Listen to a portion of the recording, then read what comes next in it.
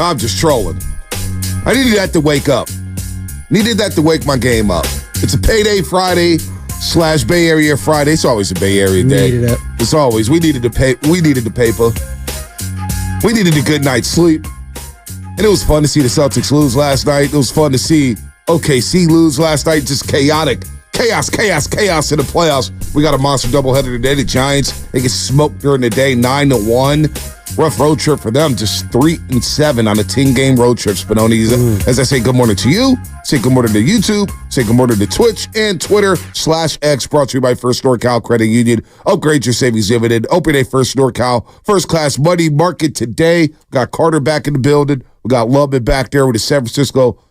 Ooh, I love that Seals jersey right there. Looking very, very clean. Looks like he's ready to go to the game tonight against the Cincinnati Reds as the Giants come back home for 9. Spinoni, what's happening, man? Oh, just fighting through adversity here. Allergies are I think they're killing all of us right now. It's been hot. It's been windy in the Bay. Got that pollen everywhere. And for a guy like me who wears eye contacts, and I'm sure a lot of you listening can do it, it traps the pollen in there, and your eyes are already itchy as it is. So you have this layer of plastic on there. This is my flu game. This is my Jordan flu game today. I'm going to fight through it. I'm not going to lie. I popped the Claritin on the freeway. Oh, no. I had the nasal spray. Trust me. You see the schnoz? It takes a couple of them. The back and forth, the rain, the hot, the sun. All of a sudden, it's 80 degrees. And you're like, oh, my gosh, what is going on here? Allergy season is real. I didn't really start getting allergies until the last 4 or 5 years. Yeah, it's hitting bad as of late. When I got older, too, it didn't really hit as much when I was a kid, but then as you get older, just things start to happen, right? Your body gets to break down and says, no, you can't handle pollen anymore. So I already see a comment here, SF Bay Drummer. Already? Already. I love SF Bay Drummer. I already see a comment on YouTube. Yeah, he likes my Instagram stories. I like him, too. He's a good kid. He's a good kid. He's my guy. OKC did lose the press conference. I just saw the video 15 minutes ago and sent it in the chat. So let's explain to the tremendous. people. Let's explain to the people out there what he's talking about. SFA drummer. So Luka Doncic, post-game yesterday, Mavericks beating the Thunder in Oklahoma City, 119-110. They even up the series, heading back to Dallas. Luka does Luka things yesterday. Obviously, he went for 29, 10, and 7. Pretty good stat line. Played 41 minutes. I thought he was, I always feel like he's hobbled. He kind of has that LeBron James in him whenever you think he's hurt, but he's really not. But we'll wait and see there. Big win for them. But after it, he's talking to the media, right? And just sitting there, and they're asking him questions. And then all of a sudden, either someone's phone, laptop, or it was actually happening somewhere. There was some moaning going on by a female. Maybe it was an adult video. Maybe it was happening in Oklahoma. I don't know. Does Oklahoma get down like that in the hallways of the arena? Whatever the arena's called, Bonte, you can help me out with that. Whenever it's Oklahoma City. There used to be Chesapeake Bay Arena. I think they switched the name. I think it's the Paycom Center. Without Googling, I think it's the Paycom Center. Okay, Paycom Center. Well, I think it's the Paycom Center. Someone may have been getting paid there to have certain services done because there was some moaning happening during the press conference, to which Luka Doncic just looked up, shocked, odd, and put his head down. The Paycom Center where things goes around. Oh, we could go ahead and play it. Here's Luka. We were open shots, so just our sharing the ball and our energy was great. What do you think?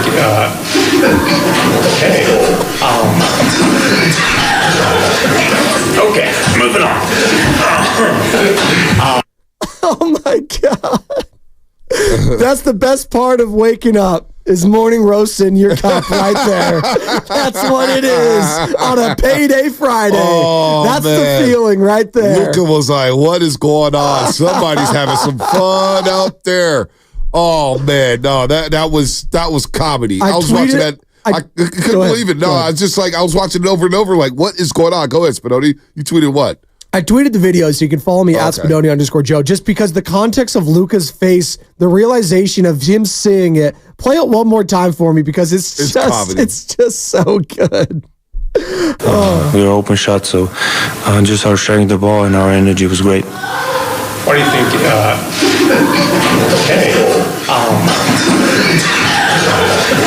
Okay, moving on. I don't know if that was their Raymond Ritter. I don't know if that was what the person asked the question. Oh, that was tremendous. I know Anthony Slater's covering this series, our 95.7 The Game Warriors insider. I want to know if he was there. No, I'm going to text him right now. Please. See what he says. We can't, if we get him on, we'd have to pay him. Yeah, no. We're penny pitcher right now around this company. This isn't the Paycom I'll text Studios. him. Hopefully we get it. Hopefully we get a break. Maybe that was just wild. As Luka Doncic, he goes for 29 and nearly drops a triple-double. I got to say, in that game, though, outside of the press conference, because that was comedy, that's one of the weirder things I've seen happen in a press conference. One time, Riley Young, our boy Riley Young, Bay Area Sports Rap, when they were doing the Zoom press conferences during the pandemic, Steve Kerr's talking. He's on a Zoom press conference. And Leong leaves his volume up. And it's his nephew playing hoops. And he goes, there you go, right? Yeah, slam dunk, 2 points. And Steve Kerr stops. He's like, something's going on there. But I mean, I don't know. That's as strange as a moment I've seen at a press conference. We've all been there, and specifically if you've been going to college the last decade plus, when you have your own laptops, right? Some things you have to sync it to the projector on the board, so you're doing a presentation, and may or may not. It's happened to me at SF State. Well, not to me personally, but I've seen people in the class where they just forget to turn off certain tabs. We'll say that. Yeah, let's just turn off the hub. That people, makes sense. All right? Makes sense. The hub needs to go down. Oh, Certified G, this is just comedy. I can't stop looking at this text. Xfinity Mobile text line. You see Certified G? The best part of waking up is morning roast in your cup. No, it's not morning roast. It's Moody roast. Oh, I didn't even see that. It's Moody roast in your cup. That's actually a payday five. That's a big time That's a five right Certified there. G. That's how you get yourself to become the texture of the year here when it comes to the Doobie Awards. Luka Doncic, 29, 10 rebounds, 7 assists. I got to say, this guy, Luka Doncic, would drive me crazy if I was a fan of the Mavericks. He's so good, though. He's so good. But he may have lied to the officials on every single possession of that basketball game. Yeah. I mean, it literally happened. I seen him every other possession. If it wasn't every possession, it was every other possession. By the way, he's limping around like he tore his Achilles. Like he popped it. Like he's down. The announcer's like, oh, Luka's down. He can't move. Doesn't play any defense on that possession. Dallas gets the rebound. He calls for the ball. And the limp mysteriously goes away. Oh, of course. It mysteriously dissipates. Well, that's called adrenaline, Bonte. It just goes away. It just goes away. He's gutsy. That's what he is. Is that what it is? He's a fighter. He is a warrior. Okay. And he's a maverick. And that's what they do. I know you're trolling. And then he walks into a step back three, calmly sinks it. I mean, he faked it for. This guy's unbelievable with the fake injuries, the constant crying. He would drive me crazy. He would. He would drive me insane. You would take him in a heartbeat. He is so damn good. Yes. And now we got a series in Oklahoma City. We got a development where Josh Giddey only saw 11 minutes yesterday. 11 minutes. Now, Josh Giddey can't shoot a lick, right? I think he's a really good player. Nearly 12. This year he averaged 12, 6, and 5. Former first-round pick, 6th overall. He got picked right ahead of Jonathan Kuminga. But the three-point percentage is down to 33.5%. And teams were laying off of him. And now you got a development where, what is OKC going to do? Yeah. He didn't start the second half. So we got a series down there between OKC and Dallas. And then, again, when you want to trust the Boston Celtics, Benoni, you can't trust the Celtics. Because they lose a game, too. And they get blown out. By the way, you want to talk about something funny here on a Payday Friday? Please. Club Onyx, a strip club in Atlanta. Oh, okay. Has been robbed. I'm loving this Friday already. Keep going. Has been robbed. It has been robbed. 2 men broke into the strip club in Atlanta by cutting a hole through the roof and stole $250,000 at Club Onyx, the strip club. What are we doing? That's honest, hardworking money right there. Like, it's in a serious note. Like, come on. Like, what is this? Some sort of heist too? Cutting a hole in the roof? Mission Impossible action? Yeah, that's what I was going to say. James Bond? What are we doing here? It's pretty creative. If you're going to rob anything, rob a bank or rob a strip club. Who's the guy's name? Ethan Kraft or whatever? That's his name? I don't know what his name. What is Ethan? What's his name in Mission Impossible? What's Tom Cruise's character's name? Come on, Sam. I can give you the theme song. It's best. That's it. I'm not a big Mission Impossible guy. Sorry, I think Ethan Kraft is a character from Lizzie McGuire. There's Ethan Hunt. 8 of those movies. Ethan Hunt is his name. Ethan Hunt is his name. Ethan Hunt is his name. Come on, he wouldn't even do that to the strip club. James Bond would never. I don't think he would never. And I don't condone this whatsoever. I think it's terrible. When you think about it, rob a bank or rob a strip club. The options, these burglars are probably going through options. Like, they're trying to get rich, obviously. They're going to get rich or die trying, right? That's basically what these two guys did. Honest, hard work, living right there. What happened to that in society? I agree. But as we're talking about strip clubs and other these stuff, two burglars, whether they were male or female, could have been both. One or the other. I don't know. Their options was, let's rob something, and what are we going to rob without trying to get caught? Going to a strip club is not unprofessional. Thank you, Steiny. They cut a hole through the roof. It got through there. Yeah, they cut a hole like with a saw. Like, what are we doing I don't know here? what a saw like, this is Bugs Bunny, Daffy Duck, it's not Acme, giving me any just details turning here. around. It's not giving me any details. But Grand Theft Auto is rough. I thought since the pandemic, our society, it's become cutthroat. You got to watch yourself. Yeah. You got to be careful out here because guys are just bipping cars. They're stealing out of nowhere. Businesses are shut down because they don't want to stay up because people are just breaking through the windows. Remember, what was it, last 2 years ago? Dealership in Oakland? Somebody just drove their car through and people were stealing cars right off the lot. Oh my God. I mean, it's wild what's going on out here. Dude, the NFC Championship 2 years ago, or 2 seasons ago, I should say, when it was the Philadelphia, and it was, it was the Rams. It was Rams-Niners at SoFi Stadium. Like, all of Oakland and the East Bay had their power knocked out because a stray bullet hit a Comcast tower. So I couldn't even watch the game. I literally turned the game on, and Jimmy throws a pick or a fumble or whatever to end the game. I was like, oh, cool. Nice NFC Championship. I had to follow along Twitter. It was just, to your point, it's just crazy world out there right now. So everyone just be safe. But you know what? I'm going to feel good today because it's a payday Friday, Bonte. I do feel Basketball is booming right now. And for the Golden State Warriors watching this, and I'm curious, were you getting at something there with Josh Giddey potentially being on the trade block? No, not at all. Okay. Not at all. I didn't know if that's where you were going there. But I mean, for OKC, they're probably going to trade Josh. If you can't play in the playoffs, yeah, and you become exposed in the playoffs, well, OKC has the assets and the draft capital to make some moves happen. Correct. And they can upgrade that position in a heartbeat. Just looking at that team with Jaylen Williams, I really like Jaylen Williams. Oh, he's so good. I really like him. Like both of them. SGA. Oh, yeah, both Jaylen Williams. One from Arkansas, one from Santa Clara. But, you get SGA, you get Chet. I'm not sure where the fit is for Josh Giddey moving forward with that roster. Well, and he's so young still, so if I'm another team and during this offseason, if it's going to be chaotic as we're going chaos around the country and chaos in NBA basketball, he's 21.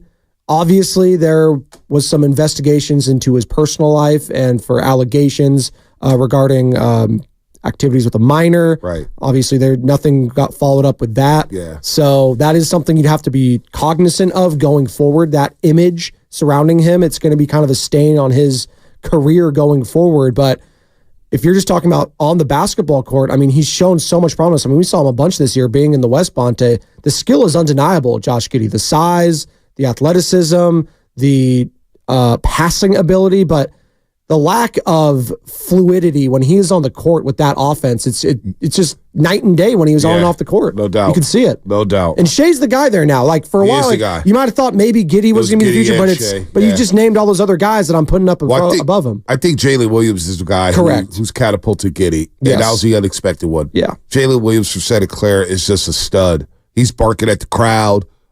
He's a dog. He really is. I know Jerry West said, I don't want dogs. I'm a wolf. But you know what? Dog is the thing right now. He's a pup right now. He's a young wolf pup. He's a young, but he's a good player. And I think he's catapulted Josh Giddey. So that's an interesting development. Boston. Do you trust Boston? This is why if OG Anunoby becomes healthy, and let's see if the Knicks can survive the Indiana Pacers because OG Anunoby's out with a hamstring strain. Those are tricky. Hamstrings tricky. Always, especially in NFL and NBA. Those ones are hard.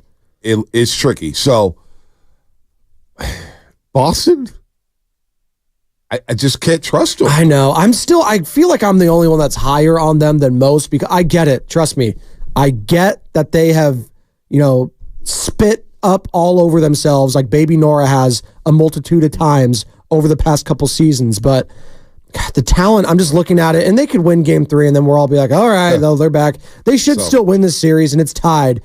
I just feel like depth-wise and talent-wise, they should easily be in the NBA Finals. And maybe they're just going to make me look foolish again because I get it. Jaylen Brown, we were talking about it before we were on air, Bonte. He still can't dribble and he's making $60 million. No, he can't. But if they flame out, to your point, if they don't make the one finals, of those two will be available. And is that someone Now that the Warriors should be interested Are in? Warrior fans interested in Jaylen? Well, I know some. I was talking to some people. beggars can't be choosers. I'm hearing a lot of begging about certain players from Warriors fans. I was lately. having a conversation with some Warriors Warriors officials last year at Media Day. And it was just like, they were discussing Andrew Wiggins. Like, boy, we got Andrew Wiggins at $109 million. They got Jaylen Brown at $300 million. And we much rather take Andrew Wiggins. Now, the way the season played out, it didn't play out in Andrew Wiggins' favor. I get that. But I understand what people were saying about Jaylen Brown for $60 million a year. That's just, you can't dribble. We were having that conversation, you guys specifically, all the shows at the summit. Remember, right? The preseason summit we had. The first ever summit. Well, the first ever, but you guys also had the conversation after that. I believe I want to say, where was that? Fieldwork Brew and Co. in San Leandro. Excuse me, I want to get that correct. Because you, Willard, and stuff were going back and forth about, Wiggins, Jaylen Brown, all that sort of stuff. And then after this season, I mean, you'd take Jaylen Brown, but for that money, to your point, it's a lot. Yeah. I mean, if he's a number 2, is he a number 3? Yeah, I'm not feeling Jaylen. I like Jaylen. I like Jaylen the person. I want to like him. I want to love him as a basketball player. Not for $60 million. Because you look at him though, like he's 6'6", he's got the defense, he's got size, he's got strength, he can hit the 3. He gives you a lot of what the Warriors need right now, but for that price point, I just don't know if getting a guy like him and sacrificing the rest of your depth and other players is going to catapult you. Now, if the thought process is, though, this is the guy we're building around after Steph, because he is 27. So, like, that is... Jaylen Brown's already 27? Yes. Gosh, he left after his freshman year at Cal. I know he's been Has around. he been there for 9 years already in Boston? He's going to be 20 years. He's going to be 28 in October. Are you serious? Yeah, he's been around since 2016, man. That's crazy. I remember covering him at Cal. I would go to those press conferences. Logan Murdoch and I would go to those press conferences when Quanzo Martin was a coach at Cal Berkeley, and he was one and done. Jaylen Brown was one and done. Damn, he's been in the league that long. Yeah. Wow. It's pretty crazy, right? Yeah, if there's a guy to have in Boston, it's the obvious one. Well, Jason Tatum. Give me Tatum. Is he coming to the Warriors? No, he's not. I have no idea. You know his favorite player is? Kobe Bryant. Kobe Bryant. Yeah, the Laker rumors are always. Always. But and then imagine Celtics fans if that ever happened. But to your point, if they flame out here against the Cavaliers or the Knicks, or if the Pacers make a miraculous comeback, like there's going to be conversations about all those guys top to bottom because that's what 4, 5, 6 years now. Going back to Brad Stevens when he was the head coach, not being able to get over that hump. So sources have texted me back. And Brad Stevens still the president of basketball operations over there, right? Yes. So the whole Moody gate with Luka Doncic. The moaning gate, is that what we're calling it? Moaning roast. I love that today. Sources have told me that it was a player of the Dallas Mavericks kind of messing around, blasting, pouring on his phone, kind of distracted Luka. True story. That's the insight I'm getting right now.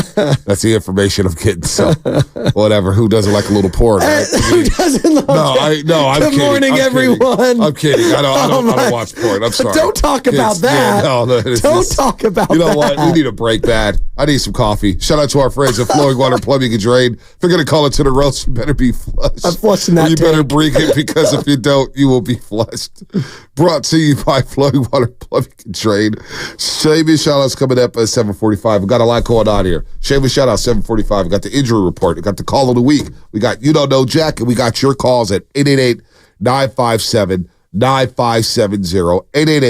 888-957-9570. We got some Dre Greenlaw I want to get to. He talked with Matt Mayoko. First time he's really spoken since the Super Bowl.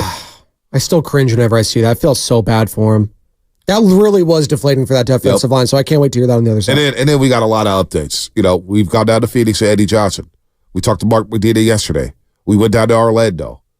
But what we're starting to gather here, as Frank Vogel got fired yesterday. See ya. Kevin Durant has 6 coaches since he's left to go to State Warriors. 6 coaches. Just 2 playoff series wins. All these teams and all these insiders for these teams are telling us LeBron's not going anywhere. Kevin Durant's not going anywhere. So where does that leave the Warriors? And where does that leave Warrior fans in terms of what type of assets you want to try to gain? Out with the old, in with the new. You got to get younger, folks.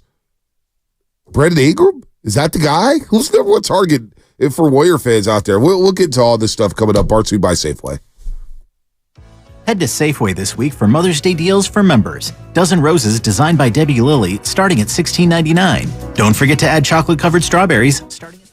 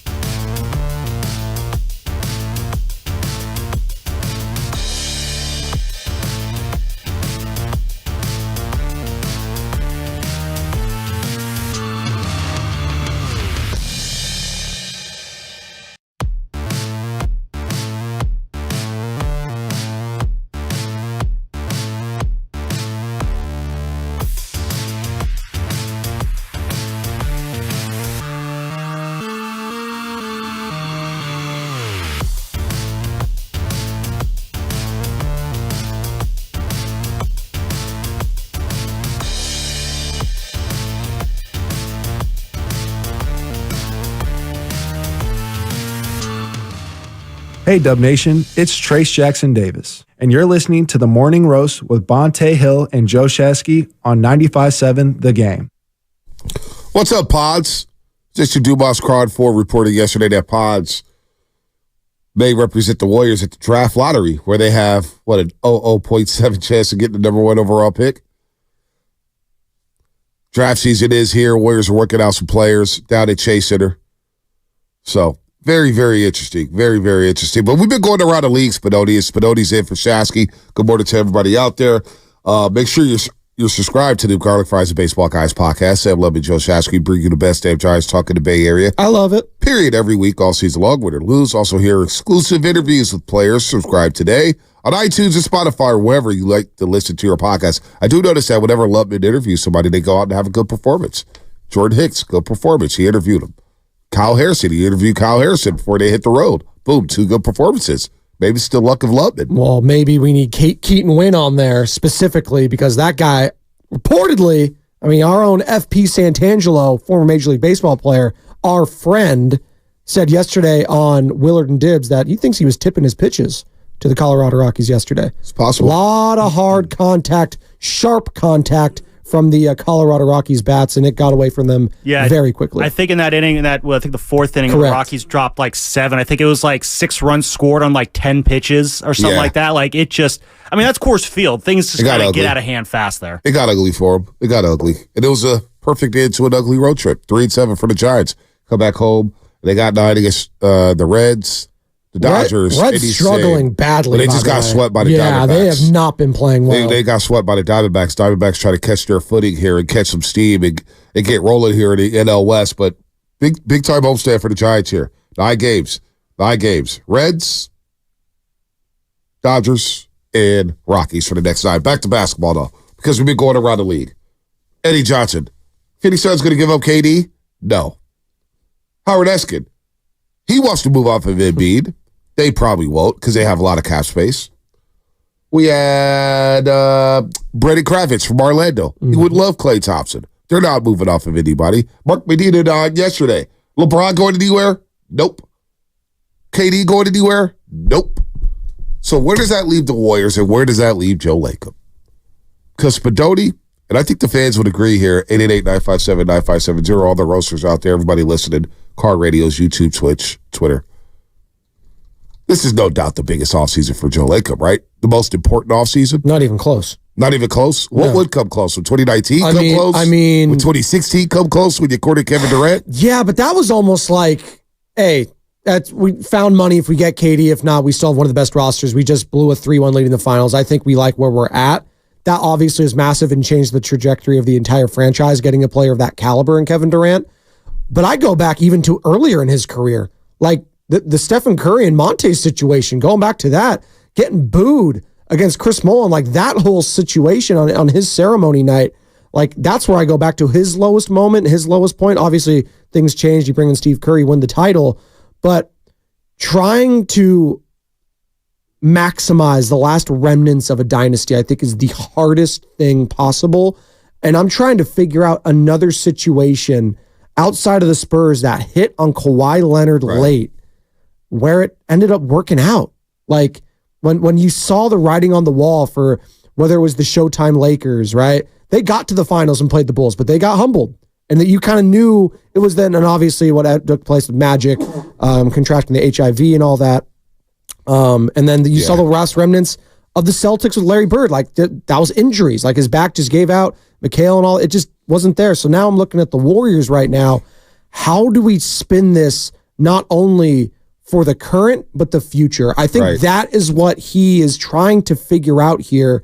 And it's a very difficult situation. I don't envy Mike Dunleavy at all right now. That is a very difficult task to try to figure out what to do this summer. Because I thought he did great things last summer. I thought the move off of Jordan Poole, bring in Chris Paul, I thought that was a very shrewd and overall a net positive, not only for Chris Paul and this team, but for the young guys and the development of them.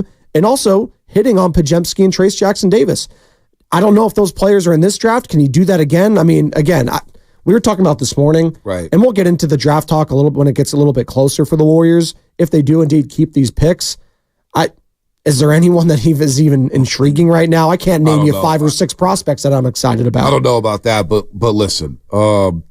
It's very difficult. I don't even know. We're so far away from the draft. Exactly. I don't even know what picks the Warriors will have, but exactly. Just think about Joe Lacob in this offseason. This offseason could determine what your franchise looks like over the next 10 years, but at least the next 5. And rebuilding is not Joe Lacob's DNA. Reloading is in his DNA. The guy wants to win, but you also have to slash a payroll here. You want to get under that second apron. You want to be able to keep your picks for the future. And this second apron is tricky. Like the Phoenix Suns, they got to try to get under the second apron. Mm-hmm. They're over it right now. What the hell do they do? They're trying to keep on. They're trying to hold on to Royce O'Neal. They're stuck. They're in a terrible spot. The Warriors could obviously release the $73 million with Klay Thompson. He's coming off the books, and Chris Paul coming off the books with the team option. You can move him, or you can just release. So he's not rebuilding. He's going to reload. But what are the steps to reload? We have no idea what players are going to be out there. We don't know who's going to be made available. Josh Giddey will be made available, that's for sure. Yeah. And you look at him in OKC, he needs a ball in his hands. No doubt he needs a ball in his hands. I don't know if the fit's here. He's a good player. He's a good point guard.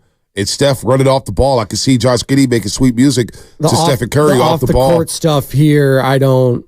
Yeah, that's tough. But again, no charges. He wasn't charged with anything in the court of law. But in the court of public opinion, it's kind of... He's still playing basketball right now. He is. So if we're just going to sweep that under the rug, if you will, I mean, that's fine. No, I'm not advocating Josh Giddey. I'm not saying that. I'm not saying you're saying that. But a player like that, when you got a player like that who's 6'7", 6'8", and can handle the ball the way he can handle the ball, that's the type of player I'm looking for. Yeah. Size, got a little athleticism, not the worst shooter in the world. Now, I get the off-the-court stuff, and that's probably going to be a no-go for a lot of people. Going to need to investigate that. But a player like that is somebody I'm looking at. Would you rather have a Josh Giddey? I get it. The age and the player type is different. The age is a huge factor here. Or Brandon Ingram? Probably rather have Brandon Ingram. I think he's going to cost a lot less than what Josh Giddey's going to cost. In the draft package? Oh, I don't know about that. You think Josh Giddey has more... You think he's more valuable right now than Brandon Ingram? You think Brandon Ingram, you could give up less to get Brandon Ingram than Josh Giddey? I think Josh Giddey is, because of his age and people are banking on his future, I think the age is a massive factor here. He's 21 years old. He's so young still. Second season in the league. Brandon Ingram's a baller. I mean, you're talking about... He's won All-Star appearance, most improved player. You're talking about a guy who could be All-NBA. Like, this is the type of talent Brandon Ingram has. And he's 26 years old. He turns 27 in September. A lot of injuries 21, in 5, his career. And 5. I don't know how... I think Ingram may cost you more, personally, because of the off-the-court stuff you mentioned. Yeah. Teams may not want to deal with that. No, KC may say, hey... It's a good point. We're going to take whatever we can get for this guy. It's a good point. And they're going to probably have to trade him. I don't think that Giddey has nearly the tools that Ingram has. I just don't think. Well, no, but if you're getting Giddey, you're banking on the future of him and being a future face potentially of your franchise because he's so young. I know, I get it. But the talent is undeniable, and he's still only 21 years old, so you'd be banking on that in the future. That is why I'm looking at his assets to get him.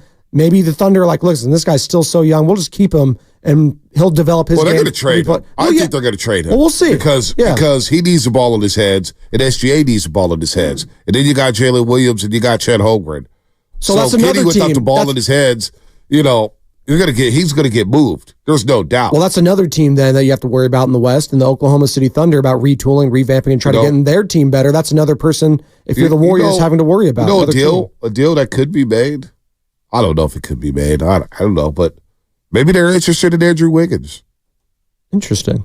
Maybe they're interested in Andrew Wiggins. Like, Josh Giddey is not a special player. Let's pick it up on the other side. Let's continue this conversation. Yeah, this is interesting. 888-957-9570. That's what's coming up, brought to you by Fremont Bank. Full service banking, no compromises. Want to instantly improve the look of your...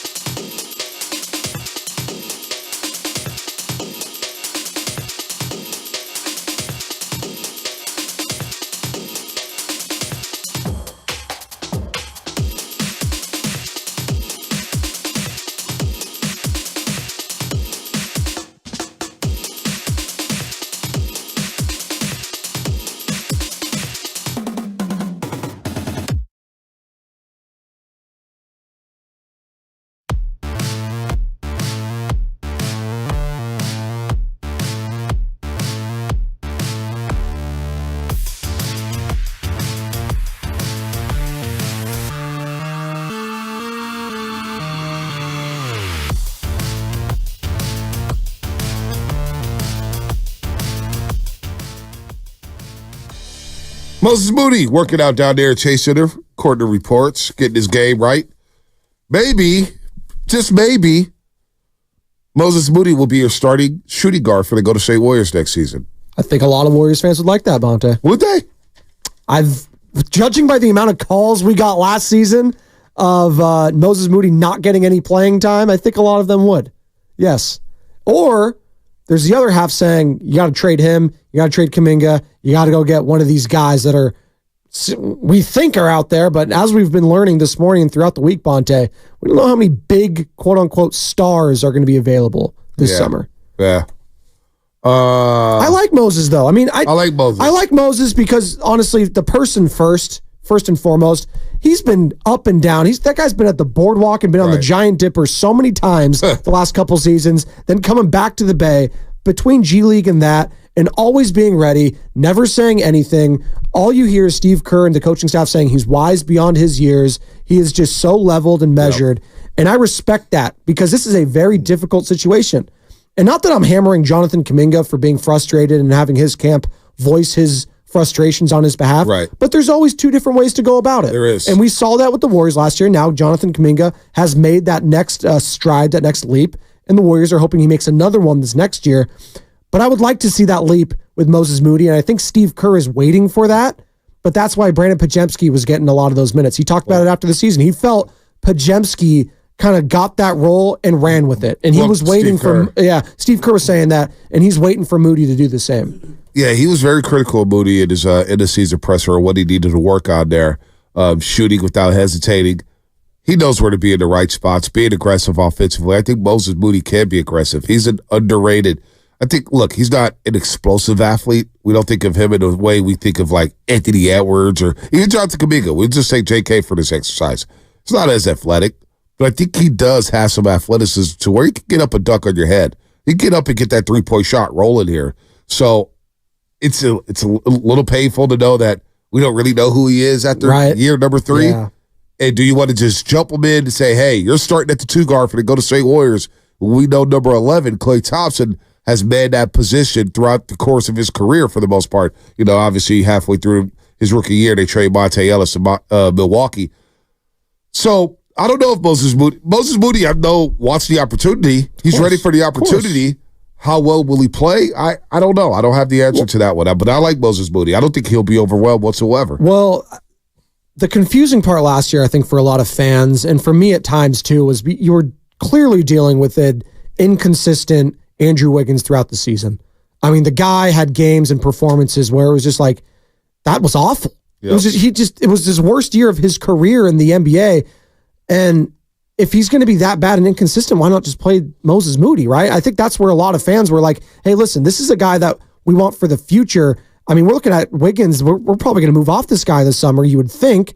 We'll see if that shakes out, because I was one of the guys here at the station that was hammering and clamoring for this guy to get traded at the deadline. Was there a package? Was there the right player for that? I don't know about that, but I keep seeing the inconsistencies there with Andrew Wiggins, and you just can't count on him. And I would like to see if I can count on Moses Moody going forward, Bonte. So that was a little frustrating, I think, for fans last year too. Just seeing how Wiggins was playing and not putting Moses Moody in a position to see what he could be going forward. By the way, just a quick aside here. Sure. Ask who would say. Shaq going at Shannon Sharp. Oh. You said this, Carter? He showed it to me this morning. Yeah, the comment. So Shaq went on that Instagram and said, you took me sticking up for Shay as jealousy of Joker. So wait, real quick, before you get to that, do we know what Shannon said to piss Shaq off? Don't know what he said, but he obviously said something to piss him off. Okay. He said he was jealous. He said he was jealous. Okay. Okay. My fans, yes. Looks like Brandon Podziemski will represent the Warriors at the draft lottery. Coming up. But Shaq basically said, you took me sticking up for Shay. You took me sticking up for Shay as jealousy of the Joker. Shows how smart you are and how you say anything to get clicks. So here's some clickbait for you. If you ain't ranked in the top 10 in your profession, then you can't speak on me. Don't forget, I know what you did to get where you're at. Me jealous sounds like you jealous. I know you try to stay relevant by gossiping on your podcast. We don't believe you. You need more people. That's a Jay-Z line. And in case you forgot, 4 rings, 3 finals MVPs, top 50 and top 75. Google me. And to be quite frank, all this new success you got, you still under me. You don't know my work ethic, but according to I work less than you, but I'm worth more than you. Make it make sense. Love you too. If you need help making money, it's better ways than gossiping. I'm too old for this bleep. Love always, the most dominant big man ever who never took it serious. Remember, I don't know you. And in the words of Skip Bayless, I'm better than you. Hashtag G14 classification. I have it. You don't. Not my profession. In your GOAT debate, never wanted to be the GOAT. I wanted to be who you should greet me as the most dominant ever. The apex predator. That was a hashtag from Shaq. So, but he's not taking it seriously. Yeah, when you're quoting Skip Bayless, I'm out. That's come on, man. Well, he was taking a shot at Shannon. Yeah, I know, but you're quoting Skip Bayless to do that? Come on. I mean, he's doing it. This show's about to get canceled. He quoted Jay-Z as well. Oh my God. To say Shannon isn't top 10 at his position is wild. Yeah, he might be like one of the like we see this current iteration of tight end right now. Like he was kind of that blueprint, right? Whether you're going back to Denver, Baltimore, what have you. Like I'm looking at his stats. I'm just looking at his career accolades because I do think we sleep on Shannon the player a little bit. 3-time Super Bowl champion, 4-time first team All-Pro, 1 second team All-Pro, 8 Pro Bowlers, all-decade team in the 90s.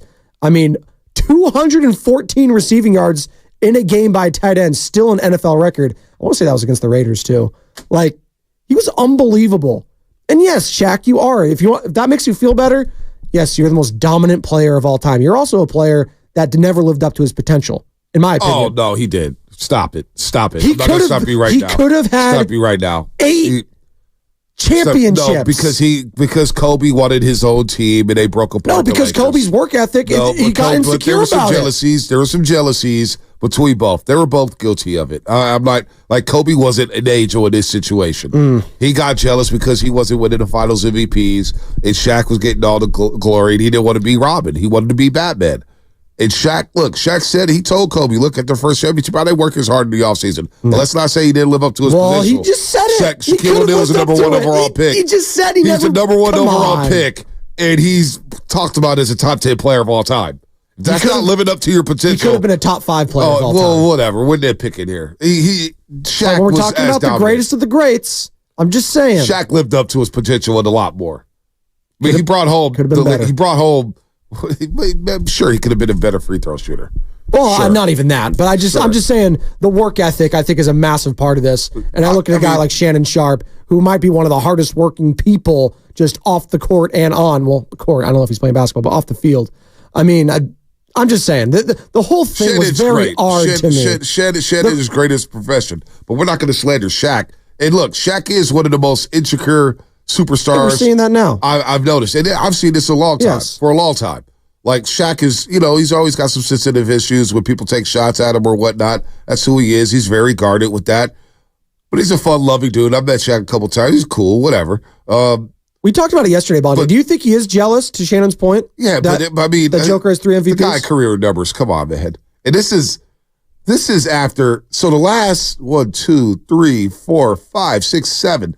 The last 7 years of Shaq's career, he never averaged more than 17.8 points a game. His last 7 years.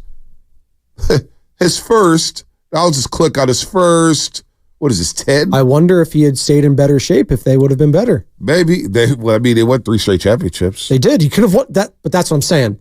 You could have won more. Well, they could have won the 4th one, and Kobe started acting like what? He's a top. Kobe started shooting about the gym. Okay. Kobe against the Pistons said to hell with this. I think Kobe has been, you look at his career after Shaq, I think he's been validated in what he did. Great. He was great. He won 2 titles. He went to 3 straight finals. Like Shaq went to a finals. He did. He won one. He went to a couple of. He did. So Shaq's from 93 to 06. From 93 to 06, Shaquille O'Neal averaged 26 points a game, 12 rebounds, 3 assists. That's good. 58% from the floor. It's really good. I mean, I know you're a Kobe guy. Let's put some respect on Shaquille O'Neal. I am a Kobe guy. I'm just saying, he's a top 10 player that could have been a top 5 player. Okay, we're nitpicking. We are. But when it comes to greatness, he didn't live up to expectations. He was a number 1 overall. That's how highly I think of him. He was a number 1 overall pick who took the Orlando Magic to an NBA final in his 3rd season of his career. Did 3rd season of his career. All right, I mean, come on. What are we doing here? They need to go to L.A. You helped them win 3 championships. You go to 4 straight finals appearances. The last ever 3-peat. You go play Miami. You go to Miami. You get to the Eastern Conference. You lose Eastern Conference Finals. You lose a Game 7 at home. Then the next year, you beat the Mavericks in 6. And I know that was Dwayne Wade now becoming Batman as Shaq was getting older. But come on, Shaq is one of the most dominant players I've ever seen in my life. And to say didn't really live up to the expectations. I said he could have been a better player than he was. Well, first he started off with the expectation. That's all. Well, he lived up to his. I think we all thought after that 3-peat that he was going to win like 3 or 4 more championships, and he didn't. Nah, well, you knew that Shaq and Kobe had a shelf life.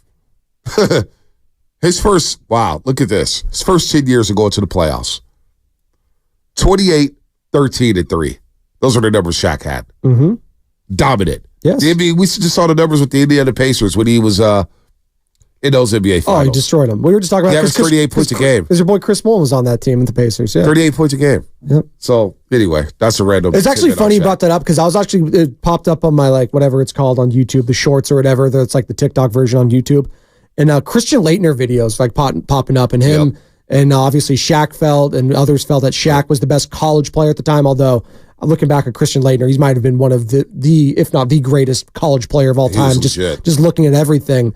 But it was just funny just looking back on their career arcs and stuff like that. And yes, Shaq, top 10 player, most dominant, but still one of the most insecure players of all time as well. There's no doubt about that. That's I think we can both agree on that. That's just why this whole thing was just so odd to me. Yeah. No, it was. It is. And this could be the last time we're hearing from Shaq like inside the NBA. Like this NBC deal that you've been bringing up, that it's looking more and more like a possibility and likelihood that the NBA is going to be going to NBC and leaving Turner. Yeah. I mean, that's crazy. Look at Shaq. Shaq, maybe Shannon Sharp should be on the pre and post. I am disappointed that Shaq, with that joker like that, said, "Hey, SGA, that was classless. You can't do that in the NBA. You got to be classier than that." Jokic was classy in that situation. So let's go to Oreo Cookie real quick in Oakland. Oreo Cookie, what's happening? I can go for one of those. Oreo.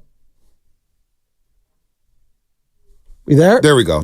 We got him. We got you now, Oreo. Hey, there it is. What's going on, I think you fell into the milk, so we pulled you out. Yep. For sure. I just wanted to say, man, Shaq is the best, bro. There's no way Jokic can have anything to do with him down there. Shaq will shut him out, bro. And I don't think he can stop Shaq either. You probably have to foul him like everybody else.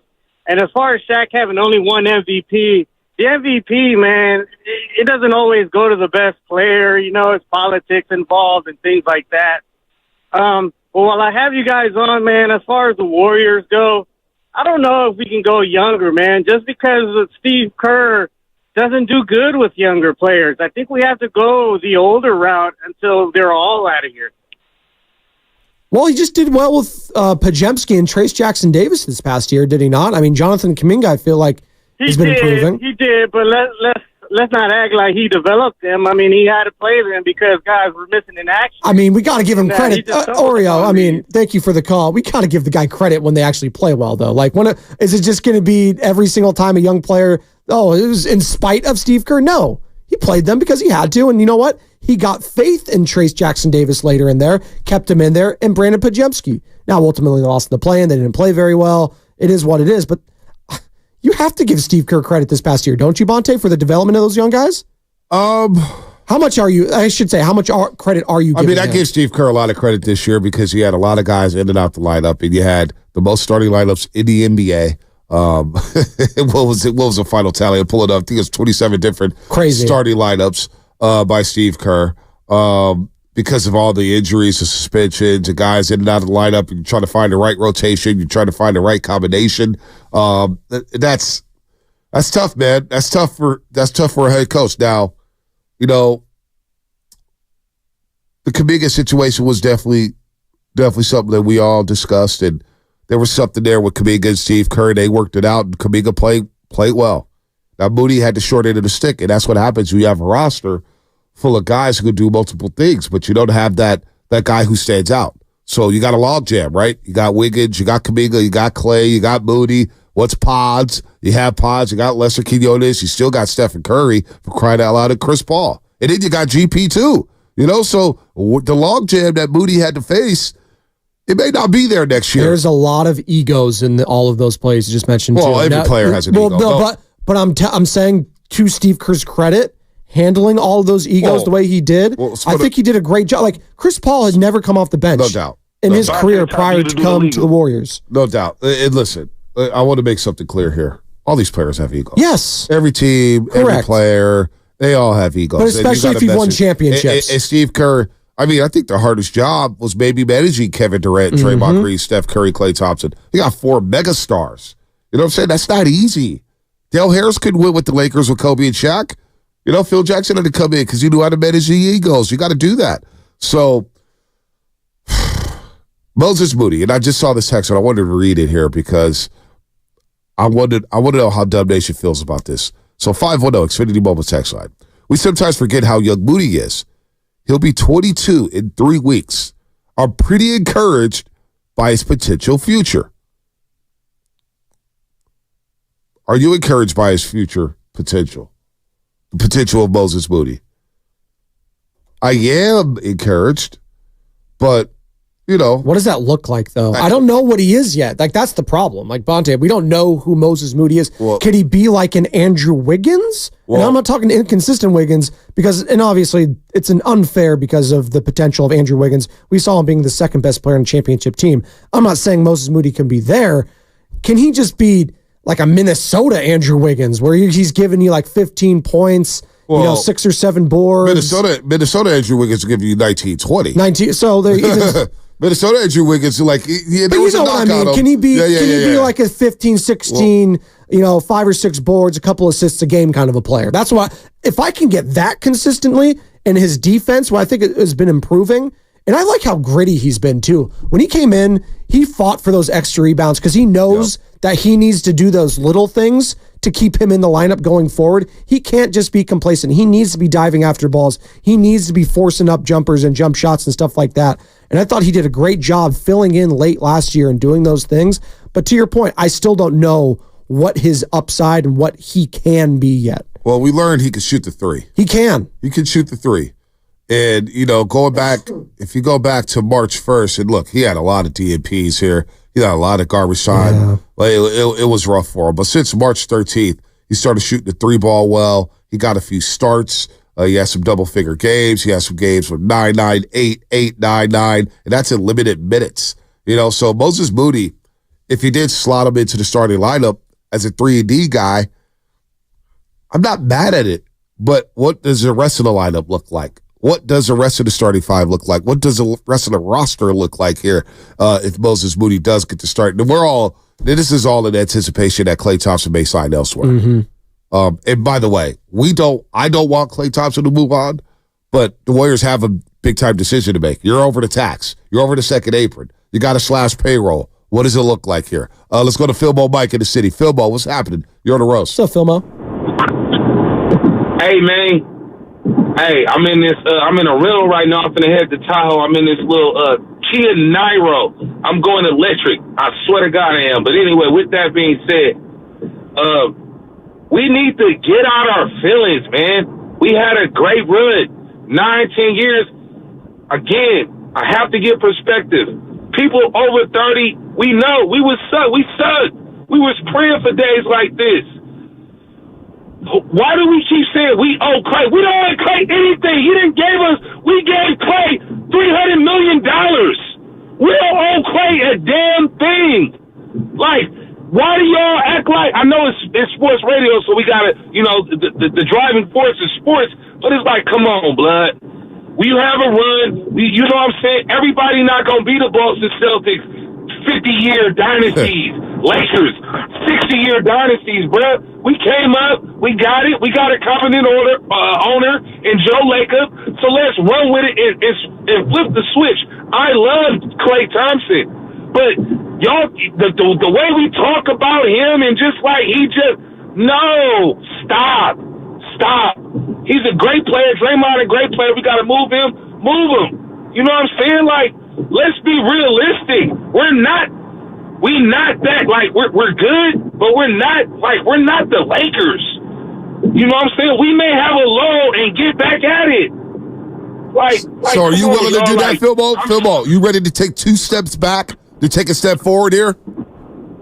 No, my point is, I don't want to take any steps backwards. Let's just be realistic with the situation. We got to face it head on. Let's not, delay a process or anything like that. If we got to get rid of Clay and Draymond and get back on top next year, let's do it. If we got to do the slow process, let's do it.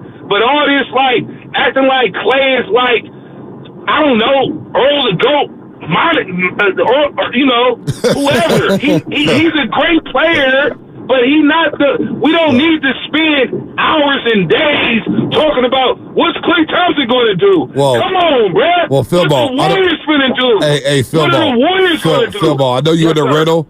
Maybe the riddle has our radio station playing from 3 days ago, but we're talking Moses Moody right now. We even bring up Klay Thompson. We're talking Moses Moody because we're assuming that, hey, if Klay Thompson does move on, how does it look like with Moses Moody? We really haven't talked about Klay Thompson today. Because I'm bringing up Moses Moody this last 16 games of the season, Spinoni. Mm-hmm. Last 16 By the way, games did you of the hit season. that legal that he mentioned earlier? I did not. You're listening to 95.7 The Game, KGMZ, FM in Nation 1 San Francisco, Odyssey Sports Station, always live on the free Odyssey app. Don't forget, you can also watch us every single day on our YouTube, Twitch, and Twitter streams, powered by First NorCal Credit Union. Upgrade your savings dividend. Open a First NorCal First Class Money Market today. Shameless shout-outs coming up at 7:45. Can't wait. Very special shameless You better shout-outs. shout out the mom or mother figure or your wife or your anyone. baby mama. Shout out your baby mama for crying out loud. Shout out all 3 of your baby mamas if you got them. I don't care. Shout them out. Hell, shout out to fathers who are being the moms in That's the family. right. Hey, Mr. Mom, there it's you like go. the single parents out there. Mm-hmm. There you go. Shout them out. 888-957-9570. But how about this? Moses Moody, last 16 games of the season. Oh, give it to me. 47% three-point shooter. That's good. It's great. 47% three-point shooter. Now, if we want to go back a little bit, and I could go back to, maybe I'll just go post-All-Star break. I'll go post-All-Star break Moses Moody. 8 points a game, not pretty, but 38% from the three-point line, 45.5% from the floor he shot. And you got the hustle, you got the 50-50 balls. He's a good screener. I think he goes to the rim. I think he knows where to be. Fundamentally sound. Yes. That's the perfect way to put it. He had a little mini slip from the three-point line and it fixed it. I mean, he's had some big games for the Golden State Warriors. I want to see it. I want to see what Moses Moody's all about. Is Steve Kerr going to give him that runway next year? Well, he's going to have to work for it. He's going to, that's the thing. He again, I keep going back to that end of the season presser, whether it was on our airwaves or speaking to the media. Just when I heard him say and compare Moses Moody, Brandon Pajemski, a rookie who he felt took his role and ran away with it, and he's waiting for Moses to do the same thing. Yeah. Is he going to get that same opportunity? Right. If Andrew Wiggins is still here, we'll wait and see, because if Andrew Wiggins goes, and we'll see what that trade looks like, yes, I think a lot of fans would like to see what Moses Moody has in store. That's make sure you don't miss that break. That's my top priority for the Warriors. Yeah. What are you going to do with Andrew Wiggins? Is he here or is he gone? What do you do with Andrew Wiggins? That's the number one priority for me when it comes to the Warriors. But shout-outs coming up at 7:45. We got more Warrior talk. Joe Lacob, most important offseason for Joe Lacob. And then the Giants, going back to the Giants. Farhad said, we got a lot at stake this season. What exactly is at stake for the San Francisco Giants? Giants fans, you tell me, what does he mean by that? There's a lot at stake for the Giants. All right, that's all coming up, brought to you by Lucky California. Lucky knows that moms have a special kind of magic. They just make everything better. So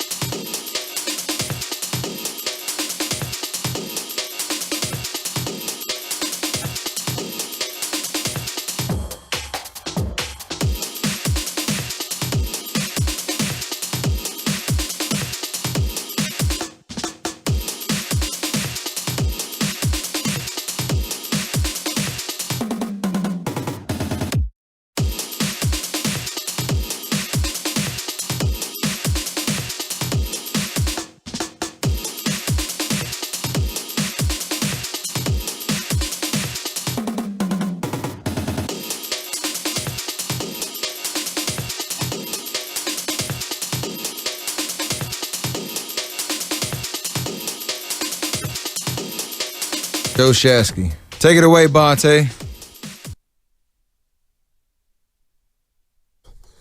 WNBA, Toronto. They're getting a new team, the WNBA. Really? They just got awarded a team, the Toronto team. WNBA full swing. Caitlin Clark selling out arenas. Indiana's going to be good, man. Be watching them. WNBA League Pass. It's a good price. They have to purchase. Well, and I can't wait until the whatever we're going to call the San Francisco women's team in the WNBA. Also, can't wait till Caitlin Clark comes here to play. I might be taking the kids to that one. So WNBA, very profitable in the gambling world, right, Oh. Carter? Very, very profitable. What are the lines like that? Is it anything like the women's college bracket lines where it's like minus 50.5 with some of these things? Come on. I mean, there's not as many teams in the WNBA, so I get it.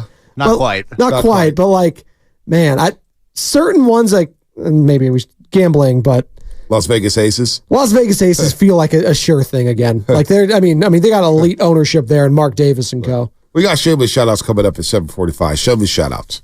This Mother's Day weekend, we know. Shout out your moms. Line them up, 888-957-9570. Baby But I'm mamas. looking at first take here. And the Phoenix Suns, obviously, yesterday when we got off the air, they fired Frank Vogel. They did. NBA champion Frank Vogel. Sure. He is a champ, I guess.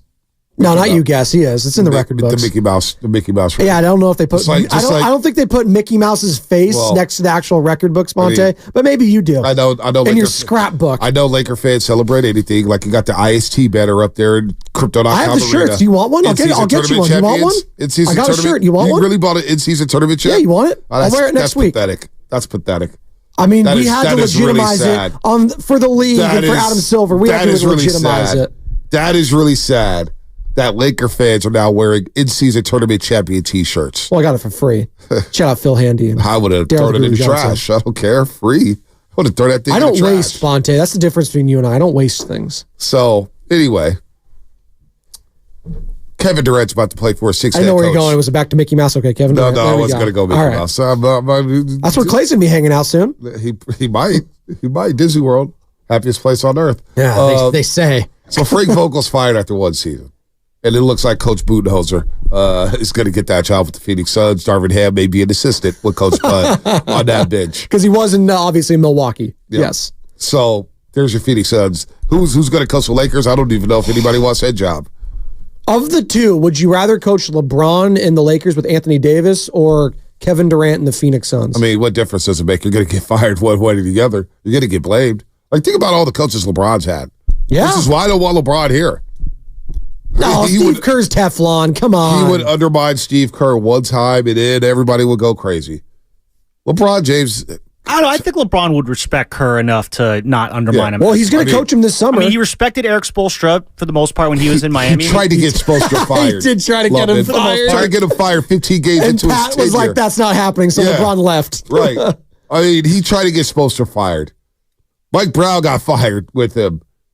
David Blatt took them to the finals, and midway through the next season, he was fired. Mm-hmm. All right? But Frank Vogel still hung on down there. Frank Vogel won a championship with him. He was fired. I mean, these guys are coach killers. But I'm at the point where it's like, who said something? James Jones. LeBron, why don't you go coach? Be a player coach.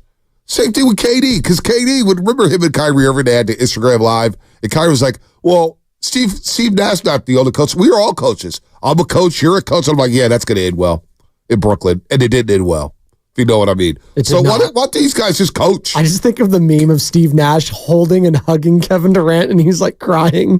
That's the lasting image of Steve Nash as a head coach. Dude, go. Two-time MVP. I'll take Frank Vogel as assistant with the Warriors. I'll bring him out to the bench next to Kenny Atkinson. They can all roll here. They can all roll. Well, defense is his bread and butter. That's what he was, and obviously you saw that with the Indiana Pacers way back when he had Paul George, Roy Hibbert. And when the Lakers did win the title, whatever you think about that title, they were a defensive-minded team. They were long, they were big. They gave Jokic and Murray fits. They gave the Suns. Love him. The Heat fits. Yeah, I would love him. Love him as an assistant with the Golden State Warriors. I would, Frank Vogel. But these guys are coach killers, man. Like, I'm LeBron James. Why don't he just coach the Lakers at this point? Seriously. You can't play for anybody. You got Luke Walton fired, for crying out loud. You used to interrupt Luke Walton in team meetings and stuff like that. Like, might as well just go coach the team. Go coach the Lakers. I mean, that's just the expectations. It is what it is. It's hard. I mean, only a few people can coach him. I think Tyronn Lue is one of them that did a very good job. He had the respect of not only LeBron, but the rest of the fan base, all that sort of stuff. I know the Lakers are linked to wanting him, but the Clippers are trying to get him extended really quick. Steve Ballmer does not want to have a new head coach heading into that arena with Kawhi Leonard, maybe Paul George, James Harden and co. potentially. So, yeah, it's not easy, Monte. I'm not here to say it's easy, but there's always going to be something there. But I do think that's an underrated part about Stephen Curry. And I think a lot of Warriors fans actually would have liked to hear Steph being a little more loud in the media, a little bit more, holding, front office or the coaches accountable. But that's not who Steph is. He's not going to do that. He's always going to say the right thing to the media. He's not going to throw anyone under the bus. But I do wonder where fans are at if we're talking about head coaches with Steve Kerr. He got extended. How do they feel about the job he did this past season? Because as we talked about last segment, the revolving door of rotations and stuff like that, if he does get another star, and if Joe Lacob and Mike Dunleavy swing a deal for one of these big names, how confident are they in Steve Kerr? Because Steve Kerr's a champion. See, I got the utmost confidence. And he's going to be coaching Team USA. So I'm going to be, holding his feet to the fire if we don't bring home that gold. Best believe that, Bonte. Yeah, no, I'm not worried about Steve Kerr. Not at all. But because I think Oreo Cookie called and he said he still doesn't believe Steve Kerr can coach the young guys. Is that a thing? Is that why Warrior fans are conflicted with the youngsters? You don't believe Steve Kerr can coach talent and develop young players? Did Jordan Poole not develop into a very good NBA player? Well, he's off the team now. Did Kevon Looney? Well, we know why he's off the team. Did Kevon Looney not develop into a solid big man for the Golden State Warriors? He did. I think one thing you have to look at, though, is the minutes that he gave Anthony Lamb and Ty Jerome have been detrimental to now the growth of what Kuminga and Moses Moody could be now. We don't know because of that whole year. But at the same time, and I get that. And trust me, I was on that train. Yep. I wanted to see less Lamb and less Jerome and more Kuminga and Moody. I get that, but did Klay Thompson not develop into one of the best two guards in the league under Steve Kerr? Yes. He was still young. Did Draymond Green not turn into a Hall of Famer and develop into a Hall of Famer under Steve Kerr? I think he did. Am I wrong? Did Kevin Durant... Does he get the credit for that, or is Ron Adams one of the greatest defensive minds of all time? Playing point forward. Okay. So like Kerr, this whole thing about Kerr can develop talent is just, I kind of scoff at it because he has developed talent. Not all talent's not going to pan out, especially when you're picking at the bottom of the draft. It's a crapshoot at the bottom of the draft. And fitting in young talent with already established guys that have won championships is one of the more difficult things to do in the NBA. For every Kawhi Leonard, you get guys and Jonathan Kuminga, or James Wiseman for that matter, that just it couldn't fit. Think of who's my guy, Darko out in Detroit for the Pistons. It wasn't a fit. It was a lot of championship expectations there. I actually listened to a pod recently. I think it was Rasheed Wallace. I forget who he was on with, but he actually had a lot of love for Darko Milicic. I actually appreciated that because he was just put in a horrible situation. And it's not always going to work out for rookies or young guys going into a championship mindset and culture, but you got to get in where you fit in. I thought it was a great, and to your point, Bonte, last year with Brandon Pajemski, say what you will about him as a future starter in the league. I don't know if he's that serviceable to be Definitely. sure. He helped a lot, and so did Trace Jackson Davis. Yep. The guy had like 50 blocks on Giannis last year. That wasn't no coincidence. Yep. He was up for the task. And I think that speaks to putting these guys in the right situations and building their confidence.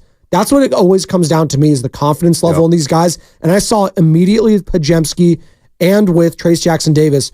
I'm seeing it more with Kuminga, but his confidence is always a little shaky for me too. And with Moses Moody, I'm not going to get in between the ears with that guy, but how could your confidence not be at least a little shook going in and out of the G League, up and down, up and down? He hasn't got up and down to the G League. Moses Moody is like that. No. But he just hasn't played. But the DNPs, though, exactly. He hasn't gone down to Santa Cruz, I don't think, in 2 years. No, exactly. But I'm saying early on there, and then not getting the DNPs and not traveling. Yeah. Well, when you're a rookie coming out of what it done, you're going to go down to the G League a little bit. I mean, that's on the stack roster. Didn't happen with Pajemski, though, really. Didn't happen to Pajemski. He showed he found his niche, he found his role, and he played hard. Now, early on, he wasn't playing much, and then he started playing, and boom, he took off. I am excited to see what Moses Moody did, though. I want to see Moses Moody. I want to see him play a little bit more here as a 2 guard for the Golden State Warriors. I don't know. Is he even that good? I don't even know what these guys are. That's the thing. But as it pertains to Joe Lacob, there's no doubt this is the most important offseason he's had as an owner. There's no doubt. He hasn't been here long, right? Got here, 2011? Hasn't been here long. But there's no doubt how the roster gets shaped this season could go a long way moving forward, Spadone. If I want to play devil's advocate here, maybe that season already past being the most important in terms of winning another championship going forward. It was the summer in which you drafted James Wiseman. It was that Was that year. the most important offseason? It was a pandemic year. God, it's starting to feel like whiffing on that one. We've had Nick Friedel on NBA Insider for Odyssey. We've had multiple people on saying whiffing on that pick really hurt them. I know they won the title, but they could have been set up for even more of them potentially in these coming years now, where you feel like you're behind the 8 ball because teams like Minnesota, who had the number 1 pick, and they were always going to take Edwards, so you weren't going to get him. And we'll wait and see with LaMelo Ball. You weren't going to take Halliburton, but you're just seeing some of these players and teams that are currently in the playoffs right now, and those guys, Halliburton and Anthony Edwards specifically, leading them deep into the playoffs. And it's tough because you were hoping James Wiseman could be that guy, but he just wasn't going to be. Now we're just learning that. Well, his rookie year, he was solid. James Wiseman as a rookie. And then the injuries hurt him. He lost his confidence, and there was no role for him here. It's just that simple. Now, is that pick holding you back? Yeah, it hurts. It definitely hurts. But it also hurts not having Jordan Poole here, another first-round pick. Yes. And we all forget what he was doing during that postseason run when they won the NBA championship. We couldn't have enough pool parties in the Bay Area. We were playing the money time drop. I was playing it every freaking day. So that pick, that's another pick where you have a player last year where you need a guy who can score, create his own shot. What were we talking about by the end of the season? You need more shot creators, where Jordan Poole was one of those. And then, of course, his last season with the Warriors, it all went haywire. LaMelo Ball, just the whole LaMelo Ball thing. Another guy that's been hurt a lot. He's been hurt. What does he play? 50-something games the last 2 seasons? Yeah. The talent's undeniable, but that's great. You can have all the talent in the world, or you'll be Ben Simmons, right? Yeah, but I just don't see how he would have fit with Stephen Curry, Draymond Green. Yeah, sure, he's a pass-first player. Yeah, that's the thing. He passes very well. He does pass, but I don't see how that was going to work. And then what happens to Jordan Poole if you bring in LaMelo? It's a fair point. Jordan Poole at that time didn't have much value. I'm not sure you're getting to Chris Paul for Jordan Poole at that point. You know what I'm saying? So, look, it all worked out in the end. LaMelo's in Charlotte. They're not winning a damn thing. He can't stay healthy now, but you got a championship out of it. The Wiseman pick does hurt. It does hurt. But how do you reinvent yourself this offseason? How do you do it? Is it just simply elevating the youngsters? Is it that simple? Kuminga, Moody, and you move off Wiggins. Is it that simple? God, that's a tough sell to the fan base, though, right? Is it a tough sell? I mean, but if the sell is you're running it back, and we're just going to play the young guys more. I don't know I don't think that's going to be enough for the Warriors fan base. I think they are expecting Bonte a big move to be made. What's the big move? Well, we're finding out it's going to be few and far between. I don't know if Kyle Kuzma or Brandon Ingram are the quote big move. Brandon Ingram actually, I think, would be a move that Warriors fans could be like, you know what? We just got to score. We just got an all-star caliber player. Right. I think we could, make some noise this year. Right. He's young. He's athletic. Right. That's a name to where you could actually, they did something this offseason. Simply going to get fringe players like another Dario Saric type. Like, I know that was a name we were throwing around last year, and we were saying, oh, go get me a Dario, and I think we'll be good because we're going to have more minutes for Moses Moody and Jonathan Kuminga. Right. Well, you got more Kuminga minutes, and he proved to be a player. Saric got phased out, wasn't playing towards the end of the year. Those kind of moves aren't doing it for me. What is a big move for the Warriors? What is a big it's the move? Question of the question of the summer, man. You know what? We're now 24 days of counting since the Warriors last played a basketball game. Man. It feels so much longer. And this offseason hasn't even got, we're on the second round of the playoffs. We haven't even hit today's game 3. It's a slow grind now. It's a slow grind. It hurts. Because you don't know where they're at. You don't know whether or not they're having a conversation with Klay Thompson. You don't know whether or not they're discussing trading Andrew Wiggins or bringing him back. You don't know what they're discussing when it comes to Jonathan Kuminga and Moses Moody. Hell, even with Pods and TJD. What about Lou Dog, who was just at the Kentucky Derby, hanging out with my boy Fezzy Fell? Was he really? He was at the Kentucky Betting Derby. on the ponies? Betting on the ponies. How'd Festus do? Did he clean up out there? I don't think he bet on the ponies. Oh, okay. I haven't texted him. He just came for the outfits and the styles, right? And the mint juleps. Yep. There you go. So I'm not mad at that. So I don't know where the Warriors are at or how they're thinking about this thing, but I do know one thing when it comes to Joe Lacob, the guy wants to win.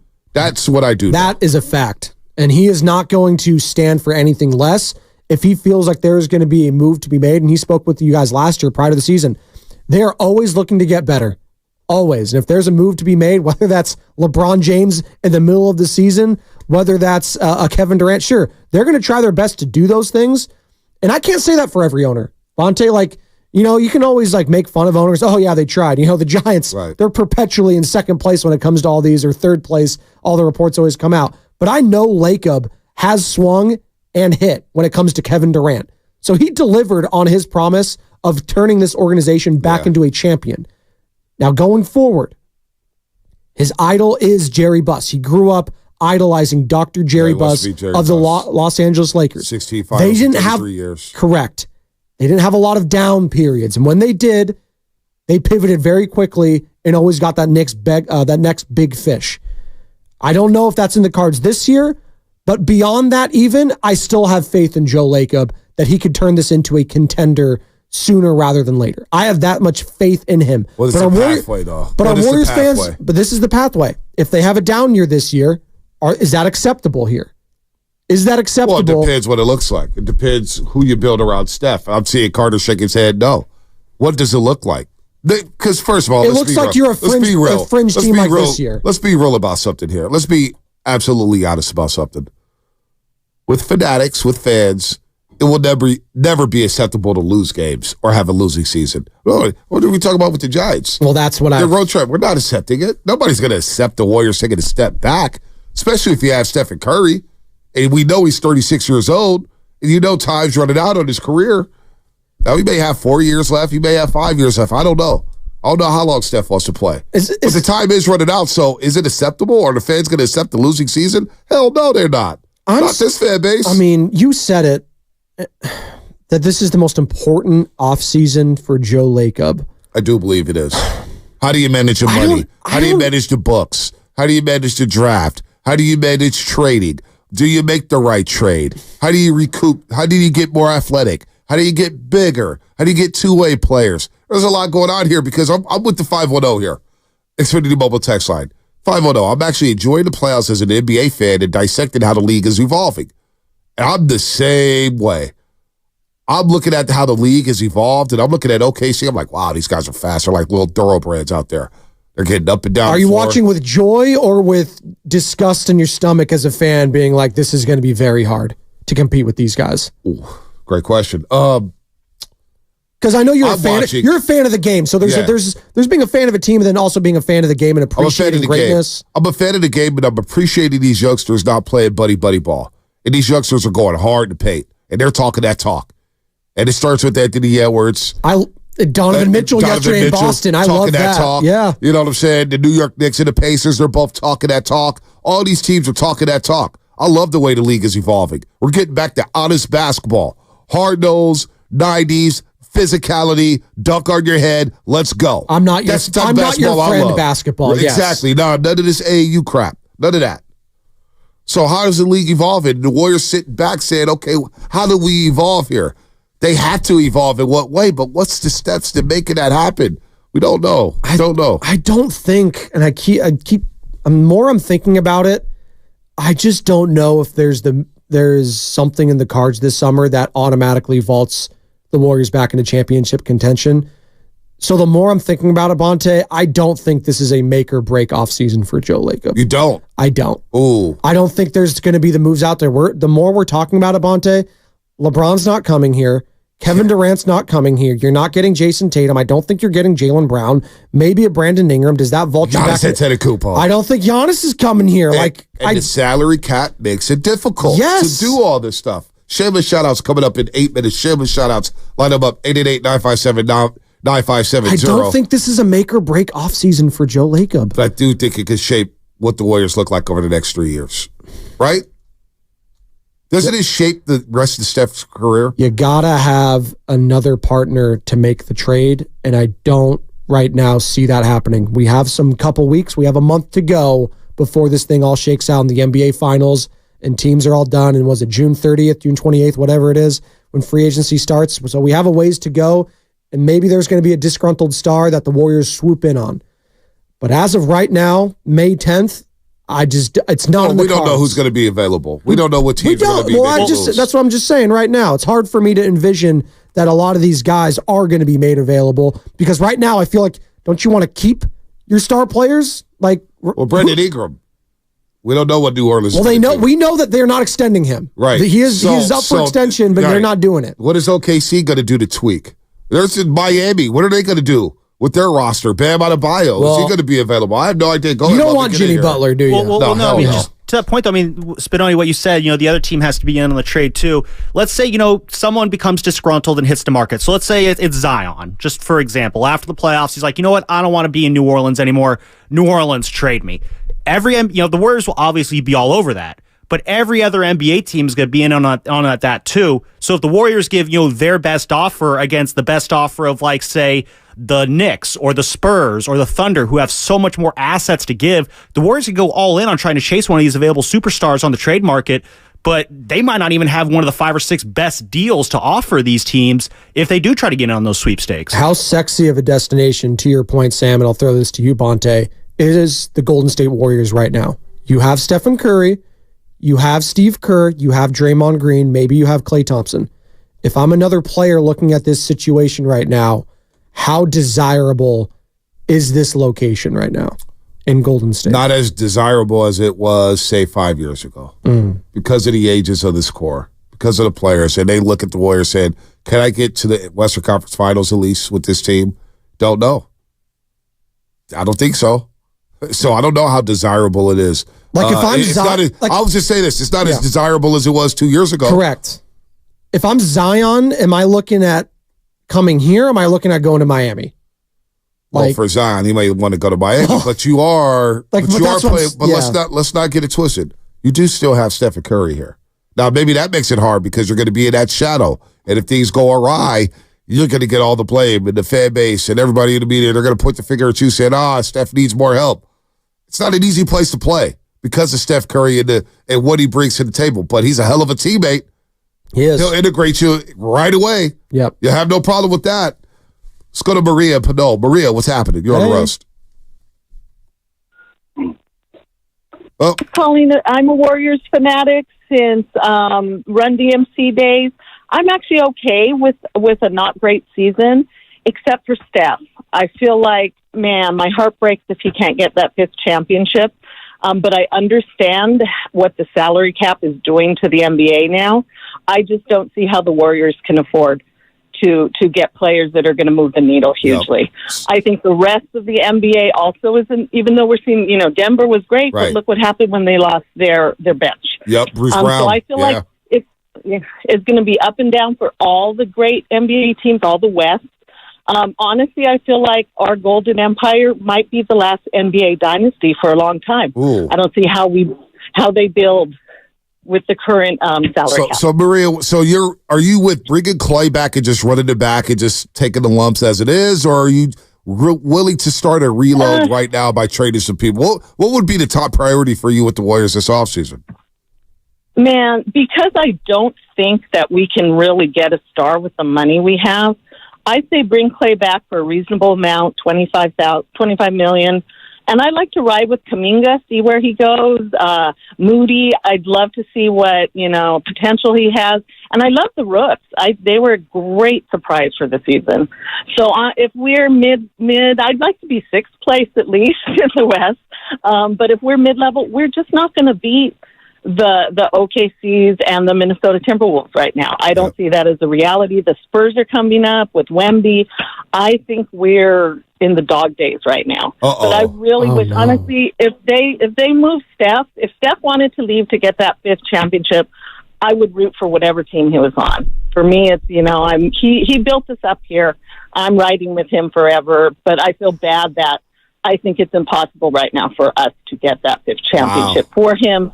In the near future, if he sticks around for a while, maybe we can afford stars again, and he could be that, Dirk Nowitzki giving us a deal and get that 5th championship somehow. Get that Maria, hell of a call. Please call back. And you know what? The realization that it may be time to move forward, and the realization that the Warriors may not be an elite team in the Western Conference. Now, again, a few games out of the 6th seed, but how would that have played in a 7-game series against some of these teams? I don't know, man.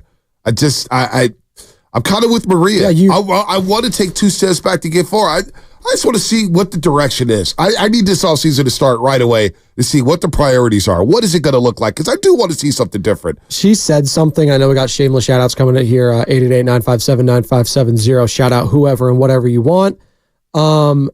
She said something that I just vehemently disagree with. What's that? I could never, and maybe it's different because Steph is built different and he just has such a relationship with fans, but if he went to another team, I'm not rooting for that team to win a championship. Like I'm not built like I'm not going to root for Steph just because he's Stephen Curry. If he's not on my team, I'm not rooting for you, man. Like it's great. You can have success. You go over to Miami. I'm not rooting for the Heat to win a title. Yeah. That's just, maybe I'm built different like that. Like, I mean, are you, Bonte? Are you rooting for if Steph Curry gets traded? And this is a hypothetical. I just want to get, because I know you're a diehard. I mean, you're decked out head to toe in Warriors gear right now. I would root for Curry. I root for Curry to have success. I'm not going to hate him. I root for him to have success. But you'd be like a Miami Heat fan. No. I wouldn't be a fan. So you wouldn't be like the LeBron fans when they're going from Cleveland to Miami. Because I think a lot of Steph fans would dump all their Warriors gear and just put on Miami Heat stuff. Fans, yeah, no doubt. But I'm not doing that. Okay. I root for Curry to have success.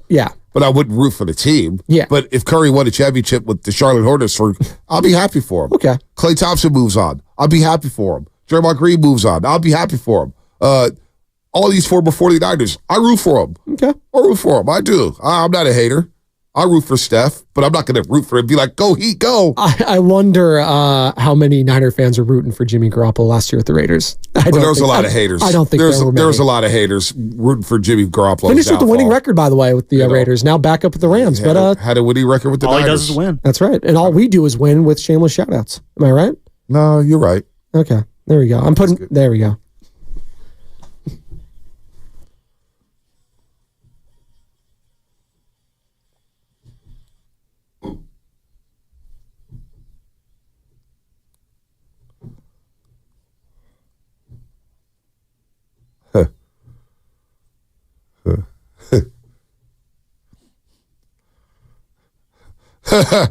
Tyler Miller going at it. Y'all root for Klay in Orlando, but not on the Warriors. Y'all are funny. The Klay right, Eric. I am tired of it too, because it is disgusting. It is disgusting how people disrespect Klay. That's a great point. They would root for Klay in Orlando, but not on the Warriors. Whatever. Fans are something else. Shameless shout-outs here. Shameless shout-outs. Let's start off with Mr. G. Mr. G in the city. Mr. G, what's happening, man? Who you shouting out this morning? What up, G? Good morning, Bonte. How you doing? How you guys doing today? What's up, baby? What's up? Hey, guys, I just want to say, first off, big shout-out to all the roasters out there for keeping the conversations relevant. We love all the conversations for all of our Bay Area sports, for all of us locals, for all the natives that have been around. So first shout-out is to all the roasters. Thank you for keeping the love of sports. And that's the one thing I want to say is, like, our sports game and our love for Bay Area, whether we win, whether we lose, we're going to keep it going. We're going to keep it going strong. With Steph, hey, if we get another one or two, we're good. So shout out first off to all the roasters. And just to let everybody know, this is David Greenbaum, Mr. G, the principal at St. Thomas More School. I also coach basketball at St. John. So my shout out is to all the coaches at my school at St. Thomas More. Love that. All the love they put into the kids, for all the basketball, for all the volleyball coaches, for all the moms and dads that bring the orange slices, for the Gatorades, for everything they do. So for everyone, shout out to St. Thomas More School Broncos, shout out to St. John's Eagles, and shout out to Archbishop Reardon High School Crusaders. Everyone have a beautiful Friday. And last thing, shout out to my amazing school. We have Lion King opening up tonight and Saturday. Lion King Kids Junior at my school. And my kids are doing an amazing job. Shout out to everybody. Love that, There you Mr. go, yeah. G. Love that, You're Mr. fading G. in and out there, Mr. G. Yeah, but I you love stuck it those. strong. I love those. Shout out the kids in the Orange Yeah, Slices. I love that. I love that. St. Thomas More School, man. Shout out to Mr. G. Zach in Fremont. Zach, what's happening, man? Who you shouting out? Zach Attack. Hey. Shout out my mom. Happy Mother's Day to all the mothers out there. Love you, Mom. We going to the Giants game tomorrow. There it is. Let's go. There it is. Shout out, Mom. Taking moms at Oracle Park. Go. Let's go, Cruiser to 209. Cruiser, what's happening? You're on the roast. Who you I shouting heard out? from Cruiser in a minute. What's up, Spadoni? What's up, Bonte? Good morning, everybody. Morning, What's up, Roasters? Hey, all I got to say is y'all better be careful because my man Ernie Chavez got them receipts. And BPA, he knows what you did last summer for that Klondike bar. And you ought to be ashamed of yourself, Cochino. Wait. Whoa. Cruiser, I need more details. He just bounced. That was the call. Well, I need more details. I know what you did last summer. Is that Sarah Michelle Gellar? Great movie. Caller on caller crime there. What did BPA do last do summer? at a Klondike bar? Well, Ernie's got to hit me up via Instagram now. Ernie Chavez, the great Ernie Chavez. There are people lying out there like Chill Out Bro on YouTube is saying, hey, Bonte, we still drive Draymond to the airport for Ben Simmons. Number one, I never said I would drive Draymond Green to the airport for Ben Simmons. I think that was Steiny. No, that was a lot of callers who said that day. We proposed a deal a few years ago, but I never said I was driving Draymond to the airport. I'm not that damn disrespectful. Come on, man. Looking great at the Met Gala, though. Come on, man. Always a fun ride. I didn't say that. Don't put words. That's what happens. A lot of people put get words in words their in mouths. this is the radio. Start clipping things and start lying on me. Don't do that. Let's not do that. I'm going to shout out my lovely wife and mother of two beautiful children, the lovely Jade Spadoni. I love you. My mother-in-law, Diana Ingersoll.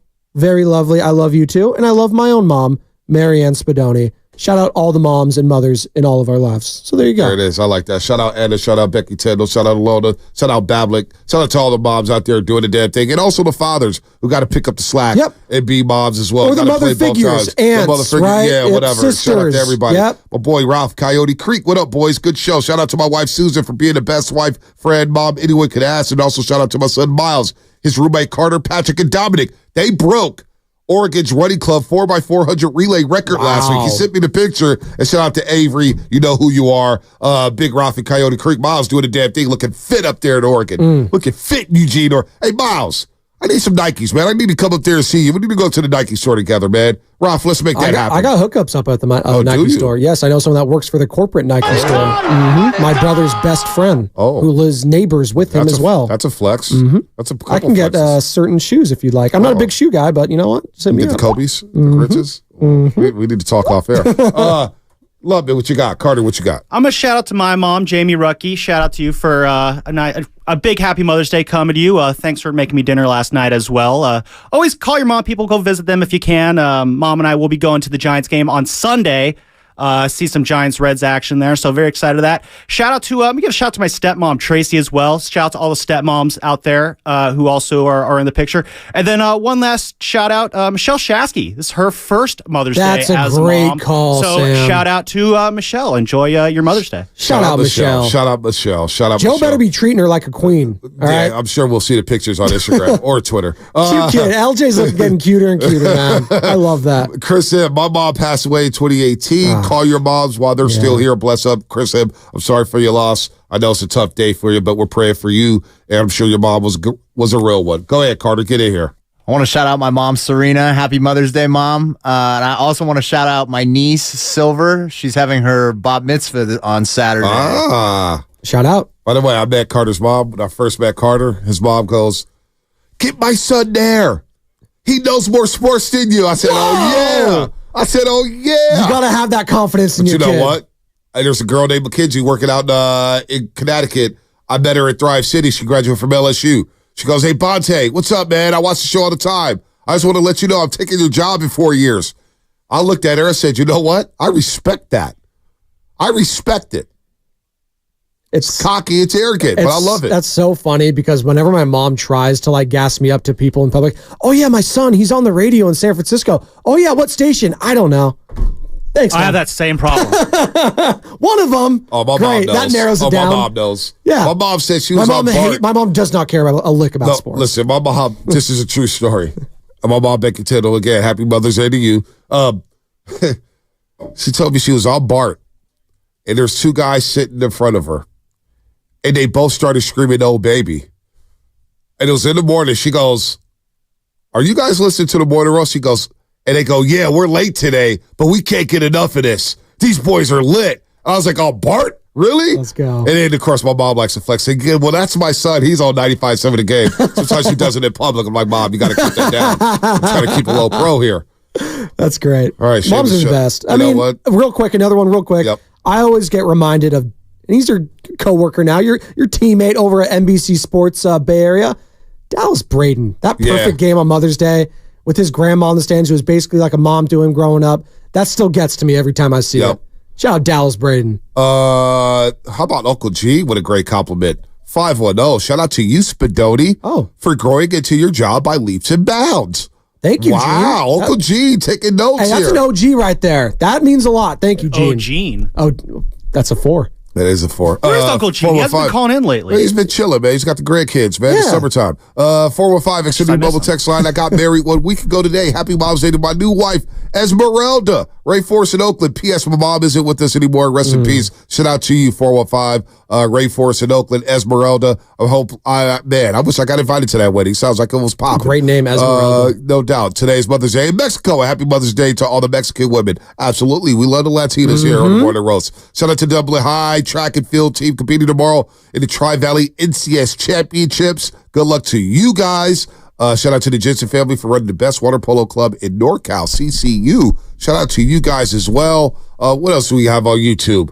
Oh, Tyler Miller wants to shout out his podcast. Forget your podcast, Tyler. I don't even know what your podcast is, man. I'm not listening. You shouted out yesterday being on KTVU. Yeah, Crawford. Crawford. Excuse me. Get it right. All Base Oil. Is that the podcast? Do not ever invite me onto your podcast, Tyler. I want nothing to do with you. Keep posting those Instagram stories, though. Keep posting so those. Tyler, he secretly really wants to come on your podcast. No. Yeah, because I don't get invited to Garlic Fries and Baseball, guys. We all know that. You did. You just said no. My fans, did Bonte's baby girl get ice cream yesterday? No, she didn't. Shout out to baby Jazz, because she was fighting through some illnesses. We went to the doctors yesterday. She got some stickers. She fit in the car on the way home, saying, I want ice cream. But we got home, we took a nap. She got up, ate some bagels, some bread, some rice, and she was all good to go. There you go. So she is good to go. But she did not get ice cream. No. And if you're not feeling great, dairy's not the way to go, usually, ice cream. You don't want to do that. No. But you do want to do the injury report. That is something that you would like to do. No, I don't want to do the injury report because that means somebody's hurt. Or they're feeling better. You never know.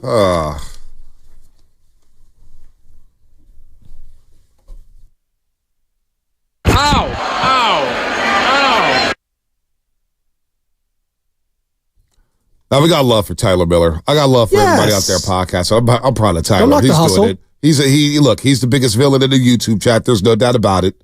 Ernie Chavez is second. Rocky New Era might be third. But we love the fact that Tyler's out there podcasting and talking that talk. Pierce Evans. Shout out to the Giants bats. Hopefully they can come back from the dead. Yeah, they're not hitting well. One run yesterday at Coors Field and another injured Giant. Shortstop Nick Ahmed exited yesterday's game with left wrist discomfort and is expected to get an MRI today. Ahmed has been dealing with issues with his wrist ever since he took a 108-mile-per-hour line drive off his wrist against the Pirates a couple weeks ago. It's unclear whether he'll go on the injured list, but don't be shocked if he sits for the next game or two. Does this mean Marco Luciano? Huh? Does it mean that we may see Marco Luciano sooner rather than later? Huh, Lubman? No? Possibly. Possibly. That's it. Forget the possibly. I need to know. Well, I think we'll find out after Ahmed's MRI. If he has to go on the IL, might be Luciano time. All right. For 1 day before he gets benched. And then he'll bat ninth, of course. The injury report brought to you by Boxer Grazer, Northern California's premier workers' compensation law firm, helping injured workers get their lives back for over 40 years. What's coming up in the game brought to you by Fremont Bank, full-service banking, no compromises. Spadone, I do want to get into what Farhan said yesterday or the other day in the Chronicle where he says the stakes are high for the Giants. What does he mean by the stakes are high? Maybe Omaha steaks. Omaha steaks? I could use a steak. Me too. Steak and eggs. Mother's Day. There you go. I don't get the choice in the matter. Oh. Father's Day's approaching, though. Well, Father's Day, we don't even get a choice either. Really, it's all the big myth. Father's Day, we do what the moms want to do. Mother's Day, we do what the moms want to do. Valentine's Day, we do what the moms want to do. Christmas wife, we do happy with the life. moms. I mean, that's all we do. It bothers What me. am I here for? Anyway, more rants for Bonte Hill and Joe Spinoni coming up. Brought to you by Fremont Big Full Service, making no compromises. Hey, it's Willard and Dib.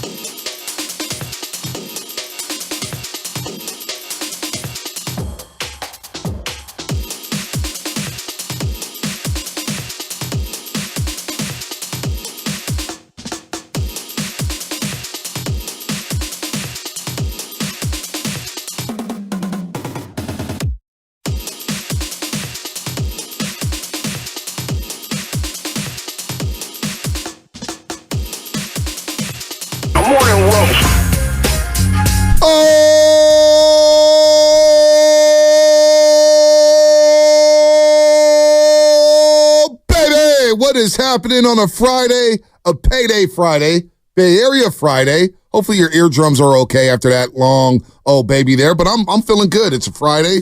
The sun's out. It's nice weather. It's going to be a hell of a weekend. The NBA playoffs are in full swing. What the hell are the Giants going to do as they're back home for a 9-game homestand against the Reds, Dodgers, and, of course, the Colorado Rockies, who stole one yesterday 9-1 against the Giants. Shout out to YouTube, Twitch, and Twitter, brought to you by First NorCal Credit Union. Upgrade your savings dividend. Open a First NorCal first-class money market today. We got Caller of the Week coming up in 15 minutes. Caller of the Week in 15 minutes. You don't want to miss that. It was a hell of a call. And I think it's hands down the best call we've had in weeks here on the Morning Roast. But good morning to Spinoni, Carter, Lubman, and all the roasters out there getting off the graveyard shift. If you're at home, what is happening? If you're getting ready for work and getting on those roadways, man, be safe. Good morning to those overnight dancers, especially to the ones in Atlanta. Those two crooks down there in Atlanta who carved a hole into the roof and stole $250,000 from Club Onyx down in Atlanta. I mean, hell, we're robbing a bank. They just robbed a strip club. I was going to say, like, how does that work? Is it all the dollar bills they collect? They got a big bag and they're just putting them all in there and shoving everything in there.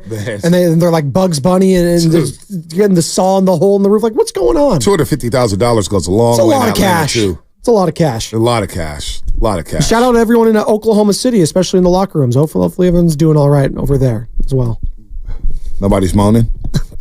The moaning roast was one of the greatest things I've ever heard in my life. It's a payday Friday 5. It's a moaning roast. By the way, David Bell. Did you know he's the manager of the Cincinnati Reds, Bonte? I did know that. You know about David Bell and his famous play about the Giants back in the 2002 NLCS? Yep. When Little Baker had to get moved out of the way, Darren Baker, because David Bell was going to score the go-ahead. I love David Bell. He had a great year at third base for the Giants. One and done with the Giants, but he was solid that year. Let me know, thumbs up if you get the Draymond Green sound. Yeah, this was interesting. Okay, all right. We got Draymond sound, and we got Zach Lowe saying something on KD. We got the engineers working in the back because on the morning show, things don't work, and then everybody fixes it for the afternoon shows. And yeah, I'm looking at you, Tim Jordan. It's a conspiracy. You know, Tim Jordan, you've been slacking. Our engineer usually was here. When we got back to the studio, he would get here at 4:30 in the morning, working his ass off. Jenny, his lovely wife, would say, honey, TJ, I never see you. Where are you at? He's always working. Now everything's up and running, and this guy just mails it in the morning. Wow. You want to talk about a morning mail-in from our engineer, Tim Jordan. Jeez Louise. Oh, my gosh. Wow. Now he's next coming for level. it. We used to compare him to the great Michael Jordan. I don't think you need this anymore. He's taking it out. Oh, he's taking it, folks. Tim just almost took the microphone away from Bonte. That's the power of engineers. You don't make the people that control the bells and whistles behind the scenes angry, Bonte. I love just like Tim when you're trying to make Jordan. me angry when I'm running that board. Better be careful. Carter might turn you off. True story. His son, Ryan Jordan, who's somewhere. I think he wants to go to Paris and study wine. What a life. That must be awesome. His dad, he wants to get away from dad so bad he wants to leave the country. Damn. Anyway, Ryan was with me. Or whatever. Those remember are the wine experts. Remember the night with Russell Westbrook? Yes. Did you see it? With you, right? You Correct? with me? Yes. Me and The players replay, get right? Yeah. But it was me and NBA players, right? Took a long feature there. But Ryan was with me. Draymond and Russell I just dropped Ryan off into the Warriors media section because TJ was busy. I said, Ryan, come with me. I'm going to take you to some press conferences.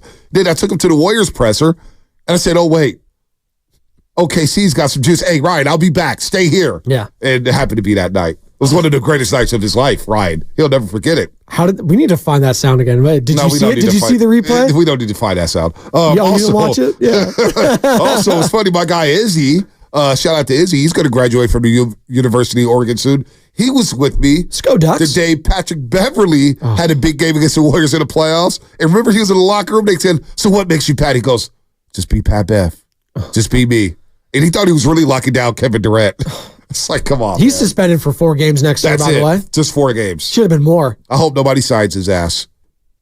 Well, you know what's going to happen now. The Warriors are going to sign him. The amount of Pat Bev people wanted Pat Bev last year. I think they always, some Warriors fans. The Warriors, he picked Chicago over the Warriors a couple years ago. There you go. So, well, be careful what you wish for. Right. Can you imagine Pat Bev and Draymond together? Yeah. By the way, we're going to get to this Warriors sound too, because Zach Lowe and this whole Kevin Durant arc has been fascinating to watch from afar too. Obviously, we're up close and personal for all those golden years with the Golden State Warriors, winning those titles, him being the best player on the freaking planet, hitting three-pointers in LeBron's face to all but clinch the finals back-to-back years. And his career since then, Bonte, has been tumultuous, to say the least. And I just, for the life of me, whether it's the fan reception, whether it's, how he feels that he is viewed and stuff like that, because he talks, and that's okay. I don't mind. I don't hate Kevin Durant for, tweeting all the time and stuff like that, because you know what? I like to tweet sometimes. I like to go on social. We're a product of our environment. Like, he's a millennial. That's what we do. And the fan vitriol for that man since he is gone has been unbelievable. I don't get it. It's really to the point where we're getting people like Zach Lowe, questioning whether KD should have ever gone to Golden State. That's just silliness. Like, come on, man. That's just, we have nothing to talk about on a Friday on First Take, so let's just go ahead and roll with this one. Because it's just idiotic. I don't, this is why I don't watch these shows. I'm seeing this on my TV is the Knicks run is a fluke because Draymond Green called it a fluke, so we'll play that sound. We'll play that sound in a second. What are we doing? We'll play that sound in a second. I mean, talking about Pat Riley, don't speak on things if you're not a part of it. You got the Zach Lowe? Hey, TJ, get the damn Zach Lowe sound, TJ. Tim Jordan, what the hell are you doing back there? What's going on here? Well, real quick, before we get to that, I am curious because you mentioned at the top of the show, Bonte. By the way, Pat Bev, he has his own podcast too, so that'd be more podcasts on the Warriors. Podcast-itis, I think, is what you and Chastain call it. It's too much. Podcast-itis is I love it's Danny, a disease. I love Danny Green. Spreading to a city near you. Oh, we got all the thumbs up. We got 1, 2, 3. Can I count? 6 thumbs right there. That's a lot of thumbs. One for the thumb. Shout out Dibs. One for the thumb. We've been waiting for that other ring to get on the thumb. Let me take shots. It's all right. All right, go ahead, Lovin. You said throw to you. You're going to set it all up, right? It's Zach Lowe, right? Zach Lowe. We're going Zach Lowe here. Yep. I sometimes wonder, was that the worst thing that happened to Kevin Durant? Because he went there, he won 2 titles, 2 finals MVPs. No one can take that away from him. He's never going to get the credit that those accomplishments would normally bestow on him because of how good the team was. I think he's realized that, his people realize that, he feels that, and he's just kind of been a wayward soul ever since. And I wonder if he went back to that moment and Golden State was not an option for him, if he could have made his own path somewhere else in a way that was more sustainable. Because, yeah, the 2 titles are awesome. He was incredible, 2 finals MVPs. That's all-time historic stuff. It just felt like he's been wayward ever since then, and it's just getting more and more wayward. And now we have a new coach in Phoenix, and this team they won no playoff games. This is the silly stuff that I'm talking about here. What are we doing? It's media members like Zach Lowe and people at major media markets that won't give Kevin Durant his due. He was an unrestricted free agent. He spent all that time in Oklahoma City, looked around, said you guys wouldn't spend a tax on James Harden. You didn't amnesty Perkins. Hey, look, I've done everything I can do for you guys. Now I want to become the best basketball player I could possibly be. And he watched the Warriors from afar and said, wow, look at the way they play basketball. Look at the way they can unlock my talents. And we didn't know KD was a defensive stalwart like he was when he came to the Golden State Warriors. No. He was playing defense, blocking shots, rim protection, you name it. The Hamptons 5 lineup. Could have gone wherever he wanted. He went here. He came here. And everybody got mad about that. The Warriors actually lost the NBA championship. So what do teams do when they lose? They try to get better.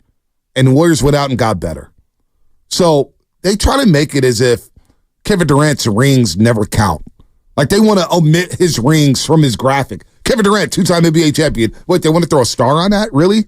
He played the best basketball of his career in the Bay Area. And so now it's dumb? No, it's you guys who keep saying that Kevin Durant need to go win on his own or do all this stuff, these stupid narratives that have been bestowed on these athletes. That it's just so damn silly. It honestly drives me crazy when I hear stuff like that, Spinoni. Well, and Zach Lowe, he's a respected member of the NBA media, too. He's got the Lowe podcast. He's been on ESPN. You've probably seen him a bunch of times, whether it's on Get Up, whether it's on First Take. The guy knows his stuff. So for him to say that Kevin Durant had a historic run, one of the greatest we've ever seen, but he'd trade that away? What? Like, is Kawhi Leonard trading away because he's been hurt and signed with the Clippers, hasn't worked out? Is he trading away, that time in Toronto or anything like that? Are we going back and we're doing revisionist history with all of these titles where people go, it's LeBron James because he was viewed as soft going to Miami and teaming up with the super team? He won 2 titles there.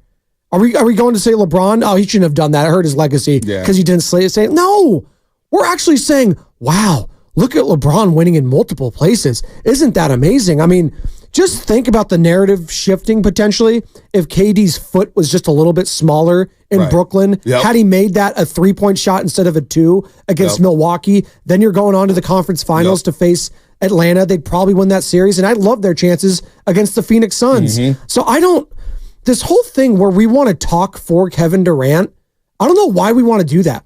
Why do we want to say how he should? No, because this is what we're doing, Bonte. We're telling Kevin Durant how he should feel. We're trying to make him feel like a small person because he wanted to go out and win. Where else do we do that in America where we're supposed to all be about winning, right? Isn't that what this country was supposed to be founded upon? You could say winning. You could say the weaker move was LeBron, Dwayne Wade, and Chris Bosh orchestrating a move that brought all three of them to Miami. The team up. And I don't even think it's weak. That to me, and I don't think it's weak. Right? But in terms of moves, I think it's weaker. But I have no problem. You still got to go on the court and prove it. You got to go on the court and prove it. And they didn't do that the first year. No. They won 2 championships out of 4 years. Still a success. They went to 4 straight fights. So Kevin Durant exercised his right as an unrestricted free agent. Took all the meetings and came here. And our boy Jason Battles on Twitter. I see you, Jason. Because unfortunately, these narratives ruined a legendary time in the Bay. I mean, it was still legendary, all things considered, but imagine 6 or 7 rings. Now, they try to say Kevin Durant ruined the NBA. I'm not going to allow the likes of Stephen A. Smith, Skip Bayless, and Zach Lowe to tell me how I should feel. Like, that's the route of the table right there. Right. And I'm not going to allow them to tell Kevin Durant how he should feel. No, it's ridiculous. And the fact is, Kevin Durant from the national media gets no credit for coming back, knowing damn well his Achilles was popped. He was compromised. Damn near he was not supposed to play in that game 5, and he did it anyway because he wanted to win the 3. The history of the league was so important to Kevin Durant. He wanted to 3-peat. I was listening back to the Ethan Sherwood-Strauss back and forth with Kevin Durant. And KD, actually, we could play it. I'll send it to you guys. Because Matt Hegan actually sent it to me the other day when he was like, look, man, I come in here, I do my job, I play basketball. I don't want to talk about New York. I don't care what's going on with Porzingis. I'm here to try to do my job. I come here, play basketball, and he just gets picked apart left and right. I actually feel really, really bad for Kevin Durant. I do. And like Shasky brought up a couple weeks ago, was that the worst decision ever made by a superstar player leaving Golden State? I would say no. Because, yeah, sure, you go to the Brooklyn Nets. You should have probably gone to the New York Knicks, but whatever. You go to Brooklyn, and he didn't know Kyrie was going to act like he did out there. He didn't know Kyrie burning was going to... sage around the arena. But the whole pandemic thing, you wouldn't take the shot. Not kidding, I'm not going to tell anybody to take the shot, but you couldn't play home games. Nope. That killed the chemistry of the team. And then you got James Harden James Harden, He's always hurt. He comes up lame in the playoffs. Like, to your point, I hate telling other people how to feel, and especially athletes who we have never dreamed of being in that position before and having all of that power and being one of the greatest basketball players to ever play the game, telling them that you should have stuck here, you should have done this, you should have done that. It's like telling, again, we were talking about this morning, like Shaquille O'Neal, it wasn't working with Kobe. And we're all telling him he should have stayed, he should have stayed. Right. But for him, he couldn't. And for his mental health, he couldn't be there. And if the same for Kevin Durant. Well, Jerry West said, look, it's got to be you or the other. Exactly. And I'm going with the younger player. Exactly.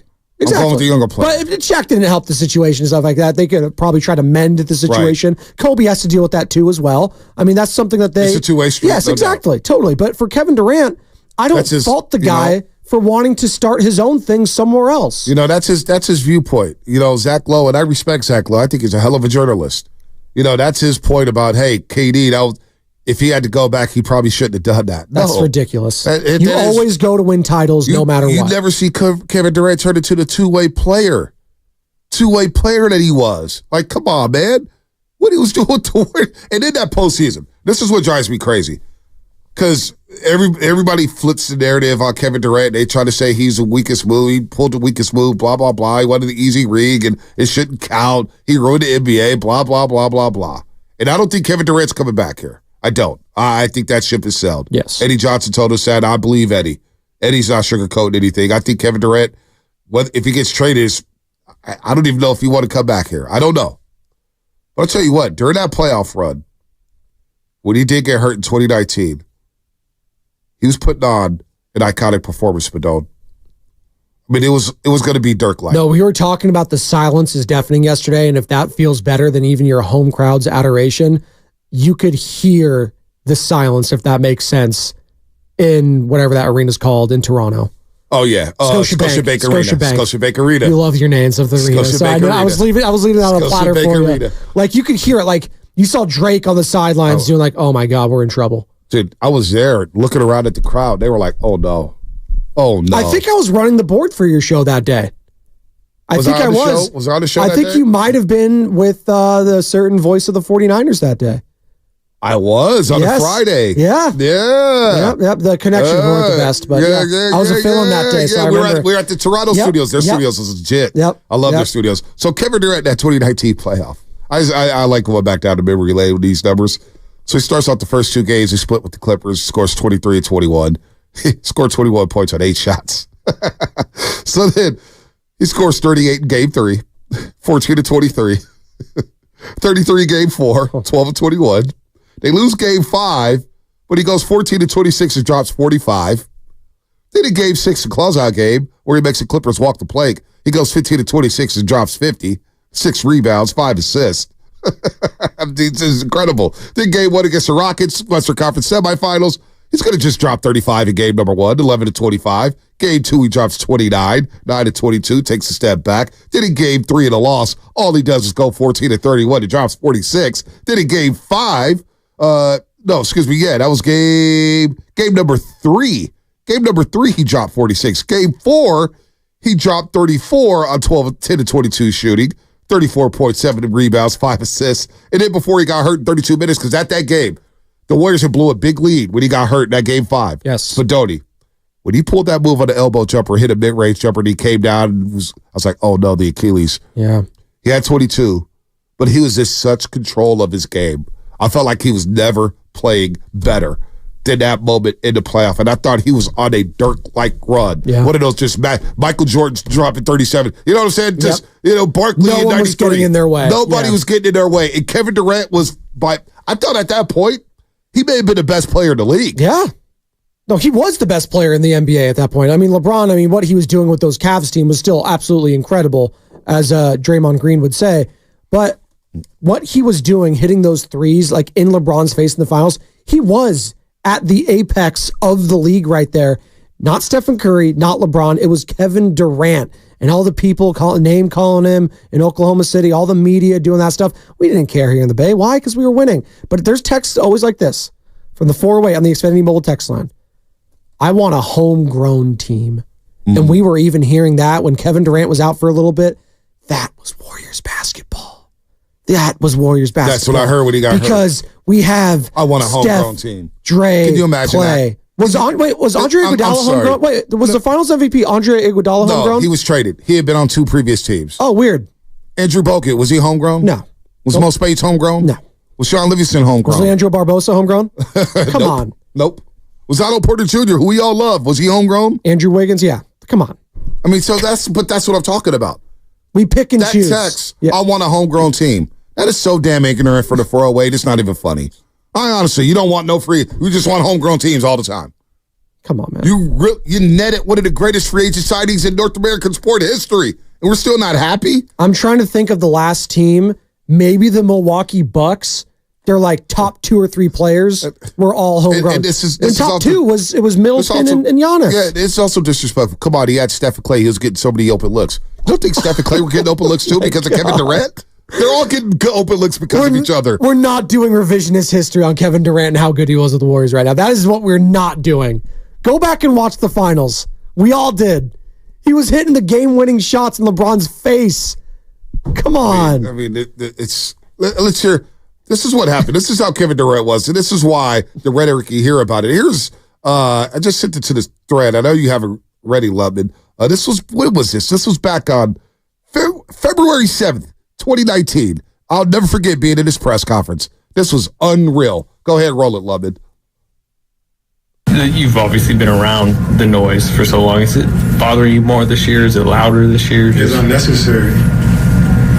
You got to do Ethan Strauss who come in here and just give his whole opinion on stuff and make it seem like it's coming from me.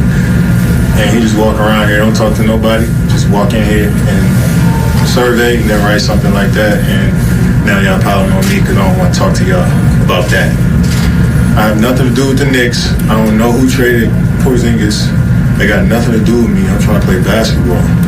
Y'all come here every day, ask me about free agency, ask my teammates, my coaches, you rile up the fans about it. Let us play basketball. That's all I'm saying. And now when I want to talk to y'all, it's a problem with me. Come on, man. Grow up. Yeah, they grow up. I'll never forget that. We played that drop ad nauseum. Whitley was sitting next to Ethan, and she thought Dick Katie was talking to him at first for Whitley. Oh. He said, General, our digital manager, of course. I remember in that presser, dude. Kevin Durant was not happy. He was not happy at that point. I was like, yeah, he's gone. But yes. You know what? Let's try to get this three-peat. Anyway, let's Kevin Durant. We went off about that. I hate the rhetoric about it. Let's go to Call of the Week real quick. Call of the Week. This week's caller is Tim in Raleigh, North Carolina. Tim in Raleigh, North Carolina. He's not afraid to call out Steve Kerr for his Young Warriors. Let's go to Tim in Raleigh, North Carolina, Spinone. There lies the problem from him versus a Mike Malone versus a Ty Lue versus the others who empower their young guys. They get in their head and make them think they're actually more than what they are. You are absolutely right. This man has implanted it into the fans in this area that our guys are not ready, that he's apprehensive. You got to pull his teeth to give Kuminga a compliment. We all see it, we all know it, and we don't even know why. Tim in Raleigh, North Carolina, always and brings it. He was like 2.5 minutes there. We cut it down there, but he was really good. You guys know about the call. We'll post the call on Twitter/X and, of course, our Instagram accounts. What's coming up in the game brought to you by the Alameda County Probation Department. We got some Draymond Green sound on the New York Knicks. We'll talk NBA playoffs. We got Farhan's ideas. The Giants start a very important 9-game homestand. I think this homestand may be more important than the road trip they just went on. This 10-game road trip. I think this homestand's a little more important than that road.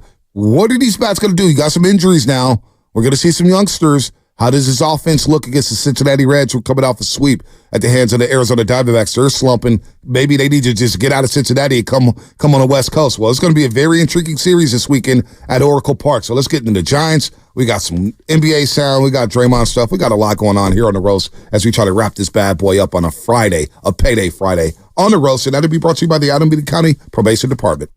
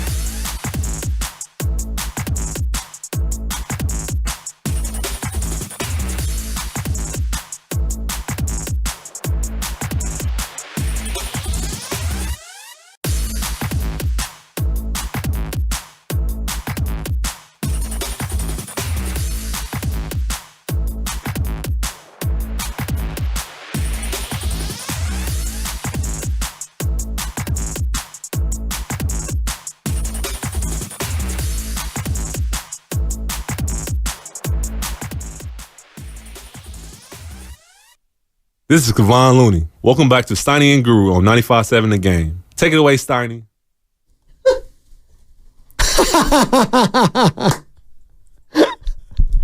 That was great. Steiny, take it away. Give me the reach, right? Let's go, Cart. You're Stephen Curry, and you're listening to The Morning Roast with Bonte and The Butcher on 95.7 The Game. Hey, we have a rookie back there. All right, I know, That was on me. Yes. I ain't no Steinmetz, Carter. I look at things positively, not negative. I'm not a negative guy. I think that's, you know what? It's a common misconception about one Matt Steinmetz. He could be a positive guy. I mean, this Warriors offseason talk, he's talking about it with a smile on his face. Yeah, because the Warriors are down bad. That's why. No. He just loves the sport. They didn't have a successful season. And which is right up Steiny's wheelhouse. Look, I think one of his good friends, Chris Finch, is flying high right now. Now it's his good friend. Yeah. He wasn't claiming Chris Finch 3 years ago. He wasn't claiming Chris Finch last year. Well, he's wearing his Washington. Now he's claiming Chris Finch. Now he's claiming Chris Finch. But you know, it's like Guru said the other day. It's like, you know, Steiny's right now, but he was like 0 for 10 from like 2016 to 2022. Do we have a special guest on the line right now? I'm seeing. Hey, Bonte! Hey, Bonte! You're 0 for your last 10 when it comes to takes. That's why I'm coming in, and I'm platooning you for the rest of this segment, doggy. Let's go! It's Joe Shasky, Bonte. Joe, you need to look at Bonte's face right now. I hope you're watching on Twitch, YouTube, or on Twitter. Hey, let me guess. Does Clay's agent, Bonte Hill, how many times has the name Clay, Money, and Orlando come up this week? Well, actually, it hasn't come up a lot. We went down to Orlando to visit Orlando to get their thoughts on Klay Thompson. Went to Disney World. We haven't brought up Klay Thompson much at all today. But most I'm off of Klay Thompson. I'll let you haters talk about Klay Thompson. Y'all want him out of here? Get him out of here. I hope he has success elsewhere. I don't want him out of here. But did you hear that sound?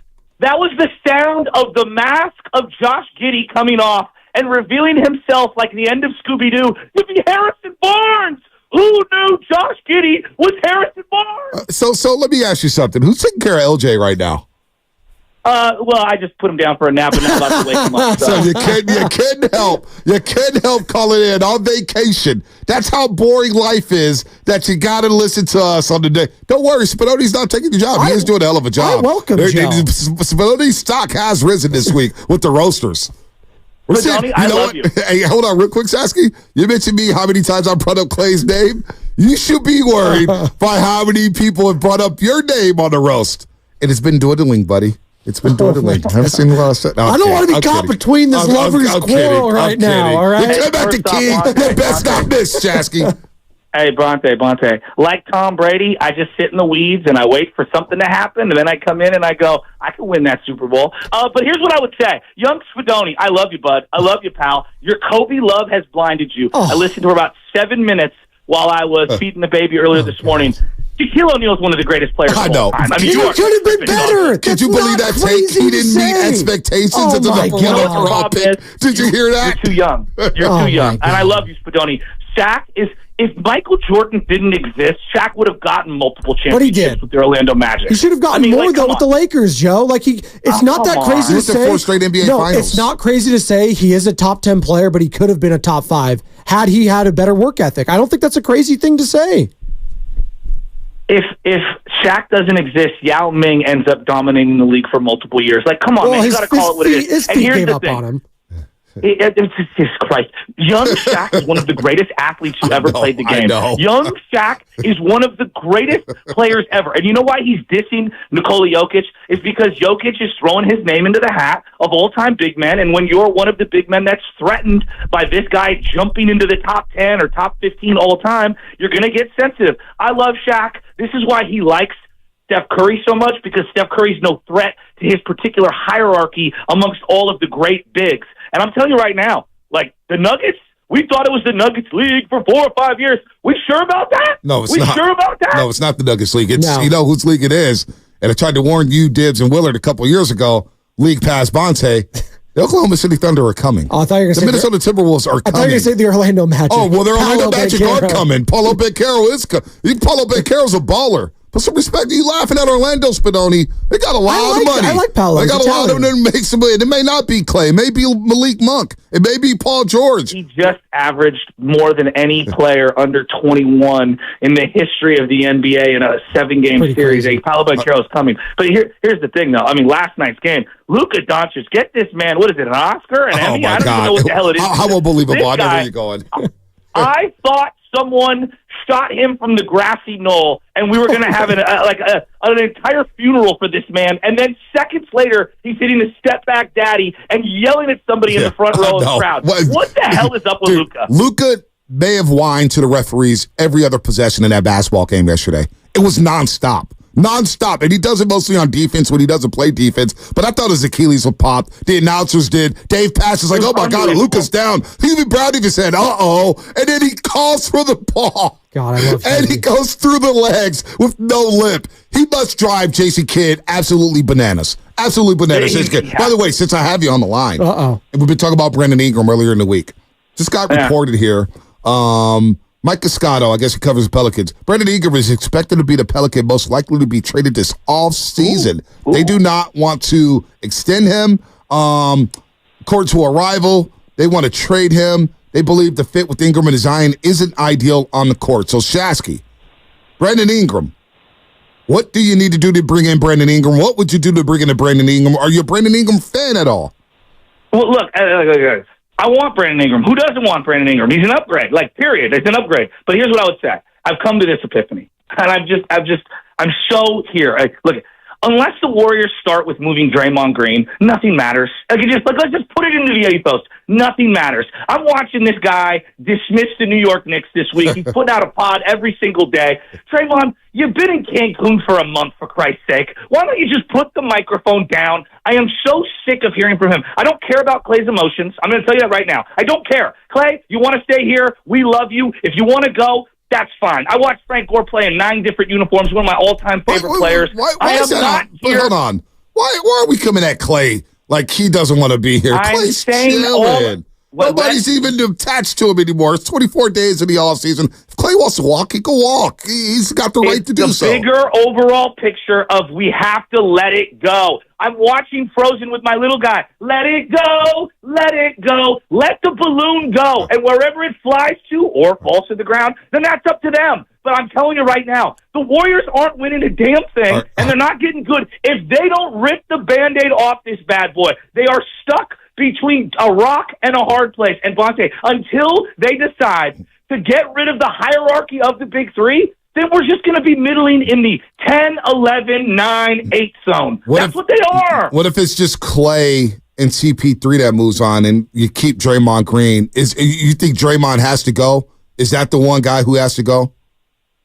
They need a fresh breath of air in the locker room. They need to try something new. Their offense needs a jolt. They need about 5 or 6 different moves. It's not just him. Yeah. I've come to this epiphany. Everything starts and ends. If they roll Draymond back, and that to me, that's signaling same as last year. It's either we're ripping the Band-Aid off and we're trying something completely new, or we're just going to hit here and we're going to be in the retirement home. Has been confirmed. Basically, we're doing a 3-year Mariano Rivera. Here's your retirement gift ceremony for the next 3 years. That's what it is. Listen, I think it's been confirmed, Spadoni.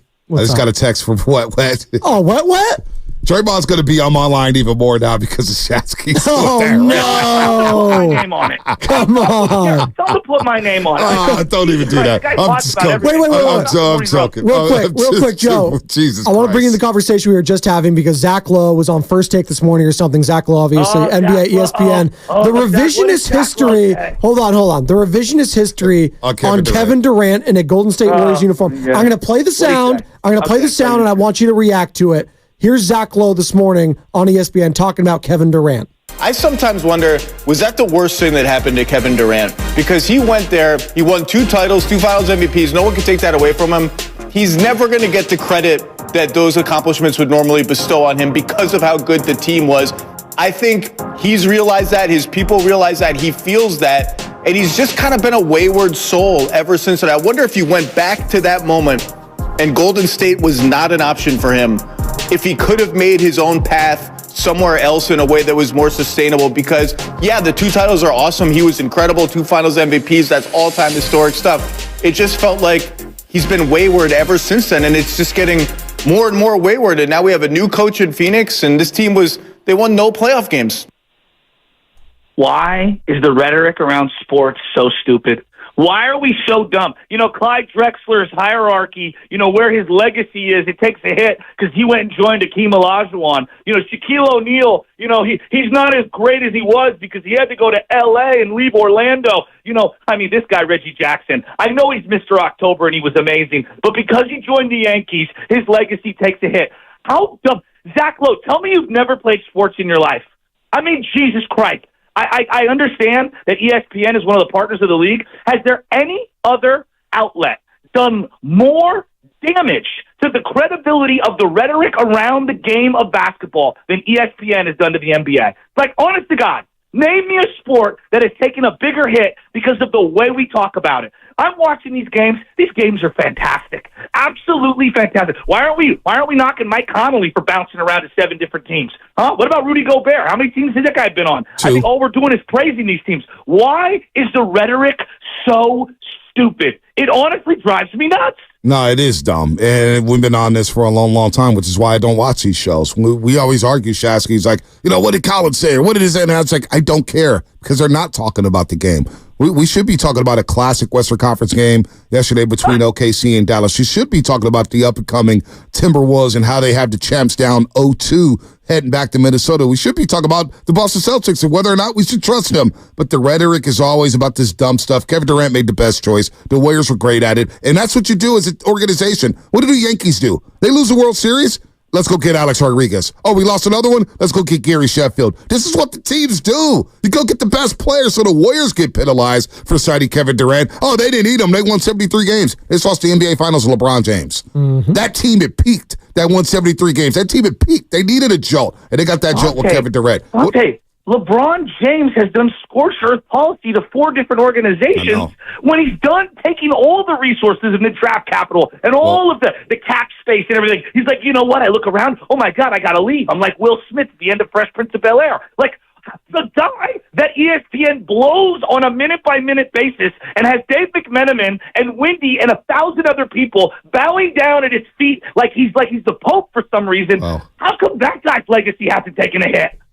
Well, because he's LeBron James. He's the king. You've been bowed down to LeBron. Hey, you've been bowed down to LeBron James. Because he's 39 and still one of the top 5 players in the NBA. Where's this energy at when you talk about LeBron James, Joseph Shasky III? Well, wanting him on the team and the way we discuss other superstars are 2 separate conversations. This guy's a coach killer, Shasky. He's a coach killer. Let's not act like LeBron hasn't gotten he got crushed for the decision because he was raising money for the Boys and Girls Club of America. But he also he gets crushed. But he should have got crushed because him, Dwayne Wade, and Chris Bosh was orchestrating that move for 2 years. 2 years plotting to go down to South Beach. I mean, come on, man. I'm sure it happens a lot. Yes. But that was a weaker move than what Kevin Durant pulled. I mean, none of it's weak. They want to win. They're trying to win. They're all trying to win. Agents. They're free agents. Thank you. I'm telling you right now, if Fox or ESPN came to me and Bonte and they said, and Joe Stoney, and they said, we'll give you $5 million, you get to stay exactly where you're at, blah, blah. I'd be like, the hell yes, sign me up. Let's go. Be leaving you in a heartbeat. Be living you in a heartbeat. Real quick, Draymond Green. You got the Draymond Green sound? Quick. I've got takes for days. Well, I know you got takes for days. What are your Star Wars takes real quick? Let's get your Star Wars takes for Bonte. No, we don't need a Star Wars take because I had Star Wars nerds coming at me trying to play me. That's a whole different conversation. Yourself, buddy. Huh? You did that to yourself. No, listen. Star Wars, I respect it. All right? I don't get how people go crazy over it. I don't think you do. But this whoever that guy is, and by the way, I did a deep dive on this guy because I finally replied to him. Oh, no. That guy who's been tweeting at me about Star Wars and how I don't respect and how I'm arrogant and ignorant, he's been coming at me for like 5 years. Yeah, he's on the I went down his timeline. He's been coming at me for years. He was a Sith in hiding, Joe Shasky. That's what that tells me. Like Darth Maul and Darth Sidious. He was a Sith. He might be Draymond's burner. No, I doubt that. Draymond doesn't do burners, that's for sure. But he came at me one time. He said, He said, "Get this host off a Warriors pre and post game show. He can't formulate a conversation, and he needs he needs 2 laptops to get through a show or something like that." I like the 2 laptops. I said, man, this guy's been coming at me for like 5 years, so he personally just doesn't like me. Oh, that's what it is. That's just hate. Like Zach Lowe and Kevin Durant. Well, you know who I don't like? Just these people that are apologizing for the team Farhan built. I mean, Jesus Criminy. You want to talk? You know, this in this era we live in now, guys. Anyone can have stands. It's unbelievable. The fact that anyone defends this guy on building teams is unbelievable. It's truly remarkable. His guy, Matt Chapman, who we all knew, buyer beware, like 1-year deal, okay. It might turn into a 3-year deal because he's not going to go anywhere. I told you at the beginning of the year, Bonte, I feel like that contract's weighing on him. This guy's batting 180 against righties. 180 against righties right now. All right? You're looking at a guy who's got 24 hits and 120 at-bats. He is not driving the ball. He's striking out left and right. This team is so bad. And Nick Ahmed is regressing back to the mean. Well, he's hurt nice now. Guy. We like him. He's hurt now. We like. I mean, like, what are we doing? Like, what is this team doing? Hey, Shasky, he's hurt now. Did you see? He got injured yesterday with left wrist discomfort. So I asked Lubin, what about Marco Luciano? I'm like, I don't think he's that good. I mean, like, I'm looking at their farm system, and I'm saying to myself, like, and I said this at the beginning of the year, Bonte, you remember this. Like, I don't know if Casey Schmidt can be some guy who can even hit 240 or 250. I don't know. But I'll tell you this, for $500,000, I'd rather have Casey Schmidt try at third base for 6 months than Matt Chapman for $20 million right now. I mean, let's just call it what it is. And then I want to see Casey Schmidt play a little shortstop. Like, let's bring this guy up. Tyro Estrada, you swooped him up from the Yankees. I mean, Farhan loves bargain bin shopping. Oh, Blake Sable, Rule 5 draft. I'll take him. I'll take Tyro Estrada. They work for 5 months, and then they expire. It's like, milk. Get rid of it. So this article in the Chronicle the other day, Farhan said the stakes are high for this team. The stakes are high. There's a lot of pressure. We invested a lot into this team. You know, it's fair to say we put a lot of chips in this year. We spent a lot of money. We signed guys. We forfeited draft picks. We forfeited international pool money with all the expectations that we will be really good and competitive this year. So what does Farhan mean by that? What does Farhan mean by that when he says the stakes are high? Is it high for him? Is it high for Matt Chapman, Blake Snell? Because I think it's just on Farhan. They don't go to the playoffs. You have to clean house. You have to. It's time. This lineup is depressing. Come on, man. If you want to watch exciting baseball in San Francisco, you better be at West Sunset from 11:30 till 7 p.m. in the evening. I thought you were going to say. My team is taking it on. I thought you were going to say the Oakland Coliseum. No. My SF Flame team will be out there. Are you not talking about the Oakland A's? Infield and outfield at my team than there is the Giants. Bonte, if I told you 6 years ago, and Spadoni, get in there. 6 years ago, why did they sign Farhan Zaidi? It wasn't. The master plan was not to sign a bunch of free agents to pillow 1 year and 2 year deals and pray to God that we get into the wild card. 6 years later. I want you to get in here on the show, your co-host. Hey, his name's on the show. He can call in. When he's on the airwaves, his name is still on here. It's Spadoni in for Joe Shasky. Wait a second. Joe Shasky with Bonte Hill as well. No, and I appreciate the passion, Joe, because we were just talking this last week. The Oakland A's are trying to lose. It's like Major League Part 4. They're not back to the minors. They're back in the major leagues, and they have a better and more exciting roster than the Giants right now, at least in the lineup. That's unbelievable. You know why that is? Because they actually know what talent looks like. When you're looking at numbers and spreadsheets, you have no idea how to actually identify and develop talent. This is where the human element comes back into play. As we celebrate Brian Sabian, one of the great architects of baseball for the Giants, he built an old team, he built a young team, he built a team through free agency, he built a team through trades, he built a team through the draft, and then supplemented via trades. Brian Sabian is one of the greatest baseball men the game has ever seen. And the Giants couldn't wait to get rid of him. It's got a very early Yorkian DeBartola, I'm talking about Denise and Dr. John, feel when they kicked Bill Walsh out the door. That's what it feels like to me. And I think that the Giants are going to be searching for their next president of baseball ops this summer. I would get rid of Farhan yesterday. How did you go? Mid-season. I give him mid-season. I may just cut him mid-season. I may cut him mid-season because the farm doesn't look great. Although Kyle Harrison has popped. I'll give him credit for that. Kyle Harrison has popped. And he's found pitching, and Logan Webb's at the top of the rotation. They're fine. Keaton Wynn has been solid, although he got lit up yesterday. Jordan Hicks, that's what they were saying. I do worry about Jordan Hicks because he hasn't had this low before as a starter. Bullpen to starter is very George tricky. Contos kind of tipped us off to that. But the Giants are just not exciting. This is big. I think this homestand is bigger than that road trip, Shasky. You got the Reds for 3, you got the Dodgers for 3, and that could be the tipping point.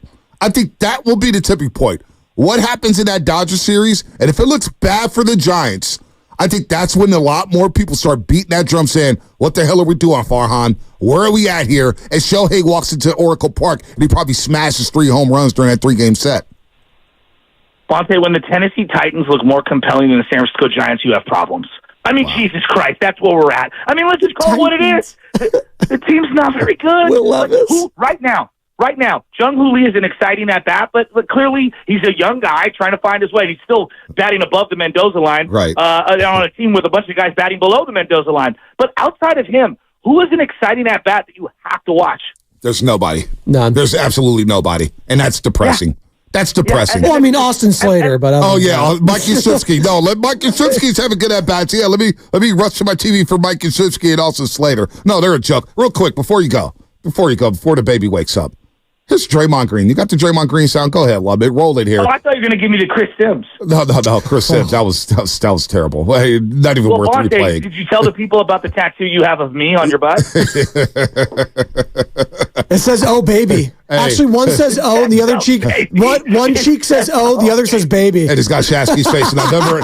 Hey, and let me tell you, wiping my ass has never felt better. Here's Draymond Green on the podcast. In the Eastern Conference, you can get to the conference finals a la the Atlanta Hawks with like playing very mid teams. And so that's kind of what y'all are doing right now. And I think what this is setting up for y'all up for is what happened to the Atlanta Hawks 3 years ago when they made the conference finals and they never got back. Another team to give you some perspective on this. Nope, but 1 second. Another team that did this to give you some perspective on this was the Portland Trailblazers years ago when they had Al-Farouq Aminu, Alan Crabb, all those guys. They had all those guys, and they went to the conference finals, and we swept them pretty much without Steph Curry. They ran off and paid all of those guys because they thought they had a team that had a chance, and it was a fluke. And so that's what the Knicks are setting y'all up for right now, and it'll be probably another 15 years of misery that we all will sit around and laugh at Knicks fans with their delusion about. Right, here we go. Knicks for clicks. That's just you don't that's believe just it, what it. you That's know just what's what going to happens. That's Draymond I Green. wish Pat Riley was the president of the Golden State Warriors right now. Because you know what? Tell him, Joe Shasky, tell him to shut up.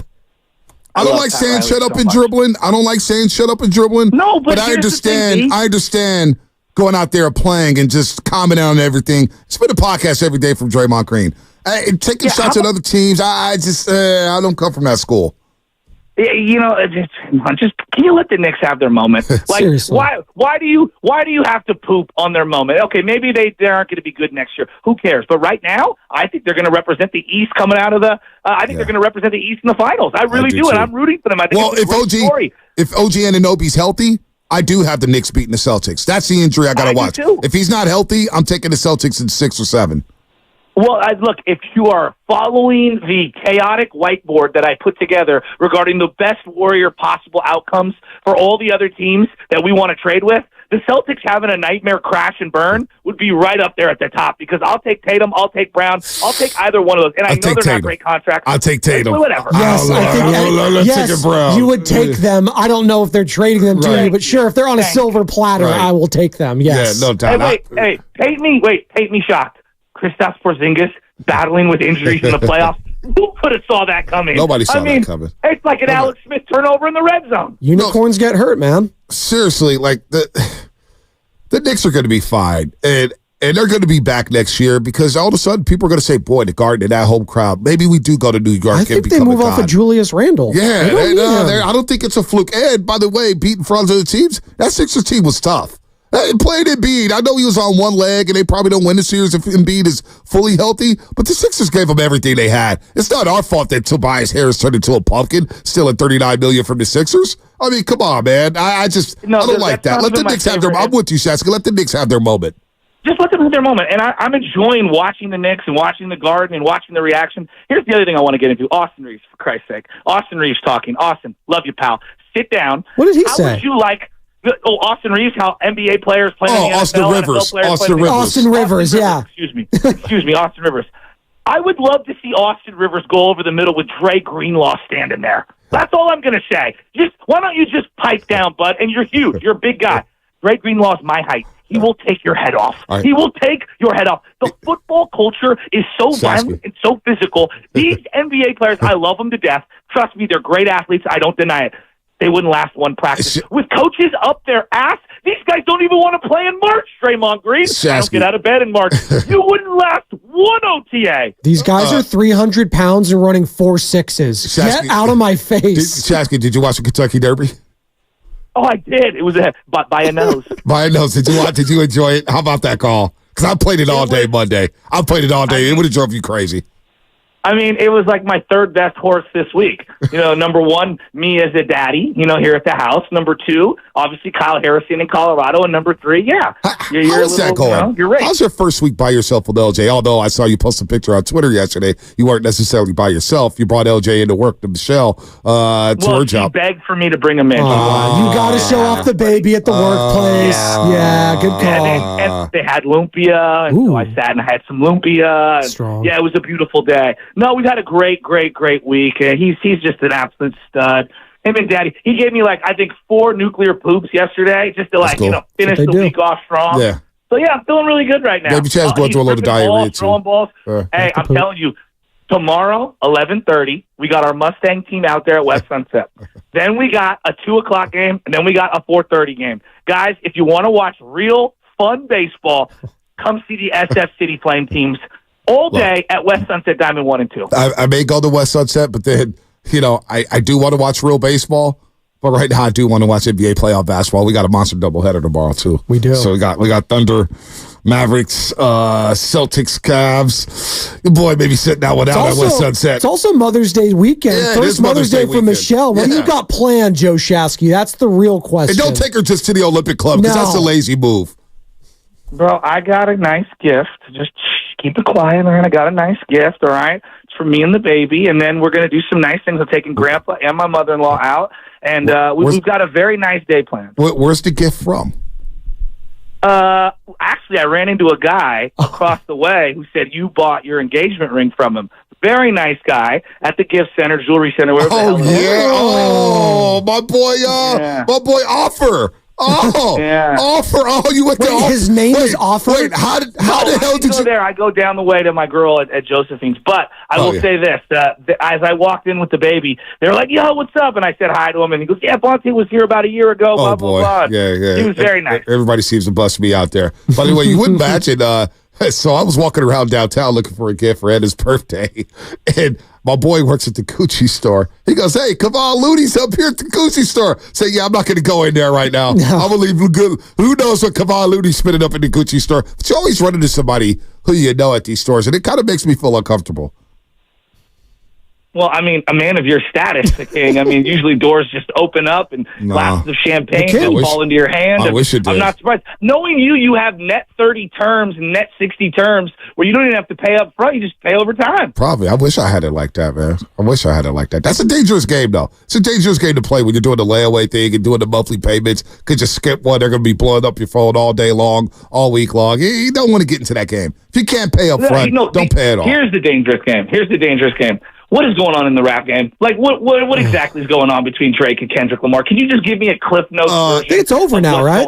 I think it's over. But Drake barked up the wrong tree. He wanted smoke from Kendrick, and Kendrick gave him the smoke.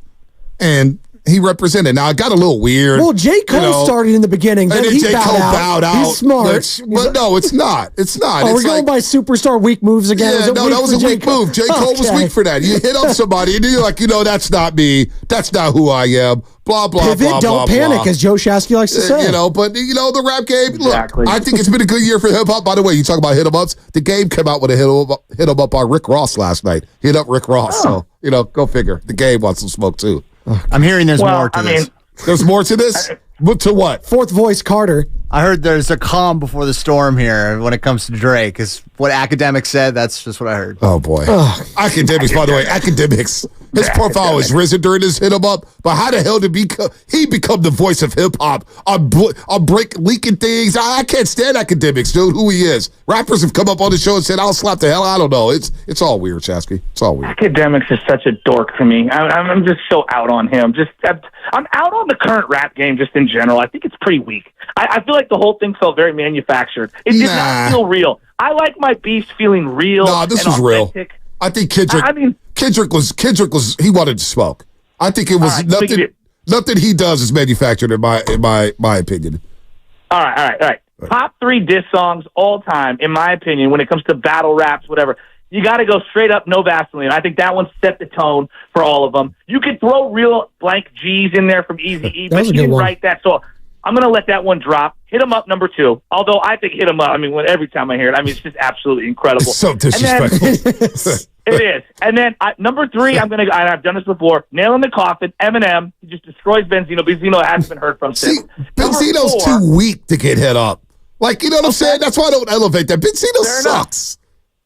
Corrupt, number 4, Corrupt on DMX and Eve and everybody else. That was pretty damn good. Come on, Streets is a Mother with last song there. Doubt. It's a great album. Number 5, Mac Stabber, Mac Dre ripping Mac Mall and Kyrie, even though they eventually became friends. Yeah, I know. This is so weird. You have a good weekend, Joe. I'm glad you called in. I missed your voice, man. Well, look, what's peanut butter without the jelly? I already knew what was coming. Spadoni, CC, this was... Jelly's fine, but you bring some Nutella in there every now and then. It's also very good. No, Spadoni's doing a hell of a job, and you see you pulled a Dan Dibley, Shasky. You know what you did? You just pulled a Dan Dibley. And I hope Dibley's listening. Because I remember when I jumped on the morning show, and Fort Ball and Low Neal and all the stuff, it's like, who's this Bonte guy? He sounds so good in the morning. And Dibs called the show, and he said, I started fearing for my job, so I had to calm you down, young buck, and he had to hijack the show. You've been listening to this. Spadoni's been rising up the charts. And you heard Worldwide Hef. He's also reason to my LeBron. Well, I don't like that didn't go great this past year. He's Kobe to my Shaq. And you heard that, and you had to pick up the phone to call us for 30 minutes. On vacation. Unbelievable. Let me know when Worldwide Hef signs his free agent waiver when LeBron James retires, and he tells me what team he's going to root for in the NBA. Let him hit me back on that. Well, he's ready to jump on. Well, he's Paulo Banchero. We're biggest fans of Paulo Banchero. But Italian stallion. If LeBron comes to the Warriors, I asked him and said, "What are you going to do?" He goes, "It's going to be really hard for me, Bonte. It's going to be really hard for me." So he was talking about really hard finding the jersey immediately that he can go buy. Is what he was talking about. Sasky, you have a good Mother's Day. Thanks, Joe. Have a good weekend. I'm not a mother, but yeah, shout out to all the moms out there. Much love. Behind every good man is a great woman. Talk to you guys soon. Way to get those brownie points. Right there. Way to get those brownie points. Thank you, Joe Shaq. Oh, Spadoni, you're part of the show again? Well, I didn't mind it. See, there's 2 people. I could take that personally, like Dibs and others do, or I could be like, you know what? Fill the segment for me. That was great. He just filled 30 minutes. On a Friday. I got like one more to go. Man. That may or may not have been my intention. There you go. Oh, you told him to call in. There you go. Why did you do that? I may or may not have set that up. No, you did. You did. You know why? That's his job. No, because when I'm on vacation, he's like, Bonte, call in. I'm like, no, I'm on vacation. I'm not calling. I'm not even listening to you guys when I'm on. I get away. You have to get away. You definitely called us from Europe. Oh, yeah, it was like 17 days. Oh, yeah, you did call us from France. I did. Or from Italy. You called in on the normal line, too. You didn't even call the Pat line. No, you were in Italy because you said you guys were just eating pasta. I was on the Positano. Yeah. I was on the Amalfi Coast at that point. You guys were talking some. You guys, Shasky's running off about something. That was Langford filling in, right? Oh, yeah, said something. I said, you know what? I'm calling these guys. And Lubman didn't even want me. He didn't even want to put me on the line. Yeah, you're supposed to be on vacation. I wanted you to enjoy your European extravaganza. You're going to call into our show. That's going to put a damper on your vacation, and I didn't want that for you. I was 15 days in. Got to make the most of those last 2 days. I was 15 days in. Where are you going this summer, Bonte? You going to Orlando? I'm not going to Orlando. Maybe Jason doesn't want to go to Disney World? I'm going to New York and Philadelphia. Jason Dumas is going to get married. Oh, really? Congratulations, Jason. That's awesome. So I'm going to his wedding in Philadelphia late August. It's Labor Day weekend. My best friend's getting married in Hawaii this year in October. Oh, you going? I have to go. I'm the best man. Oh, you're the best. What island? Yep. Kauai. Ooh. Not Leonard, but not bad. It's October, I believe. October. It's so it's football season, but we'll make it quick. Make it work. Bringing the kids too? Yeah, because the kids are around the same age too, so that'll be fun. I've never been to Hawaii, ever. By the way, breaking news about Adam Shifter. Oh, God. Bears head coach Matty Rufus officially named Caleb Williams today as Chicago's starting quarterback. Can you even name the backup? No. Exactly. No. Oh, was it Baygent or whatever? Tyson Baygent? Right. There's the guy who got the win against the Raiders last year. Yeah, he's the backup. Oh, man. Something I was going to say before that. Before the Caleb Williams thing. No, we were talking about traveling. Philly, yeah. Philly. So I'm going to New York, because Jason's getting married. Congratulations. Yeah, and we're going to stop in New York first, Ed and I. Nice. And we're going to leave baby Chaz here. She's going to go to Calistoga with the grandparents. That's great.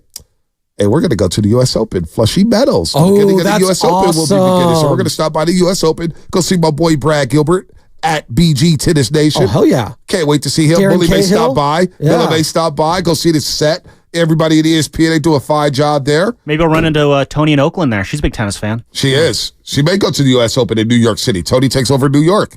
That's a big. There's a lot of celebrities that go to that one too. Yep. So anyway, that'll be fun. No, you got the homegrown talent. Maybe if Francis Tiafoe goes there. Yeah, talk to him about our. Maybe I'll wear my PSG jersey. Ooh, there you go. I'm not mad at that. No Europe for your boy this summer. I think it's going to be we're going to do some staycations.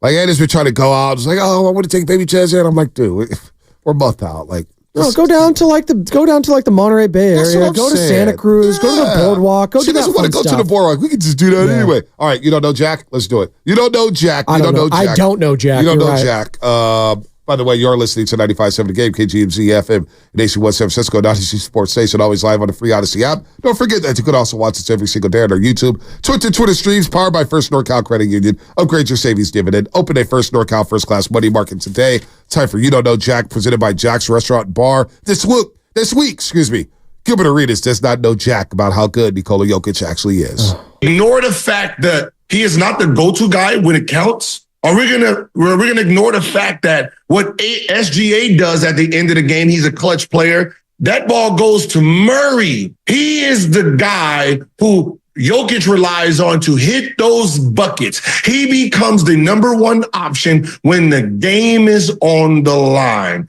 So you're giving the MVP to a guy who, when it counts, has to give it to another guy. And you're saying, hey, young fella, maybe next year. It kind of just takes away from, what are we all doing this for? What is the point of being number one? Jason Tatum, what is the point of me being number one? What is the point of us doing any of this if you're not rewarding anything? That Gilbert Arenas is losing me. Again, podcastitis is a real thing. Not everybody needs to talk in front of a microphone. And I expect more from a guy that played at a high level in the NBA too. Like, come on, really? Because he doesn't hit the quote-unquote shots against the Lakers in the first round. Do we remember the shot he hit against the Golden State Warriors here? Multiple times. And by the way, late in the game, they're playing the two-man game. Ruined the Doobie Awards. It's Jokic and they did ruin the Doobie Awards. It's Jokic and Murray played a two-man game. The ball goes through Jokic. He sets up everything. What is he talking about? What is he talking about? That was You Don't Know Jack, brought to you by Jack's Restaurant and Bar with locations in Pleasant Hill, San Bruno, San Mateo, San Jose, and Newark. You can also order on DoorDash. Learn more at ilovejacks.com. I picked up an omelet from there a couple weeks ago. Crushed it. You can't go wrong with Jack's. No. I mean, their breakfast burritos are so good. By the time when I they get brought off those work, in here, I smashed like 4 of them. yeah, no, dude, I tried to They order have the some. feta cheese there too because they got some Greek-inspired stuff. Oh, they're that's all what Greek. got me there. And they got the jalapenos in there. Now listen, they sell out their breakfast burritos so damn fast. I got off work trying to get one. It was sold out. Damn. I'm hungry now. All right. Payday Friday too. I might indulge myself later. I might do that too. All right, that's what's coming up in the game. We got one more segment before we end the week here on a Payday Friday. That's what's coming up, brought to you by the Alameda County Probation Department. Want a career with purpose?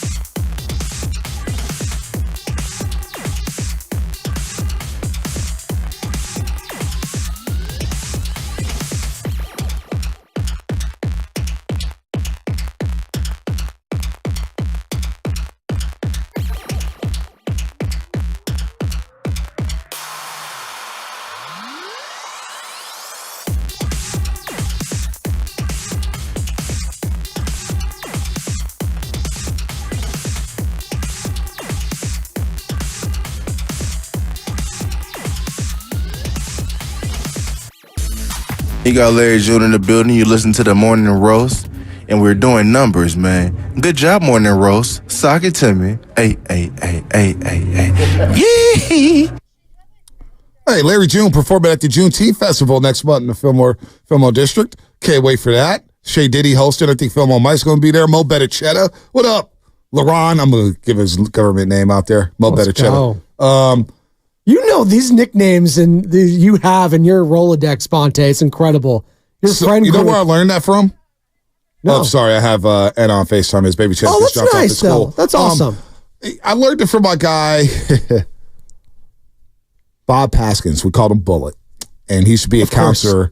Of course. Of course. So he was a counselor of mine. Mentor, and we would go to Young Life and Woodleaf and all this stuff. And one time he left his phone in the car. And so I'm looking through his phone. He had all these nicknames. And somebody called, I picked up. It was like, hey, Bob's in there. And he was like, hey, never pick up my phone again. But I was like, you have all these nicknames in there. He's like, yeah, so nosy cats like you won't be in my phone. Yeah. So I was like, you know what? I'm going to take that approach. And I've had that approach for over 20 years. There's not one government, well, maybe it's Joe Spadoni, obviously. There you go. Spadone. Guru. Yeah. Joe Shasky comes up, Butcher. But those are co-workers. Like those are co-workers. Yeah. But like everything in my phone is basically nicknames. It used to drive Eddie crazy. Who's this? Who's that? Don't look at my phone. What was your nickname in high school? Oh, there's a few. That we can say on air. Joe Cool. Really? No, you were Joe? Wow, that's pretty incredible. That was a hard cap right there. Come on. I'm kidding. It was Tater Mac. They called me Tater for Tay and Mac because I was like, yeah, I'm a Mac. But I like that. As my boy Da Vinci used to say, John DeVore, you're the wackest Mac here at this high school because I wasn't backing anything. Really? That's hard to believe. Come on. Oh, no, it's not hard to believe. Come on. It's not hard to believe. The king has problems in the court? As a youngster, yeah. That's why I try to give you guys. He was the prince. He was the prince. That was a great point. I was about to say it. He was the jester. Prince. Was he the jester? Yeah, the jester in the court. Tyrion Lannister. Listen, we all have to start somewhere before we work to the top. That's Dante's origin story. Tater Mac, and wait, why Tater?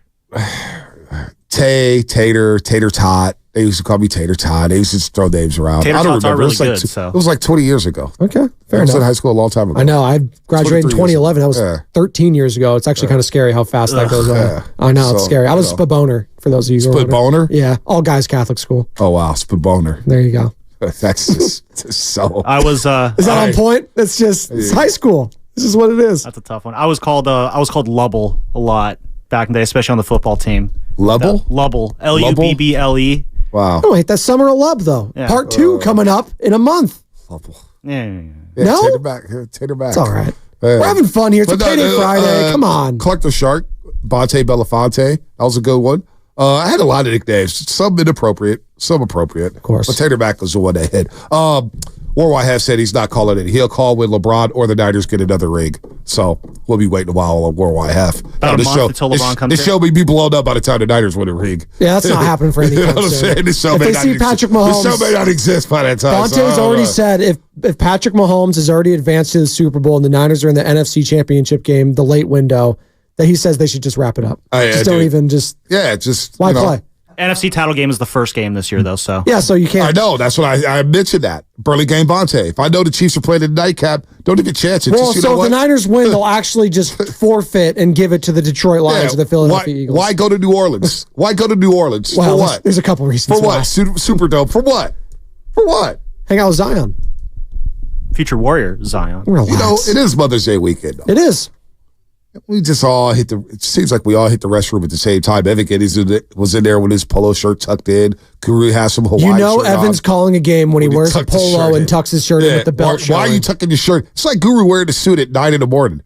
The Bay Area Sports Hall of Fame is not till 4:30. I don't like tucking my shirt in, and I golf. I'd like to think I golf a lot. I haven't recently because shout out 2 kids and a bunch of problems, but I never tuck my shirt in. It's always been very uncomfortable to me, but it is on protocol to tuck in your shirt when golfing, so I was assuming Evan is, but he's actually just calling Santa Clara baseball. Apparently, and he's been doing a great job, he's going to talk to the great Dave Stewart tonight. He's going to interview him for 2 innings. That's awesome. I love Stu. Stu's talking about one of the great pitchers and big game pitchers in MLB baseball history, like Dave Stewart.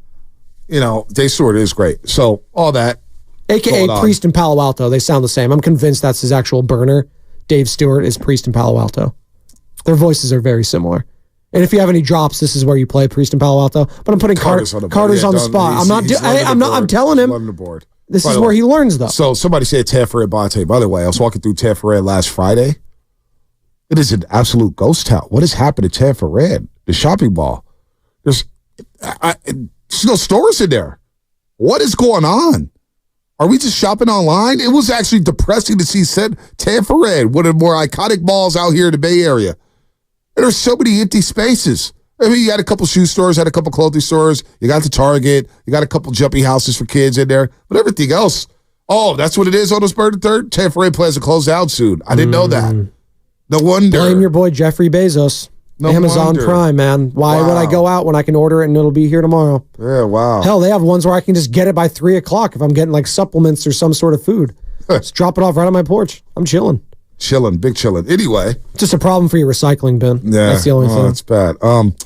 That's called first world problems. First world problems. Your recycling bin's not big enough to put down all the Amazon packages you're ordering. Teferet going bye-bye. It depressed the hell out of me as I was walking through there with baby Ches as we were going to Target. Anyway,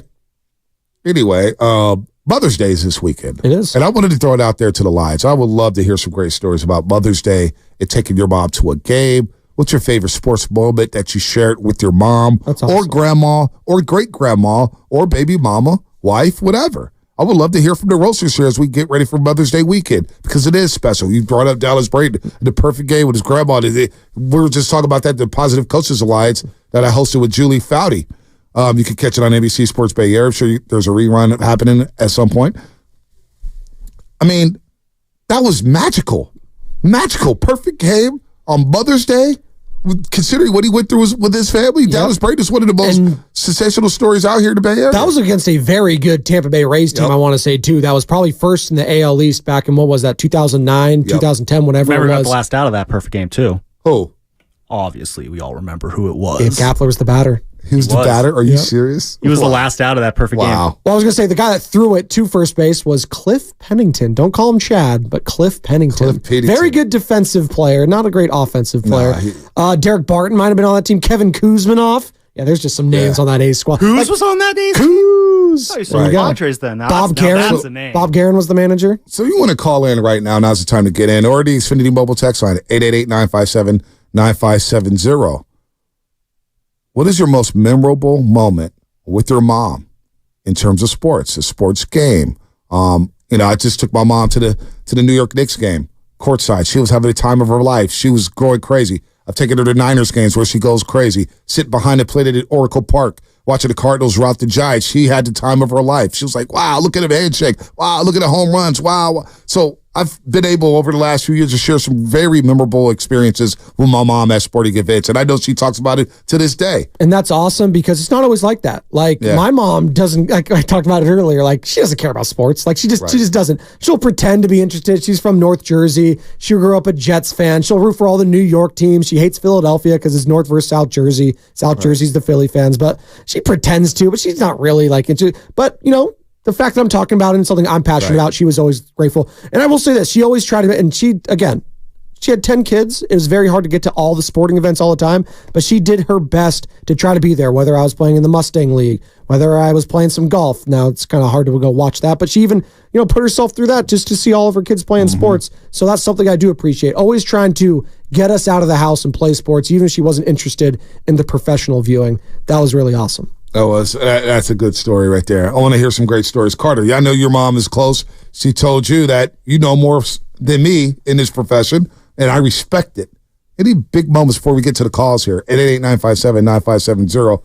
Greatest moment you share with your mom in terms of sporting events or as a game she came to, attended? Yeah, I got a cool one, actually. I went to the Warriors when they were at Oracle versus the Lakers when Kobe was still on the team and Baron Davis was on the team. And it was the game where Baron hit that three to win the game right at the end there and kissed his 3 fingers toward the crowd. And there was this guy the whole time sitting in front of my mom and I, and he kept yelling, "Pass it to Luke. He sucks." The whole game. And we thought it was the funniest thing ever. So Walton? That's what comes to mind for me. Walton is taking his mom to the Reds game Sunday, right? There you go. Yeah, we've done. My mom and I have done a lot of Giants games on Mother's Day. That's your go-to? I don't know if it's a go-to, but I mean it's an easy one because obviously we're both Giants fans. We both love going to the games and stuff like that. But if I had to pick a sports memory I had with Mom, it's going back to 2010 when she and I went to the All-Star game at Angel Stadium. Ooh. And that was a great time. We were out in right field, and we both, we love, when Brian Wilson was coming in, you could see his bright orange cleats all the way from out there. And, we're surrounded by all sorts of American League and Dodger fans. We're trying to figure out who do we high five when something good happens. And that was a really good time. And then she met someone after the game who was able to sneak us into this All-Star game after party. Because my mom just has this ability to just strike up conversations with people and make things happen. So she stuck us into this little All-Star game after party. And, we kind of had some fun there. So, yeah, my mom, we do a lot of games together. It's always a fun time. There you go. You guys get a good pitching matchup this Sunday. Former A and former Yankee, not very good with them, but Frankie Montas, who's looking good this year, 3.55 ERA, 21 strikeouts against Kyle Harrison. Yeah, that's going to be a good one. This That'll is a be good fun. Friend of the pod, Kyle Harrison. That's right. Your friend, Sam Lubman. The Reds got the big boys going outside of Hunter Green. Albert today is really good. Andrew Albert. He's a solid pitcher. Nick Lodolo. He's legit. Yeah, go watch Lodolo. He's got some stuff. You always got to worry about Ellie De La Cruz. Yeah, no doubt about that. They always got a back. And you got Mason Black on the mound tomorrow for the Giants. Oh, boy. Pierce Evans. Yesterday, Morgan Dibbs mentioning the worst calls yesterday. Brought up 1990 Colorado, Missouri, the 5th down game. Yes. Eric Bieniemy was the running back on Colorado. They got 5 downs that game. Wait, what? That game was in Missouri. Yeah, look this up. They're talking about the worst calls ever? They gave them another down? They got another down. No, true story. Colorado against Missouri in the old Big 8. The old Big 8 conference with Colorado, Nebraska, Kansas State, Iowa State. You have Missouri there. Who's the other team? Is Iowa in there too? Iowa's Big 10. Okay, they've always been Big 10. Okay. Always been Big 10. Nebraska, Oklahoma, Kansas State, Iowa State, Missouri, Colorado. There was one more team in the Big 8. One more team. Never in a Wyoming or anything like that. No, it wasn't Texas. No. I got to get the right. Southern Methodist? No. No, it wasn't them. It wasn't SMU. Wasn't Baylor. We'll figure it out. Let's go to Jason in Wisconsin. Jason in Wisconsin. What's happening, Jason? What's up, Jace? What's going on, Bonte? What's up, Spadoni? I just got a quick one for Mother's Day regarding my mom.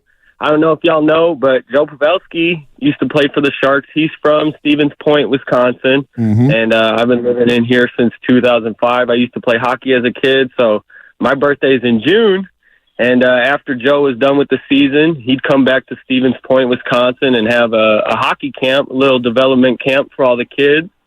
And I remember my mom came to me and told me that she got me into that hockey camp with Joe Pavelski for my 13th birthday. And we went. I had Joe Pavelski sitting right next to me. We skated on the ice. He shared some of my birthday cake with me. My family, and we're diehard Sharks fans, coming from my mom. And we brought Pepsi cans, rookie cards, a quilted blanket with all the NHL teams, San Jose Sharks pillow pet. And we had this man sign just about everything we had, and that's always going to be special to me.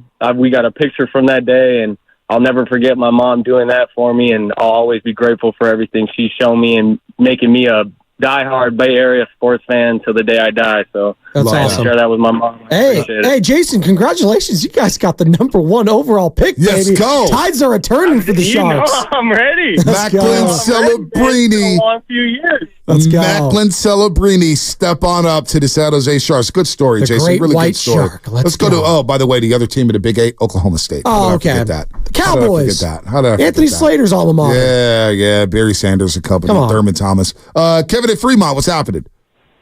Hey, there's been a lot of moments over the years, but my favorite, or one of my favorites, was we usually celebrated Mother's Day before, and my mom's still living and alive and well, and I love her to death, and we have a lot of great talks and stuff now. But what I wanted this particular year, we tried to always celebrate Mother's Day the day before because the too crowded to get to restaurants. So we go ahead and we did that on this particular Saturday. We go and we have a great time and so on and so forth. Well, the next day, I was a season ticket holder at the time. So, and I called my mom. I had the opportunity to call my mom on the way out from the Coliseum as we were leaving, as my wife and I were leaving Dallas Brayton's perfect game. Wow. And so we literally, I said, I've got to share this with my mom. And so I called her from the Coliseum as we're walking out and said, Mom, because she knew I was going to the A's game because we had celebrated Mother's Day on Saturday. So I said, I'm calling you from the Coliseum, and I just saw a moment of history, Dallas Brayton's perfect game. And so we were able to share, and she goes, that's great, and everything. And so that's one of my favorite moments. That's an awesome story. That's perfect games, man. Like, that's perfect the thing. Game. I've never been to a no-hitter. You don't see it. No. Well, it's funny. I had, back when the A's were actually, trying to get people to the ballpark, they had this little pass thing. I forget the name of it. It's slipping me right now. But you can go to a bunch of games. You can play like pay a prorated rate. All the food's cheaper and stuff like that. And one of the tickets we had paid for was the Reds, funny enough, coming to town playing. And it was Mike Fiers versus whoever. Oh, yeah, Mike and the Fiers. game was delayed because the lights wouldn't turn on. Like, there was something busted in the transfer. It's the Coliseum. Something's always messing up. So they had to delay. The game didn't start until like 8:30 or something. And then like at 11:30 at night or almost midnight, Mike Fiers throws a no-hitter. And they sent us in our mail a commemorative ticket. Like, there you go. You went to the game and you get this. So I have a commemorative ticket of a game I never went to of Mike Fiers throwing a no-hitter. Wow. So there you go. Go figure. Signed, too. Signed. I've never attended a no-hitter, man. Yeah. Gotten close a couple times, just has not We got happened. a bunch of them low-key here in the Bay Area. Yeah. I almost had my first last year when Kyle Hendricks took the Giants hit list into the ninth inning. That's right. I'm sitting there in the press box just, having a meltdown, Bonte Hill style. I am having a meltdown just because, I don't want to see this be my first no-hitter. Come on, not like this. Because, everyone around you is, excited. Ooh, no-hitter, no-hitter, no-hitter. But at that point, if we get to the 8th inning, and your team's on the opposite end of it, I'm like, the hell with it. Give me the no-hitter. Oh, no, I don't go that. No, I want to see history, not at my team's expense. That happened last year. I'm a Giants fan first and foremost. Not to cut you off, Sam, that happened last year. Domingo Germán for the Yankees doing it at the Oakland Coliseum. First perfect game in over 12, 13 years happened June 28th in 2023. The 24th perfect game in Major League Baseball history. First since Felix is in 12. Correct. Right? And also it was the A's had the longest streak going 30 plus years without getting no hit. And then the perfect game happened. Obviously the A's were atrocious last year. So. Wow. By the way, got a couple on the text line before we get back out to the lines. Sharing your favorite Mother's Day memories with your moms in terms of sporting events, whether she attended one of your games, whether she took your game, because a lot of moms go out there and take their kids to games. Well, Brentwood out there, when I was in Brentwood about a month ago for my little brother's birthday party, Brioni and all those little leaguers, and you see the moms holding the gear and being there, have the scorebook in their laps and taking score of the game. A lot of moms go out there and they're with their kids every single day. So any memories of your mom taking you to a sporting event, taking you to a game, watching your game, watching games at home on the couch or whatnot, 510. Mine is getting to golf with my mom every Sunday. That's pretty cool. Golfing with moms on a Sunday. Mother's Day at old Golden Gate Fields from the 925. Horse racing, very reserved, class unified women went berserk for the ponies. You put a fast one on my bed by putting a bet on each horse at the last race to wage it in this ultra-competitive phase to make it even better. Her name is Winifred. That's great. That's awesome. We did the Dollar Day, where they had the Mother's Day event when they had the dollar mimosas and all that sort of stuff. Way back when with my mother-in-law, Diana Ingersoll, we went out there and it was a really good time. Yeah, Golden Gate Fields. It's going to suck that it's going to be closing down. Yeah, they know it is. Let's go to Danker in the city. Danker, what's happening, man? You're on the roast. What's up, boys? Happy Friday. Happy Friday. Sir. Wally Pips Spadoni. Doing a good job. Thanks, man. Appreciate you. You'll Wally Pip me one day. Appreciate you. So I think definitely my favorite moment, and so back in the day at Candlestick, we had tickets forever. And when they shifted the tickets, the seating, they kind of messed ours up. So we had a few in the mid row and a few in the front row of the upper bowl. And so the last game of Candlestick, Steve Young is speaking. It's all on video. And I told my mom to come down to the front row where we were because she gave us those seats to enjoy it more. And as Steve Young's speaking, they're panning the camera. And as he says, it's all because of you, thank you to the fans, they show my mom on camera.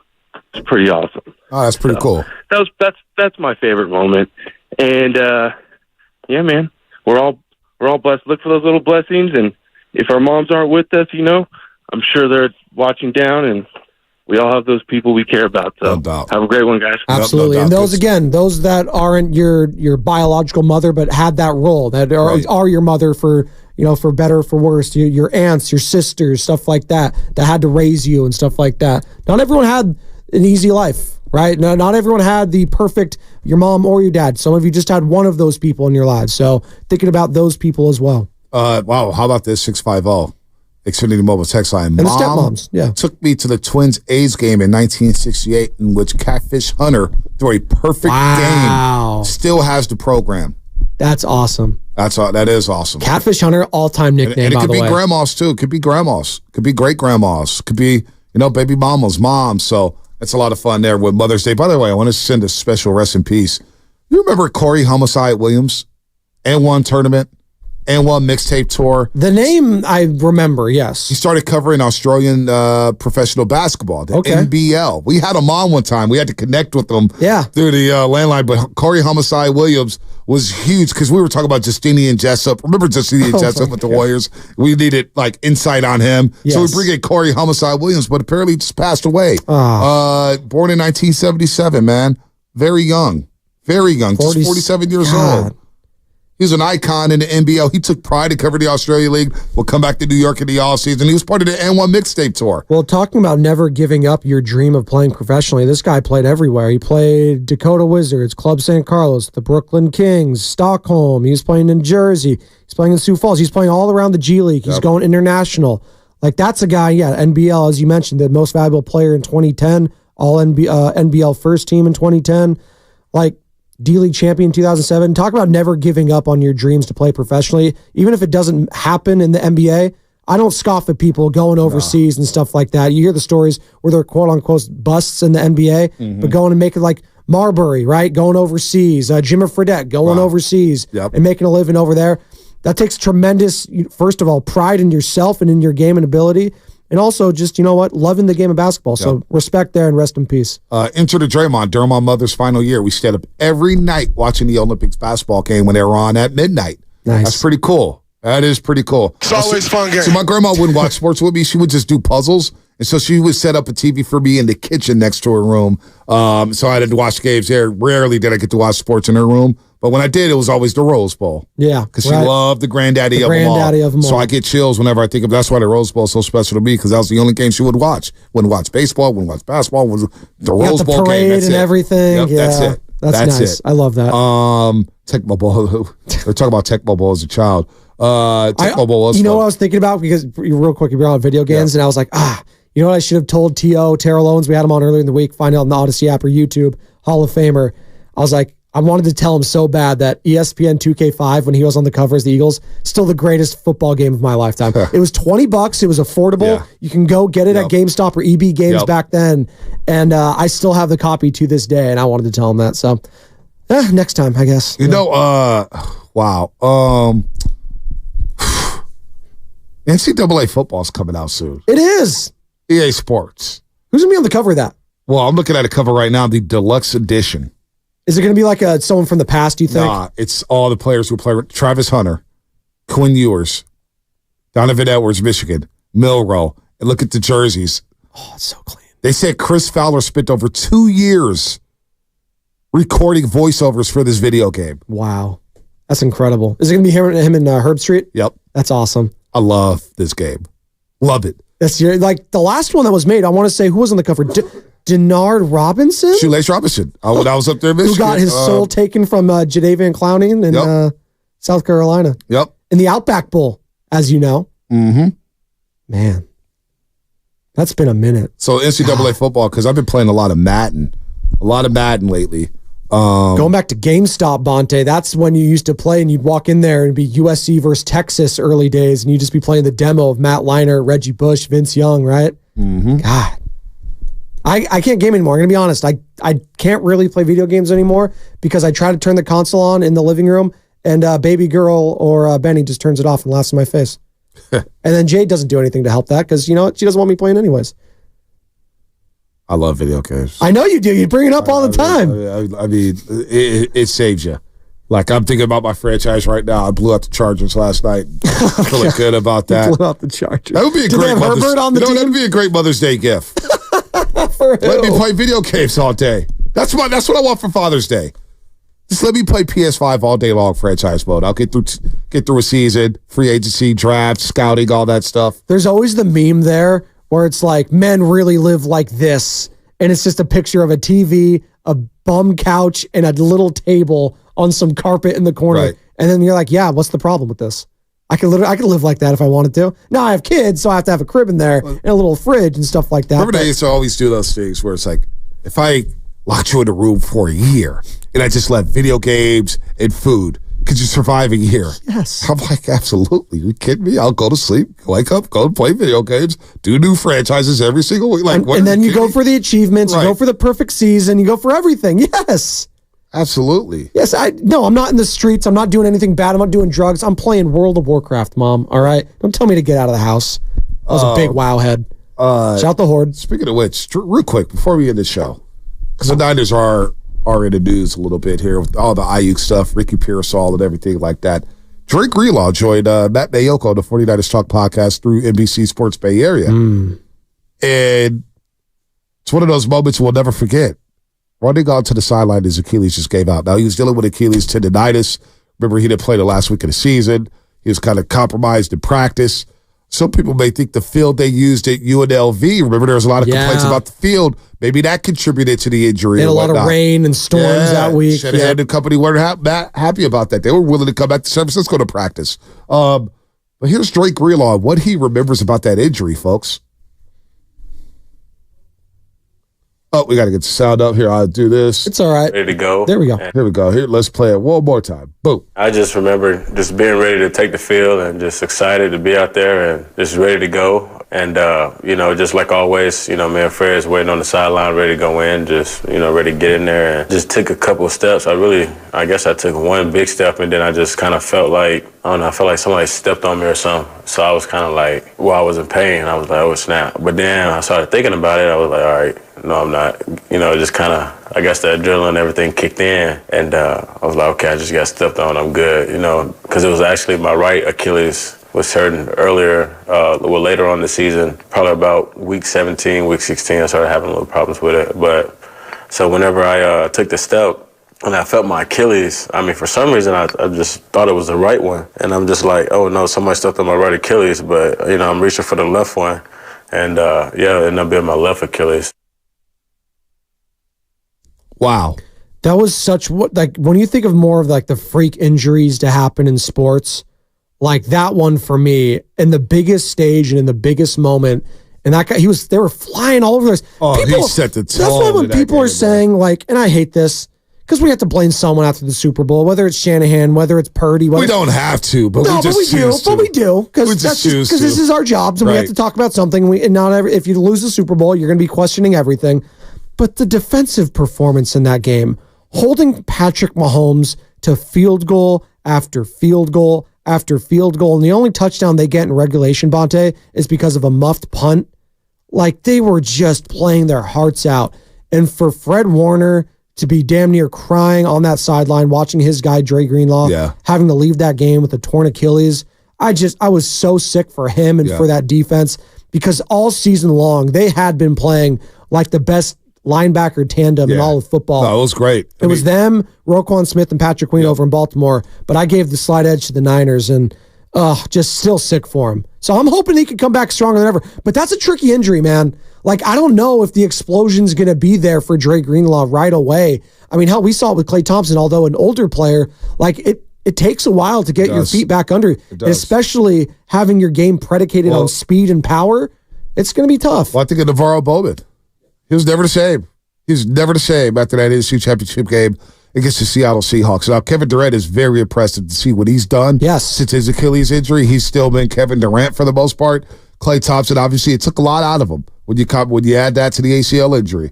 So it just stinks. It just stinks. Here's what he said about that tear. He said it was the worst feeling in the world. How could it not be?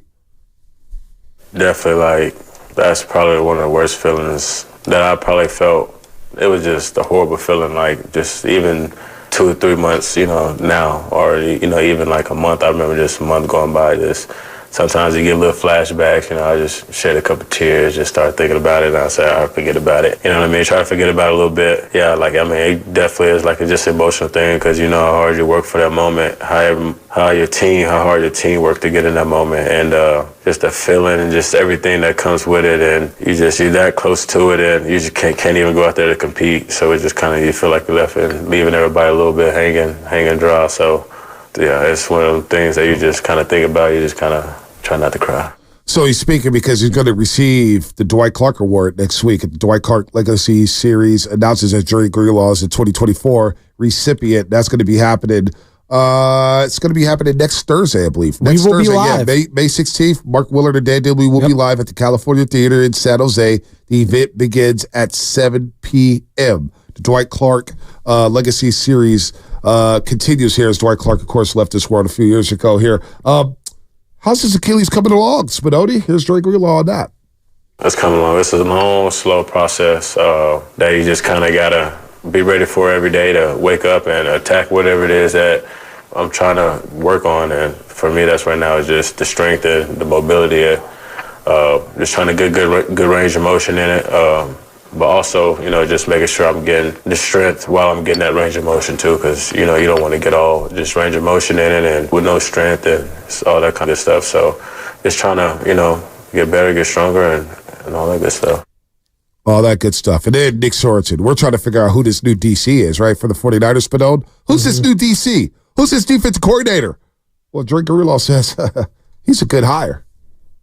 The good thing about having Nick, I thought was a great hire and just a great person in general. But the good thing about having Nick as our DC now is that he's been in the system for 3 or 4 years now. So he understands, how and what we do, well as a defense, and that's just, speed, violence and finish. So he understands those things that, what it takes for us to be great in the defense. So just having somebody with that experience, having somebody that knows us players that's been around us, it just makes it to where not only is it obviously easier to, understand and talk and communicate with each other about things that we're seeing, but it just makes you want to go play harder for that guy too, that's been through the sweat and tears that you didn't, came close to winning the Super Bowl with and didn't quite do it, and then also that just understand the expectations that, we got for the defense and for ourselves. So, he's had those expectations since he's been here and he's reached the standard too of it. So I'm just happy to have him aboard. Happy to have him aboard. So thumbs up on Nick Sorensen from Drake Greenlaw. Spinoni, real quick before we get to Fast Five, what's his goals? Does he want to be back by opening day? Does he want it, or opening kickoff, I should say? It's Drake Greenlaw on his goals for the season. My goals for the season, they're pretty simple. Once I get healthy, when I feel like, I'm myself and I ain't got to rush it out there and I ain't got to, limp out there one game or feeling like the next game I may be hurt. When I feel like I can go out there and really contribute and bring everything I got, I'm just going to do that every game. I don't know if it's going to be 2, 3, 5, 6, 8, or 10, but, when I do get that opportunity, I'm just going to play like it's, like it's the Super Bowl every game. So Drake Greenlaw there. Oh, by the way, with Matt Mayoka did a great job with this 49ers Talk podcast. What the Niners would had he stay healthy? I think it was just the energy that I was bringing. I wouldn't necessarily say I would have stopped Travis Kelce. He would have made some good plays and good catches and did some good things, but I know I would have made some plays out there. So I know I would have made some plays to help my team.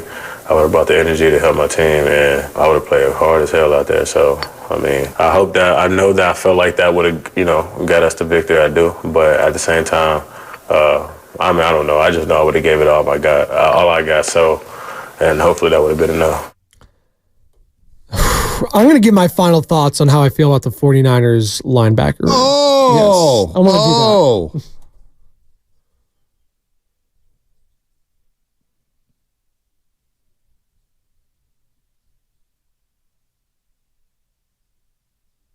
Bonte, I think this might be an area of major concern next year. Outside of Fred Warner, I'm looking at this roster, linebacker-wise. You got Demetrius Flanagan-Fowles. Jalen Graham. I got Ezekiel Turner you signed. Interesting prospect. D. Winters. D. Winters a very interesting prospect from TCU. I like D. Winters a lot. Okay, but those are a lot of guys that haven't done anything really. So Niners have been good when it comes to developing linebackers. You're going to lean on that? All right, that's fine. I'm going to lean on that. Okay. I'm going to lean on that. But the prospect of potentially no Dre Greenlaw for a good chunk of the season scares me. Oh. That middle of the field, they are such big presence, him and Fred Warner as a tandem. Look, that's concerning. I think D. Winters could step up and have a monster season for the 49ers. Okay. I loved him at TCU. Love D. Winters. 5'11", 227. Right. Yeah, he's fast. I think D. Winters could play. Undersized. I think he could play. We thought Drake Greenlaw was undersized and became one of the best linebackers in football. So I do like D. Winters. My final thought is Happy Mother's Day to all the moms out there. All the baby mamas, all the grandmas, all the dads, everybody. Just have a great holiday weekend. Enjoy your people. Enjoy your family while watching some playoff basketball and some Giants baseball. All right, Carter Lubman. Let's go. Remember, we have our 7th round pick, Tatum Bethune from FSU. That's right. Tatum Bethune. That's not a real name. It is a real name. Florida State, baby. Yeah. Would have been national champions had Jordan Travis not got hurt. But anyway. Niners would have been Super Bowl champions had Dre Greenlaw not got hurt. Probably. So there you go. I just want to give a shout out to all the moms out there that maybe don't have someone to celebrate them, or all the sons or daughters that don't have someone to celebrate them. Shout out to them. Real quick, Bethune has not signed with the 49ers yet. Not yet. For clarification purposes, that's why I did not read his name off. I was on the 49ers website. He's not clarification officially. sensation. It was. Ricky Pearsall hasn't signed yet either. Is he going to hold out? He might. Michael Crabtree part 2? Pearsall and Ayuk sitting on the side. Stop. Well, he's about the same age as Michael Crabtree right now, so it makes sense. Stop it. He's 24. Go ahead, Sam. All right, so my final thought, I got to think that Farhan Zaidi starts his morning by waking up, looks out his window, maybe smiles at the sun a little bit and says, how am I going to piss off Giants fans today? Ooh, I know. And that's how we got Austin Slater in the lineup yesterday after Elliot Ramos was called up. I just don't get it. Why you have to keep forcing him down our throat when you clearly have better options. I'm going to stop because I don't want to get angry. There you go. Damn. This is Payday Friday. Let's have a good vibes. Farhan Zaidi, back in the news. Oh, you know what? Good week, Spinoni. A lot of fun working with you. 4-5, real quick. I'm going to leave you on this. Better tandem, Ayuk and Debo or Warner and Greenlaw? Ooh. That's a great question. Warner and Greenlaw. I think so, too. Warner and Greenlaw. There you Warner go. and Greenlaw. That's the tease for Monday right there. Ooh, that's a good conversation. Tandems.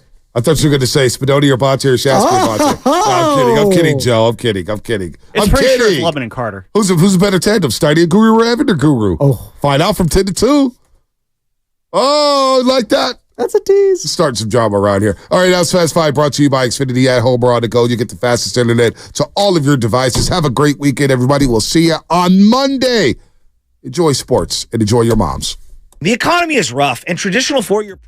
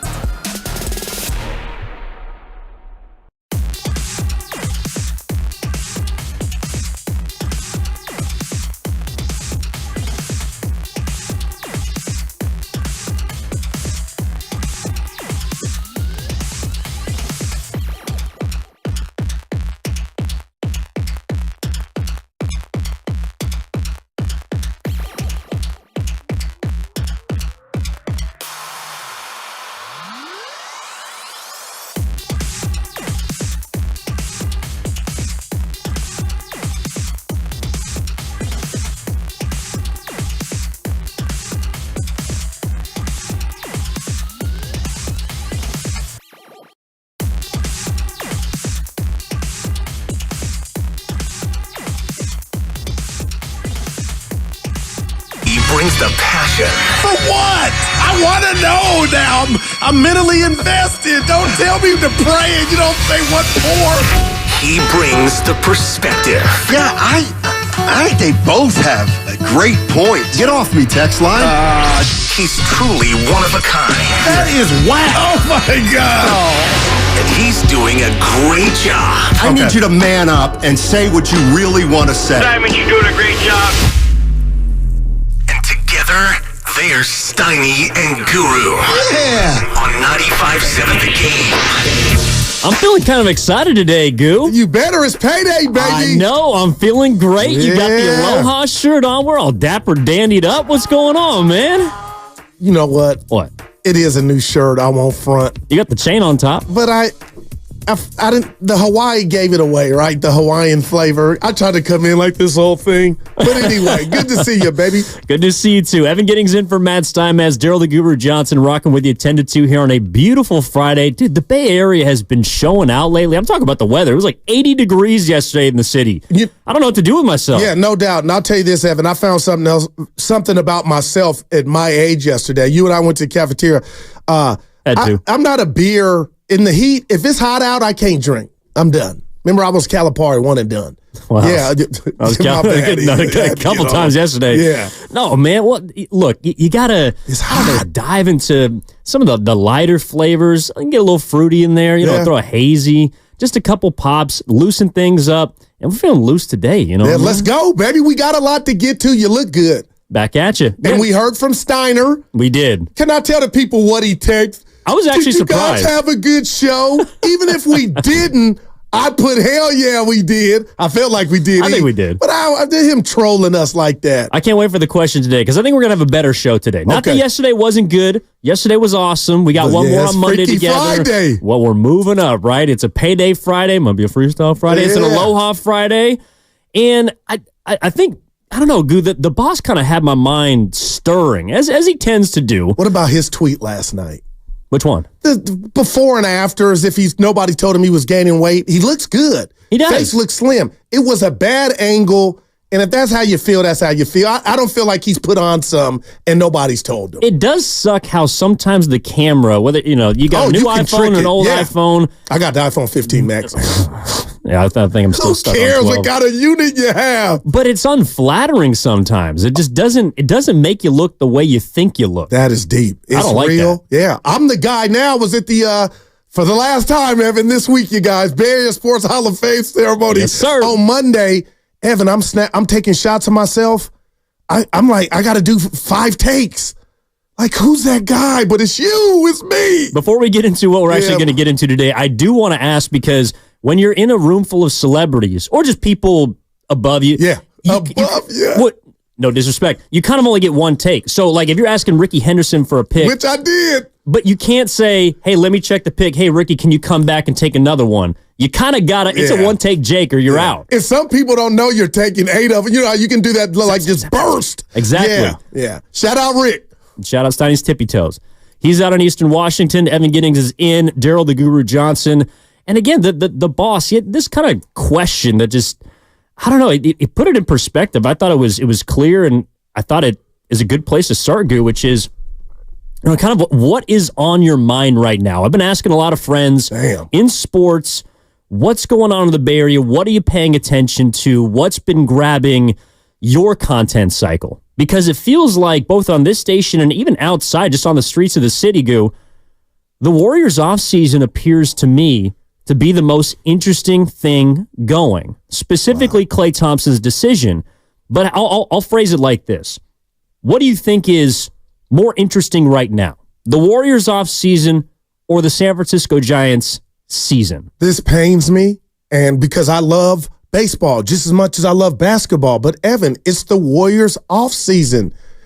And I don't know what to do with that, but just feel bad for the sport of Major League Baseball. Or I'm waiting for you to give me some comfort and say, Goo, you know, it's not just you, but Evan, it's the Warriors by far. And then when I try to flip it, and I said, what if this were the Warriors season and the Giants offseason?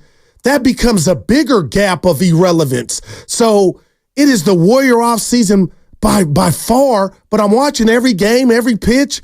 I don't know what to do, man. I really don't. And I feel baseball bad or sport bad for the 9-inning game that I love. 888-957-9570 is the number. Are you more interested in what's going on with the Warriors this offseason or what the San Francisco Giants are doing on the field during their season? Because I think record has something to do with it. The performance has something to do with it. The lifelessness that we've seen across a 3-7 road trip might have something to do with it as they come home and take on Cincinnati and then the Dodgers on Monday, Goo. But part of it, too, I think you're right. I think you're onto something with regards to just baseball as a whole.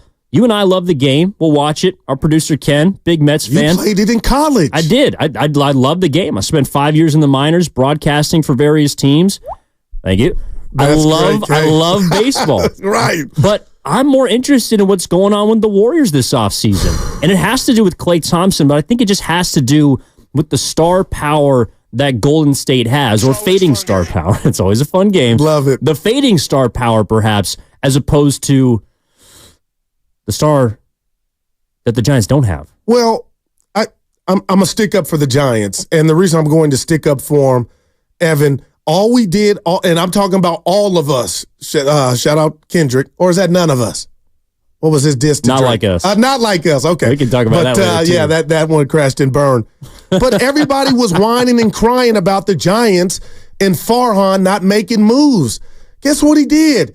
He got you the Cy Young winner in the National League last year in Snell. He got Soler, a guy that could hit the ball to the glove in left field. Yeah. He got you Matt Chapman. He got you Jung-Hoo Lee. So I say that to say is those are 4 names he went shopping or they went shopping. And Evan, I guess the only reason I'm a little irritated is I feel like Giant fans are giving up too fast. We're not even at the break. But again, Evan, he went and did a whole lot of something in a short amount of time. And I get right now it's not all, it's not perfect right now. But boy, I am shocked. You didn't ask me, Evan. I'm just sharing this. I am shocked a Giant fan is ready to, bust heads because they're not over 500 yet. And I'm like, can we take a deep woosah? Because think about what you thought about this regime and team before the names I just mentioned. Like, I feel like Giant fans should be rubbing their tummy fed. Well, they feel fed, but I don't think they feel full. Like, you committed $350 million to some of those players you just mentioned. A couple of those players are not playing very well. Matt Chapman is not playing very well. Jung-Hoo Lee might be the most exciting player on this team. Jordan Hicks, I think, was a great addition. Soler's not playing well. Oh, boy. He's hurt. Blake Snell's on the shelf. So I think the Giants, the efforts there, they did what people wanted them to do. I was happy with their offseason. I was excited about opening day. But I think this weekend is a big test to kind of gauge the interest of fans because, Goo, the first 3 home games across the weekend, they sold out. 40K, Oracle Park. Now, the last weekend home series was down to 36-35, which is still very, very good. I mean, I think the highest average right now is the Dodgers around 40. The Padres are number 2 at 38,000. Yeah. So the Giants are in the ballpark, so to speak. No pun intended. What did you say, 11th in attendance in baseball last week, I believe? Yeah, currently, which is better than the 17th they were last year. So they're climbing. But I wonder if that has just begun to fade the more they've dug themselves this hole. And you're right, Goo, there's a long season left. They're 5 games below 500. But this is a team that's coming home. They got some beatable opponents this weekend before the dreaded Dodgers come to town. Are you a team that can point to the finger and say beatable teams? Because they're playing like they're one of those beatable teams, Evan. Like Cincinnati, I can't say for fact, the Giants are going to take 2 out of I don't know. Well, and that's why I want to see if you scored some runs. They've lost 8 in a row, by the way. The Reds. Yeah, no doubt. The Reds are bad. And I don't like that for Giant fans. Like, that's got to stop at some point, you would think. But in a way, I feel like a lot of people in Cincinnati, Hunter Green, they avoid him. Yeah, they avoid Hunter Green, but they don't avoid Ellie De La Cruz, who's an incredible prospect, is a budding superstar. The Giants don't have that right now. And again, we're talking about why there is more interest, it appears, at least in my opinion. It feels like there's more interest in the Warriors offseason than there is in the actual San Francisco Giants season. And for the Giants, I think also for just the Bay Area, Goo, that's a bit of an issue. The fact that you have a team that is playing games and fans are digging for content about Kevin Durant was, Zach Lowe was talking about him earlier today. Wow. If Draymond Green drops a podcast, people are eating that up more than it seems like they're eating up Giants baseball. And it just feels like a switch, kind of what you guys were talking about last week in regards to, or earlier this week with Brian Sabian, how it's been 6 years and it feels like the Giants just continue to slip down this slope. And there's nothing right now at the bottom that's a barrier that's going to change that trajectory. Wow, E. And here I go. Evan, I won the Lucky Break in 2012. Okay, the world was different. Life was different. Look at you. But I do have to tell you, the Giants got their last in 14. So there was still a relationship with the Crawfords, the Belts, and the Buster Posies and Bruce Bochy. Evan, I'm not doing this to get the Giants off the hook. But if you allow me to approach the bench and tell you Exhibit A is this a baseball problem in the Bay and across the states? Do you think the sport has lost something? Because I do. Not to me, but when you talk about changes and you want to grow whatever entity, you know what you start with? The Steve Young. You start with the young. You want to bring the young people to whatever you're selling and trying to grow. And I think baseball's not doing that. So as we come down off the top rope on the Giants and the attendance, you talked about 17 last year, and do you think it's a baseball problem in the Bay to where football and basketball, even if they were always ahead, it was close, but now that gap is just, the sport is becoming uncool. I'm just asking you because I think that's a lot of it. Has the sport become more uncool in the last 10 years, or have the San Francisco Giants become more irrelevant in the last 10 years? Could it be both? Could be both. I think the issues that the sport deals with in terms of marketing players, in terms of the popularity, the watchability, all of that exacerbates the Giants' problems. Right now, they're not a great product. They're not must see, and that's something that is. They tried to address this offseason. Again, they tried to bring in players. That's half the battle. Well, half the battle to me is winning. I mean, that's where you need to start. It's the same reason why the Golden State Warriors have star power, but why we were twisted like a pretzel with them this entire season, Goo, is because they were around 500, it felt like, for 4 months, and we didn't know what team was going to show up. We didn't know what stars were going to be there, even if it's Curry or Clay or Dre. I mean, there are watchable players. Golden State might be one of the most marketable franchises in the NBA, if not the most. And it doesn't matter if you don't win or if you don't, say, get into the playoffs. But still, because of that star power, we're interested in what is going to happen with one of those living legends that is Klay Thompson. I'm more on eggshells about what he's going to choose. I'm with you. And where he's going to go than Jung-Hoo Lee trying to get to first base. Wow. And with all that said, Evan, I know I will. I know you're going to laugh. I'm going to be watching both NBA playoff games, but one of the TVs or wherever I'm at, I'll have the Giants and Reds. But you got me thinking, I'm doing a cross-reference now. You talk about the Warriors and where they're at, and they've won 4. The Giants won 3 and 5. And, Evan, it feels like the Warriors are still in that atmosphere of our greats are still out here. We're at the end. What are we going to do? Who's going to be a part of it? And what's scaring me about the Giants, I don't know why I'm saying scared for Giant fan is, Evan, they've crossed that threshold, and I'm going to go Run DMC reference. Now it's hard times because you don't have Posey. You're looking for your new Crawford. You're looking for we don't know, Bo Mail, shout out Bo Mail, but he doesn't have the gravitas that Bochy had. Bochy was like a grandfather, your uncle, and they won. So I don't know what to do, and you got me thinking. You mentioned our conversation with Stoney a couple of days ago. Evan, again, do you think that 107 season when they caught lightning in a bottle that the Bay was off the hook? Stoney said, Goo would hit, paraphrasing, but he felt like it didn't resonate. Dude, it was a party, I thought. And again, when you win 107, you fair weather, whatever, but I thought it was jumping again. Do you feel like it was just ho-hum? I think it was. Towards the end of the season, when people realized what the record was and actually how good the team was playing. We got action. Whether you thought the players were good, bad, other, ugly, I remember walking down the Embarcadero with Joe Shasky and him screaming at people. He ran. He with ran the right on down with the flag. Did the play-by-play. Exactly. One I was of my holding the greatest moments camera here. on the Zoom call. I was right there with him. Evan, did you? I got to work at him that day. Yeah, Shasky was busting his ass down on Embarcadero. It was great. People were talking to him. Folks were pulling over. Blowing the horn. People were excited about the Giants. Whether you thought it was a flash in the pan, a fluke, whatever other word you pull out of your thesaurus, there was excitement about that team. But the issue is there wasn't at the beginning of the year, and so it took a few months for people to understand just what magically was happening there. And then, boom, it came to a skidding halt. If the Giants had followed that up, Goo, with an impressive season, a playoff appearance, competitive baseball, I do think that there would be some more staying power. But now we're on, year 6 of Farhan? Yeah, man. He's had one good season. I think he should have got ran with the coach he picked. He hand chose in Kapler. That's another story. But you don't think they're not coming or they're not excited because of him? Like, do you think he's turning people off? Like, that's too heavy of an indictment for me. But he tried his damnedest to get guys in here. And guess what?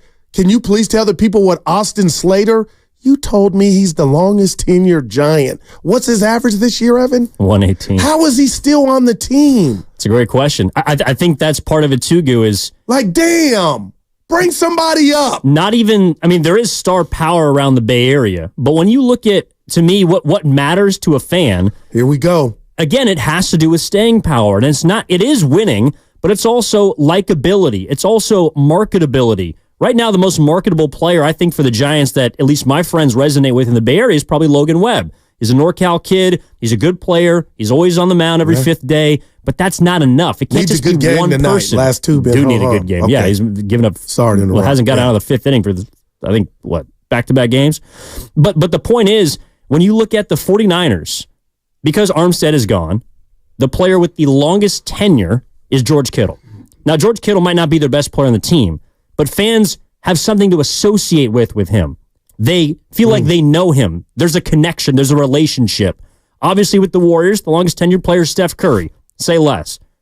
Like you brought up, the longest tenured player that's crazy on the San Francisco Giants is Austin Slater. He's a 4th or 5th outfielder hitting 118. That's a problem. And that's why I do think, to bring it back to where we started, it's why the Warriors offseason is more interesting and has drawn more eyes and ears than what the Giants are actually doing on the field. That's sad, man. And what do you have any answers? Because if from a Giants perspective, let's say that I'm different than most and I'm telling Giant fan, relax, because you're acting a little greedy. You wanted him to do something. Farhan, he did it. All you really have now as far as change, Evan, obviously better play, but you got the deadline. But are you going to get a Buster Posey at the deadline? I think not. You called up, who do they call up, Ramos? Like, I don't know, Evan. What's the remedy? What are you prescribing? I'm in your office. Giant fans in your office. I don't know. I know it's bleak, and you are making some stellar points, but what can be done right now? You got to win. You got to find a way to win games. And you're right, 925 in the Xfinity Mobile text line. They had Slater in center field yesterday. Do you know why? Because they're off free agent acquisition. Jorge Soler can't play the field. And he's on the IL right now. Yeah, man. They just brought up Heliot Ramos because your boy Yaz is hitting 226.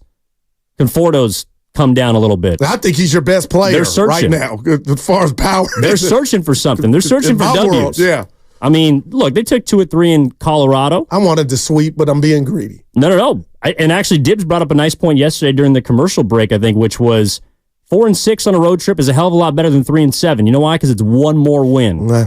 You got swept in Philly. Shout out Dibbs. You lost 2 or 3 in Boston. And it was ugly in Philly. It was ugly in Philly. 4-game sweep. And so now you come home and you play the Reds, and you got the Dodgers coming into town. And I think we can save some of the Farhan stuff, Goo, for when we see how they match up with the Dodgers again. And that's Monday. That is Monday. You got them here. Okay, let me just ask you this, because the great Whitley Sandretto, our senior social director here at 95.7 The Game, posed this question to us yesterday, Goo. For example, what do you think of when you think of the Dodgers? Right? Money. Same. Cold, hard cash. And money. And you know what another word I could have used, which money allows you to do? Yeah. Win. It does. Go get anything you want. It might not work, but you're spending. What do you associate with the Giants right now? Sleep. No, I mean, they're boring. That's a good call. I didn't think about that. My mind did not go there. There's no Ohtani, and there's no Ohtani. You know what I mean? There's no Mookie Betts, and it's sad in a sense. And people are pointing out, don't give, and we didn't say it. Farhan didn't get Webb. He inherited Webb. Like, man, where are the youngsters? Where's the newbies? They're not ready yet, or they're not good enough, and that's. Wow. I mean, that's what we're trying to figure out with the Warriors. So, for example, what do you associate with the Warriors right now? It's a little more difficult. Wow. But Evan, it's also because I need a lifeline. There's some things you can grab. It's not sleep. I mean, confusion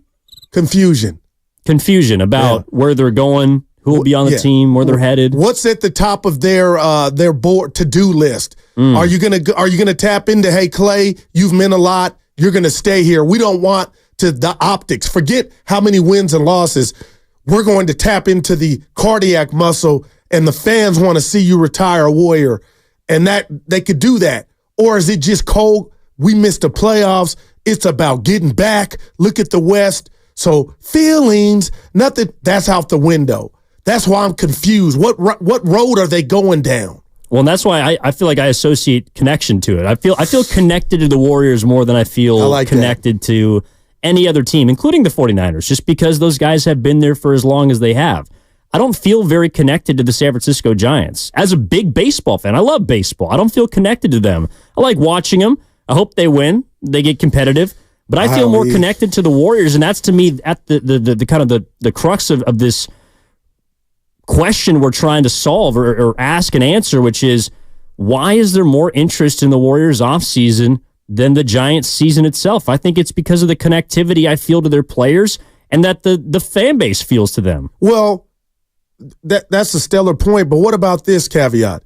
What about the fact, and maybe this is unfair, you tell me what you think, the fact that we're watching possibly the end of a dynasty, or a dynasty given another life to take another crack at it. So right there, everybody's invested. We're talking about a decade of, a dynasty, and we don't know if it's over, if it's going to continue, or what they're going to throw at it.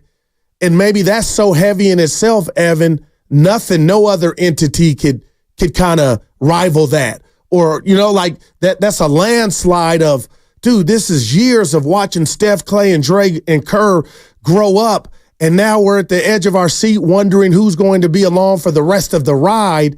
And maybe that's why it sounds like the Giants are in dire strait. But I'm reaching there, bad defense. Bottom line is the Giants are trying to find an identity, man. And they don't have one right now, but New Jersey can. You had some here? Kenny! Yeah, it's interesting what you guys are talking about. I love what you mentioned about Austin Slater, and it's funny enough, I know you guys know already, but Austin Slater was talking about the misconception of coming to San Francisco because he says a lot of the teams that come in here, they're staying in Union Square, they're staying in the Tenderloin area, not so great areas, so they see this, they see that, and they're like, he goes, I talked to Jordan Hicks. He goes, he wants to come here and explore the city. He's like, yeah, man, go to Golden Gate Park, go to different areas besides the areas that you usually come when there's teams. And it's interesting because as a Mets fan, when people come to play the Mets, they don't stay in Queens. They stay in Manhattan. Wow, They're staying in Manhattan. They're staying in the Upper East Side, the Upper West Side, Lower East Side. Yeah. They're not going to the bad areas, parts of New York City. So I think that could be part of it. They're not staying in Brownsville? Yeah, look at you.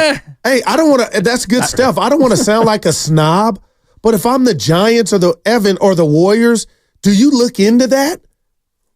Putting the visiting team and maybe possible future teammates or guys on your squad in the ritzy area, as opposed to we hear Charles Barkley talk about when he comes out of his hotel when he stays here during the fun. Stephen A. Smith, like there's a bandwagon of what he just said. Yeah, I mean, I think Lydianne Beltran on the YouTube chat powered by First North Cal Credit Union kind of hits it on the head. Fans are getting so much anxiety guessing what the future will be. Fans have no control. So just sit back and wait and trust the owners. I don't think people do trust. It's not just the owners, but potentially the teams, the front office. When you do have to sit back and trust someone, you want to feel like that they're doing their job and that things are going to change. The issue with the Giants right now is that it feels like they've been kind of stuck in this perpetual mud no matter what they've done. No matter if they spent at the offseason, no matter if they've swung and missed on free agents, it doesn't feel like right now, even compared to the Warriors, that they're in a place to break out of that rut. And I think that's a place people are wondering wow, man, good if luck, the Warriors are headed to. Oh, thanks for the No, if the Warriors are trying to avoid. Well, they are trying to avoid it. Good God, but you're going to do that as long as you got Steph, right? You would hope. All right. Thanks, 347. Brownsville's about as safe as Hayes Valley these days. Appreciate you. Wow, Red Hook. Oh, Evan Giddings in for Matt Steinmetz. We'll hit a break here, come back on the other side. Again, I am wondering, 888-957-9570, are you more interested in the Warriors offseason than the San Francisco Giants season? Is that a reflection of where we are as Barry sports fans? Is that an issue? Is that fine? Where do you gravitate towards right now in regard to sports content and topics? I think the Warriors are one, and we're trying to get at the root of the reason why. 888-957-9570 is the number. Evan Giddings in for Matt Steinmetz with Gerald the Guru Johnson. Back after this. That segment was brought to you by Liberty Mutual. Hi, we're Comparing Insurance Agency. Never heard of us? We know. But to help it stick that our local agents are insurance experts, we're going to say local agent 3 times.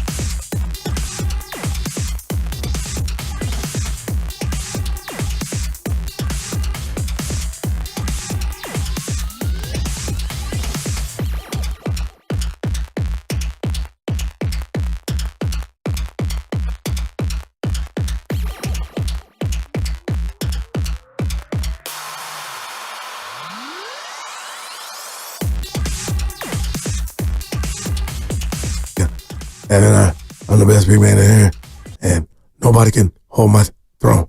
But it's genius. We heard a little bit during the break. It's not bad. Although, I mean, I will say Shaq is, that was a bad outside Shaq. of Damian Lillard, probably the best basketball rapper that I've Don't heard. forget Kobe. Rest in peace. Yeah. Allen Iverson, line one. He had some bars. Give me Stack Jack. Now, Stack Jack can, I liked him. Stack 5. Mhm. Steven Jackson can rap. KD's not bad, honestly. KD had a little KD's got some bars to him. Shaq went in. Yes, he did. Why, though? Like, what are we doing? Seriously. Evan Giddings in for Matt Simons, by the way. Daryl the Guru Johnson with you 10 to 2, as always, here on Sunny Goo. What are we doing as a society? There's so many platforms that people have now to express their disdain for one another. I'm not talking about Kendrick and Drake. They're on a different level. Yeah. Why is Shaq dropping a diss track about Shannon Sharp? Because Shannon said that Shaq is jealous of Jokic and other big men that have success. And he pointed out that Shaq admitted, the feud with Kobe was Kobe didn't like the fact that Shaq could have worked harder. Steiny brings this up and maybe would have got 2 or 3 more rings. That's neither here nor there. He's the best center I've ever seen. But he felt so inclined to take it to Shannon Sharp. Shaq's watching, and he just dropped. I mean, we know, okay, I don't think Shannon can rap. No, probably not. Yeah. No, but he does have a great podcast, though. He does. Shout out Cat Williams. What we're talking about today is why the Warriors offseason appears to be more interesting, I don't know, just more kind of mesmerizing than the Giants season itself. I mean, right now the Giants are 5 games below 500. They come home for a homestand. They got the Reds. They got the Dodgers coming in town next week. There doesn't feel like there's that much excitement about them. And I don't even know, Goo, if you feel like there's excitement surrounding the Warriors, because we talked about the words we associated with them right now. Could be confusion. For me, it's connectivity, the relationship. Is that going to part? Is that a bridge that's going to be broken this offseason? Will we see Clay leave? Will we see him re-up? All those things, to me, though, contribute to why I just feel more like the Golden State Warriors. I'm on edge about them. The Giants, I'm not even close to the edge. Yeah, no, shout out to, I forget the... Bismarcky? No. Where's Jibs when you need him? Know, Grandmaster Flash, because I'm close to the edge. Listen, forget Thrive City for a minute in regard to the Warriors. It's Excitement City. Evan, because LeBron can be here. Okay, maybe that's highly unlikely. It could be Paul George. They could go young. We don't know. And that's why it makes this thing, it's a Rubik's Cube of excitement because it could go so many different ways. And like you said, for the Giants, it is. Maybe if they get hot, then they'll get more popular. But my leader in the clubhouse for the Giants and Major League Baseball, Evan, is it's becoming more boring by the day. Just the game as a whole. I believe if the Giants were 7 games over, we might still be having the same discussion. I don't know about that, though. For example, let's take you, Goo, your fandom. All right, you're a free agent. It's kind of been up for grabs. It feels like you're coming back to the Pirates a little bit. Yeah, because I'm in too deep. Shout out LL Cool J. But why though? Why will you be watching the Pirates say? Because they have a Saturday? young phenom, Paul Skeens, pitching tomorrow. Number 1 pick. He's pitching a debut tomorrow. And I remember Fernando Valenzuela, his debut, Doc Gooden, Jose De Leon, all the greats, that something to look forward to. Almost like what James Wiseman was supposed to represent for the Warriors. That didn't pan out. But guess what? You had Steph in his prime. Trey Lance didn't work out. But the excitement that was around that pick, you had Brock Purdy, Geico. So you still were good. So that's why I'm excited and I'm back in. That's what it's about, is just give me hope and spin. And if you spin, maybe it doesn't pan out. And that's why this is the only time I'll defend Farhan, Evan. He spent 4 times. He got, Jung-Hoo Lee. Mm-hmm. So I know the soup right now is still in the pot and it's not tasting the best, but you can't judge it yet because it's not ready. My fear for the baseball people out there is it's bigger than just the Giants win-loss record.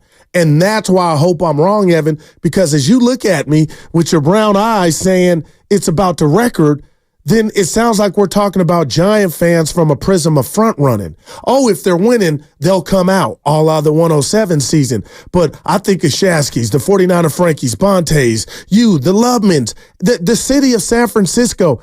they want to attach their trailer to the next Buster Posey, the next Ohtani, and I get that. And maybe the sad part about it right now for the Giants is they don't have anybody that fits that bill. But I think you hit the nail on the head, Goo, when you said what you're looking forward to. Even this summer, I'm looking forward to knowing what Klay Thompson does or where he goes or if he chooses to stay. With the San Francisco 49ers, I'm looking forward to seeing how Brock Purdy plays in his third season. I'm looking forward to Debo and Ayuk being back together. I'm looking forward to the 49ers being one of the best, if not the best team in the NFL. I don't know if I'm watching the Giants today what I'm looking forward to. Now, as a baseball fan, I could tell you I'm looking forward to Logan Webb. I like to watch him pitch. I think he does a good job. Well, he's in a little mini slump. I'm looking forward to Jordan Hicks because he throws hard. He gets guys out. I don't think that's enough for fans. Looking forward to something that isn't, just kind of grabbable. Right now, when you see the Dodgers come in on Monday, there's going to be multiple things that pop off your screen. And I'm not just talking about Ohtani. The way that they play the game, to me, is magnetic. The way that teams around baseball, the way that the Pirates are going to be featuring two of their top pitching prospects. Yeah. This guy has been hyped and marketed by MLB as being the next Strasburg, as being the next big thing. They got a guy, Jared Jones. I'll be watching Paul Skeens this weekend because people are telling me that this guy is something I should look forward to. Right now, the Giants have nothing that I look forward to. Whose fault is that, E? You said what year are we in, Farhan? Did you say year 6? 6. I think it falls at his feet. I think it's time to go, E. And that's the Xfinity Mobile text line right here from the 341. The problem with the Giants is that their identity is Farhan. Slow, passive, and unauthentic.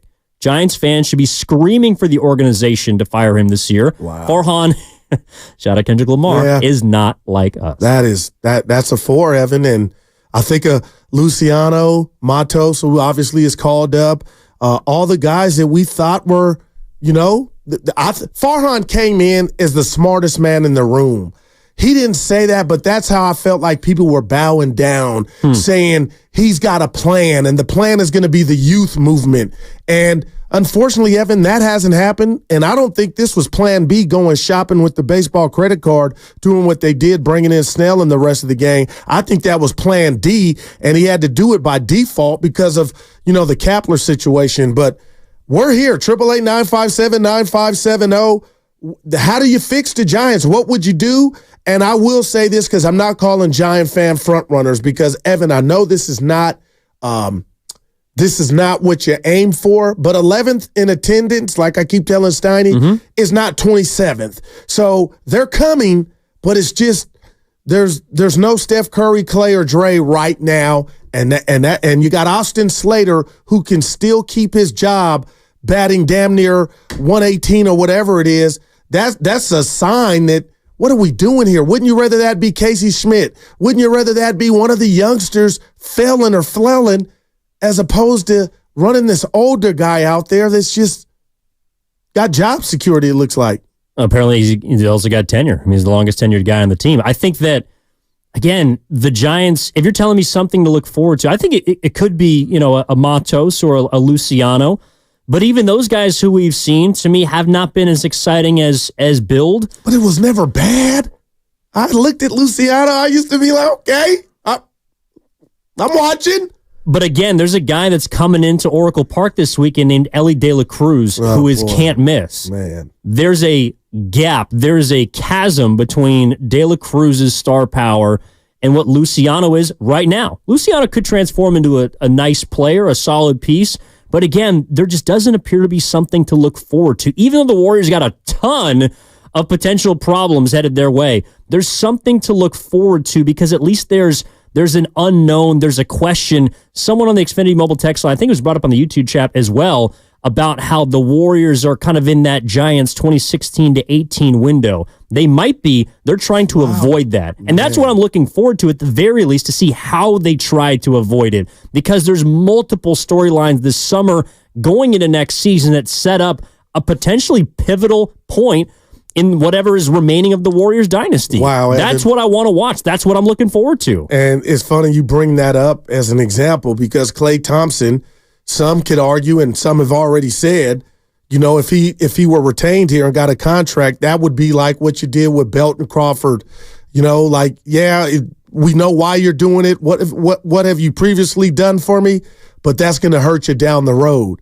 So we'll see how they plan accordingly. But Evan, that's scary. 16, they lost to the Cubs. I felt like they should, that was both. And it's been all bad since except that 107 season. And you damn sure don't want that to repeat itself, the basketball version here in the Bay. Yeah, there's been a lot of inconsistency. There's been a lot of ups and more downs, unfortunately, in recent memory. And I'll tell you this real quick, Evan, how many people, 2014, 10 years ago, how many people are tapping into, and I bring that up because the Warriors won 4, last one in 2022, so it's not that old. It's really not that last one. But, man, 2014 was I'm going Star Wars, long time ago, in a galaxy far, far away. Well, it was actually pretty near. I mean, it was about a 45-minute walk from this building where we sit, but it feels like it's far, far away. Yeah. It feels like it's a different galaxy. Well, 10 years, a decade. It's a different era. It's a different generation, it feels like. It's a different time. That was from yesteryear. 10 years feels like eons ago in regards to the Giants, and I know that because it also feels like 2022. I know you might not feel this way, Goo, but to me, 2022 for the Warriors also feels like a long time ago because of the direction they've been going in. They're still relevant. I still look forward to watching them play. I still look forward to Curry, Clay, and Dre each and every night that they're on the team. But even 2022, sports fans are not patient. I hate to break it to people. Hello. They're not. Whether you're on the West Coast, especially if you're out there on the East Coast, shout out our guy Ken rocking his Mets hat right now. People are not patient. And if you don't give them a product, if you do not give them something to look forward to, especially out here where it's 80 degrees in the city, you can get down to the beach, you go up the coast, and you get down to Santa Cruz. There's so many other things to do and so many other teams to invest your time into that you have to be a show and you have to be good. And the Giants have not been that for a long time. So here we go. I'm putting you on the spot, E. Yeah. I can give you a brand new Buster Posey who is approaching his prime. We can beam him down from the baseball sky, put him on the Giants. They don't make the playoffs, but you got the rest of his career to look forward to with him leading the helm or at currently constructed. Would you rather have I'm going Steiny on you, a star, hypothetical, a new star, brand new basically, and what comes with his future? You got a face of your franchise.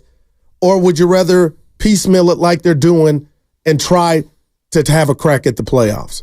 Well, I think you'd rather have somebody that you can connect to just as a fan. I mean, I think that's part of it. And right now they don't. No, I mean, I don't know. We don't have to go down this road, but I don't know who people connect to right now in the San Francisco Giants. It's not Jorge Soler. It's not his fault. No, I'm just, it's not.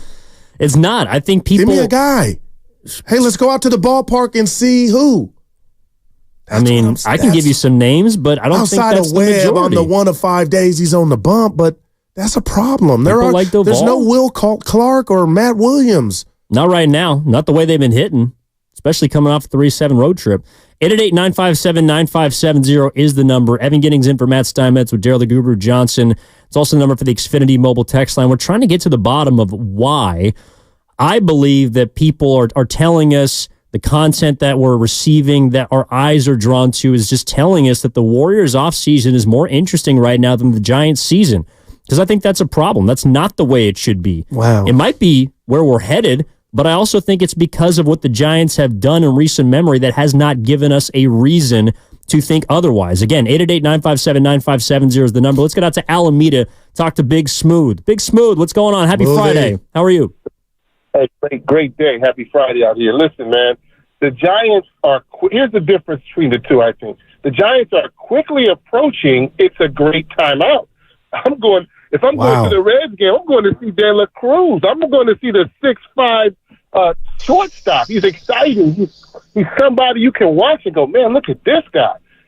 Who's that on the Giants? Who's on the Giants that just said, man, let me watch this guy? You're almost coming. I'm going to see Mookie Betts when the Dodgers come. You're looking at the other stars. Now, we all have a memory. The Warriors were that at one time. You were going to see the other stars. That's why they said it's a great timeout. It's a great timeout because you're going to see the other team. Listen, man, the Giants are light vanilla, Well, the Warriors are chunky monkey. You have you're making a gumbo. You still have the shrimp, the crab. You're just waiting to see what the Warriors are going to add to that. Are they going to add? What are they going to add? Lobster tail, crawfish. You're just excited. Even the bench pieces. I'm excited to see who the 11th guy is. Who's the 10th guy? The Giants. There's nothing. I'm not spending a Saturday watching this team because there's no. If I do, I'm watching somebody else. That to me is a difference. Wow. Y'all have a great one. No, I love that, Evan. That hit me the great time out. 12 years of no playoffs, and y'all got Warrior tickets. Who they play? Yep. Like that's what it was dependent on. But again, they made the playoffs in the 107 season, but I'm not mad at that comp. And the whole thing is you hope that stops this year and they get a playoff berth somehow. But it sounds like this conversation is predicated on something bigger than just the offs. How do you get your fan base to attach to the homegrown? We talked about nothing being better than having a homegrown star or player. And right now the Giants, I don't see it. Joey Bart, Justin to Pittsburgh.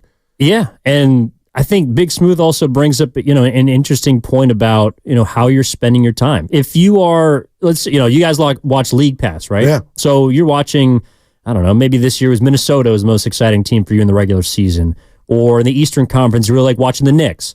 If you are just an average Major League Baseball fan, why would you ever, with your MLB TV package, turn on the San Francisco Giants unless they're playing your team? Wow.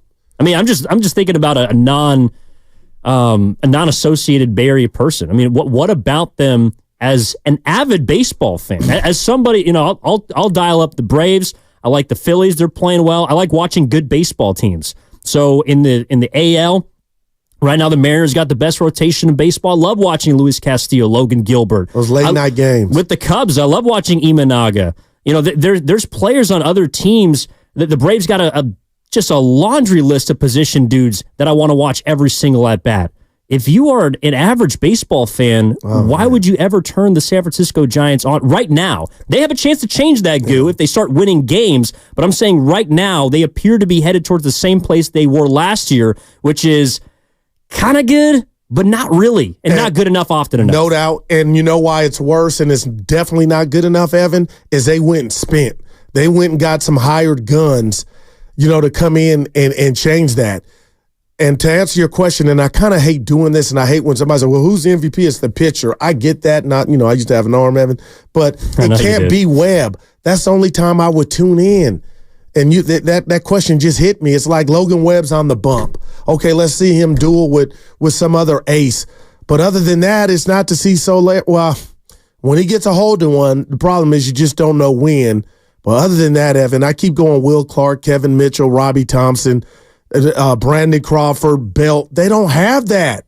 And it's got to be more than one person. It has to be successive players, position players that are not only productive, but also make you want to sit down, stop what you're doing, and watch their at-bat. For example, who do you think the best hitter on the San Francisco Giants? I was having this conversation at the bar last week with the Giants fan. Who do you think the best hitter on the Giants? If my life depended on it, who would I send up to the dish? That's how I'm taking this. Yeah, on their right team. now. Yeah.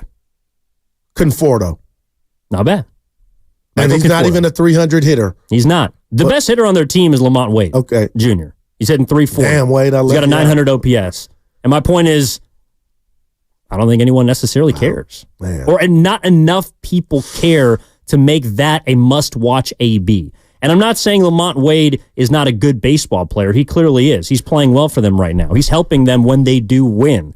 But there isn't enough of that. If you're going to be a team that is devoid of star power, in my opinion, there has to be 3 or 4 Lamont Wades. There has to be multiple players that you can watch on a daily basis and say, this is someone that I know what to expect from, that either they play good defense or maybe they get on base. There aren't enough of those guys on this team because even though the Warriors are also in a position where they didn't make the playoffs this year, there's enough of a connection there that's been built obviously over the course of a decade and a half, specifically with Curry, but it makes you feel like even if they're not playing well, that they are must watch.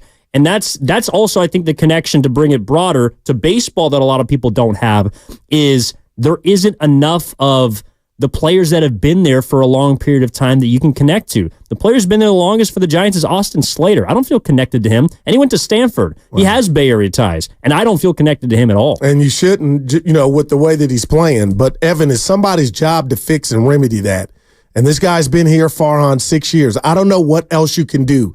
We're talking about a team and an owner that's basically Claude Rains, the original Invisible Man. I mean, there's no relationship, I believe, with him and the fans. And all you hear about Mr. Johnson, the majority owner, is his political alliances. And that's not a good thing. But, Evan, I don't know. There's one person's job and responsibility to fix this. And it's Farhan Zaidi. And at the end of the day, he looks like Slater in regard to what he's done and what he's brought. Well, and this is from the 209, the Xfinity Mobile text line. Last year I watched because of the young players who were active. So I was talking about the Schmitz, the Baileys. Unfortunately, he's on the shelf with concussion. I'm sure also Luciano at some point is involved in that, Matos at the beginning of the year. But today, I watched them because of their pitching. And he smells a no-hitter by Jordan Hicks coming soon. That also requires him to go more than 5 innings in a game. But there's right now, Goo, there seems to be kind of this, it's not even a transition, which was the theme of the day yesterday. There just feels like there's kind of a void, and there's been a void for some time. And I don't know if you can necessarily solve it overnight, but the Giants tried to throw money at their problems this offseason. Now they did. And they've been trying to throw money at these issues through free agency for some time. It hasn't worked. And it does feel like if this free agency class doesn't help you produce, at the very least, a competitive team, then I do have to wonder what the whole operation is going to be thinking this offseason, what they're going to be, going through their own, should we spend, should we not? Because it doesn't seem to make a difference. Yeah. No doubt, he's playing for his job. And I don't know if you heard this conversation. I forget with who was in the Athletic, to where he's saying now we're at a juncture in the season, Evan, to where now you're seeing trends, things that are starting to be real and tangible. And I took away from that conversation he had, like, he's looking at the deadline to get busy, Arsenio Hall. So just imagine that. And that reeks of desperation.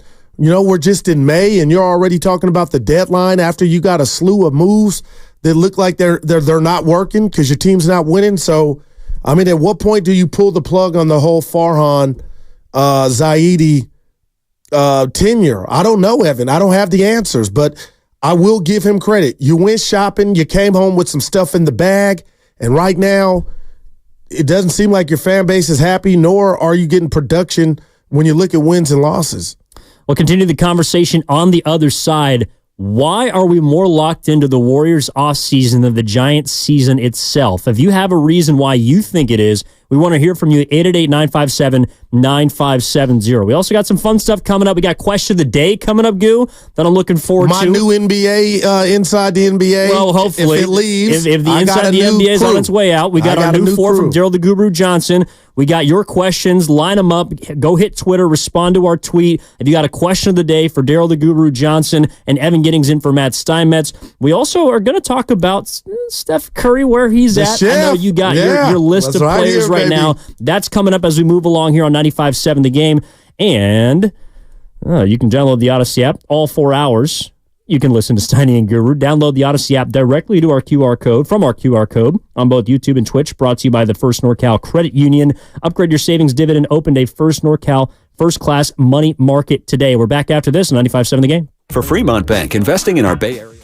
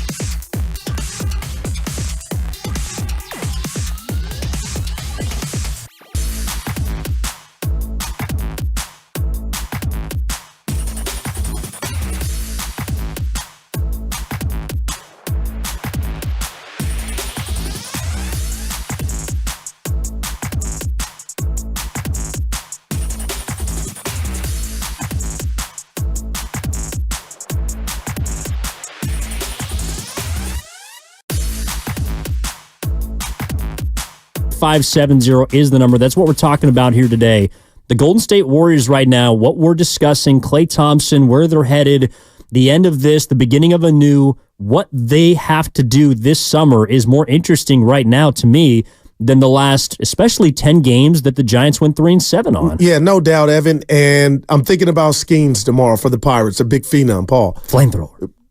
If you had a magic wand right now, what would you give the Giants? Right now, what? To me, it's a face of, before you go, a face. I'm going to give you your new Buster Posey or Crawford, something the fans could, the Fernando mania. Like, I got the Doc Gooden. I got to give you the Strasburg. I got to give you that, right? Or what are you? I think the most exciting player on the Giants, if we're kind of capturing everything, right? Young, promising, must watch, electric. I'm all ears. You might not like it, but it's probably Kyle Harrison. Well, I ain't mad at that, but again, it's a guy. And it's crickets. What about the 4 other days? You know who you're going to see? Exactly. It's not a guy that's out there every single day right now. And that is something that they can't find. He looks good right now, though. He does look good. He pitched really well in Colorado. But again, that's kind of the crickets that follow right after. I love watching Kyle Harrison pitch. I'm not sure if the average fan does. You're going to throw something at me, and I'm being real, and I saw this on the text line, and I'm going to say it. Evan, I still watch A's games. They're a bunch of no-name guys to me, but I feel the games they're more exciting than the A's and than the Giants. Like, I guess maybe my expectation level is not there when I'm watching the A's, but then I'm watching their brand. The ball's flying out the park, and then I watch the Giants. It's just like maybe I'm expecting so much, and you look at the record, I don't know, but I do know. I look at the cast of characters, the A's players, and maybe it's because I know that they're supposed to be moving, and nobody gives a damn about them. But, Evan, the broadcasts are more lively than when I'm watching Giant baseball, and hey.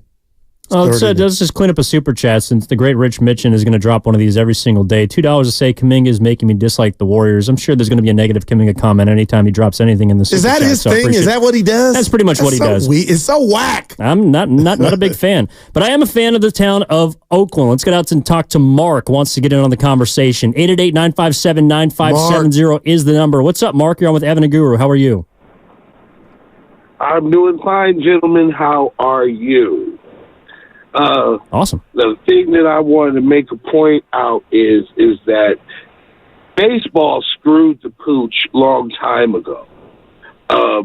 When the NFL and the NBA saw that marketing outside of the game was just as important as the game itself, they jumped on it.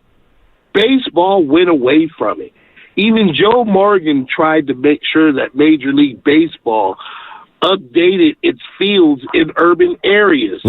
They did a little bit of it, and then they scrapped the project. They're too busy going after foreign players and not going after local players. I mean, think about this. The Bay Area, Vero Beach, Florida, and certain parts of Texas are the hot spots for recruiting for baseball. But the fact is, they're not tapping into them anymore. The last Bay Area or California prospect to make it big was Aaron Judge. Okay? I remember when Kyler Murray was supposed to be touted the next Ricky Henderson. He snubbed on the A's and went for football for less money. Wow. That did happen. Well, he ended up getting $250 million. Yeah, no doubt, but he's right. Well, that's a bigger problem than he's just stating that it's an MLB problem, not a Giant problem. We're talking about how do you get the Giants back to, because they're third right now. I don't even think it's close, right behind the Niners and Warriors. No, but again, it's their third during their season. The Warriors and the Niners are not playing games as much as we'd love the Warriors to be playing right now. No, thank you. They're not playing games. The Niners are not playing games. And there you go. And the Giants still remain third. At least it appears to me. No, I'll back you up. You are right. That's problem. Damning, no doubt about it. It is damning. And damn. Because again, Gu, I mean, I know we've talked a lot about it, but I think that's kind of the point of this. We've talked a lot about what the Warriors are going to do, what Klay Thompson's decision is, the biggest things that matter to him.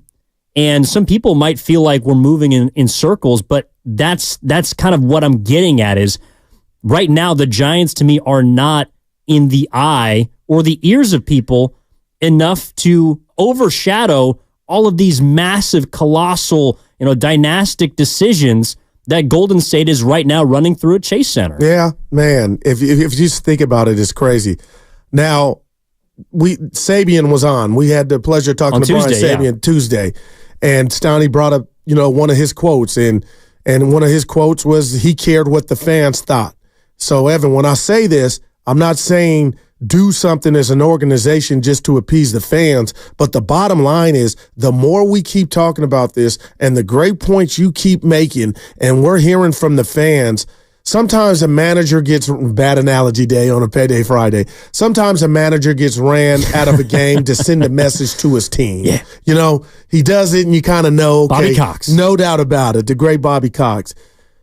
I don't know what the Giants can do outside of bringing maybe a new regime to send a message maybe to the current players and the fan base that we had a guy come in, he had a long time to make changes and to put his imprint on the team, make him exciting, and it didn't happen.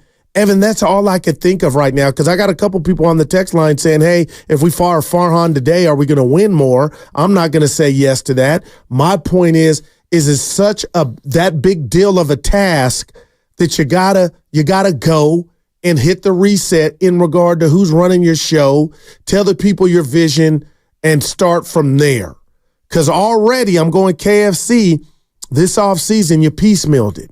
And I was excited. Yeah. I was like, oh, a guy that can hit the bomb, the Solaire. Yeah. You got a center fielder who can run that, run the ball. I don't know, Evan, but is that what we're really looking at? Is that how you fix this problem? Well, if you can't throw money at your problems, you got to start from the bottom. And I think that's where the issues have been with the Farhan regime. It's not just that you haven't been able to court, I don't know, a star or a big name free agent, because they did do that this summer. I think Blake Snell's a star. He's coming off a Cy Young season.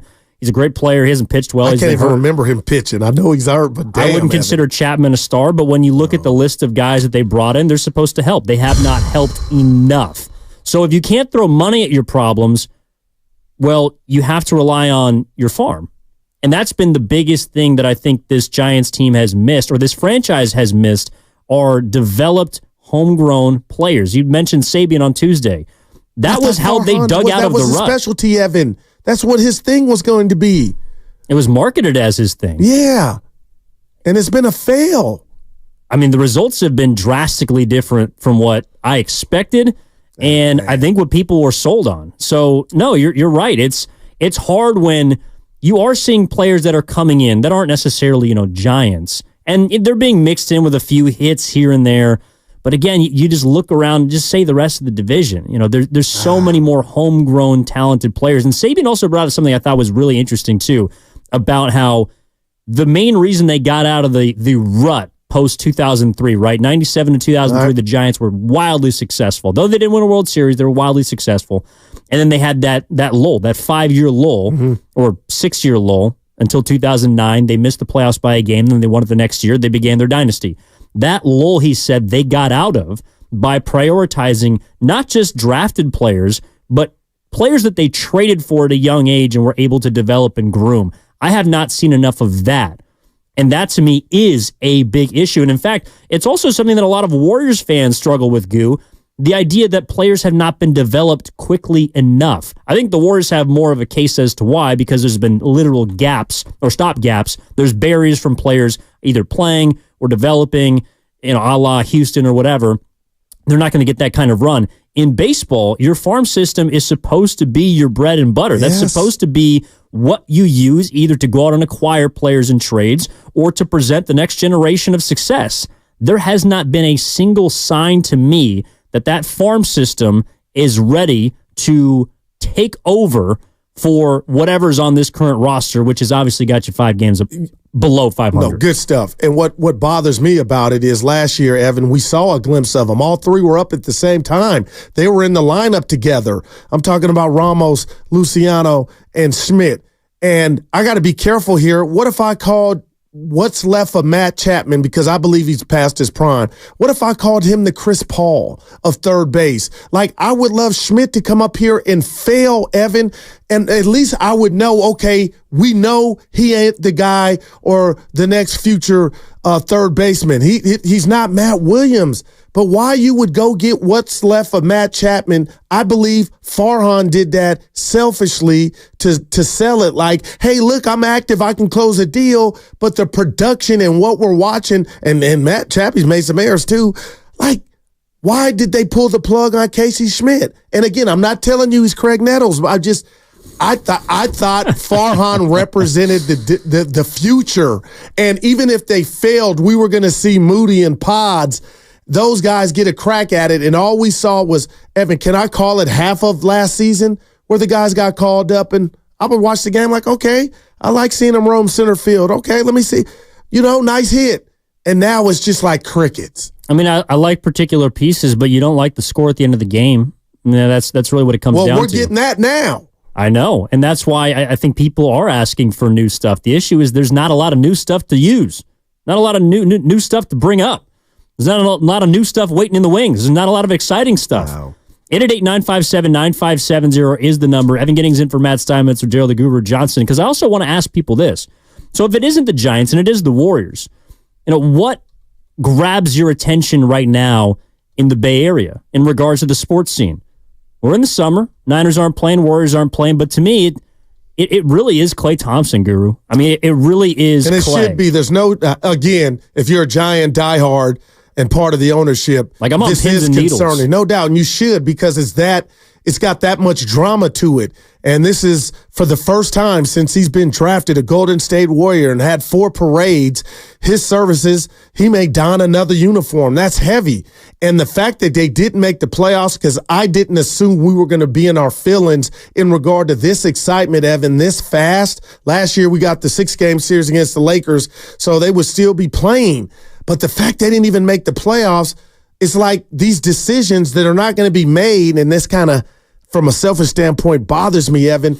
It kind of puts those feelings that you kind of could have put on the back burner for a little while as the playoffs went on and the Warriors, if they lost first round. But now that they didn't make it, it's front and center now. It is front and center, but I wonder if they had made the playoffs if these decisions would be kicked down the road. Like, I still think they'd be facing, let's say they make the first round, they lose 6 games again. In 6 games to OKC. Maybe a week then, right? But I still think we're in the same place asking the same questions. But we don't get the answer. That's what's bothering me, is we're not going to get the answer soon enough for my liking. But whether we had to wait an extra week or two, the answer is still stems from the same question, which is what direction you're going in. I think. 888-957-9570 is the number. 408, Xfinity Mobile Text Line. The most exciting thing in Bay Area sports right now is the Sharks winning the draft lottery. But could be. That's Exhibit A of what we're talking about. That in itself, that number 1 pick, and if it's Celebrini's kid, Macklin, like, that's enough. Hey, we know we're not going to win the Stanley Cup the next year, but this is the first antidote into building. We got our engine, you know what I mean? Now we need tires. We need a tranny, but we got that engine, that 454 engine, Evan. Let's go. Scott's out in Hayward. What's going on, Scott? You're on 95.7 The Game with Evan and Guru. How are you?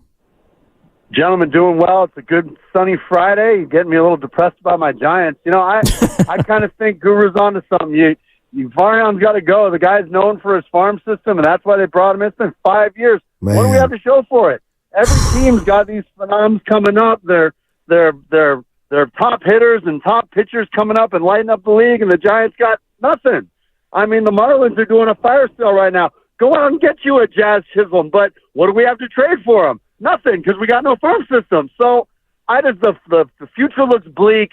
I was one who called in when we signed Soler and told you the guy couldn't stay healthy, and he was a low average, mediocre hitter with a little bit of power. I was not a huge fan of the Chapman signing. I was happy about Snell, but that kind of didn't go so good. But I just say it's depressing, man. It's been a long time since the Giants have had any player worth buying a jersey for. I don't know whose name I want on the back right now. What am I going to go get a Bruce Bochy jersey? I'm not feeling the Giants, man. I don't know what kind of future they got, but I think you got to change it at the top. I think you got to bring in somebody who can build from within, like Farhan was supposed to do for us. And that's about what I got today. I love you guys. Have a good weekend. You too. Damn, Evan, we've been on since 10 o'clock.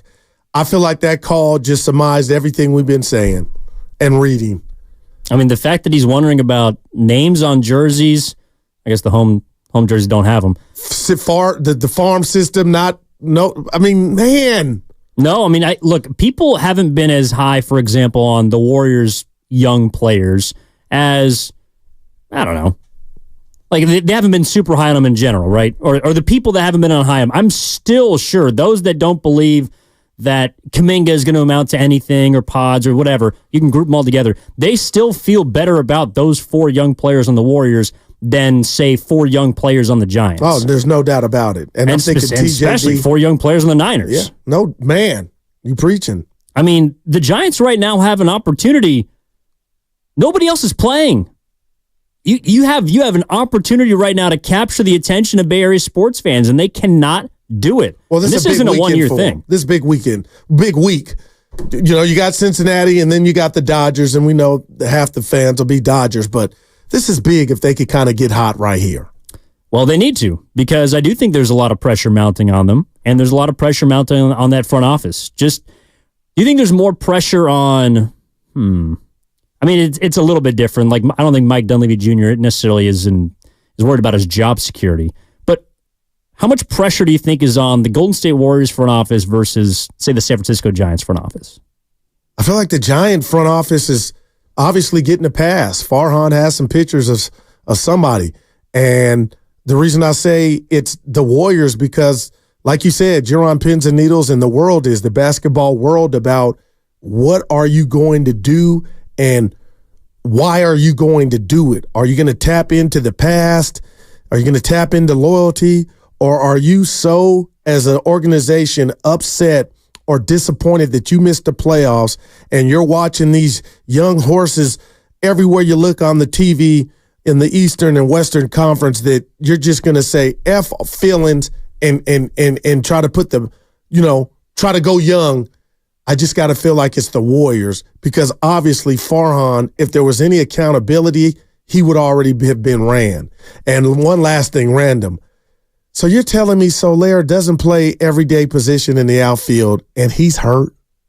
Yeah. All you're doing is going up hacking. Well, that don't sit with, like, that, Evan, that, I didn't even think of, like, that bothers me. Don't go Stephen A on me. No, boy. Mike Trout. No, but you know what I'm saying? Damn, dude, all you got to do is go up there and you hurt and you look like Tarzan. Maybe that's why he's hurt. His muscles are too big. Wow, man. That's a bad look, Evan, is all. And I know things happen. But you ain't batting 380 to where you're running around the bases. Oh, my neck and my back and my hammy. But dude. I agree with you. And if people agree, 888-957-9570, we want to hear why. Look. Well, I just also believe that there is more pressure on the Golden State Warriors front office. And it's because of the attention. It's because of what that team has been and what people have come to expect from them. And the signal of what your decision is, the one that you send in the basketball universe, because there's going to be, Evan. Yeah. No, that's true. Sorry, Ken, you had something? Yeah. Well, it's interesting, though, because you look at the teams like the Padres, who, they lost a player like Soto. They signed a big contract to Machado, and, he's still doing his thing, and Tatis is doing his thing, and they brought in Dylan Cease, and they didn't get off to a hot start. And they're like, we got to make a move here. Go ahead. And they went and made a move for Luis Arraez. Again, the Marlins are going for a fire sale. I just want to pose the question to you guys.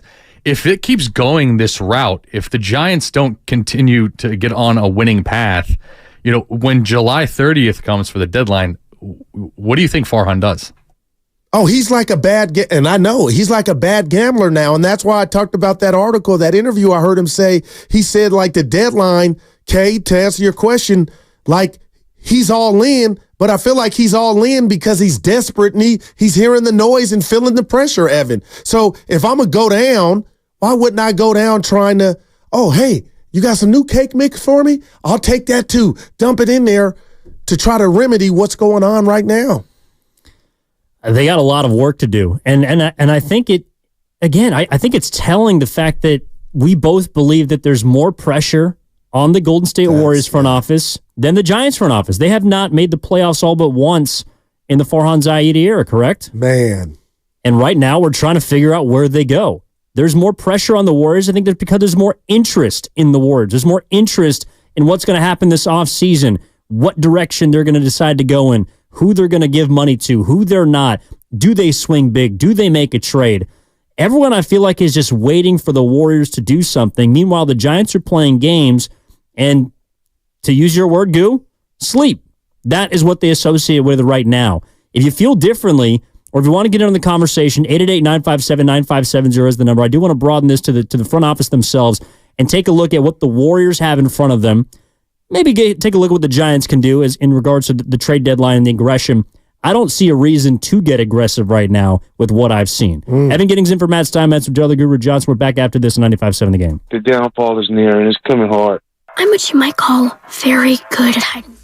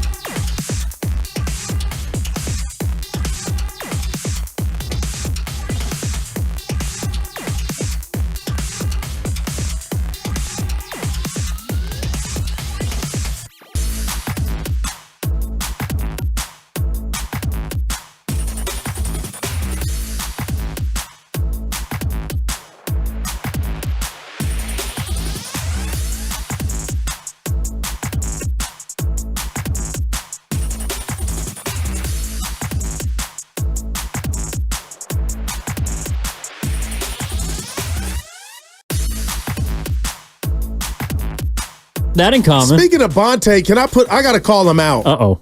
The streets told me on the 31st when we have this 90, it's like game 7 for that's me. Right. This 95-7K, get this, softball game, destination, we'll tell you later. Can't wait. And I said, Bonte, you batting 4th, 5th, you playing first, right field, left. Somebody told me he's planning on being the ump. What? There's no way. No chance. No way. B, you got to get your ass on the field, catcher. But if you're ump, you're wasting your youth. It's a 95-7 the game softball game, and one of the hosts is not participating? Somebody told me he was thinking about being ump. I need to get, there's no way I'll let that happen. Can we at least get him a pinch hit at AB? Call me Sammy Sosa, fourth and can right we platoon him? Can we bring him in the 7th? Evan, I've been at the gym thinking like, yeah, you have. This bomb is going to be a bomb. I'm ready. By the way, Steiny and Guru, this show, I'm going to just put it out there, Goo. We've been getting in shape. Well, we're getting back in the gym. Well, Steiny went on the walk. Steiny's walking. Yeah. You're in the gym. Yeah. Knees feeling better. Evan, I don't give a damn. I'm 50 and hooping. I'm winning. I'm winning. Yeah, you are. Forget it. How many the stats? I still score, block a couple shots, but I ain't closing out on 3. But I'm winning. I don't want to call anybody out. If I'm 50 balling full court with youngsters, I'm winning. I'm sorry. Yes, you are. But that's why I also think if we're bringing it back to the softball game, which I cannot wait for.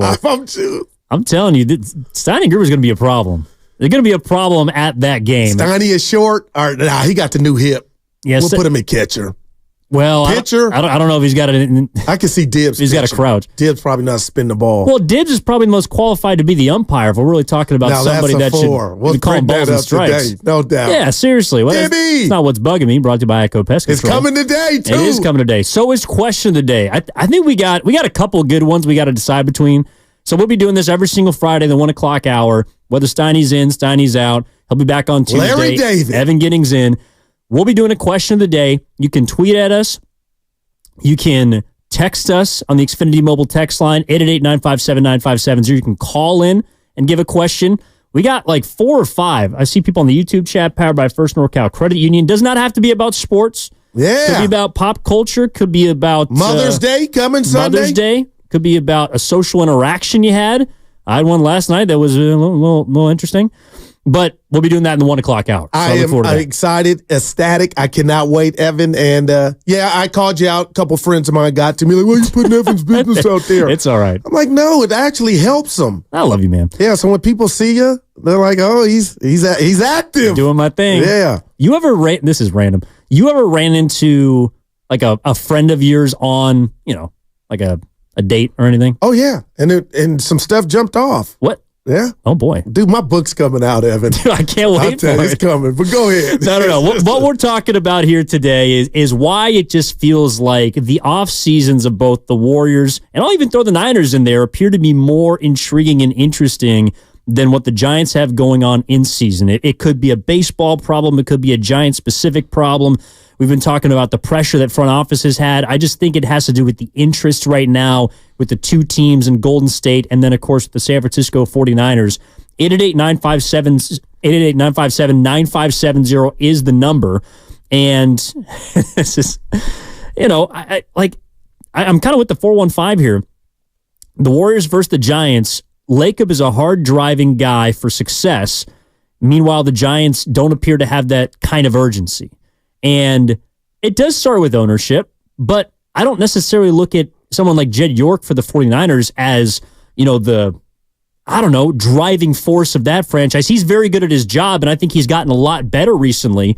But you associate the 49ers, Goo, as we heard yesterday from Chris Sims, I think with Kyle Shanahan, who appears to be both head coach and GM. Yeah. That's who I associate it with. No doubt. So it doesn't have to be just on the owner.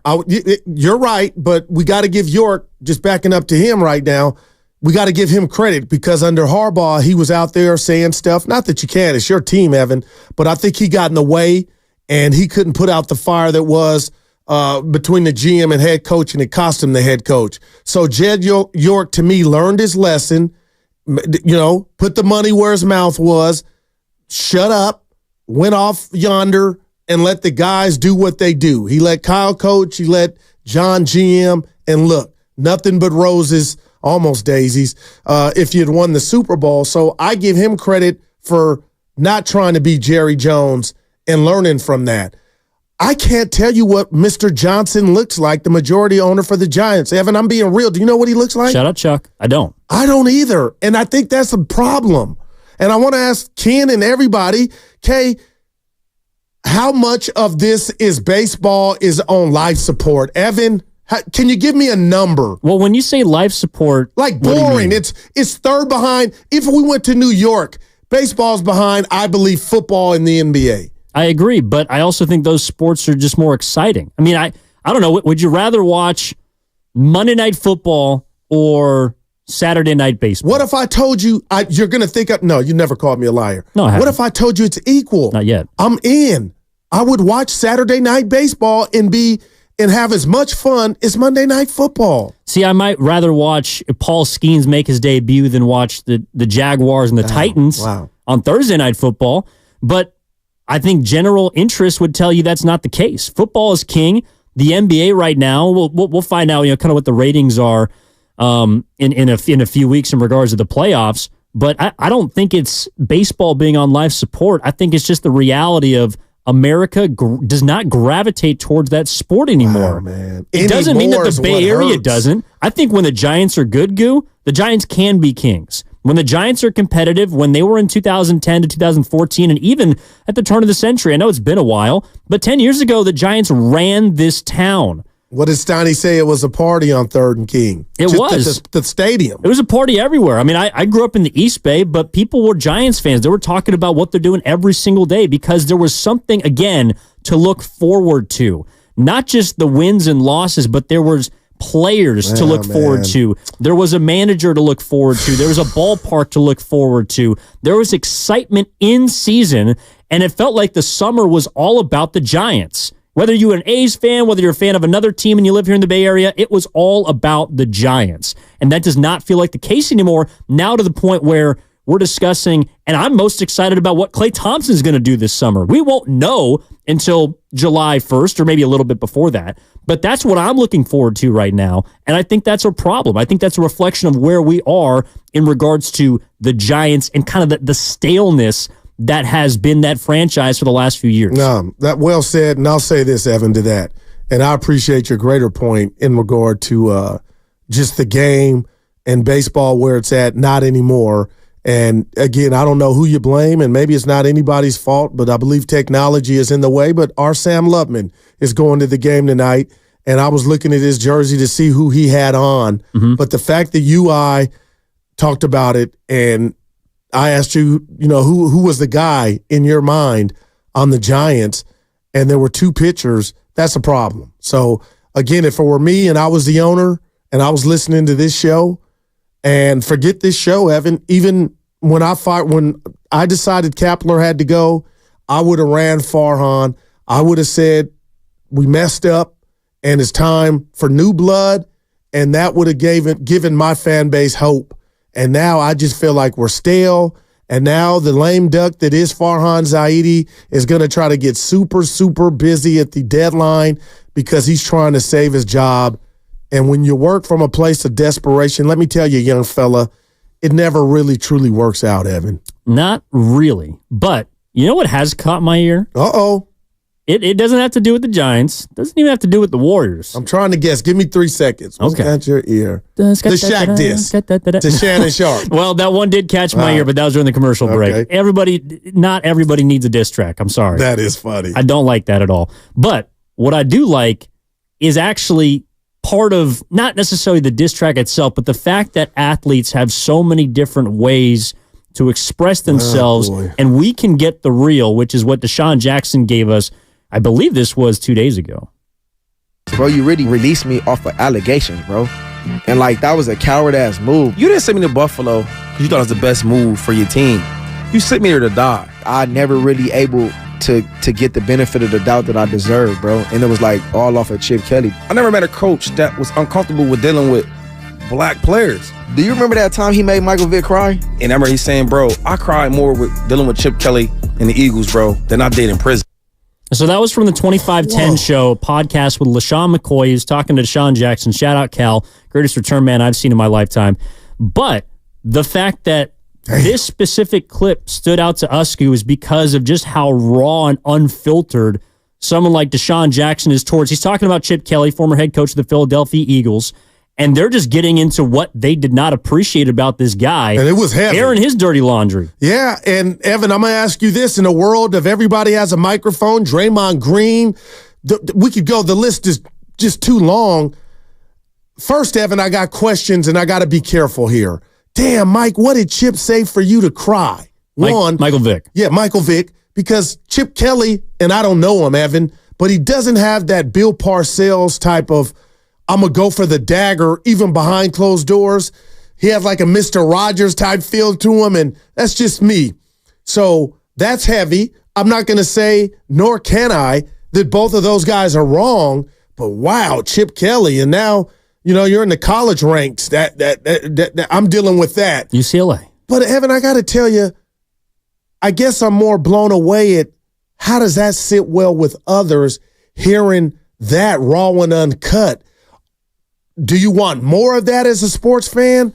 Or, me, I'm nosy, but now I'm sitting here like I need more. If you can't just leave it there, and I'm probably not going to get it. So the question to me, to you and the listeners is do you want more of that? Is that good? Or like, I'd rather not have heard that. Really? I'm asking you because now I want all of it. Well, that's the thing is, I feel like leaving just a snippet there makes me want to go listen to that podcast. Are you saying he's a racist? I don't know, but I don't think that's too far-fetched to ask myself. Well, to make an accusation about someone's character is one thing, but in general, I think just the raw, real conversation that these guys are having is something that the media can use more of. I mean, wow, Evan, I hear you. Go ahead. Now, we're not seeing it on network platforms. Again, this is a podcast, 2510 show, and it's a place where athletes can go and be themselves. It's a big reason why, despite not necessarily liking all the subjects that someone like Draymond Green will broach, I appreciate how he gives you an unfiltered take and he gives you his opinion, even though I might not agree with all of them or why he's talking about it. Paul George is one of my favorite podcasts because I think he gets into the nitty-gritty with athletes, not just about, talking bleep or whatever that is, but because I feel like I can, and this is what the Giants don't have, I feel like I have a connection to these guys when they're telling me how they actually feel. Deshaun Jackson is somebody that doesn't claim Cal anymore. When there is on, the Sunday Night Football introductions, Cal Polytechnic High School, he doesn't mess with the program. I want to know why. I want to know why he doesn't associate with Cal. I didn't even know that. I want to know why he claims to, LA more so than the college that put him on a pedestal, that had him as a top five player in the country at his position. I want to know these things. And I feel like these conversations are something that we can use to feel closer to athletes, even if it does occasionally step across that line, Goo. And that is damn close what we just heard, accusing someone of what you just talked about. No doubt. Being uncomfortable around black people. That's what Deshaun said about Chip Kelly. And maybe that's true. I'm not necessarily taking it as that is Chip Kelly or that's not Chip Kelly. What I'm looking at it is that's Deshaun Jackson's interpretation of his experience with his head coach. No doubt. And that's what I want to hear from people. I want to know what you really think, because I think there's a lot of this fluff that we get fed in the media, specifically in football, coach speak, shout out, but there's a lot of fluff that we get fed that I think is just not worth my time. I would rather hear somebody be real with me, even if it is damning towards another individual, than to hear you say, well, I enjoyed my time in Philly, Mike Vick and Chip Kelly, they kind of got along. No, that's not the case. Wow, that was, great stuff.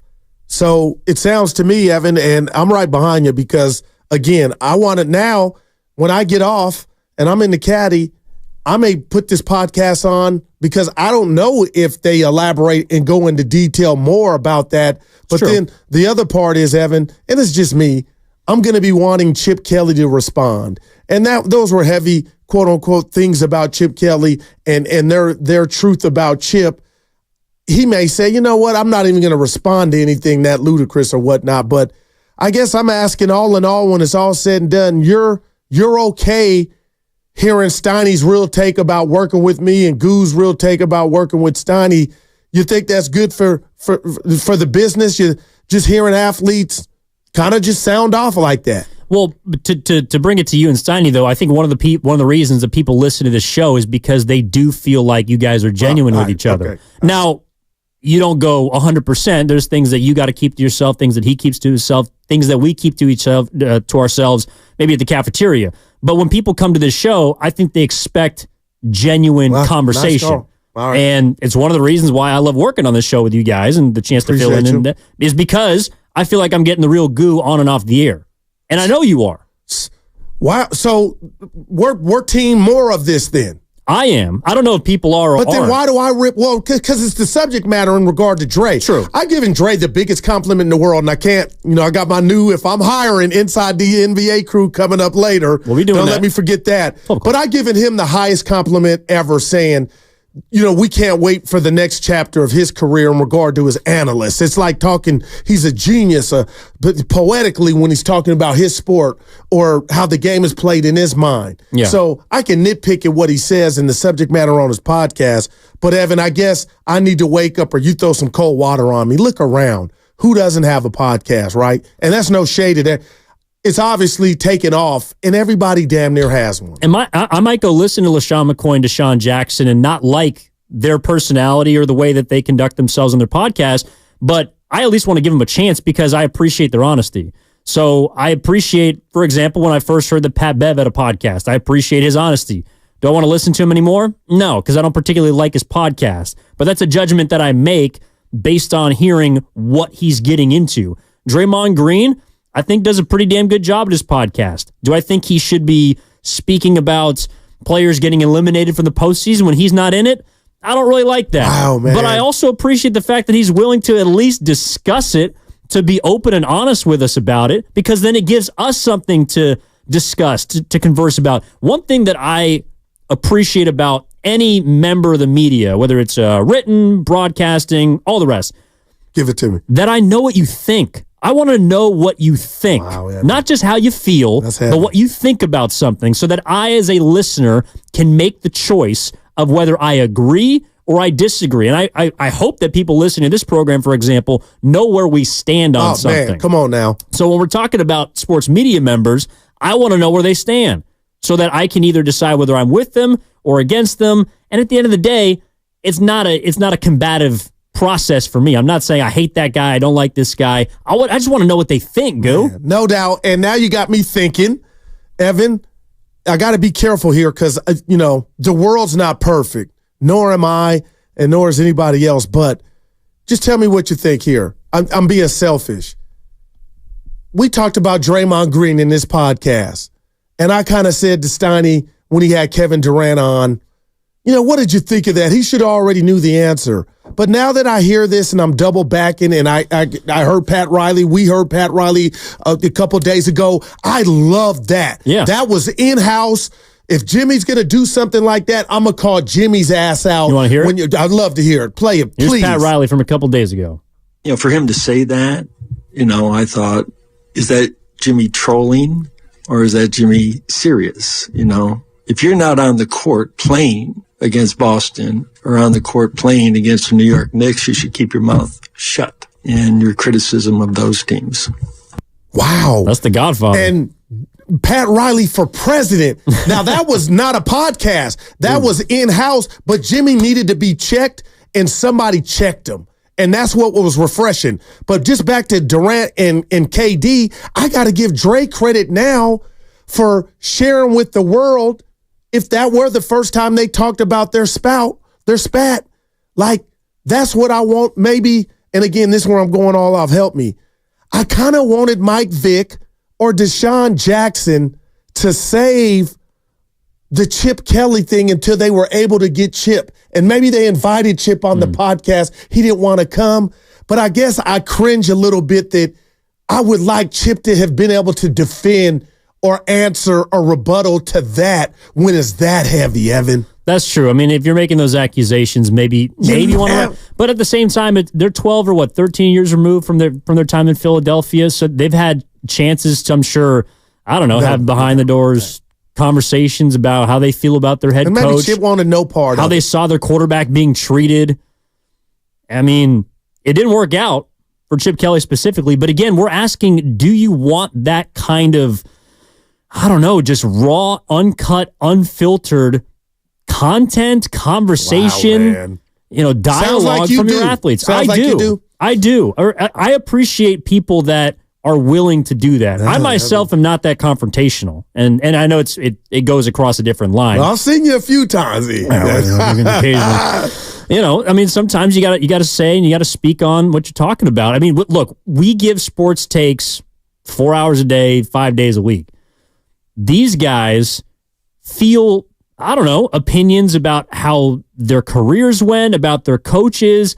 I appreciate those stories. In 10 years, Goo, I think one of the big reasons why there's so much interest in bringing it back to the Warriors is because we're not going to find out what happened behind closed doors of the last 2 seasons until probably 10 years from now. Yeah. But I'm going to be on edge about that. That's why I'm locked in right now, is because they make my mind race about what happened, where it could have gone, the hypotheticals, the different paths, and it's all led us to this place where the Warriors, I believe, are at an inflection point in what's remaining of their dynasty, or the Curry era, however you want to define it. That's what's, just enraptured me with this team, with this franchise. Yeah, and that's why, I think of the Jordan Poole situation and all the stuff we don't know, Evan. We know what happened. The world does, but the stuff behind the scenes, we know what came out of it, and there was no suspension, but we don't know on an everyday basis how difficult that season was. We got a couple examples, where Jordan shooing away or staying away from Draymond during a timeout. But I guess, Evan, that stuff does interest me. And we're talking about inside the NBA and its future.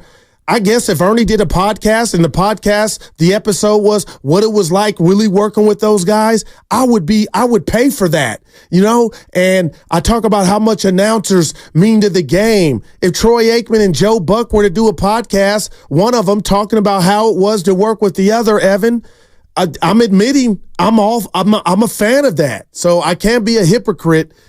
I just wish, when you come with that heavy, I don't want to say allegations, but damn near the cousins of allegations with Chip Kelly. I'm the kind of dude I would love for Chip to be able to defend himself. And maybe he will. Maybe this will go. It's been a couple days.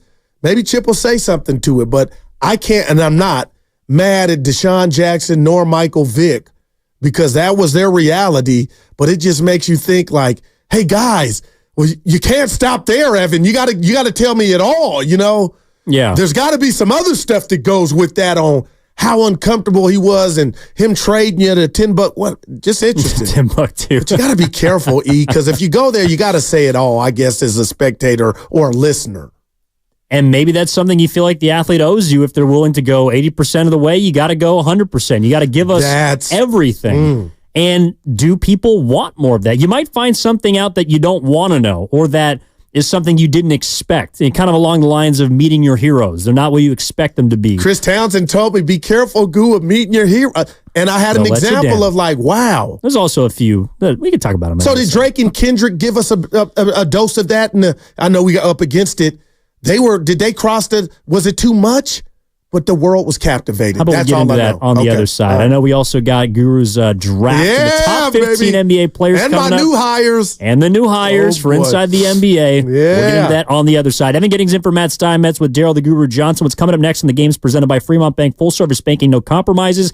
That segment was brought to you by Lucky, California. Lucky knows that moms have a special kind of magic. They just make everything better. So this Mother's Day, they'll help you put some magic in her.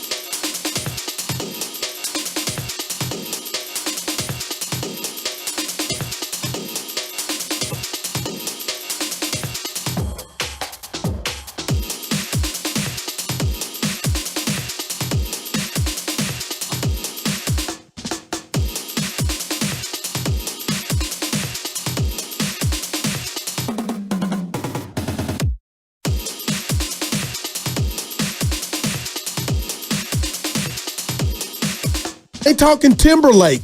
You cannot, and you should not say that because now you're starting to run from it. Nah, everybody looked at you as you guys kicked ass all throughout the regular season, and now all of a sudden I feel like it's getting hot in the kitchen, and you want to say, we're not a super team. Nah, Jay. Nah, buddy. Don't lose this series, and don't lose the next. I don't like it, and it's a sign to me that what I didn't like about Boston is I was right. And it's just like when you get a blackhead, it's little, and then it grows, it's a pimple, then it's a boil. Yeah. Evan, that was weak, man. Kay, that was weak. But this is what we're talking about, though. This is the authenticity that we're asking for. Again, we're talking about what you want from your athletes. Do you want raw, unfiltered, uncut commentary? Do you want to get rid of the middleman? Do you want it straight from the source, from the well? Or do you not want players to be honest? That's Jason Tatum's truth. You might disagree with it, but I'm just saying. That was excuse stuff to me. Why they lost? Yeah, no, just about in case we lose. Oh, you think he's setting it up? Oh, no doubt about it, Evan. That's what bothered me about it. Jordan and Kobe would have ripped their team, but never, hey, we're not as great as you guys. Now you're telling me, Jay, pressure's getting to you.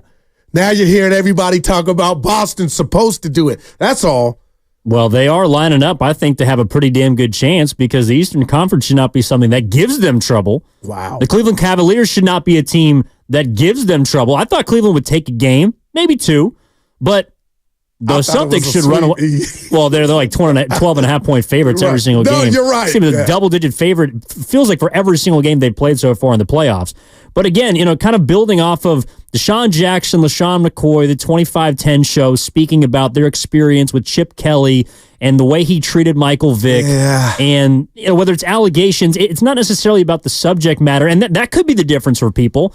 But I think it's more about them just telling us how they feel and then letting us decide whether or not we associate with it. Because I think Draymond does it. I don't know if it's necessarily a new media thing, but I appreciate that there are multiple ways now to digest content from athletes that don't just include us hearing them at the podium, apparently making excuses for a Game 2 loss. Wow. You know what? It's Friday. It's payday Friday. I'm juiced. and that was excellent. But let me just read this to you, Evan, and you guys tell me what you think. From the 408, can the sports drama, especially NFL and NBA, be a marketing scheme, a publicity stunt to attract the views on ESPN, YouTube, etc., social media? There's something to that. And where I'm going with that is, when was the last time we really had personality in baseball where maybe two star players clashed? We love the fights, but I guess where I'm going, guys, is that's what baseball's missing, Evan. It's almost like soulless now. Not that it's trying to be. There's no personality.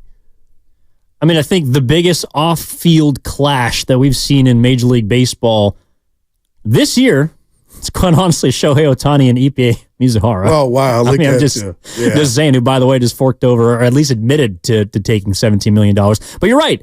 I mean, it's a legal issue. It's a court case. It's not anything on the field that makes you say, God, I can't wait till these two teams play again. Oh, man. I can't wait to see what happens tomorrow, because the most you ever run into, I guess, a confrontation is when a pitcher's thrown at a guy, or someone breaks a dumb unwritten rule, or a guy pimps a home run and someone takes offense to it.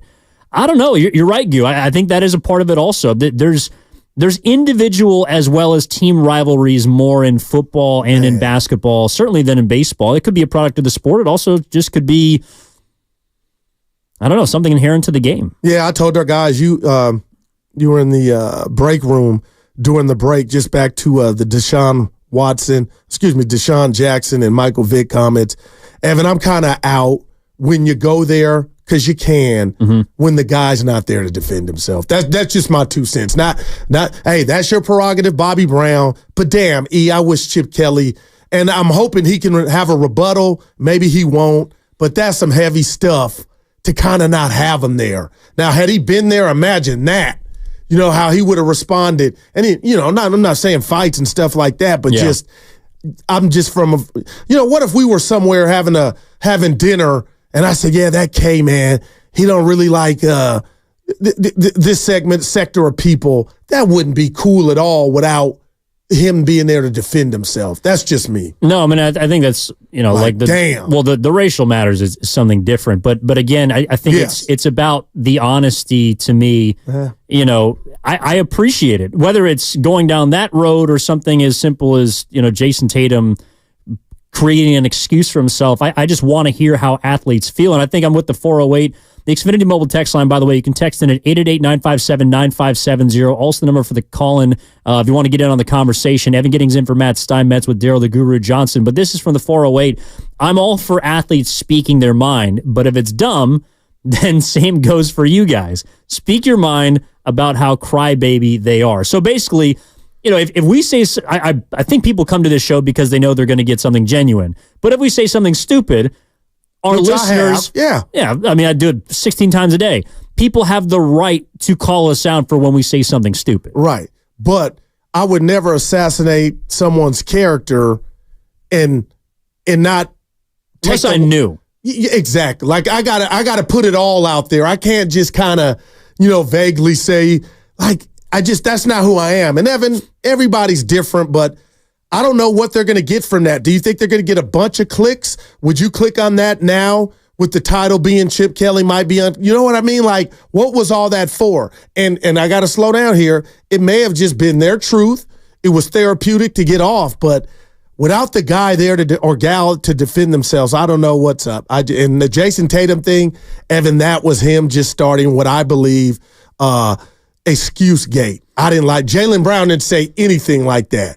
No, well, that's also who Jaylen Brown is, though. Yep. I think that's what makes them different, and that's why, just to take the Boston Celtics, for example, I don't really believe in them because I don't know what the hierarchy of their team is. I know they're really good. That's interesting. I know they won 64 games this year. They led virtually every single category that matters, but is Jason Tatum the alpha?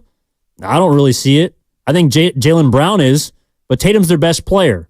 But Drew Holiday is the one who's got the championship. And he's the one who's been in the foxhole. And Porzingis is maybe their most versatile player, but he can't stay on the court.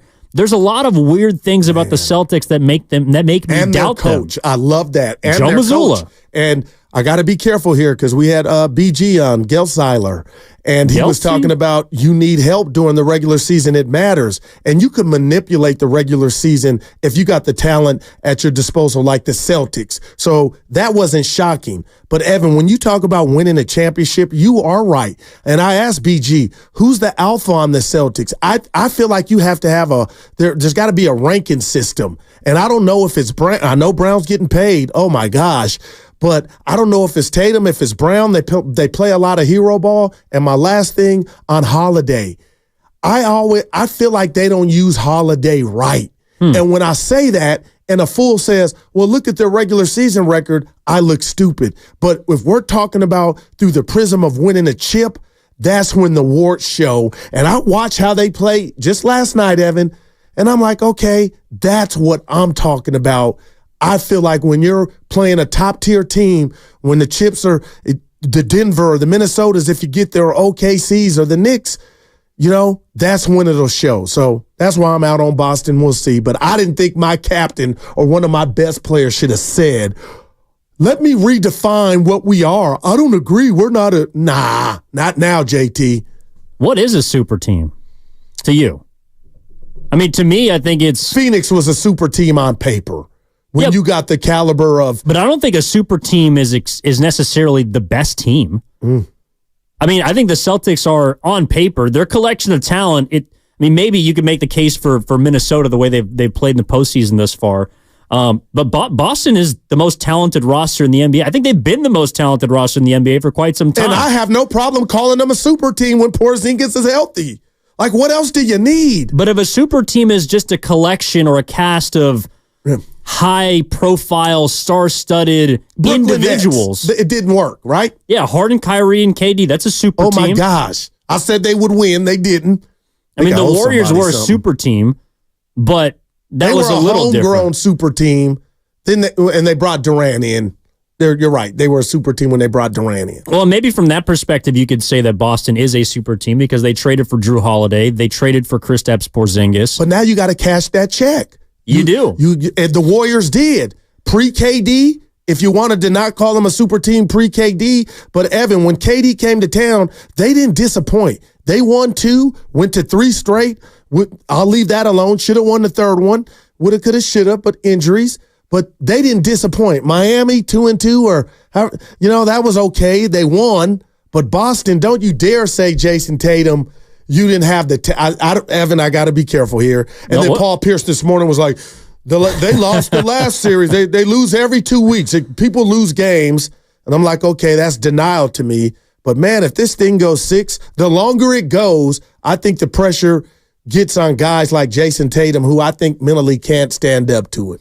But let's take Paul Pierce, for example, because I actually think he's really interesting in the conversation of what we want from our athletes or former athletes, right? Authenticity, genuine. Yeah. Because I remember Paul Pierce. I loved watching him play basketball. Incredible. I thought he was unbelievable when he was playing for the Celtics and was the best player on the title team. He was one of my favorite players to watch. I think real slow-mo. I think he was also born in Oakland, if I'm not mistaken. I thought he was. Oh, I got a mistake to correct for us. He's from L.A. Yeah, Luka but I think told me, I thought he was born here. Random. Yeah. Chip Kelly's at Ohio State. Oh, is he? Yeah, Luka. Oh, damn it. My bad. I thought he was at UCLA. And of course, I was like, yeah. Yeah, they shipped him off to the Midwest. But go ahead, Paul Pierce. I don't know. That's where Bronny's headed to. From Inglewood, I think. Yes. The L.A. area.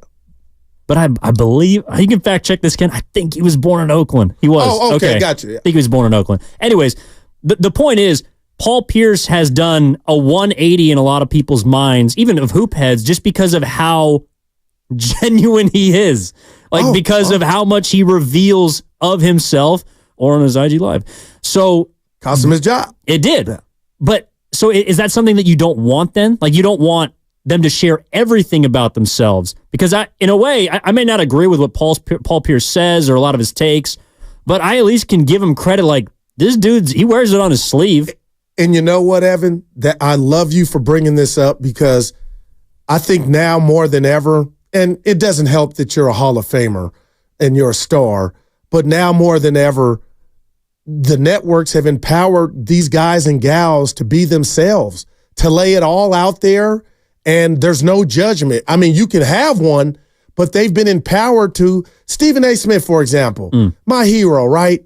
But now he's got so many. Oh, we ain't listening. A friend of the program. He's got so many outlets now, Evan. Sometimes I hear him say stuff about his preferences that I'm like, oh, did I like who? I'm not judging, but I don't know if I'm hearing too much of Evan. No, you I don't. That's fine. I don't want to know you like your feet rubbed. Like, but he's got so many avenues now to where it's like you live with them and these people. So. I guess to me, there's just a fine line. I think there's a couple of interesting comments. One from the YouTube chat powered by First NorCal Credit Union, one of our favorites, Uncle Looney. That's why they call Paul Pierce the truth. Wow. That's pretty good. Shaq gave him that name. This was to kind of clean up the super team conversation. This is from the 818. The 49ers were a super team, but lost to the Chiefs because Mahomes took over the game when it mattered. I think the 49ers were built like a super team last year. They might still be kind of built like a super team. There's no doubt. And with the addition of McCaffrey, I'm sorry, Mahomes was tame in that game up until your offense was impotent and you couldn't do anything and you left him in the game and then he turned into Superman. You had his cape stashed away in 2 Super Bowls. This just me, my 2 cents. And then you didn't do anything and you let him find it and then it cost you. But the Niners, come on, Evan, that is a super team. I mean, in a way, that might be more evidence that we're talking about why the Warriors should not try and construct themselves this summer like a super team. The more and more I think about it, going out and getting LeBron or KD or Paul George or whoever, I just don't know if that's the way to go. But what's the alternative? The alternative is taking your lumps. And how would you fit? Listen, Evan, I guess what it symbolizes to me if Joe Lacob went the superstar route, that route, hey, it might not work, but you threw the kitchen sink at it in regard to, this guy was older, but he's still pretty damn good. And if you go the other way of, let's do it within, let the puppies get a little more, I feel like and it doesn't work, Evan. It's almost like you're scratching your head as to why did you think it could work when you're looking around with all this talent? Why wouldn't you do Steph Curry a solid and Dre to get them the ready-made guys and see if that model works as opposed to trying to shortchange it or do something cost effective, but it's really not, from a talent standpoint, the best way to do it. That's interesting. I want to throw this at you. Maybe it's unfair. Maybe it's a poor comparison, but I feel like in a way you can make the case that the San Francisco Giants threw the kitchen sink this summer or offseason. Sorry, I got both hands up. $350 million invested in specific players. And it was players. late. It happened late. It went back. They bang, bang, bang at the end, kind of. And we just spent the first 90 minutes of the show, which you can go check out, by the way, on the Odyssey app, talking about how the San Francisco Giants don't have enough for us. So throwing the kitchen sink isn't just money. It's not a trade. I don't know what it necessarily solves, Goo, unless it helps you win. And the kitchen sink to me is a sign of desperation. No doubt. And would you say the Warriors trying to, if you deem it, people out there keep the dynasty going or stay relevant under Steph, that this offseason is the offseason of you got to attack it almost with a sense of desperation? But that desperation can put you in a deeper hole, I think, if you don't, like, again, the Warriors are desperate because they've kind of dug themselves this spot, I think. I think they're desperate to move into, I don't know, another era. Like, I don't think the 49ers are desperate. No, oh my God, you got Brock Purdy, and they're at the embryo stages of, his career. I don't even know if the Giants are necessarily desperate. Oh, they're desperate, Evan. They're just stuck. Well, they don't have a face of the franchise. And the why I think desperate applies to the Warriors is you do. And the desperation comes from you need to add a top-tier caliber player to maximize what's left of your face of the franchise and a guy that's giving you 26 a night. You would, I think in theory, you would love to do that, but desperation, people do crazy things when they're desperate, Goo. In life and in sports. I've lived it. Last night. Let me slow down. Yeah. But be careful. I just don't know if that's the answer to me. And that also could be just kind of the person I am. I'm a little more, I don't know, risk averse than some. I'm not at the craps table until 2 a.m. If I go up a little bit, I'm trying to keep it instead of lose it. I'm not like Barkley who's talking about, or me. Well, I didn't want to bring you in there when we're throwing die. But, someone like Charles Barkley has expressed, bringing it back to being genuine, how he has operated as a gambler in Las Vegas as I'm either winning $1 million or I'm losing $1 million. That's not who I am. And I don't think that's how you should run as a franchise, of either we're winning it all or we're going to be in the Stone Age. There has to be some sort of middle ground. And I think the Warriors can avoid the potential stone, the dark ages if they don't get desperate and try and swing for the fence. You know what? That was beautiful, but I'll say this, Evan. When you have a track record like Joe Lacob and the Warriors have of not living that way, maybe it's not so bad when you go down that avenue and taste it a little bit. And the rat on the table with the Warriors is you owe Steph Curry something. I could be totally wrong. Thank you. I could be totally wrong, Evan. But if I was Joe Lacob, I owe Steph Curry everything. And you can't do a real rebuild until he's out of here. That's just me. So I'm going to try to go the route that the Evans of the world and others might raise their eyebrow about what are you doing? It's too risk averse. But I'm going to get the seasoned veteran to help my other OG veteran, and let's go try to shock the world. But I feel like you just owe that to Steph, because the other model is we really can't do what we truly want to do, and I understand it, while this guy's a member of our team because he's so great and still playing at a high level. The other issue I do have it, I know we got to hit a break here in a minute, but I just feel like you set yourself up for disappointment when you operate from a place of desperation. Because let's say the Warriors go out and get a big boy and a number 2 option.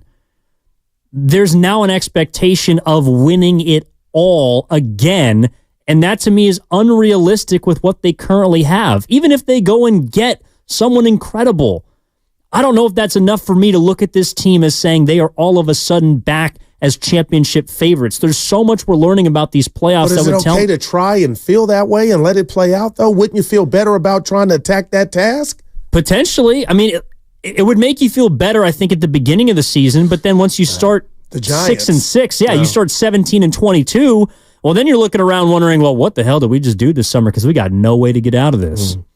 I also do want to bring it back to Barkley because you have your new upcoming. Evan, nobody cares. I told Willard and Dibbs get their list if they could. I know they're busy. The top 4? Yeah. The new Inside the NBA crew. New hires, baby. And I'm going to name the show, too. It ain't Inside the NBA. Yeah, we'll call it Goose Crew. That's what's coming up on the other side on 95.7 The Game. Evan Giddings in for Steinmetz. I see you, Jimbo, in San Francisco. Hang on through the break. We'll get to you on the other side.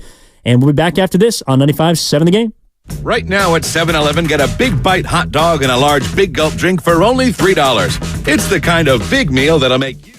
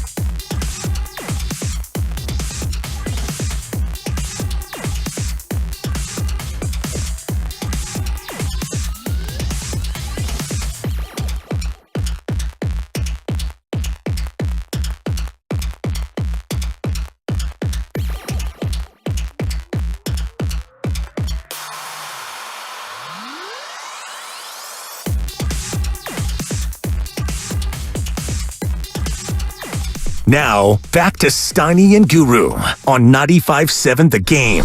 Evan Giddings in for Matt Steinmetz. We'll be back on Tuesday. Daryl the Guru Johnson with you as always. And Goo, I just saw something on Twitter. You can go to our 95.7 The Game. That's the handle. We're also live there on Twitter now, as well as YouTube and Twitch, powered by First NorCal Credit Union. What did you see? The great Whitley Sandretto just posted one of your favorite pictures, I believe. I mean, they should hang this in the loo. Steph and I? No. Well, shout out to the show. Your Hakeem the Dream fadeaway shot over Mark Willard. Dude, I got the video That might be what's bugging him today. I got to share this. The She boss put him and on I, blast. when he sends me some good news, my response when I'm in a good, when it's good, is that video of me on Willard. And Willard was playing D. He was trying, but you got him, Goo. Yeah. I know you didn't get the knockout. Lost him out. Now, why would you bring that up? Well, just because. And they made me go first. They go together. I'm going to do my standing. Daryl the Guru Johnson's been eliminated. Daryl the Guru Johnson's been eliminated. Why does my failures, that man loves them? He was so exactly. There aren't too many times in which I see Steiny more giddy. Shout out Josh. Than he hates to see me happy. When you're doing something and he doesn't have a great feeling about it. Not that your failure brings him joy. I'm excited about. Well, that kind of puts him down sometimes. No, like the schedule's about to come out and hopefully be released. The NFL schedule, Evan, it's a thing. The NFL schedule release, and the reason I love it real quick here is it's prestigious. You're going to find out who the big dogs are, and I know we know, but when you're up like the Niners are, you know you're getting maybe Thanksgiving night or I love that stuff, man. The schedule release. Oh, boy, you sound like you don't, huh? I'm not a big schedule guy. Hey, okay, don't get me wrong here. Evan, I know NFL fans love the schedule. You're talking about who's coming up, what's doing this. I feel like unless you're someone that is planning a trip around a game. No. Am I in the minority right now? You want to take inventory of where your franchise is. What do you got on the Jets, Ken? Oh, God. Oh, they're going to be plastered. Yeah, you don't want to see that schedule. It's 10 losses. I think the buildup, I was telling Goo before we even started the show today, I was like, the buildup of it is just. You don't like it. They reel you in because I'm like, it used to just be a random day. Oh, by the way, here's the schedule. But now they're like 8 p.m. prime time. They don't even tell you after the draft. I'm like, let me know when it's going to happen. But it's exciting. It's exciting, but it's like, okay. But I don't like you two right now. We know who they're playing. But it's when. Is the prestige. Like, who's going to have the most Sunday nights? Who's going to, and that's why being a fan of the team with the star, even on, you kind of, now they'll take a hit when they're not good, but when they're okay, Evan, you know, Monday night, 8-minute buck, I get 5 or 4, and the Niners are going to be plastered. That tickles my goose. Now, I will say the primetime schedule, I think, is interesting. Yeah, I do want to know how many times the Niners are going to be on because I got to know what I'm going to do on Sunday night or Monday night or Thursday night. I think this was the first year where they had multiple Thursday games for teams, so that was something that was interesting. That kind of stuff does, I don't know, wet my beak a little bit. Okay. But I am not someone that is, oh, my, May 15th, 9 a.m. Schedule's dropping on there. Okay. You know what? Well, let's just say this, guys. There's a majority that feel like me, right? Because this thing is taking off. They do it now at 5. It's prime time. It's like the draft. I'm all in. The schedule release. Yeah. Well, we'll be building a show around it. I can tell you that. And it's not just your favorite team. You're going to know who you got to look forward to. Maybe the Steelers are playing the Ravens Monday night or something like that. You just look at everything like, yeah, Christmas. Thanksgiving. I'll give you maybe the quarterback matchups. Like, I want to see Mahomes and Josh Allen play if they're on, or, Mahomes and Lamar Jackson. I want to see Brock Purdy and Dak Prescott, perhaps. Him against Jalen Hurts. That's the thing. This will be the third time, huh? Because they play. So that for me is a little interesting. But no, I'm not losing sleep over it. Well, you're by yourself. You and Kay. Thanks, Gil. And he's got Mr. Real quick here. Literally, Rodgers. They're going to be 10. That was a shot. I don't like that. No, you know what I mean. They're going to be like on 10 times the Packers, the Jets. Yeah, the Jets. Oh my God. Yeah, I'm sick of him. Aaron Rodgers. Yep. Why? Just his beliefs. Yeah. Oh, I'm sorry, Kay. He's not a Jets fan. Who? You're from New York and you're a Jersey. Oh, get the and you're hell a out of here. Fan? Well, there's a classic New Yorker. Just moved down to Miami. Real quick. Okay. Well, my mother was from then I'm in. Coral Gables. I'm in. I grew up grew up kind of with that, so I was a big Miami fan. Vice. Yeah. It's also where a lot of New Yorkers head to. Speaking of which, Mother's Day, you going to be with your mom? Migration patterns. Mom with my in mom, town? I wish. No, I'm a caller. She's out. I think she's in San Diego. She might be listening right now. So shout out to you. What's Mom. her name? Nancy. Hey, Nancy. Now, why did you get weird? Like, I don't know. She likes me giving out the government. I always remember your mom's name now, Nancy. I love it. What about yours? Daisy. She's That's in a great heaven. name. R.I.P. Well, that's why I did want to ask you before the break, and if it was cool, if we talked about it, just because I know it's a tough day for some people who don't have their moms. Oh, no doubt. And what were you going to ask me? Well, I was going to ask you if you were okay with us bringing it to the air. Yeah, no doubt. Someone asked, this is along the lines of our question of the day, was, what you're doing for your mom on Mother's Day. So that was one of the questions that people pose. We have a few in the chamber. We just go to the gravesite. We get together, go to the gravesite, and we do that on our birthday. And good for you guys, man. And that's why, again, I don't want to get on my high horse, but you spend a lot of time with your mom. But, I've been to more funerals than any reverend. But every time I'm there, like, whatever you got going on with whomever, especially your parents, just make that call and be the bigger person or whatnot. Just hash it out, because tomorrow's not promised. So it's a hard day for me, though. I appreciate you sharing that. 888-957-9570 is the number. Evan Giddings with Daryl the Guru Johnson. Let's get out to Jimbo in San Francisco. Wants to talk about the transition the Warriors might be going through this summer. What's up, Jimbo? How you doing? Jimmy. Hey, guys. How you doing? Good, man. Can you hear me? Yes, sir. Yeah, because you guys were talking about how the Warriors, Niners, and then Giants was that part of how we all talk about it throughout the past 2 weeks and stuff. It's because the Warriors are number one is that transition. You don't know what's going to happen. You don't know if they're going to stay with the big three. And then you don't know if, like Guru was talking about, are we going to trade for a veteran and then give up our future? And you don't know if you want to go young because you don't know what you got. Because, they didn't get that much playing time. You still want Curry still wants his veterans and how he's so used to his core. So that's why it's so interesting. It's the number one topic because we're scared because we don't know if it's going to be the end of the dynasty, if we're going to create a super team, or if they're going to go young and then it's going to be like Tim Duncan when he was on the team and then the Spurs just suck. And then you're talking about the Niners, the same thing. Right now, we're on top, right? But we just don't have the Super Bowl. But next year, we have a lot of free agents. Then you got to think about paying Ayuk. You got to think about paying Purdy, Hufanga. Oh, my God, who else? There's so many other players. But you're going to be in that transition. They drafted wide receiver, like Guru was talking about. Like, man, how come we couldn't get O-line? What about Trent? What if he retires next year? You just don't know. But me personally, the reason why the Giants are last, because we couldn't get any A players. We tried to get Judge last year. We tried to sign, what's that guy's name? The shortstop that went to Minnesota? Correa. And we didn't like him because of the health situation or something. And then we tried to sign Ohtani this year, and we got nothing but C players. I mean, look at it. You sign how many players for over $300 million? The only one I was excited about was Blake Snell. Everybody else, they're past their time. Chapman, Soler. And then also the Giants are in a transition to try to look like an American League team and try to play the power ball, the home run. I miss the days of the hit and run, the National League being small ball, manufacturing a run, moving the guy over, the sacrifice fly, the bunt, those little things instead of just this guy is bad here because he bets over 3-something or on base percentage or whatever in the numbers. Oh man, I'm telling you, man, money ruined baseball, dude. I got you, Jimbo. Man, Jimbo, I love that. Well, that's what I grew up on. But yeah. I love the National League. I can't stand the selfishness of baseball now. When you knew the Jay Bales, he used to be a former Pirate, Jim Leland would have them bunt if they got a leadoff runner on. You know what I'm saying?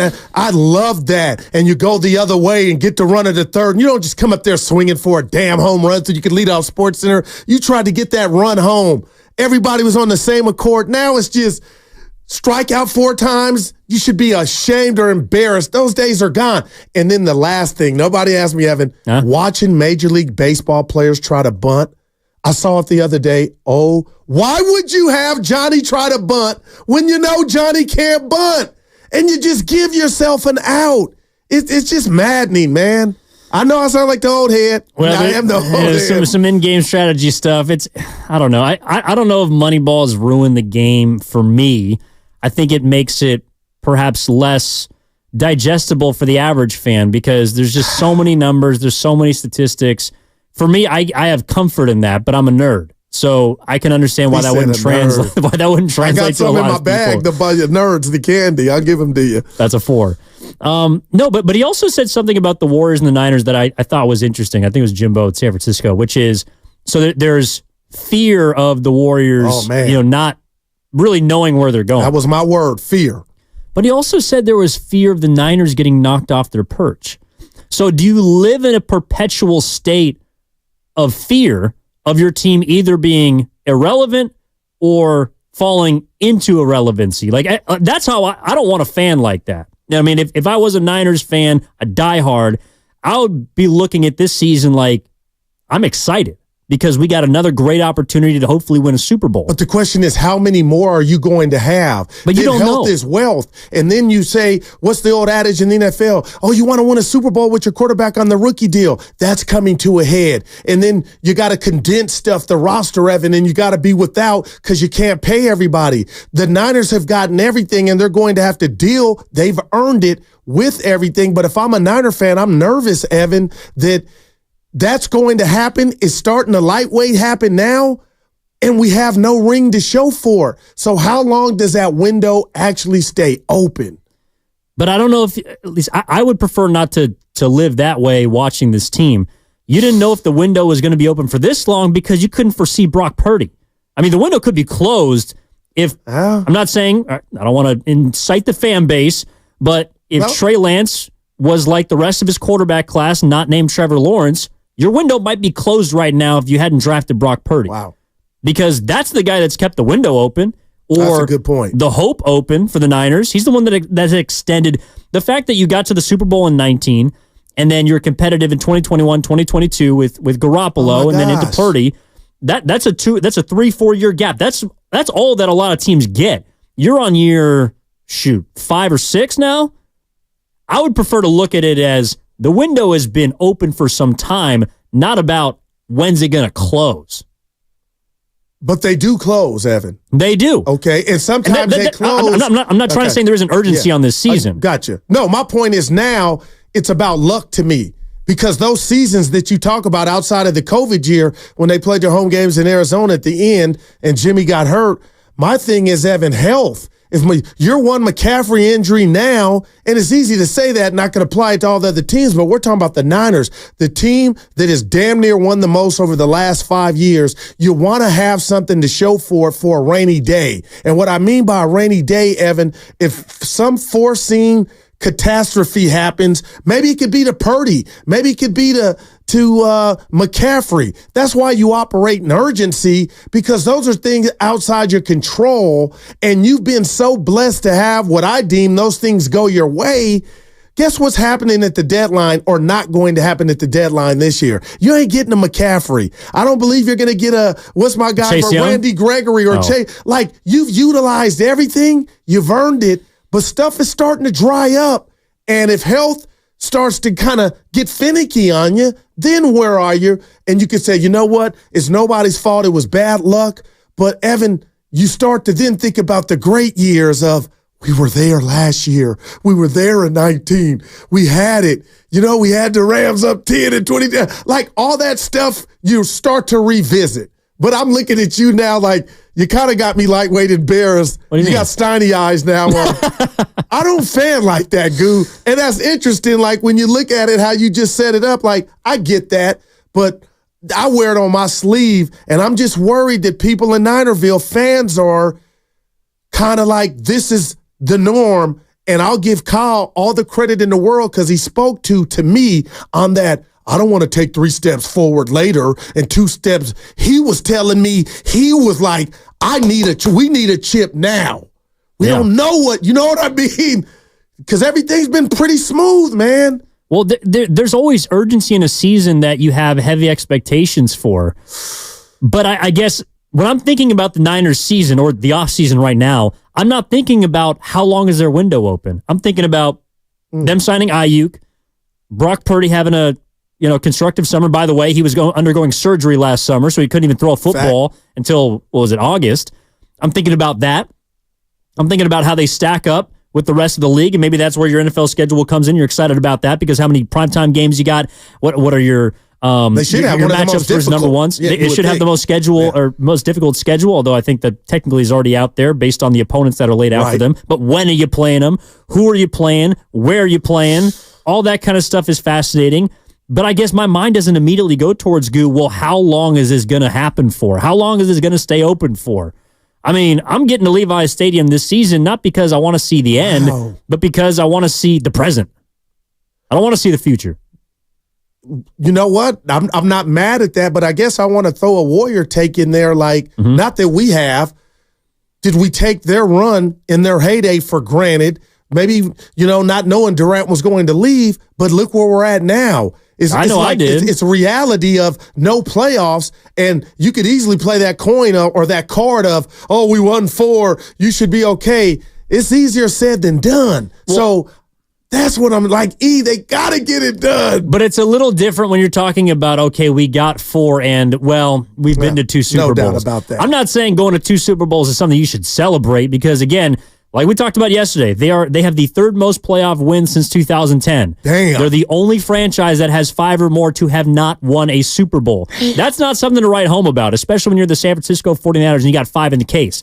But I'm also not looking at this as, I guess I'm just not viewing them from a glass half empty type of perspective. I hope they succeed. I want them to make another deep run. I'm excited about them growing. I do too. And I told you they got a lot on their table. Last time mentioning I was with Bonte Hill at the Bay Area Sports Hall of Fame ceremony on Monday. But when the great John Taylor, I told him, you represent a time for Niner fans. And I had friends and family that say it, Evan, you know my line. When you went, y'all won. And he lit up like a Christmas tree. And I said, what's happening now? Not and my lifetime. I can't repeat what was said, but Evan, that was a thing. Not and now you lifetime. tell me one of 5 teams to have won that much in that increment, that amount of time, and not win it. That's why, Kyle, I appreciate what I felt like him saying, Goo, everything you preaching right now, I feel it. We got to win. Times have changed. 888-957-9570 is the number. Evan Giddings in for Matt Steinmetz with Daryl the Guru Johnson. Let's get out to Berserkly. Talk to our guy, Shaka. Shaka, what's happening, my man? How you doing? Hey, man, what's going on with y'all, man? This a Friday, baby. Man. Yes, sir. It's all good. Now, I want to piggyback off what you said, man, because I just lost my grandmother 2 days ago. Oh, man. rest in peace. Sorry, Shaka. Rest in peace. Yeah. I lost my mama November 18th, so I have 2 deaths. My mother figures, man. So, Prayers to you. Got their mamas, man. Just adore them, man, and just love it. Just really appreciate what you got in front of you Sunday, man, and just have a good day with her, man, because it's a true blessing. But I want to say this about the Warriors, man. Joey Lightyears is pulling the trigger, so of course we're going to stay relevant. You know what I mean? Because he wants to win very bad. That's what he wants to do. Seems like the Giants organization is not too pinned on winning, justifying their GM more than winning. You know, but the thing about the Giants, what we got to pay careful attention to him. They kicked Bochy out of here like he is, like he was worthless, and he wouldn't win a championship in Texas. And this guy can't win. So we're looking at, our fans are looking at that, and that's why they're not taking him serious, man. I just wanted to say that, man. That's Y'all real. have a good weekend. Yeah, thoughts and prayers to you, Shaka. Man, moms and granny. That's what we're talking about. Yeah, thoughts and prayers. But Evan, Shaka, yeah. You know what? And I'm picturing you with Steinmetz's head on the shoulder. It's kind of Don't weird. do that. Yeah, I don't like that at all. We got different color eyes. He's got better hair. He does have some. Him and Finchie, man. I hate him. I hate both of them. How old are you really? They are really Robert Grayford, but Robert De Niro. No. What's the other Robert? Redford. Yeah. Yeah, as I Moms said, used to love him. So I said Grayford. There you go. Yeah. I'm going to give you a 3. Went over my head first. Hey, we all just act like Bochy didn't want to be here. And when I bring that up, like not a curse or a jinx, because I'm into that stuff, but honestly, Evan, that's part of this.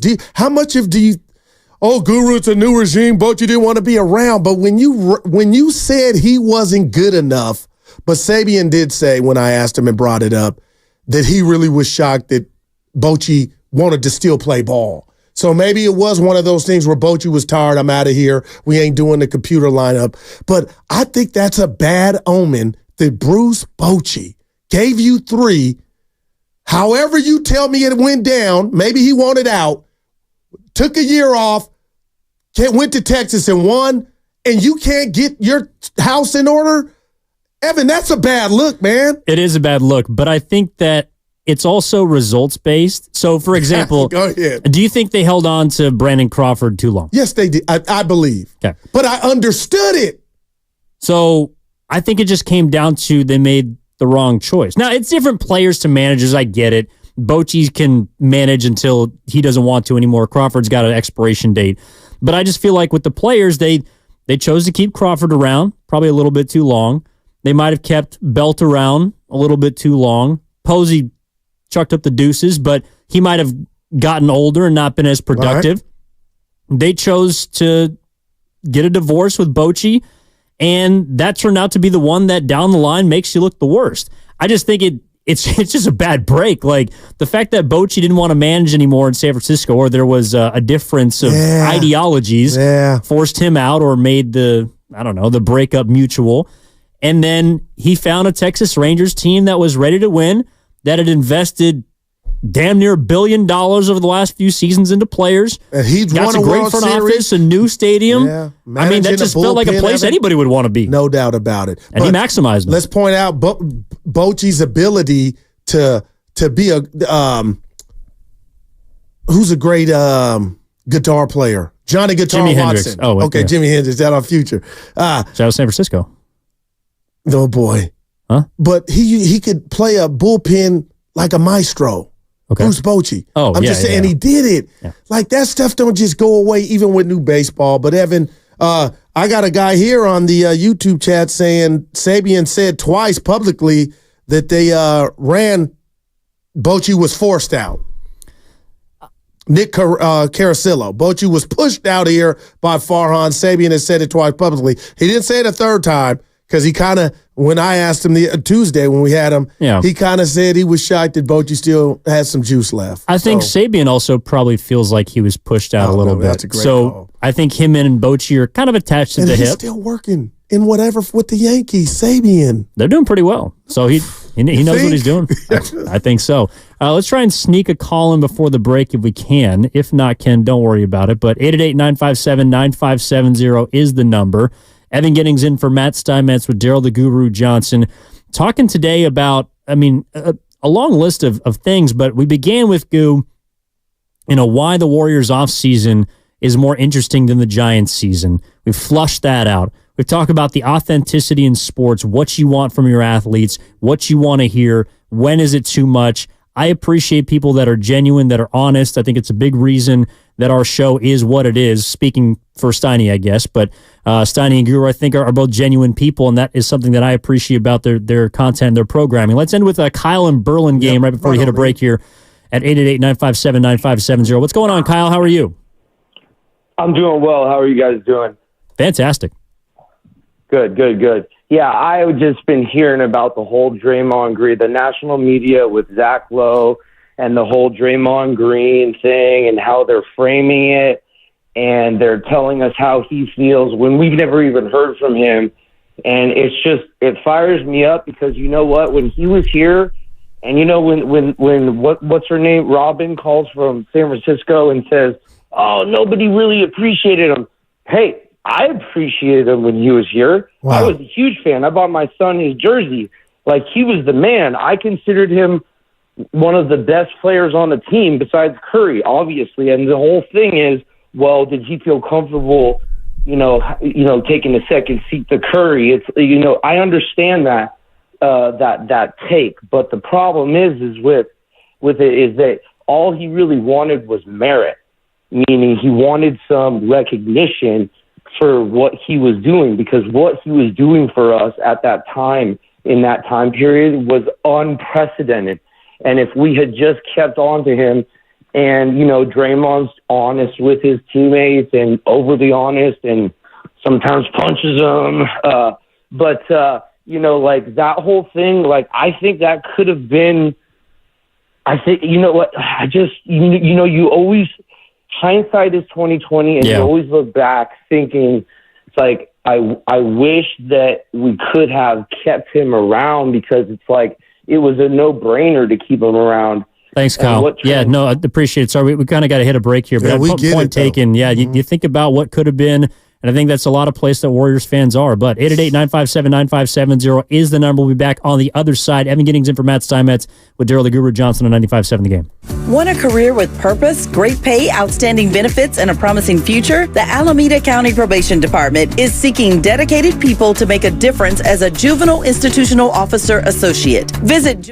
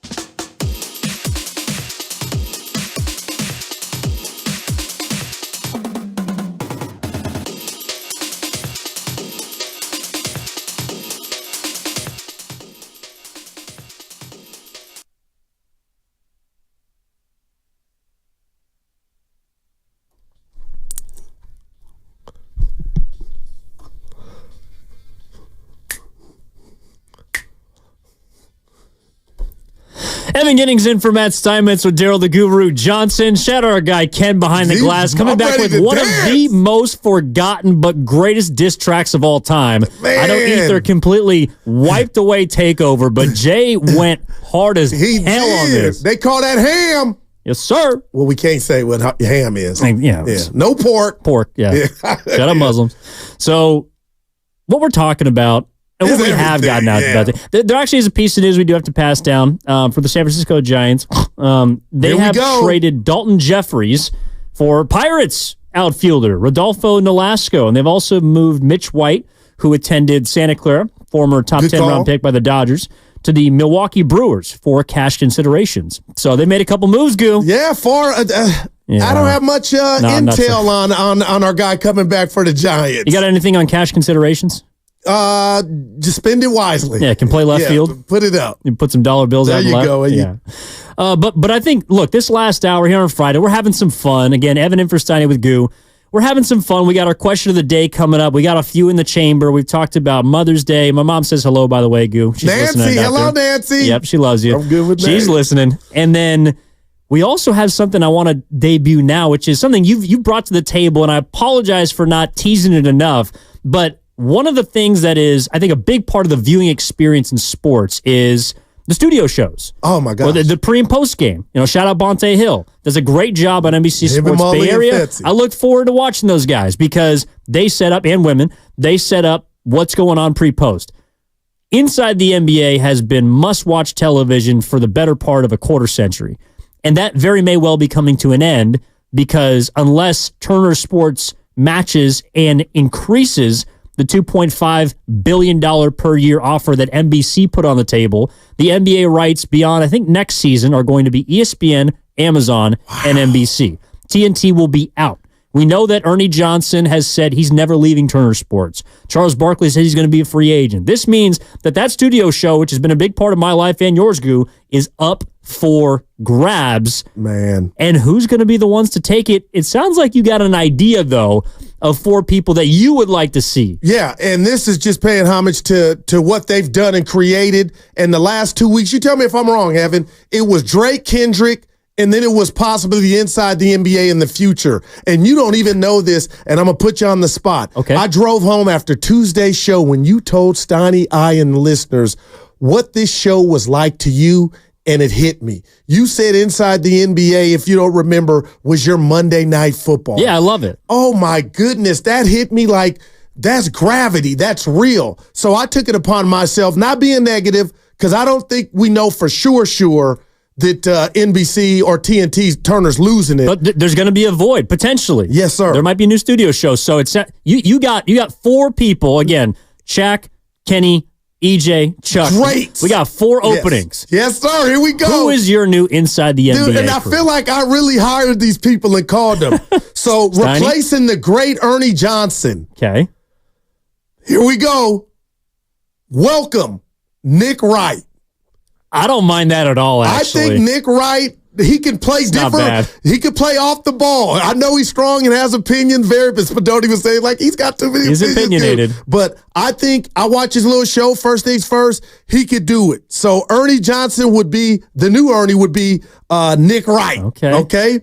Kenny Smith, shout out North Carolina. So he's still in? No, the new Kenny Smith. They're all out. Yeah, all right. The new Kenny Smith is Jay Crossover, who's actually on there now. I like his stilo, his lexicon.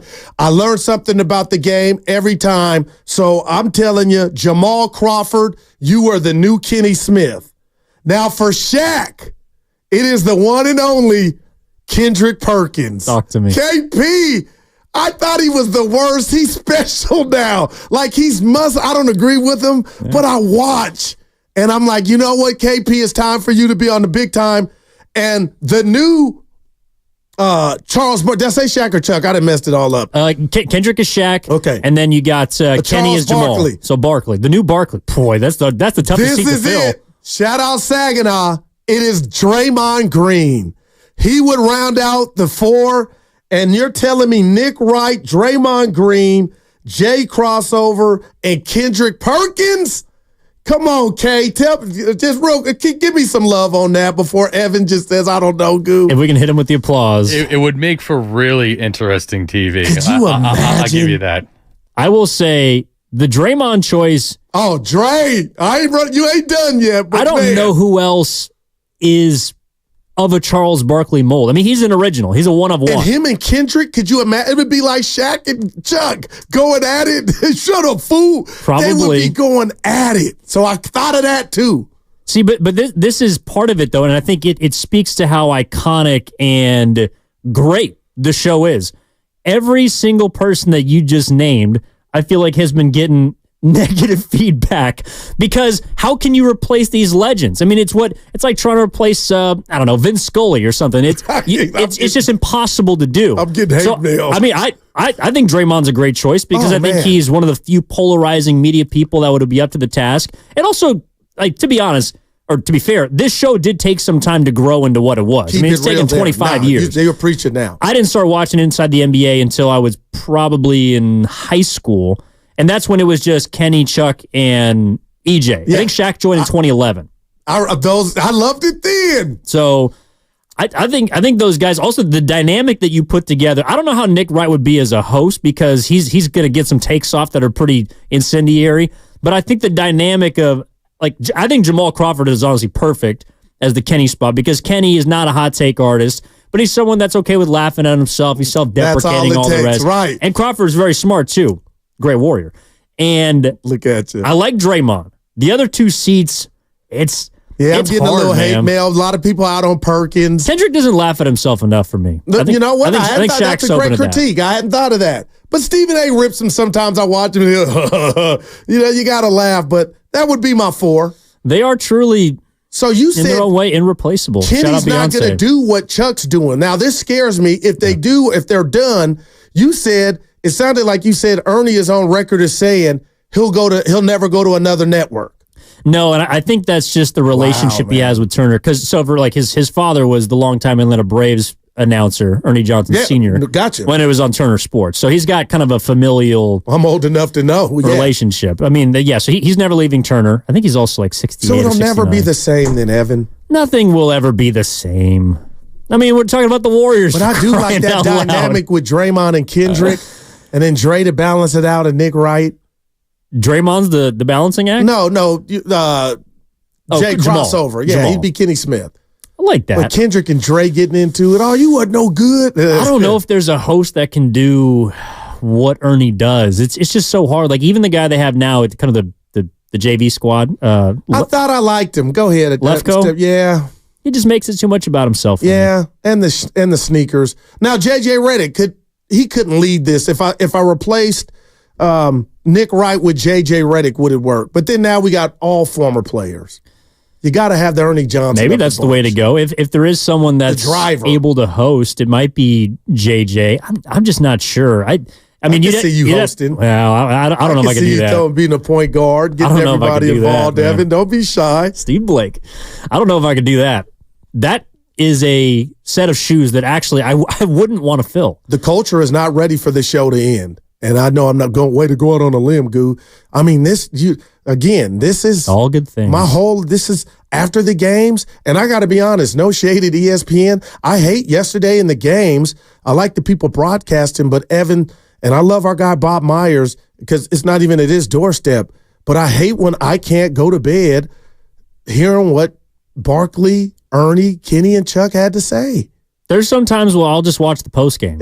That's a thing. Like, that's the game. That's why I guess I phrased it as the Monday Night Football. It's appointment television. Yeah, I want to see those guys because they're always going to be. It might not even be about basketball. Like, actually, that's the one thing. So if I was to critique your list of 4, it would be too much about basketball. Like, that's the beauty of the show in a way, is that they can get into things that have nothing to do with the sport. And Ernie's the greatest, right? Yes. Well, because being able to deal with all 3 of, I mean, come on now. But he also has the respect of all of them because he's the OG. Damn. So I don't know if there's somebody else out there. Stephen A., don't be mad. Yeah, anybody that didn't make the list. No, he's got his own show to No doubt about it. A couple shows. Bob Myers is killing it, by the way, the other night. I hope this don't get to Bob.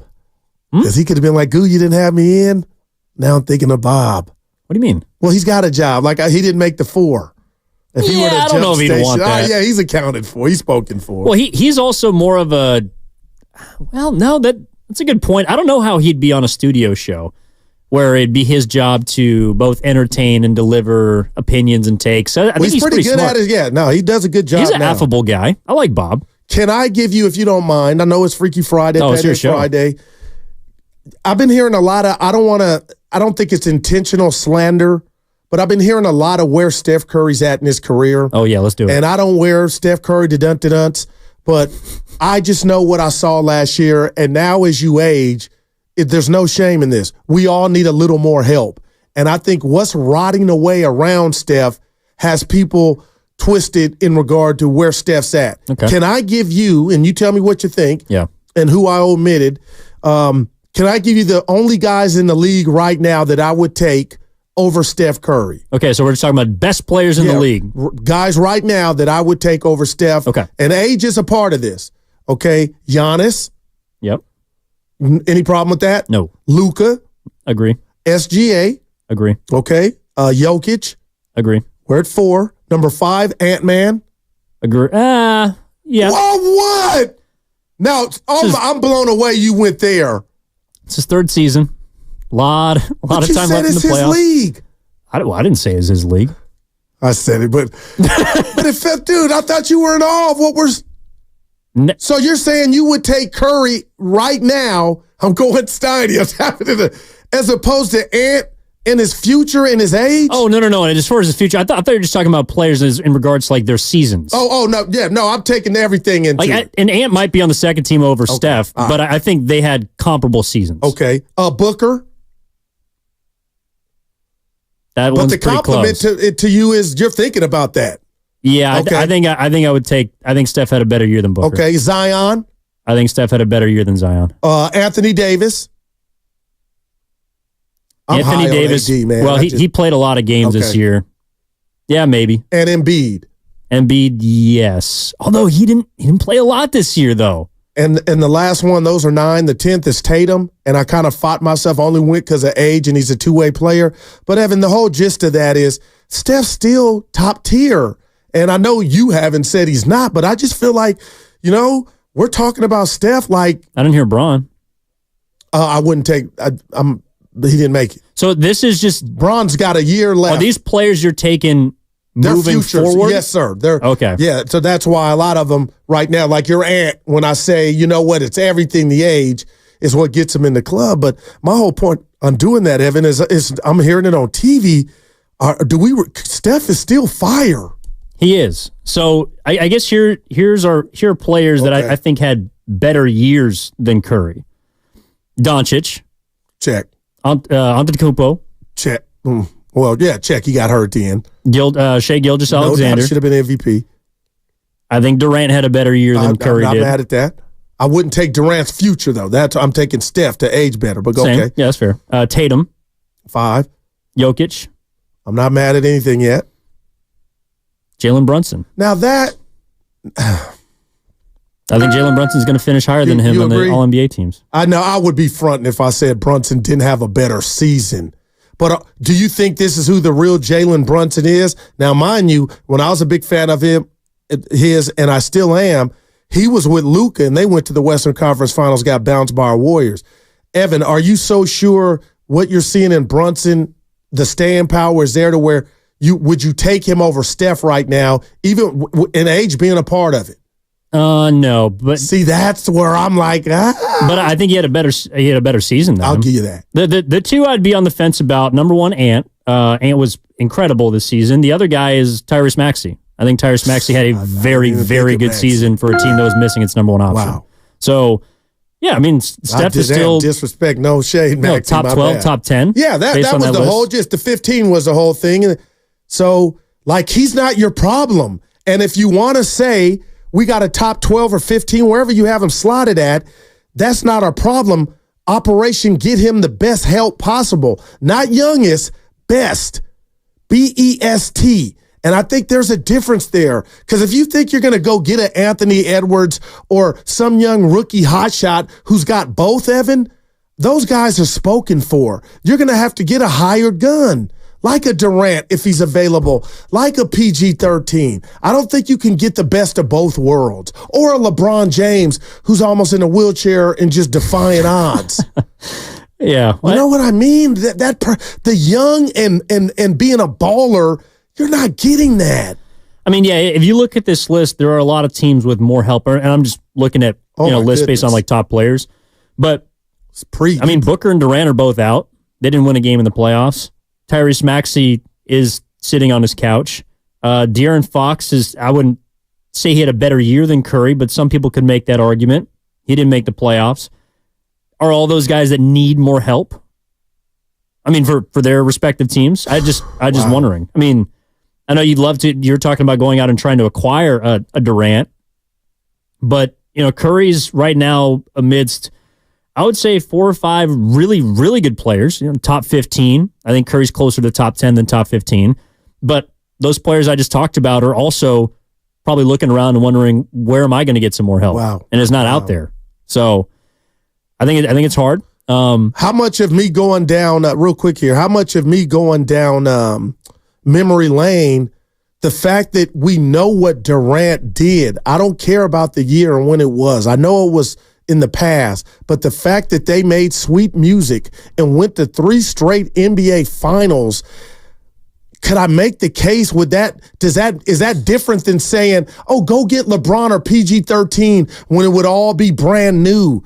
Reinserting KD to this nucleus now when you need him more than ever, I feel like both parties need each other.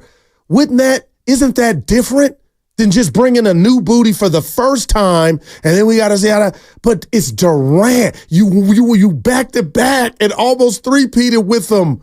Evan, that's what's Halle Berry to me. That's what's attractive. What I'm hung up on is I thought you said Durant and sweep music. Because he got swept. But you said sweet. I apologize. I was hung up on that. Yeah, but they didn't have a point guard. He looked good. Warriors might need a point guard. Well, Pods? Is he going to start? Now, let's go back to Pods. My one thing. Uh-oh. Him leading your team in plus minus. Yeah. When it was all said and done, the team he led didn't make the playoffs. No indictment, because I love the kid. But Evan, is that a bad sign about where the Warriors are, that a rookie could come in here and lead your team in plus minus, and that team, from a standpoint of success, didn't make the playoffs? Is there any correlation? And it's not. And the last is on Pods. It's not on Pods. I'm looking at everybody else. Yeah, I think it's an indictment of your starters because Pods didn't start for most of the season. He did have a period in which he started, but the second unit was the most consistent part about the team. So I think that's a larger reflection of the issues here. I'm actually to kind of bring it back to your studio host. What we got? Your core 4. So here's one from the 650 Xfinity mobile text line. Greeny would be the host. I love me some Don't mind Greeny. that at all. Damn. Draymond, ding ding, count the bucket. And then 2 more. This one's interesting. Chris Broussard and Boban would be the 4th. I think he's pretty funny. And I don't know if he could host an NBA show. What about his analysis, though? And I'm picturing his ears. He looked like do you really go to Inside the NBA to listen to Shaq break down a pick and roll? Well, I know they were badass. So even if you're that's true, a C+ analysis, it's coming from I was the stud. That's true. Boban was just tall. Boban's got some IMDb credits, is what he's got. This was also I'm 100% with Man of 1005 holds on YouTube, powered by First NorCal Credit Union. I got Candace Parker as the new host. She just retired, by the way. She's available. No doubt. I think she's really good. She fills in with your guy, the backup Ernie Johnson that you mentioned. Lefko. I forget. I love you. Your young mind. Yeah, I can't stand her. I'm not mad at her. I like Candace. What about Fitz? Somebody saying Fitz and Perkins would be. Fitz can run it. Vontae can run it. Yeah, Vontae can run it. If you can run what you're doing there, you can run it. People just be like, who are you? Fitz is an incredible play-by-play broadcaster. Okay. That's all I'll say.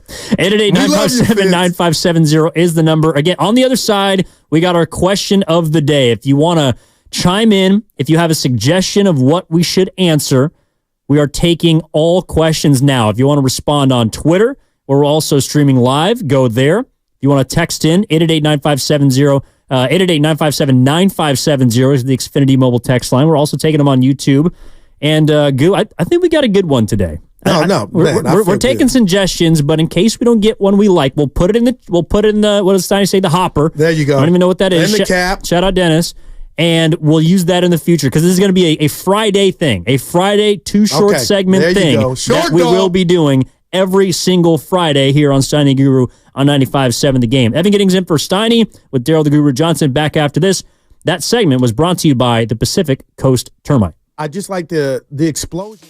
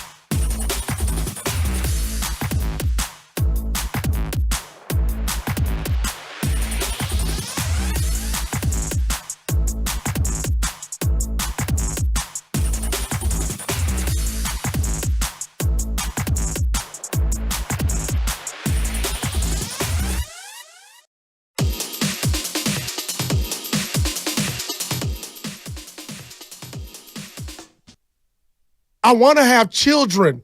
You got to get a girlfriend first. Now, back to Steiny and Guru on 95.7. Oh, my God. Oh, boy. Dude, I wish people could just be a fly on the wall Behind the during scenes, commercial breaks. It was just unbelievable. My buddy Gerard, he loves you. He said Evan is it. Oh, back at you, Gerard. Yeah. Shout out to you. And all the moms out there celebrating on Sunday.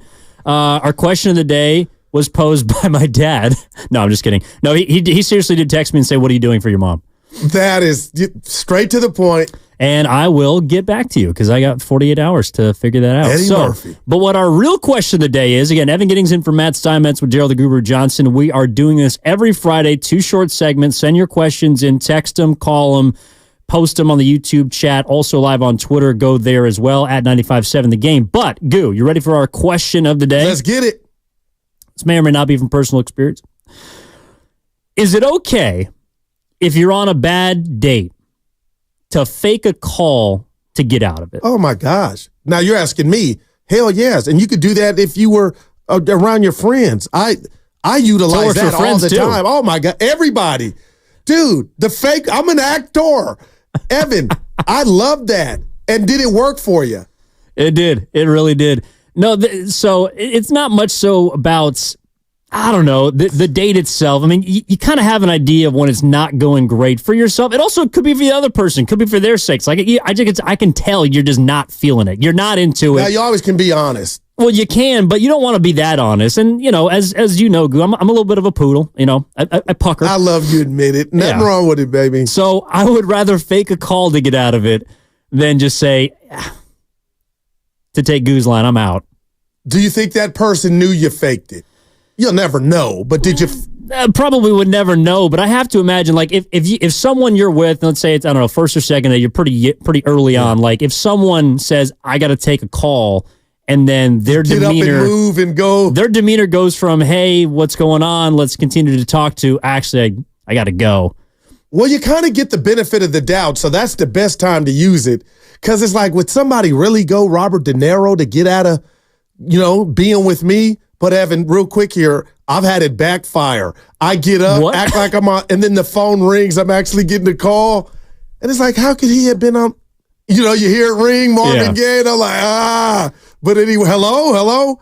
But you're in bounds. I don't want to let him down directly, but apparently that's not how some people feel. This is from Checkbook Champs on our YouTube chat, powered by First NorCal Credit Union. What a cowardly move. I'll wear that. I will. As long as you know and you tap into it, that you're going the poodle route. But I guess, to me, I felt like that was nicer than being honest. And maybe I'm just blunt sometimes. To put it bluntly, I'm sick of it. I just feel like I would rather do that than tell you straight up to your face, I'm just not into it. So you're the guy that breaks up over text? No, if it's someone I'm legitimately connected to, I will tell them face to face. Yeah, or at least call them. Well, you almost owe this person that too. Hey, look, I ain't feeling it. I'm out. Oh, what did I do? Oh, it's not you, it's me. That's what. Well, but does that really make you feel any better? I gotta ask Evan, did the person hear you say hello? How did you get into the call? Did you they left, come back in the room, and then you're acting like you're on the phone, or do you do like me, the whole hello? I hope he's not listening. I did drag my brother into it. You gotta use your resources. Yeah, I mean, I don't know what else I was supposed to do. It said, well, something happened, it came up, I gotta go. Is that a cowardly move? Fake it? Okay, no, this is from the 650 Xfinity Mobile Text Line. Fake it? Hell no. I'm telling them this is a bad date. I'm out. I'm paying for my food. Bye. So I paid for the meal. Yeah. I mean, I feel like that's gentlemanly enough. Yeah, but no? You didn't give the person the truth. And now that person is probably like, oh, I wonder when I hear from Evan again. Not knowing how bad it really was for him. It's not you, it's me. Yeah, that's my man. I mean, I don't know. It just wasn't working. You know what I'm saying? I don't feel like that's out of bounds. Is that fair or foul? I feel like it's fair. But you also mentioned something, Goo, about how you do it with friends. Oh, I do it all the time. If I'm in the hood or I'm somewhere I ain't supposed to be, and I'm like, oh, let me get up out of here. You did what? I'm on. Yeah, and I got kids. I got to be careful here. They need something. You ever done it to me? Oh, never. I would never. No. See, how do I know? It's been years. I've seen you take a call at the old ship. Oh boy, I didn't talk too much. Just a couple feet I from would the caddy. never do that. I'm real enough to tell you I gotta go. I ain't feeling it. No, but okay. Is it a date's different than your friends? I'd rather just Irish goodbye my friends, to be honest. I think the Irish goodbye is. No, let me know when I'm solo. What are you dolo. talking about? Yeah, where I come from, let me know if I'm solo dolo. If something jumps off, I know my reinforcements who I thought were here are not here. Not that I'm fighting. I need to know when I'm by myself, solo dolo. Don't leave me and have me feeling good and I might be off a little bit, equilibrium off. Let me know I'm by myself. And that way, if you say you're out, I'm out. But the thing is, if you're not leaving them high and dry. Okay, so if someone's there and you're with them and it's just you two and you dip, that's rude. But if there's a group of people, like if I, the old ship, you and Steiny hanging out there, I say I got to go to the bathroom and just take off. I'm not going to cry whoever leaves me. I'm going to be okay. That's a so drop. if people have done that to me, your boy's going to be fine. So San you Jose are the Jazz party, fan, though. Goo, remember you're a role model. Yeah, these were my single day San Jose Jazz fan. But, yeah. Well, but we're also talking about, I also feel like it's all right to just dip out on coworkers, too. Especially if you know them. I'm going to see you on Monday. What's wrong with communication? Just saying I'm out. What are you, now what are you afraid of? Well, I got to go pay the meter. I'm gone. I've done that. But I think that's also when you go out with enough people, and this is not just for dates, but like with your friends, you kind of get to know their tendencies. No doubt about it. But I've never done that to you and Stownie. Yes, you have. No, I don't want to air your dirty laundry, but yes, you have. I'll say I'm out. Hey, I got to go. Oh, you say bad dates do suck. Got to take this call. Otis Bird III. But why do you guys get so... Well, it wasn't a bad date from... I didn't feel scared or frightful. It just wasn't working. But what I don't like with you and youngsters now, you weren't going to get married if it was the best date you ever went on in date one. So you didn't have to play that card. You didn't even have... You could have just said, you know what? I got something to do. But she seemed nice. I didn't want to be rude to her face. Or at least I look at that as being rude. Maybe some people look at it as being honest. But what I don't like about this, here I go, Evan, full transparency, is now she's somewhere thinking the date was okay. You just had an emergency. Well, like, had you sat her down and been like, you know what? There'll be no more play calls. She's thinking, what route? She's thinking of routes and how can I do this or that when you didn't tell her the real. But that's where I feel Norm like... always told me honesty, son, is the best policy. But the word in my life is feel. You have a feel for something, right? Like if it's not going well, it could be a two-way Yeah, but you didn't share it. Well, what am I supposed to lay out shout out Fist, the play-by-play of how this is going? No, I don't want to get too in the weeds, but damn, what could have happened for you to say, I got to get out of here? That's the other part. Yeah, it's just, You know what? I think you did it to yourself. Chemistry just wasn't there. This is from 650. Evan, you're too young to be faking it. Leave that to Goo. I like that. I don't like that. What's that mean? Yeah. Apparently, I used to do that. Yeah, for the 415, I show a lack of Riz. Shout out Rick. What is Riz? But can I lie here pizzazz? now? Huh. When I'm on the phone with friends or family members now, this one word. Oh, it's my boss. I'll call you back. That's how you get off. Now that one, he don't even do. Oh, it's my boss. I'll call you back.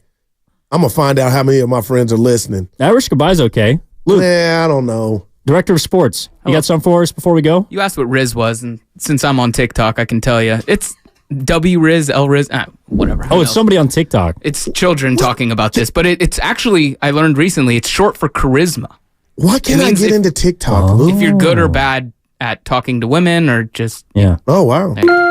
There's an audience for everybody. If you're good or bad. You guys judge yourselves too much. It's the kids much. talking. Yeah. Gotta be up on the street. You on TikTok a lot real quick? No, not at all. I don't even fire it up. I don't even fire it up anymore. Yeah, Lucas sends me a bunch, and I... Anymore? No. So, stop, Luke. All right, we do got to hit a break because we got the crossover on the other side. And What's Bugging You, brought to you by Atco Pest Control. And that is what's coming up next on 95.7 The Game, brought to you by Fremont Bank, full-service banking, no compromises. Evan Giddings in for Matt Steinmetz with Gerald the Guru Johnson, Mark Grandy in for Mark Willard with Dan Dibley on the other side when we return. Americans pay about $5 billion to control termites and repair their damage.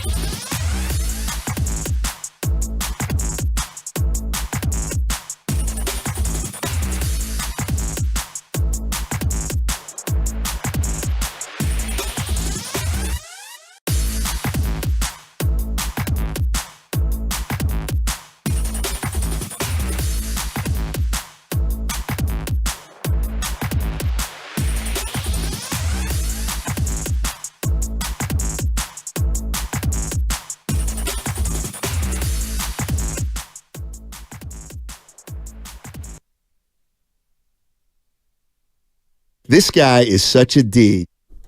Now, back to Steiny and Guru on 95.7 The Game. Thank you, Steiny. Evan in for Steiny with Daryl the Guru Johnson. This is the crossover with Dan Dibley and Mark Grandy. Yeah. By the way, did you know it's tick season? Lyme disease is transmitted through the bite of infected ticks. So you can visit ATCO Pest Control's website today to learn more and take control at atcopestcontrol.com. What's up, boys? Yeah, Grandy and Dibs. Uh-oh, Ken, got to bring him up, buddy. Mike's 2 and 5. Yeah, look at your boy looking fresh. I like the shirt. We're good now. Great shirt. I'm a Grandy great fan. shirt. Yeah. Aloha. Ken, I love you. You could take the hat off, but I'm going to give you a pass because pass. I have a deep affection for you, but how dare you? The most famous Met 27 fan. years in the market? Oh, boy.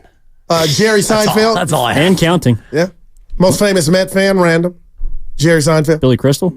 Billy Crystal. Not bad. He a Mets fan? Yeah.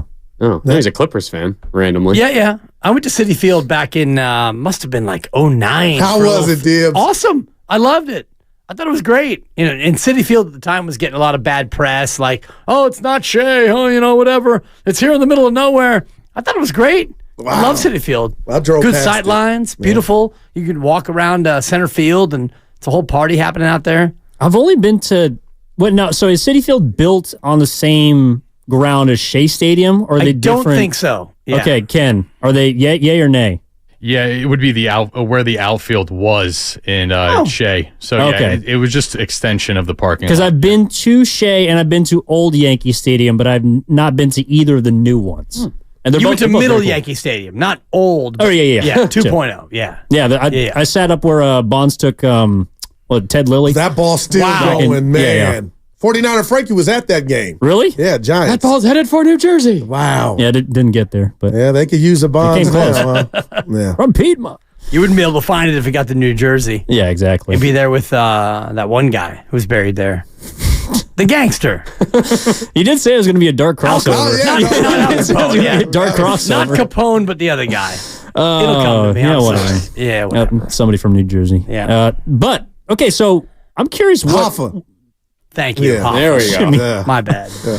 Ken gave it to you. I was looking for his teeth. You could have given it to me, Sometimes Ken. you I get was the one tired who of had the being wrong, bid. Dibs. I Jesus, knew Ken. it was Hoffa. I wasn't confident. Lord. He gave it to Shoe me. Dog on here on YouTube had it as well. I don't know. I'm curious, like, kind of what throughout this summer is sort of hitting you guys, because where we started today was this idea of why it feels like there's more buzz and excitement about the off season of the Warriors, but I would also wrap the Niners into that, than the actual season itself with the San Francisco Giants. And I'm not sure where you guys are going to go from 2 to 6, but the boss kind of posed the question, and I just thought it was really fascinating because I hadn't thought about it like that. I felt like it was a very easy question to answer, but when we flushed it out over the course of a few hours, it feels like everyone else kind of feels the same. Like it's the consensus. And I feel like, before you guys go, the sport is dying, so that's not helping the Giants in Farhan. So I imagine your guys' easy answer was Warriors offseason. Yeah, of course.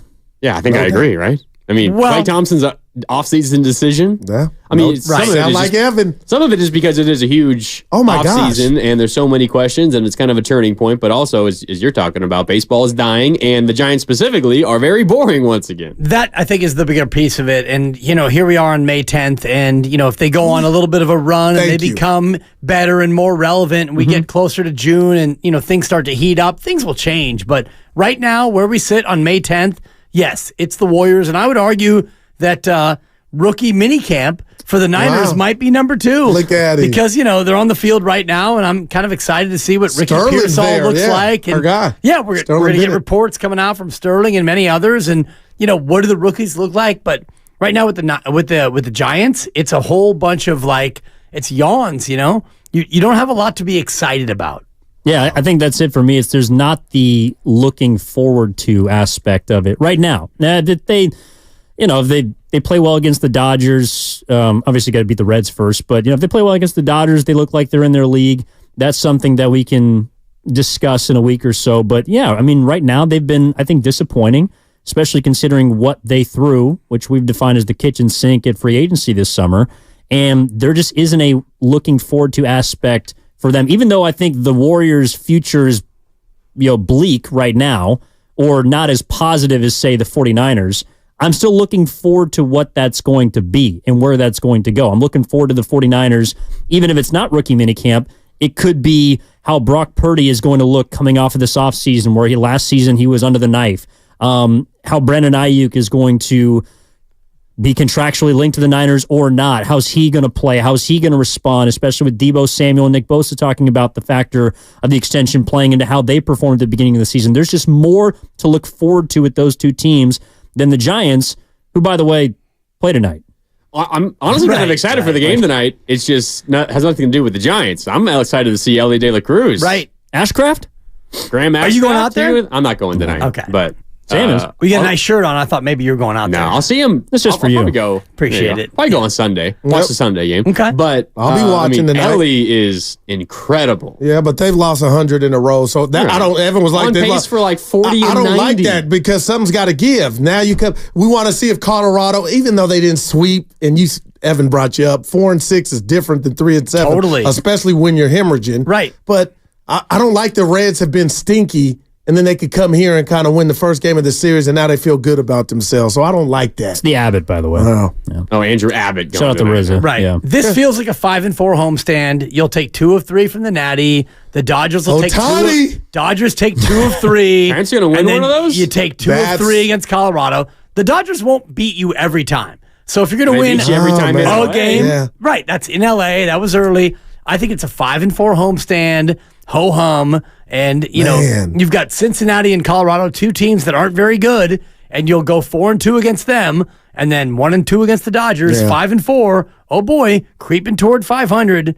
Wake me when we get to September. And to hear Farhan, he don't need me to defend him, but the one thing I will say is he went to the mall and came back with bags, and in the bag was Snell, Soler, Jung-Hoo Lee, and Chapman, and for me, I was so just despondent because I felt like he couldn't close a deal. He had got nothing done. So I was lightweight excited. But a month in, and there's more than 100 games left, guys, we got to still give them time. But, Grandy, when I hear him talk about the deadline and now we're getting to a point to where things are turning into, established stuff, I'm like, oh, this is a guy fighting for his job. He's throwing the kitchen sink at everything. You go shopping, and now you got to go back out because what you got might be stale.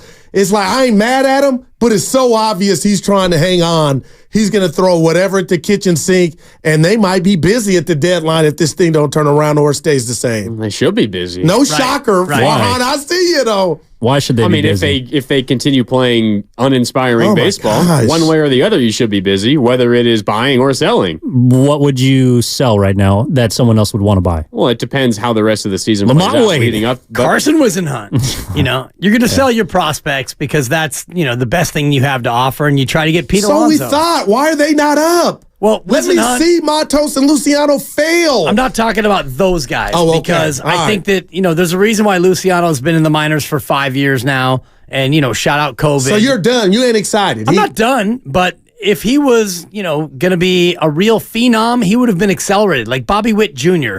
He's a guy who went boop, boop, boop, boop. Or Paul we saw him play last summer, Paul guys. Skeens, You didn't like it? a year ago. Yeah, tomorrow. You didn't like it? Luciano? It was okay. Schmidt, I know there was a struggle. Started well. Shasky was he could not excited for hit a the week. ball No, I got for you. a week, right? So have we pulled the plug on those guys? No, we haven't pulled the plug, but you're not looking at them as like, wow, 2 of those guys were getting Pete Alonso. Man.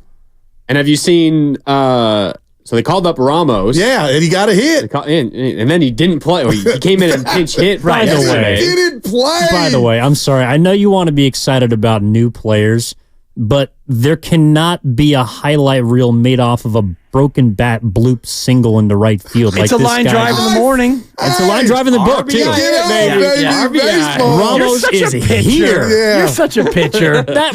Dude, I could. That was a BS hit, and I hate those. Am I safe? Can you at least earn it? I mean, you're in Colorado for crying out loud. That's wrong, Evan. Just because you posted a picture of you as a pitcher this week. You saw that? For the when I was something thread or whatever the hell that was. Yeah. Just because you were like striding out and looking good with the ball up above your ear doesn't mean you get to hate on Ramos's line drive. No, pitchers' lives matter too. Okay, so that is where I come from. And if you're going to put a baseball about 94 miles an hour on somebody's knuckles, if you're getting in their cocina, that should be an out. And I just hate how we're rewarding it by posting it and plastering it across social media like he achieved something, which was getting jammed and picking up his thumbs on his way to first base. Well, what about when he squares one up and he hits it 107 miles an hour right to the third baseman who happens to have his glove in the right spot? You as a pitcher, it's like, yeah, pitch them where they are, you know? I'm not throwing that pitch again to him because he hit the crap out of it. Right. All right, I'm about to sick the Evan I know on both of them, Grandy and Dibbs. Give them what you gave us this morning, Kay and myself, the stat that you love, that you say it's kind of nerdy, but just if you can, the condensed version of that stat. Oh, yeah. So what's not bugging me, which we'll get to in just a moment, is Mason Miller and the fact that he broke a statistic that I happened to write my college thesis on, which is fielding independent pitching. And bloop. Your thesis, did you get a master's or? Economics.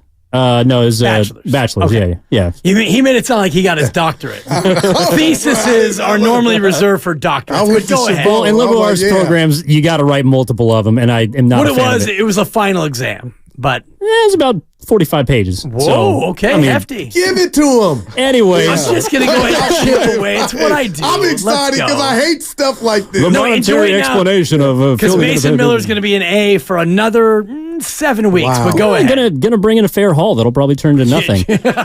But the fielding independent pitching aspect of this is a statistic that is supposed to evaluate how good you are at limiting what you can, which is home runs, walks, hit by pitches, all the rest. But hits that's ERA, right? No, because ERA involves hits like Heliot Ramos had, which is a broken bat single down the line, which should not be going against the pitcher. So it's your true ERA. That's the goal of the stat. His FIP right now is negative 0.1, which means, in theory, on a computer, if he pitched 9 innings and the A's scored no runs, he'd win 0 to -1. They would win the game. 0 to -1. He broke a stat. That's how good he is. Right. Right. But He's ERA, incredible. you can't manipulate it like that. You can, but an even bigger point, I think, to that, and I'm not refuting what you're saying because he is unbelievably filthy, but he's going to be the reason why they lower the mound. You think so? For sure. Last time they lowered the mound, 1968, and a big reason why they lowered the mound was the fact that 8 teams hit below 230. If you look right now in Major League Baseball, there are 10 teams that are not hitting 230. Hitting now has become too difficult. Wow. It's too hard to hit. And yes, the great hitters, and most of them are Dodgers, some of them are Braves, but for the majority of these guys, you can't hit. You can't hit Mason Miller throwing 103. It's not humanly possible. So they're going to find at the end of this year, maybe next year, hitting is too hard. And just like when we were kids, when you used to get like put on timeout and you got a D or you got an F, and now you kids, and I'm looking at you two, Grandy and Evan, you guys never got put on timeout. You got never disciplined. Or it was, you broke the window. You're just getting one cookie instead of 2 Go get a snack. today. Yeah, I got a cookie. Can I put you on timeout for 10 seconds? Do it. You're listening to 95.7 The Game, KGMZ FM and HD1 San Francisco. Always live in the free Odyssey app, Twitch and YouTube, powered by First NorCal Credit Union. Attaboy. Don't sniff at that. What? Because you read the legal. It's not a sniff. I've been listening to him for 4 hours here. I was watching 3 Chicago, baby. I stole it from Mr. Furley. Shout out Don Knotts. I love when you sniff on Steiny because he hates it. And I'm driving on my way into work.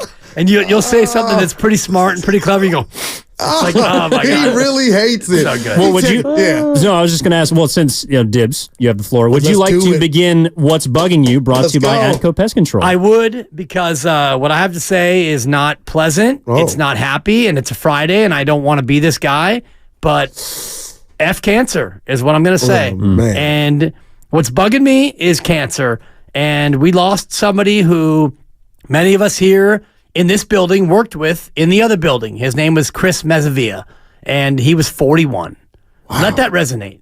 41. And you and I, Goo, I don't even remember being 41, and these two are on their way to 41, and this young man had melanoma, and he fought for 2.5 years, and if you went out to a Niner practice or a training camp, you saw him, and he had the big bucket hat, and he was doing photography. It was his passion. And when I worked with him over on the other side, 13 years ago, he was a young sales associate, like many of our young salespeople here. And he was an up-and-comer, super positive, good looking, father, husband, son, nephew, and all the rest of it. And he got melanoma 2.5 years ago, and I bumped into him about a year ago, and I had no idea. His attitude, the same. His positivity, the same. His outlook, the same. He was an amazing person. And I was, Facebook it's a trap. Yeah. Facebook's a trap because you go on there, it's like, so-and-so this and so-and-so that, and you scroll, and it's like, oh my God, Chris Mezzavia died at 41? It can't be. He will be laid to rest tomorrow in the South Bay. And for those of you out there who know him, for those of you who I know are listening who worked with me over there, and there's about 5 of us who worked over there at that time, I just want you to know that it's something that touched me, and I'm trying to hold it together right now because, Chris Mezzavia, 41, melanoma, cancer. And I don't know if it was a sunscreen thing or if he got, skin cancer or how it happened, whatever. Just get yourself checked, put on the sunscreen, take care of yourself, and remember that this life that we have, it's fleeting. And I hate to bring it down with what's bugging me, but it's been kind of with me all week. And, I was just looking at Facebook today, and tomorrow's the day where he gets laid to rest. And it's like, damn, dude, 41. So rest in that's peace, what's bugging man. me, yeah. Yeah, no doubt. Thanks appreciate for you sharing that, Dave. man. And I know it's real. Yeah, no, got to second that.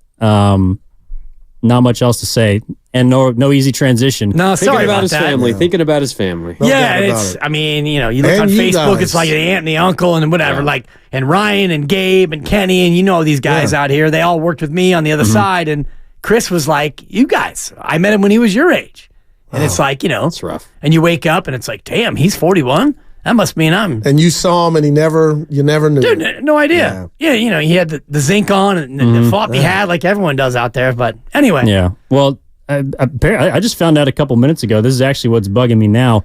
I guess I didn't have to write a thesis for my bachelor's because that's only for master's degrees and doctoral work. What the hell was I doing in college? I'll tell you what's bugging me. Willamette University. I didn't even get 2 pieces of paper. I wrote 2 theses for no damn good reason. And apparently, a thesis is not worth absolutely nothing unless you bring it with a master's degree. So what's bugging me is I wrote 2 unnecessary thesis papers, and I want my $25,000 back. You got duped. Wow, Evan. I'm a sucker. Joe Biden will get it back to you in case Don't worry. In case you Quinny's awake. Yeah. I'm sorry.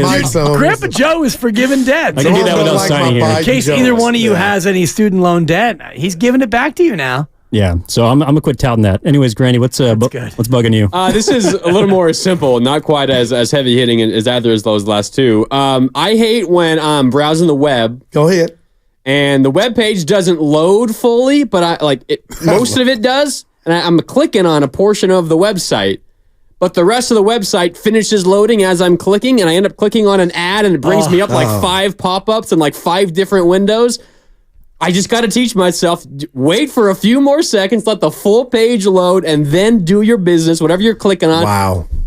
Every single time. I can't get it in my head. I click it when I see it, then the full page loads, I click on an ad, and then downhill from there. Wow. It's bugging me. Especially streaming sites. God. Especially streaming sites. And what's worse, Grandy, is that has become the norm. It's almost like I wait for that to happen. Yeah. So it doesn't happen to me, man. I just can't get it in my head. I see it, gotta click it immediately, but I know better. Yeah. What's bugging me? This is kind of a rerun, but I said it earlier in the show if you missed it. It's athletes that run from the smoke. And I said Boston is not going to make it because I don't believe in Tatum and Brown, their mental game upstairs. And for Jason Tatum, for a team to win 64 games in the regular season, and everybody in the world, if you agree or not, refer to them as a super team, and they lose a playoff game at home. They got ran out of the building to Cleveland. That's okay. But for Jason Tatum after the game, after all the established OGs and greats of the game has stepped to the podium and said, you know what, let me just take ownership. We got our ass kicked. For Jason Tatum to say, we're not a super team. Our coach didn't get coach of the year. We only had 2 all-stars, and run down the list of why his team is not a super team, basically embarrassed. I just said, you know what? That's weak sauce. You're running from the smoke. Put the shovel down, because now you're digging a ditch of excuses, because now I've seen a guy that never believed him Now I seen what's about to come to fruition, and that's Boston's not winning it because they got guys that are supposed to be their ace bam-booms coming up with excuses, and now you're telling and selling the world why your team is not a super team. That was so weak. That's your leader. And Boston, you may beat Cleveland this round, but you ain't winning it. I was right. Who are they losing to? New York or Indiana. And if you get past that because the East is so weak, you damn sure ain't beating Minneapolis or Denver. Or OKC. Right. Or Dallas. Yeah. Oh. 1-1, Dallas and OKC, huh? Speaking of Dallas, did you see Luka's press conference? That was crazy. Oh, my. I mean, somebody's phone was open. Yeah, but it was so loud that it had to be like into a microphone. That had to be like... I heard that used to happen at the Forum.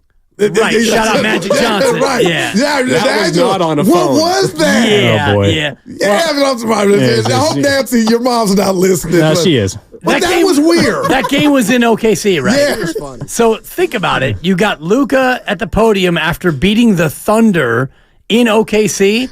Somebody was able to get to a microphone that was able to be patched into the interview room, and they just played something off of the internet. Yeah. That's what that was. Yeah. There was no live action happening. And Kyrie was going at it with a fan. He told Cuban got to get out of Oklahoma, but Evan, it was weird. I had never Really weird. Yeah. It was weird, but it was an inside job. Okay, I got it was you. an inside Shout job. out. No, that's inside. Someone man inside did that. OKC put that okay. into a microphone that was patched into the room in order to try and throw Luka So it off. wasn't like the Laker. It was actually happening. No, that was the 80s when it all went down. Two microphones. I've heard stories. Yeah, two. So someone didn't. I actually didn't catch it. What were they playing? Like the Kendrick disc or what?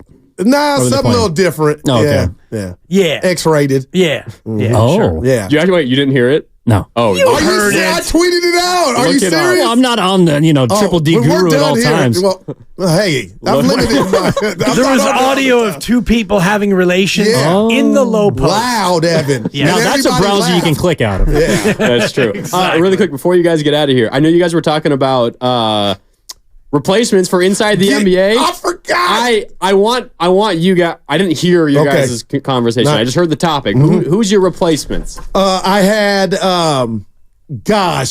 Nick Wright is Ernie. Nick Wright. Draymond is Barkley. I don't really mind that. Draymond is Barkley. Okay, Steinmetz. Kendrick Perkins. Exactly. Kendrick Perkins is Kenny or no, Shaq? Shaq. Okay. And Kenny is Jamal Crawford. I like Jamal. Yeah, I like A Jamal lot of and people Draymond. didn't like Nick Wright in that spot. Yeah, I'm not a huge Nick Wright fan. Get him out of Well, there. who would you hire? I love Big Nick Shot? Wright, to be honest. Instead of who? He was Ernie? All four of them. Oh, dude. He was Ernie? Yeah. Nick Wrong was Ernie? Yeah. Get him the Chuck out of there. What about Dre for Chuck and Kendrick Perkins for Shaq? They would be fighting. Yeah. That's not bad. Okay, That's all not right, bad. Kenny, you need to say Jay Crawford. Yeah. Baby Stein. I gave him the bag. Yeah. All right, gentlemen. All right, we'll be All right, listening. gents. Yeah. Thank you. It's been a real one. Have a great show. Talk to you. So bitch. On 95.7, the game. They're longtime friends. Let me tell you something real quick about Dibs that I'm sure not everybody knows. And first-time partners. Hang in there, big guy. There'll be brighter days ahead. Now, these two homegrown Bay Area boys finally come together to take over sports talk. Get the hell off of my doorstep. Major League Baseball, you stink. It's Willard and Dibs on 95.7 The Game.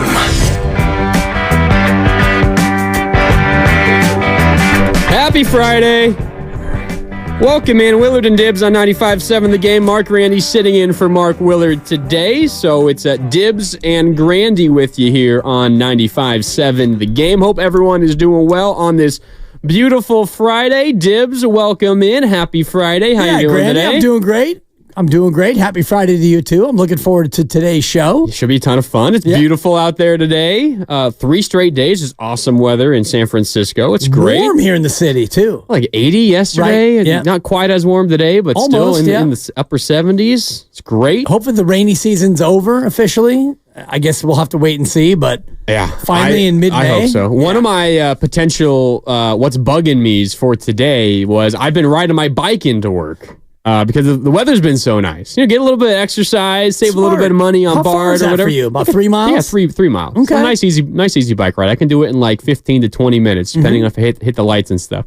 The weather's been super nice for it, but one of the things that has been bugging me lately is there's got to be some like tech conference going on downtown in the city. Yep, Moscone. And so I ride my bike through that area down 3rd Street, and then I go over on like Folsom or Howard.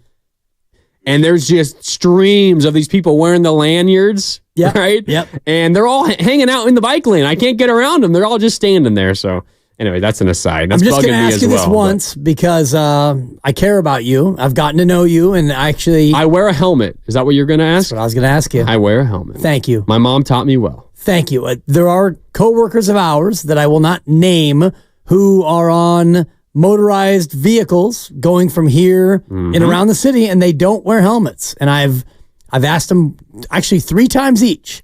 I've given them the old guy admonishment, and I've told them, you know what, if you would please, for me, for your parents, for everyone, wear a helmet, because you usually get one of those where you, like, maybe you crash or maybe you bibbity bobble on your bike or whatever happens and your head hits the pavement. You're lucky if you get one.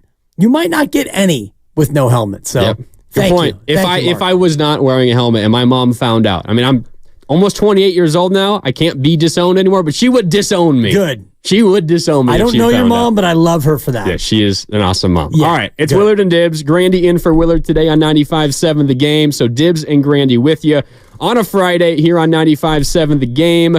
We're going to get into a lot of stuff here today. We got to talk about the Giants coming up in a little bit as they return home to take on the Cincinnati Reds.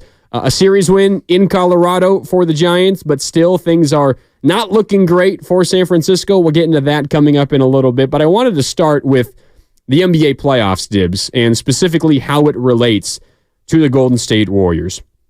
So as you're sitting at home on the couch, out at a bar on the weekend, taking in some NBA postseason basketball, what's your main takeaway from the playoffs so far? And this is, again, with the Warriors in mind. I think maybe for a lot of people, Dibs, it is, these young bucks in the NBA, like the Ann Edwards of the T-Wolves and the Shai Gilgeous-Alexanders of the Oklahoma City Thunder, although they lost last night, these teams are pretty darn good, and they are not going anywhere because they've got young stars all over the place. Maybe you feel like, all right, this is going to be tough for the Golden State Warriors. Maybe you see Denver struggling. Maybe you see Boston struggling. Maybe you see OKC lightweight struggling 1-1 with Luka and the Mavericks. Maybe you feel like, okay, the Warriors aren't that far away. So how do you take in these NBA playoffs so far? How does it make you feel, Warrior fans? What is your main takeaway? I think ultimately, Dibs, as the postseason started for me, and I'm going to get to what last night kind of brought up in my mind, but ultimately, my main takeaway is, despite these losses from some of the better teams across the league lately, this Warriors squad is far away from being competitive at that kind of high level once again in today's NBA. That's my takeaway too. And if you look at the 8 teams that are still left, the Warriors had a collective 5 wins against them. And I know OKC beat you a couple of times in a fluky fashion. Denver beat you all 4 times, but I look across the league and Dallas is better than you. You split with Boston. These teams are all, for the most part, better than you, younger than you, and poised to still be better than you next year. So I look at whatever's happening, and yes, nobody's going to just outright dominate another team at this point of the NBA playoffs unless you have a super team like the Warriors did. I look at all 8 of these teams and think all 8 of these teams are better than the Warriors are right now, and most likely will be better than the Warriors will be next year. Yeah, I think I'm with you, unless something drastic happens that we don't see. Now, there are some openings, some holes, but you look at, like, Denver, say they get bounced here in the second round. It's not as if you're going to think, okay, their era is over, their ability to compete is over. This is just a bad batch, a bad series. They're going to come back and still be really good next year. You have Nikola Jokic, who's a 3-time MVP now, one of 9 players to ever win 3 MVPs, and I think one of, like, 6 to do it in a span of 4 years, Right. or whatever the number is. Like, he is here to stay, and Denver is going to be a problem for years to come. Even if they lose this year, they don't win the finals, and it seems unlikely at this stage. They're down 2-0, game 3 tonight in Minnesota. So even though you could point out some of the struggles, still, I mean, you had to figure it out right now. You had to ask yourself who's more likely to win next year, Denver or the Warriors? Well, it's very clearly Denver. Minnesota or the Warriors? Very clearly Minnesota. OKC or the Warriors? Pretty clearly OKC. You could throw in Dallas. I think that's the point that you're getting at.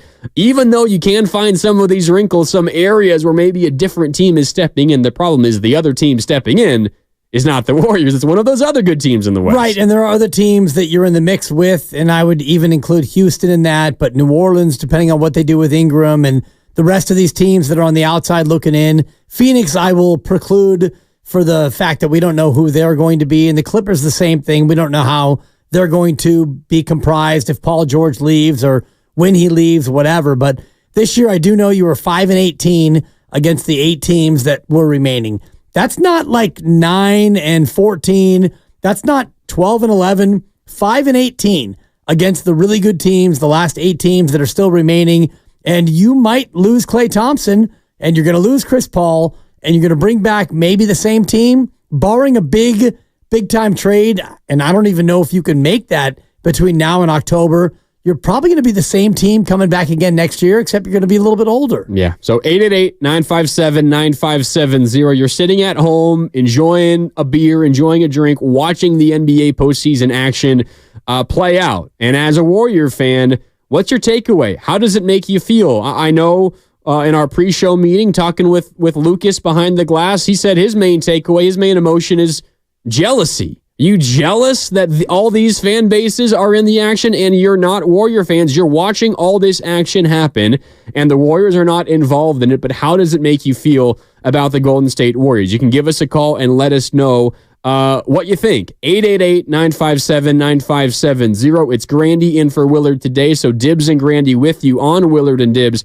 on 95.7 The Game. Another main takeaway for me, Dibs, is there's a lot of pretenders out there. There's a lot of imitators. Yep. Some of these teams across the league, the Denver Nuggets, the reigning champions, the Boston Celtics, who so many people were claiming one of the best teams in league history because of their historic regular season that they had. They trick off a game 2 at home against Miami. Now they trick off a game 2 at home against Cleveland, and I guess trick off isn't even the right way to phrase it for this one. They got ran out of the gym by Donovan Mitchell and the Cavs last night. And again, they could very well come back and win the final 3 games of the series and win the series 4-1. Not really much of a sweat. And Guru was upset with Jason Tatum listing some excuses for why they lost last night or why they're not as good as people give them credit for, and expectations shouldn't be that high and they should not be expected to win every single game that they play.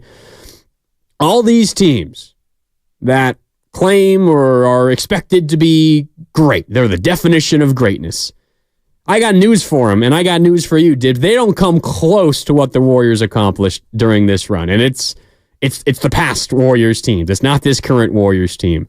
But watching some of these teams have minor bumps in the road, watching Nikola Jokic do nothing in game 2 when his team desperately needed him to avoid going down 2-0 after 2 home games against Ant Edwards and the Minnesota Timberwolves, I just came to the conclusion there is imitators out there, but ain't none of them coming close to the real thing, and the real thing that stands the test of time after a handful of years is still those Golden State Warriors. Right, and you look back at the history of the association, and there aren't that many teams that have done what the Warriors have done, so it's okay for Denver to not be that. It's okay for Denver to win a title and then not win one this year and then maybe try again next year because their core will likely be back.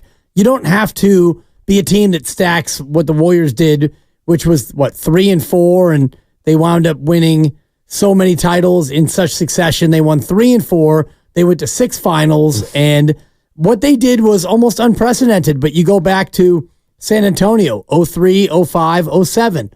It's been done. The Lakers, 00, 01, 02. It's been done before. So does Denver have to be one of those teams that can really stack titles like that to be truly elite? Well, probably yes, but it's okay for Denver if they get knocked off by Minnesota or, if they go on to not win the title again. We're in an era right now that is almost unprecedented in the post-expansion era as far as how many different teams we've had winning championships. Yeah. I think maybe I'm not phrasing it right. I think for me, it's less about a knock on Denver, and I did come out a little bit aggressive there, imitators and nothing close to the real thing. It's more about, and it's not a newfound sense of appreciation, because in the moment, I think all of us Warrior fans were able to appreciate what they were doing and what they were accomplishing. It's different now looking back at it. It's less about, Denver down 0-2, right. You ain't a real defending champ. It's more an appreciation of what the Warriors were able to accomplish. You see Denver kind of roll to a championship last year. It wasn't really that difficult for them. That's how a lot of the Warriors championships were. I mean, the first one, they were forced to 6 against Memphis. They were forced to 6 against Cleveland in the finals. Obviously, the first KD one, they only lost, one postseason game that whole year, and it was in the finals to Cleveland. And then you got some injuries, and you had a Game 7 against the Rockets and all of that. Like it wasn't terribly difficult, but there were some moments of stress.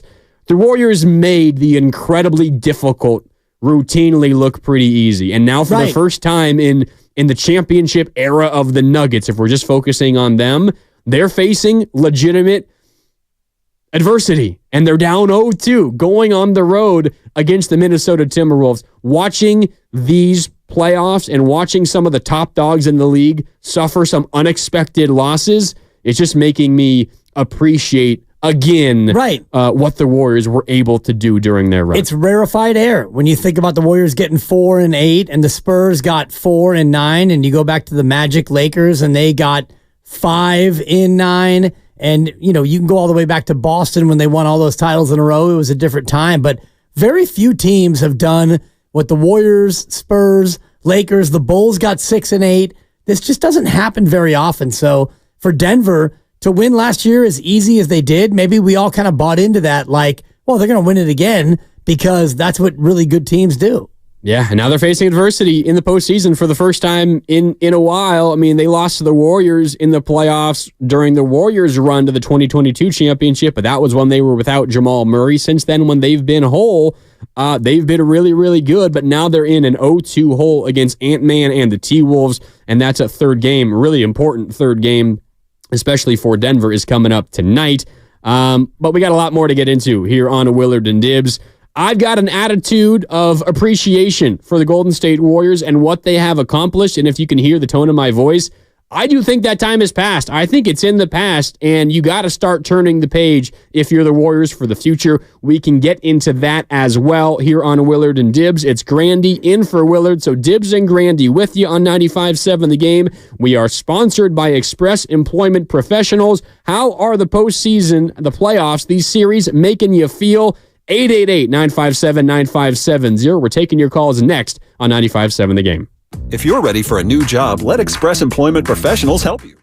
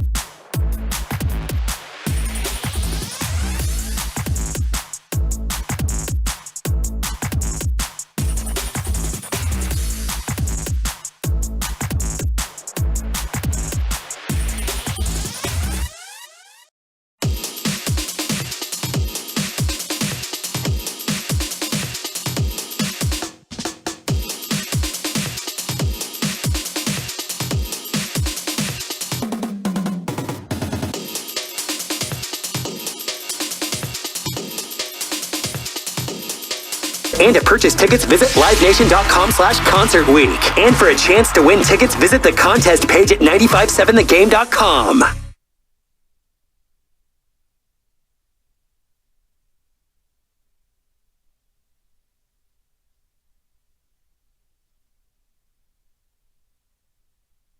Now, back to Willard and Dibbs on 95.7 The Game.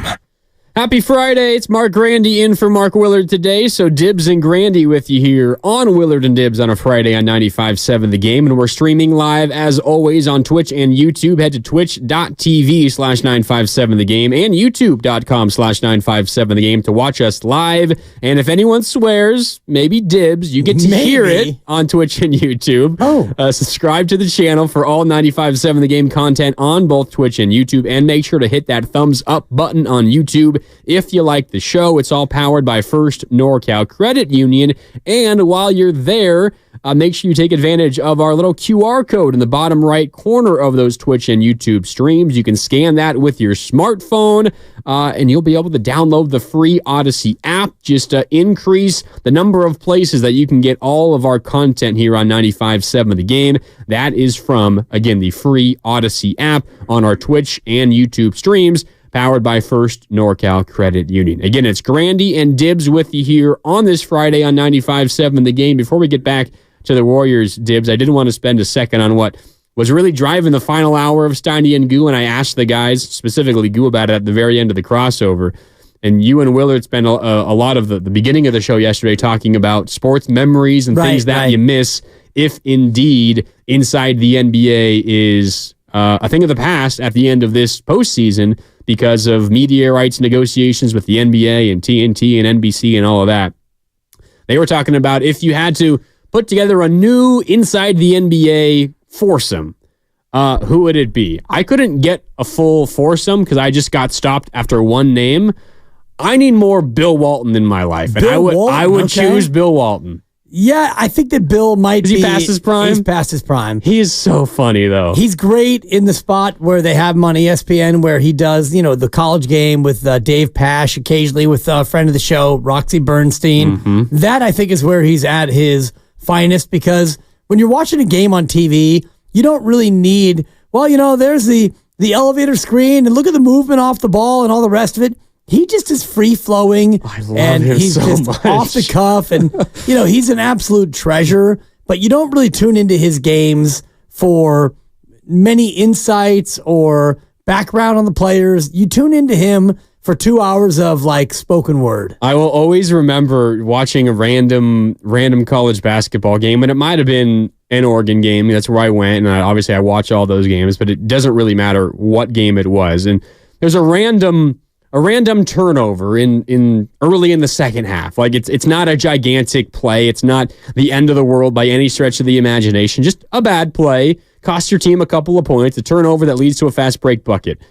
And I remember just immediately, no thought, no delay, just immediately off the cuff, Bill Walton. And that's the sixth worst play in Oregon basketball history, as if he has a mental Rolodex of every single play ranked from best to worst in a single program's history. It's just moments like that that make me smile with Bill Walton. Yeah, and his go-to used to be horrible. That's just horrible. Marv, back when he was doing games with Marv Albert. And so I kind of have fond memories of him when he was doing games, and then in the NBA. Yeah, in the studio, and also still doing college games. But I do think that he's a little bit, beyond the pale. And I'm surprised that somebody still in his 20s, have that much of an affinity for Bill Walton, because he's way, way before your time. Oh, yeah. He's before my time, even. Yeah, I obviously don't remember him playing in the NBA, and I don't remember much of him in terms of calling NBA games. The way I remember him is with Dave Pash, and you're right, sometimes Roxy, doing Pac-12 games. And now RIP to the Pac-12. I wonder if he's still going to be doing any college basketball. I wonder, because most of the games he did were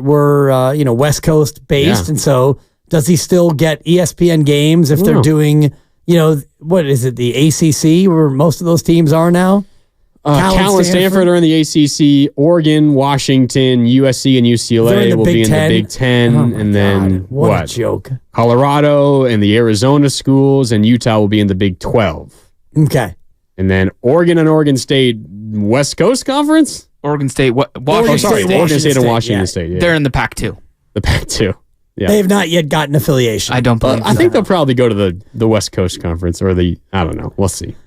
That's a conversation for a different day. But anyways, I love Bill Walton. Yeah. And then you get to the Maui Gym, Maui Invitational in the preseason. He's on the beaches of Maui. He's got his sunglasses on, and he's pretending to be surfing on the sand.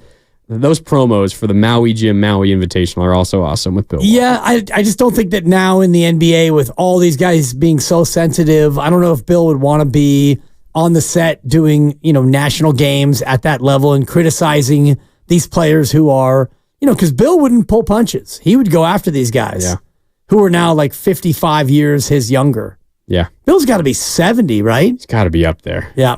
We could check. But, yeah, I miss Bill Walton, and I hope we get to see him more, even though the Pac-12 is no longer. Yeah, 71. 71. Yeah. Bill Walton. One of the best. All right, 888-957-9570. It's Grandy and Dibbs with you here on Willard and Dibbs on 95.7 The Game. Reacting to the NBA postseason up to this point, we're in the middle stages of the second round. Not a ton of shocking results so far, but we're maybe on track for one in the Western Conference. The Denver Nuggets are down 2-0 against the Minnesota Timberwolves. And I don't know how all of you guys feel, but for me, watching specifically Denver struggle, and I know they're dealing with the Jamal Murray injury and his calf, you could tell it was really hampering him in game 2, and kind of odd. They played on Monday. They don't play again until today, so they had Tuesday, Wednesday, Thursday off, 3 full days off, getting ready for game 3 today. That honestly is going to help Denver and Jamal Murray with that calf injury. But watching game 2 between the T-Wolves and the Nuggets down 0-1.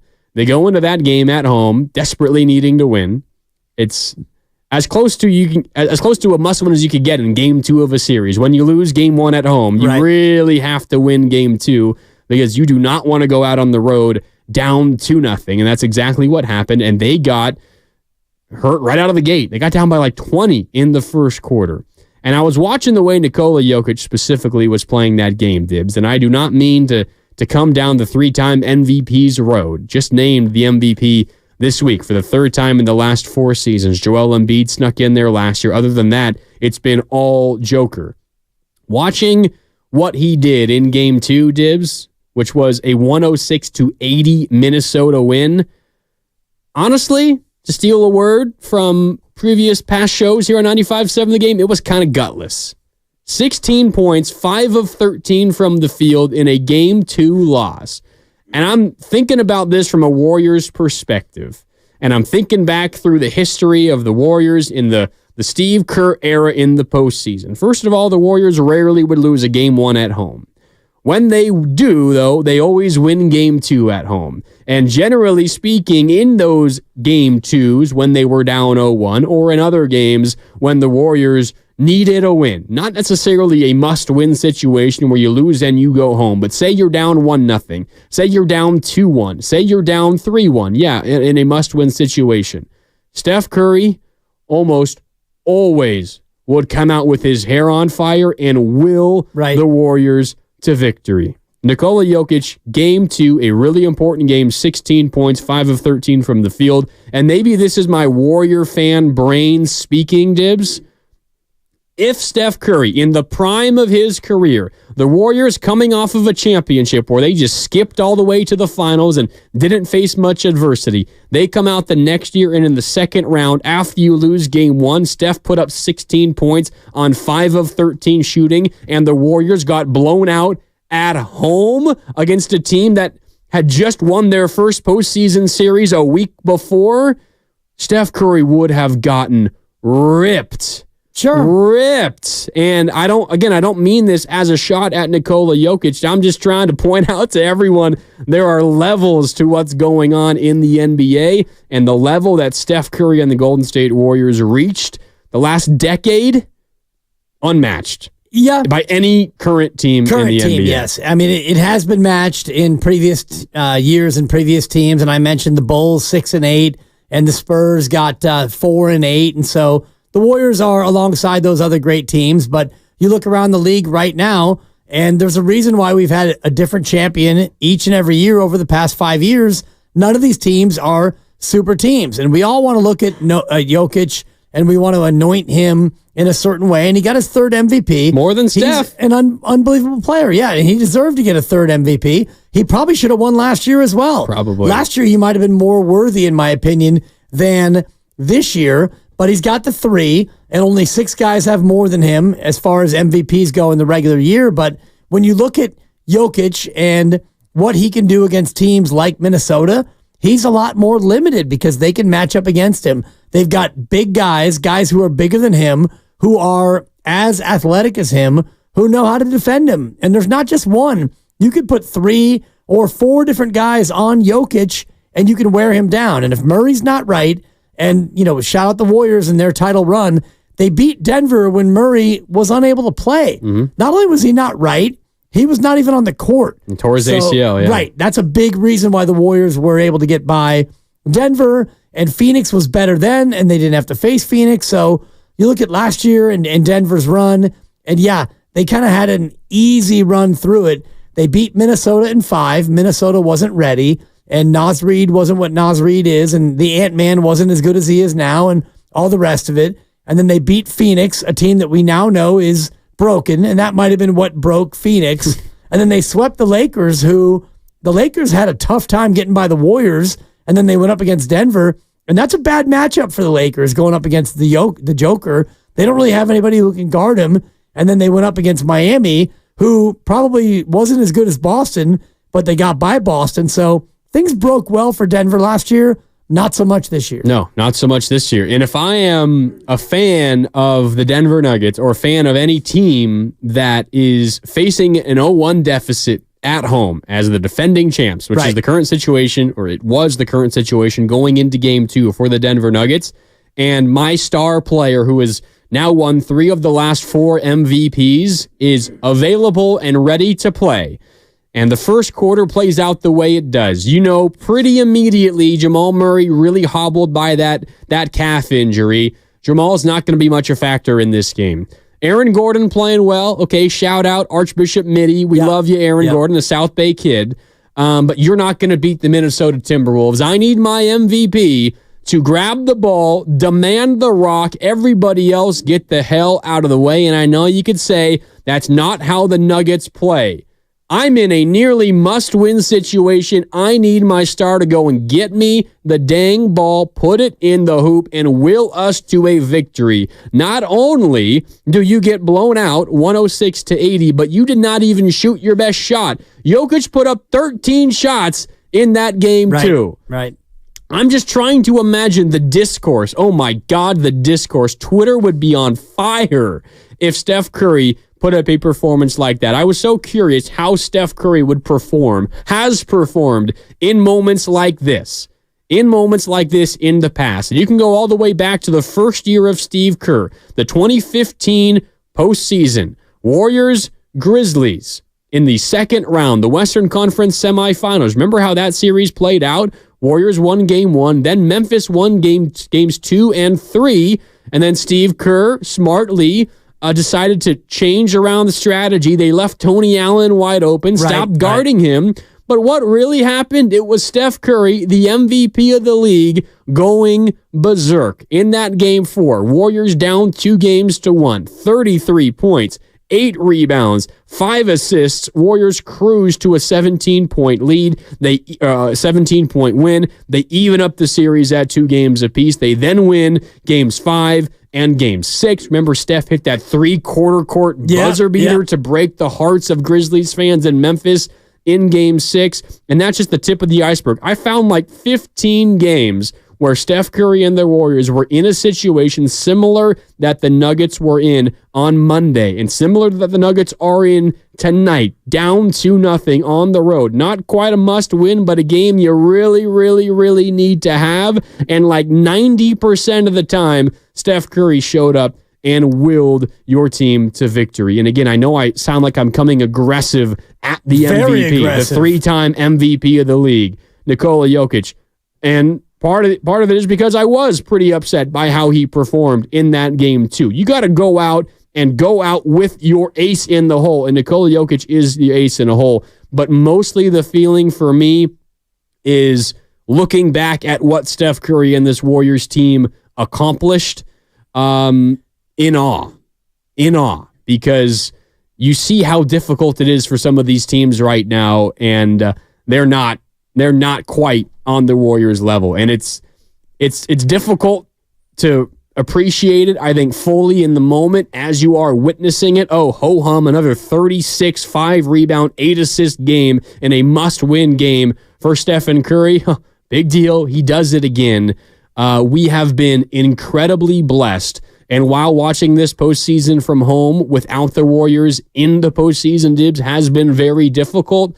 Watching some of these top seeds at times struggle has given me a bit of, not newfound, because I have appreciated what I've watched, right, but an extra layer of appreciation for everything this Warriors organization has done. You do need to put some respect on Minnesota, though, and I don't feel like that you are, because Minnesota's got 3, if not 4, big guys who can guard Jokic, and Minnesota finished 1 game behind Denver in the regular season. Minnesota is a team that lost to Denver last year in 5 in the playoffs.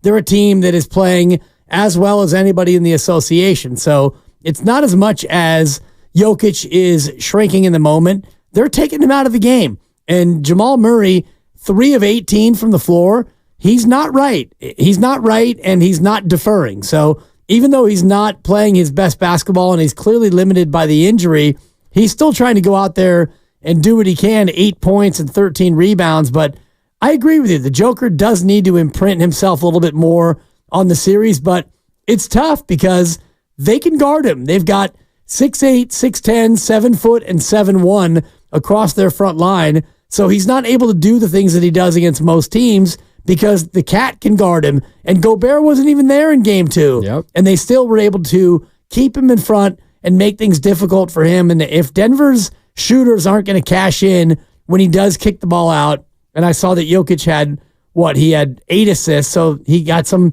shooters were able to knock down the 3, but they were 9 of 30 from the floor from 3-point range. So if the Joker's going to get double-teamed and contained, somebody else has to make a shot too. 13 field goal attempts all game in game 2 for Jokic. Yeah. If I was watching the Warriors in that situation and say, Jamal Murray hobbled clearly and was not playing well, you have no choice but to keep him out there. If he can move, you're going to keep him out there. But clearly his calf was bothering him. So let's say in this situation, Warriors down 1-0 at home. Klay Thompson hobbled. Struggling. You're not going to be able to get much from him. And you could tell that really early on. And you get down by double digits, like in the blink of an eye. You tell me Steph Curry finishing with 13 shot attempts. I don't care if you're hoisting him up from 35 feet over 2 defenders. It's my best shot at trying to get back in this game. I need my star to hoist. And the great thing about Stephen Curry is time and time again in those situations, he delivered. And they came, I pulled out a number of these games. Some of them were in 2015. There were a number in 2016. We talked about 2017. That was when the Warriors kind of just walked through the postseason. They didn't really ever reach a game where you felt like you really had to win. It happened in 2018. 2019 was a little bit different because then you had the Klay injury at the end of the finals and the KD injury, and he missed the vast majority of the postseason in the first place, but you still managed to get all the way to the finals.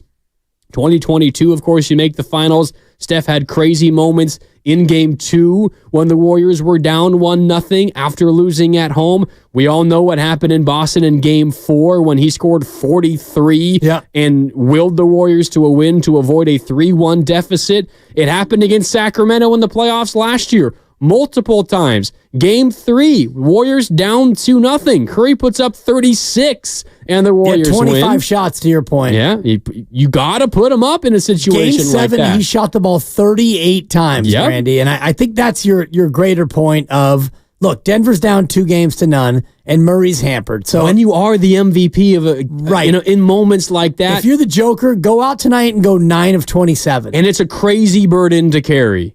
It's crazy. An insane burden to carry. Well, especially when you are the Joker and you can't do what Steph does, which if you're Steph, you can get your shot off from 28, from 32, from 35 if you need to. You can get your shot up because you have crazy range. If you're Jokic, you don't have that same ability. So you are a little bit reliant on others because, he's got his great back to the basket game and he wants to lean into you and step back.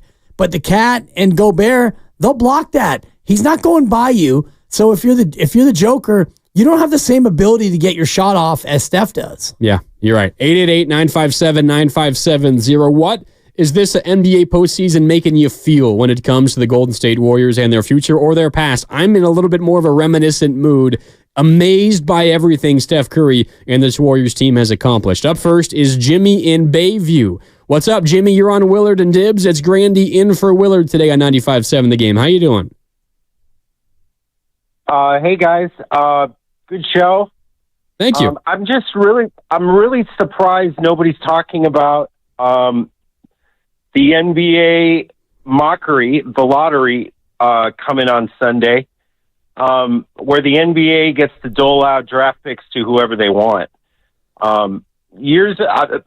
The NBA wants the Warriors in the playoffs. The NBA wants Stephen Curry on TV.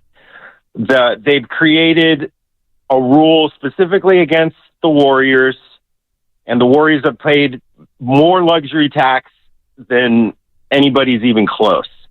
I believe the Warriors are going to be gifted a top 4 pick, just like the Lakers were gifted 3 number 2 picks in a row. Just like San Antonio got their 3rd number 1 pick in history, giving the Frenchman to a nice French landing space.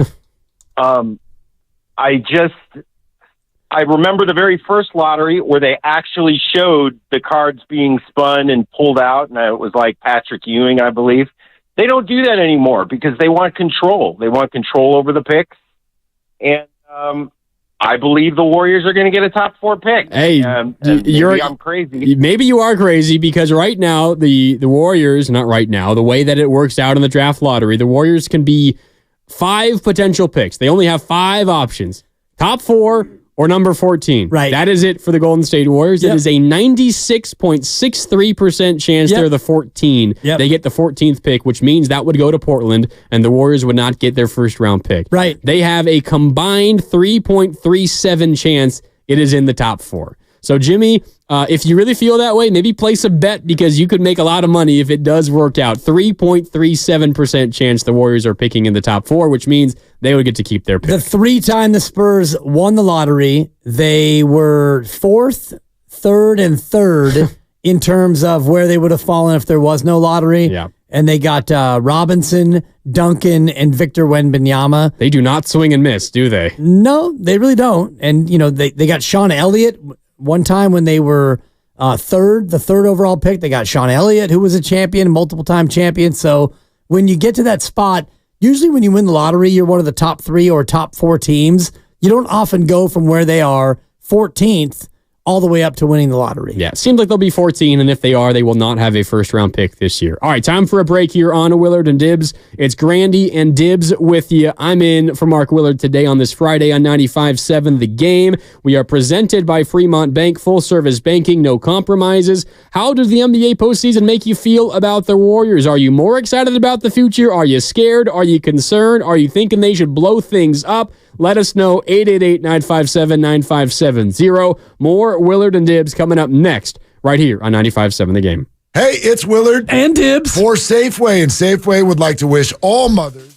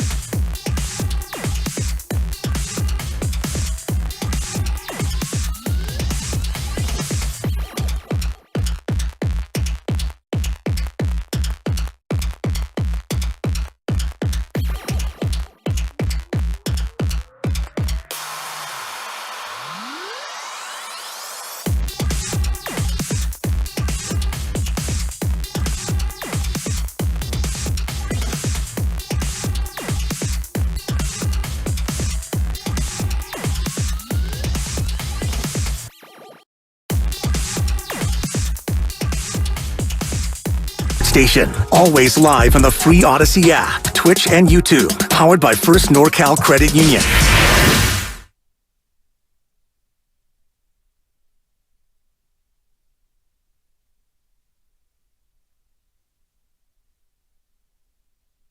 Now, back to Willard and Dibbs on 95.7 The Game.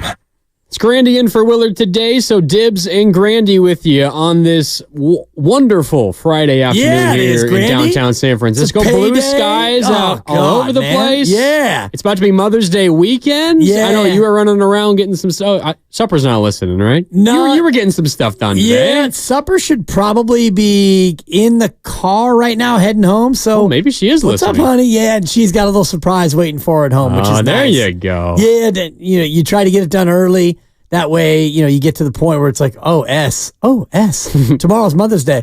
So she got a couple surprises coming her way, which it's nice to have it all done, off the books, and, taken care of. I do have my son's birthday, which is Thursday. Oh. Turning 21. That's a big one. It's big, but he's in Santa Barbara. So you going down to celebrate with him? I'm not or what? going down. I'll be here doing Willard and Dibbs, but I want to make sure that he's taken care of. So I'm trying to figure out what to do to get him the proper birthday feels from afar, because I'm not going to send him like, oh, here's a sweatshirt. He'll be home in a month anyway, but you do want to do something for the lad, 21st is a big one. 21's a big one. Yeah. And down in Santa Barbara, he's going to have some fun, huh? Yeah, and I don't want to put his business out on the radio, but he's just starting to dabble now, as opposed to his father who started far too young. I mean, like really young, like 6th grade young. Okay. Which is probably why it took me 13 years to graduate college, but he's a good kid, good, solid kid. So, yeah, we're going to take care of him, though, for his birthday. I got a little bit of an extra time for my mom on Mother's Day because my mom and dad are currently on a road trip around to all the national parks, like in Wyoming and Utah and that whole area in Colorado. They're at like Bryce Canyon and Zion and all that. I'll be back in a couple of weeks, and then we'll celebrate Mother's Day then. So I got a little bit extra time to prepare for Mother's Day for my mom. And I don't want this to come across in any other way than the genuine way that I'm intending it, but I want to meet your parents. They're very nice people. Because you're a good guy. Well, thanks. I mean, you're just a good guy. You show up. If they were home and they weren't traveling, I guarantee you they'd be watching on YouTube right now. And I love that about them, and I wonder what they think of the Dibber. I'm not too worried about it, but I don't know. they're probably not big fans of my stylings. Lucas, mind your business, but yeah, you're a good guy. I'd like to meet your parents. Thank you. I'd like to meet your son. 21st birthday? Yeah.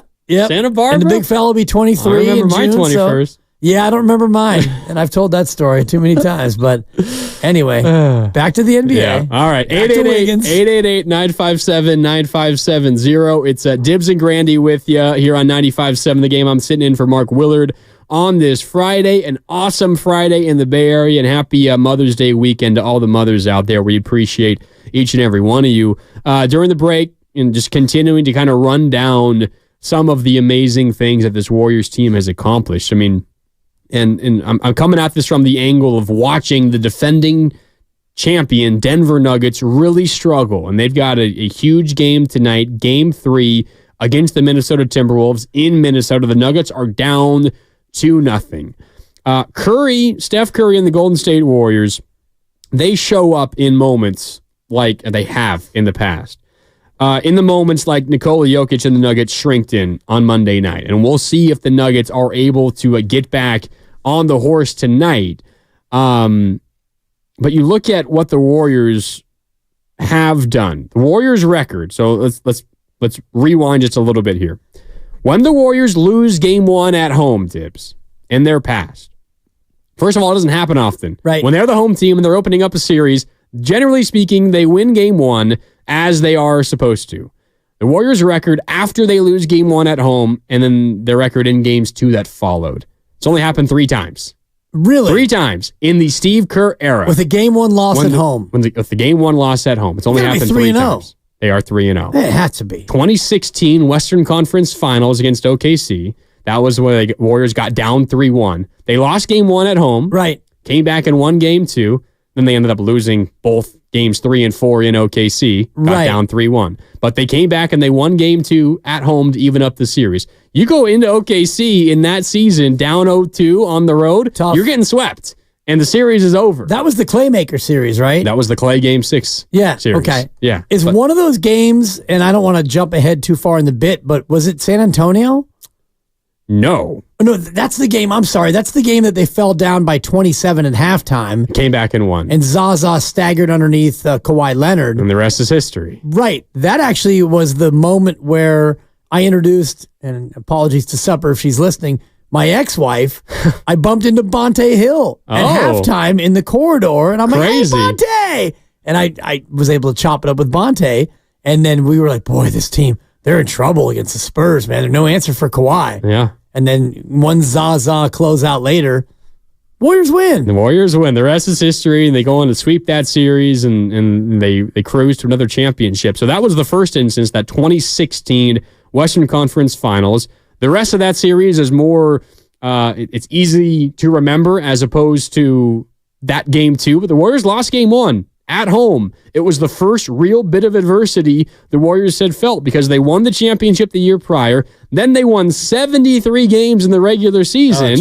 And then they lose game 1 at home of the Western Finals to the Thunder. And you're thinking, what's going to happen here? You come back, you win game 2, and then you lose game 3 and 4 in blowout fashion. And oddly enough, that's kind of the series that reminds me of this Denver-Minnesota series. You have the defending champions kind of on the ropes, and it feels like they can't keep up. But then Steph and Clay and the championship medal of that group shines through, and they ultimately win. We'll see if that's what's in store for Denver this series as well. But that was the first instance. The Warriors' records in game 2s after they lose game 1 at home. That was the first win. And then you got to go all the way forward to 2022. It did not happen again until the Warriors met the Celtics in the 2022 NBA Finals. They lose game 1 at home. I was at that game. Yeah, rough one. What a bummer. And then they win game 2. They come back and they win game 2 to even up the series, avoid going to Boston down 0-2. They ultimately lose game 3, then win game 4. That was where Steph went crazy, scoring 40+. It was the game that Joe Shasky and Bonte Hill claim was the most epic Warriors basketball game they've ever seen in person because they did it in Boston in front of that crazy crowd. And, of course, then they win game 4, game 5, and game 6, and they win the 2022 championship. And it happened again last year. 2023 conference semifinals against the Lakers. You lose game 1 at home, and you're thinking, is LeBron and the Lakers going to get us again? Now, ultimately, they did, but the Warriors bounced back and won game 2 at home, evened up the series at a game apiece, and it's a brand new series from that point forward. So I know it's a lot of just remembering things in the past and how things went, but the Warriors, every time they've been faced with that kind of adversity, they've bounced right back. And it's truly remarkable everything that this team has been through and everything that they've been able to accomplish. And you see the highs that they were able to reach, and even just in individual moments like that where everything is going against you in a series and you feel your back up against the wall, and that's when you're at your best. Right. It only, I think, the difference between then and now, what this team was and what they are now, it's pretty stark when you go back through the numbers and see just what this team was able to accomplish in the past. Right. Because it's not as if this team is bad now by any stretch. It's just you're holding them to such a high, incredible comparison and a high standard. There's no possible way they could possibly reach that anymore. It's almost impossible for them to even approximate that. And, you had 4 titles, and you could look at the 2 KD ones and say, well, yeah, that was just, you're so much better than everyone else. But the first title and the 4th title are so different than the other 2 that it does make you feel like, man, they achieved 3 different levels of the highest of heights, because the first title was, oh my God, I can't believe that my Warriors, a team that I've been a fan of for damn near 50 years, 45 easy, going back to post Rick Barry. I've been a fan since 1980, really, and I was 12 years old going to games. To think that team that I used to go see in Oakland could be a title-winning team, let alone what happened after that, which is now you got KD and now you're unbeatable. And then that was great. And the way it ended in Toronto was devastating, but it would have been more devastating had they not already won 3 titles. It was just sad because then KD left and Clay was gone and Clay got hurt again. And you thought, okay, great run, 3 titles like the Giants, 3 titles, unbelievable. And then they got the 4th one, which that for me was pure nirvana because that one came almost more out of nowhere than the first one did. And you think, wow, 4 titles. And yet we all sit here talking about how can you get one more, one for the thumb, Klay Thompson? Can you maximize the Steph Curry era and get one more? When you think about that, it's, for me, 2-pronged. The first prong is the pure greed of it. To think about you being so greedy as to think that you're going to get a 5th title. Like the Bulls got 6 and 8 because they had maybe the best player in history, and the Spurs got 5 in 12 years, and the Lakers had multiple dynasties, and you're going to think that the Warriors are going to get a 5th. And the other prong to this is the reality of what your roster is and where you are in relation to everyone else. And we can get into that on the other side. I want to dive into that. What's the best course of action for the Warriors moving forward? It's rough. It's rough. We can dive into it next. Want to hear from you guys. When you think of the NBA playoffs, when you're watching at home, how does it make you Warrior fans feel? For me, it is thankful for everything they've accomplished, but it's also a little concerned about the ability of this team to compete in the future. 888-957-9570. We are sponsored by the Alameda County Probation Department. More Willard and Dibbs next on 95.7 The Game. Want a career with purpose, great pay, outstanding benefits, and a promising future? The Alameda County Probation Department is seeking...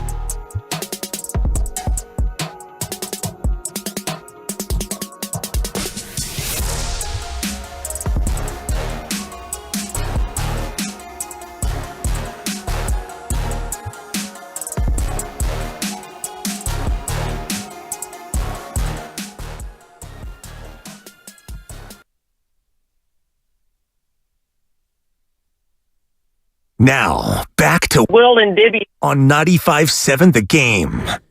Welcome back. It's Mark Grandy in for Mark Willard today. So Dibs and Grandy with you on 95.7 The Game. And as always, we are streaming live on Twitch and YouTube. Head to twitch.tv/957 The Game and youtube.com/957 The Game to watch us live. You can also hit the thumbs up button on YouTube if you like the show. That helps us out. It's all powered by First NorCal Credit Union. And now, with the fancy little QR code in the bottom right corner of our Twitch and YouTube streams, you got an easy way to download the free Odyssey app. Just bring out your smartphone, open up the camera, and scan that QR code in the bottom right corner, and you'll be able to download the Odyssey app for free. And you can find all of our content from all shows here on 95.7 The Game at your fingertips via the free Odyssey app. Again, it's Mark Randy and Dan Dibley with you here on 95.7 The Game on Willard and Dibs. I'm in for Mark Willard today on this Friday as we gear up for Mother's Day weekend. Happy Mother's Day to everyone, all the mothers out there. We appreciate you, of course. Talking a little bit about the NBA postseason, Dibs, and how it's making Warrior fans feel. And just before the break, you were talking about kind of turning the attention from reminiscing on postseason memories and all the times the Warriors and Steph Curry specifically have responded in the big moments. And I think you're spot on the money here. It feels a little foolish to think that this core, that this group has more of those moments and more of those kind of memories to create. At least that's how I feel. I think that's how you feel. The Warriors are at a situation now where you watch what's going on in the postseason, and while you might like point and laugh like, ha, Denver, you see how difficult it is to repeat. The Warriors were able to do that, but it's not as easy as we made it look. As fun as that might be for some of you out there, when we do look ahead and try to figure out where the Warriors go from here, it does seem, at least relatively apparent to me, it's going to be really difficult and very unlikely for the Warriors as currently constructed. Obviously, there will be some changes, but it's going to be difficult for them to have some of those kinds of moments once again moving forward. I think even if you use the phrase as possibly constructed, and if you can conceive whatever you want to conceive about how they could be constructed going forward next year or the year after, I don't know if they have the ability to be constructed in a way that makes them good enough to go out there and still win a championship. And even if you want to play the game of the Kevin Durant or the Brandon Ingram trade acquisition, and if you give up Wiggins and Paul, let's just pretend you can get, Durant or Ingram for Wiggins and Chris Paul. Well, is that good enough to go out there and be a championship team? Maybe you're closer than you are now. Probably, but probably closer. I don't think that you're better than Minnesota or Denver or OKC.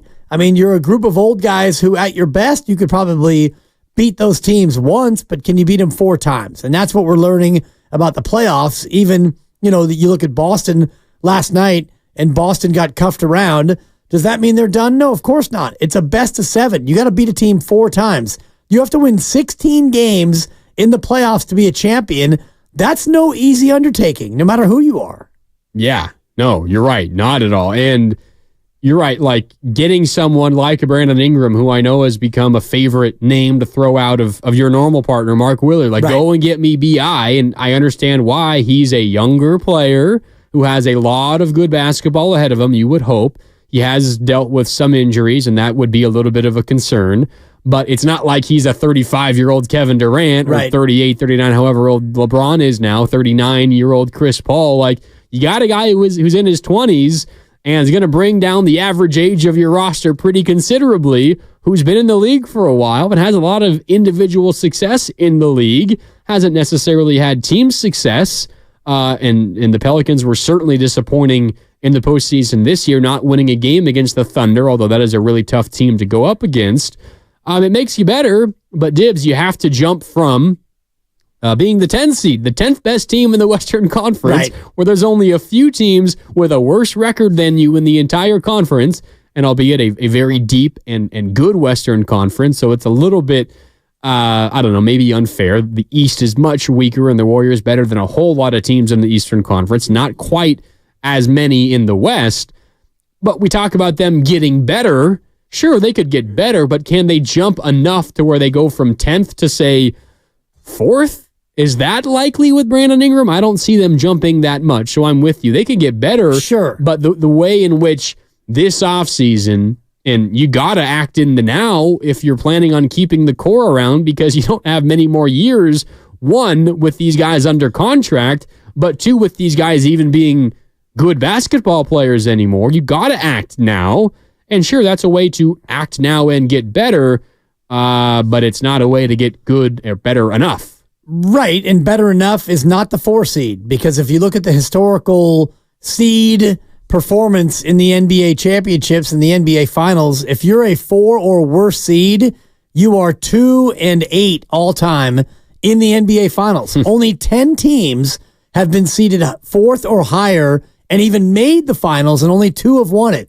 And you remember the 6th seed was Houston, and that was in the Jordan year when he was playing baseball. 1995, they swept Orlando, and that's the only 6th seed. And the only 4 seed to win was the Houston Rockets as well. So actually the Boston Celtics, 1969. Mm-hmm. So if you're outside of the top 2, you have very little chance. 67 of 77 NBA champs have been seeded 1 or 2. So you really have to go from 10 to a top 2 historically to be a champion. Yeah. We'll get back to that in just a second. I do want to stick on this conversation because I got a lot to say on it. But we do have a little bit of breaking news coming from the San Francisco Giants organization. It was actually a prediction. It was half of this prediction that Mark Willard made yesterday. Ahmed to the IL. Nick Ahmed went on the 10-day injured list with a left wrist sprain, and there was a AAA infielder recalled. I'm going to let you guess. Which AAA infielder do you think it was? Well, it's probably the guy who I said that they should call up, Casey Schmidt. And you would be right. Yes! Scoreboard, Casey Willard. Schmidt called up. I'm a Giants fan. But I think the immediate reaction by fellow Giants fans is, what the hell? No Marco Luciano. You call up Casey Schmidt? Yes. You call up Casey Schmidt because he's, wait for it, Giants fans, and I hope you're listening, Mark, doing whatever you're doing. I'm sure he's not. He's playing better. Casey Schmidt is playing better. Casey Schmidt is having a great year at AAA. Marco Luciano is Joe Namath a little bit. Struggling. He's struggling a little bit. Casey Schmidt's playing better. That's why you call him up and you let him play shortstop. And he is starting and playing shortstop tonight in front of the Giants fans at Oracle Park against the Cincinnati Reds. The Giants have their lineup out. We get to see more Austin Slater, by the way. He's leading off and playing center field. Estrada, Lamont Wade, Wilmer Flores, Matt Chapman, Elliot Ramos back in the lineup playing right field. Then Casey Schmidt playing shortstop, batting 7th. Tyler Fitzgerald batting 8th and playing left. And Jackson Reitz catching once again. I know a lot of this, Dibs, is injury forced. Man, that's a pretty ugly lineup. That is, you've got in your lineup from 6, 7, 8, 9, Ramos, Schmidt, Fitzgerald, Reitz. Ramos, Schmidt, Fitzgerald, Reitz. So AAA, and who? Exactly. Right, and he's your fourth catcher. 6, 7, 8, 9. And leading off is Slater, who's sitting, what, like 112? Got a hit yesterday. There you go. Yeah, I think he's up to 130. Okay. Yeah, 1 for 5, 1 for 4 really helps you when you're hitting about a buck. That's a good point. It'll help your average soar. So it's whatever. It's what you're looking at right now with the Giants.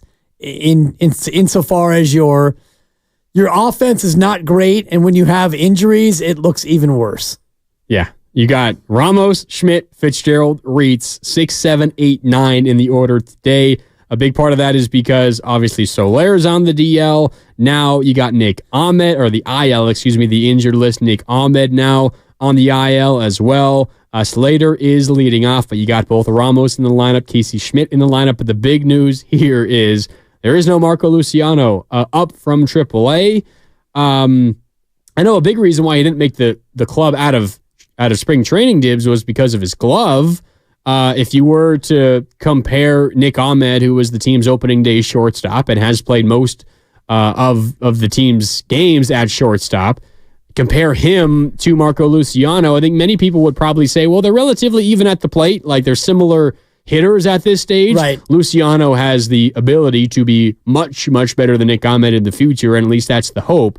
But where there's a major difference is that Luciano maybe not quite a big league defensive shortstop just yet. That's why they went with Nick Ahmed. And one thing we do know about Casey Schmidt, he's a big league defender at this stage. Yes. Not quite a big league hitter, at least not yet. But a better AAA hitter so far this year than Luciano. He leads the River Cats in runs batted in with 31. Luciano has 1 home run. Schmidt has 5. Batting average is almost identical, as is OPS, but Schmidt has shown a little bit more pop down there. Strikeouts are about the same. Luciano walked a lot more than Casey Schmidt has, but I think in terms of it being close between the two, you default to the guy with a better glove. That's Casey Schmidt. Yeah, you're right. And if you're a diehard Giants fan, and Willard's been on top of this, and you both have been for a while, like the promise of Marco Luciano, right, for so long.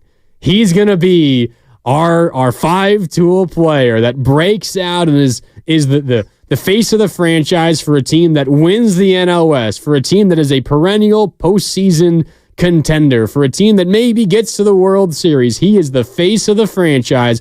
Look out, Buster Posey. Here's the next guy. It's Marco Luciano.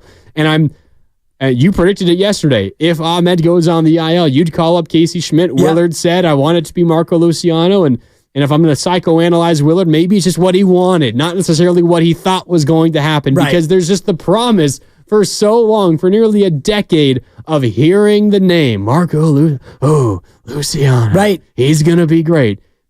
And this is just another instance of the Giants organization telling us whether or not it's going to happen or not, we don't know, but it's just not time yet. And it's been not time yet the whole time we've even known his name. Right. Not time yet. He's 22 and a half. He'll turn 23 in September, and he's been in pro ball now. This is his 6th year in pro ball. If you count the pandemic where no one played, he started in 2019.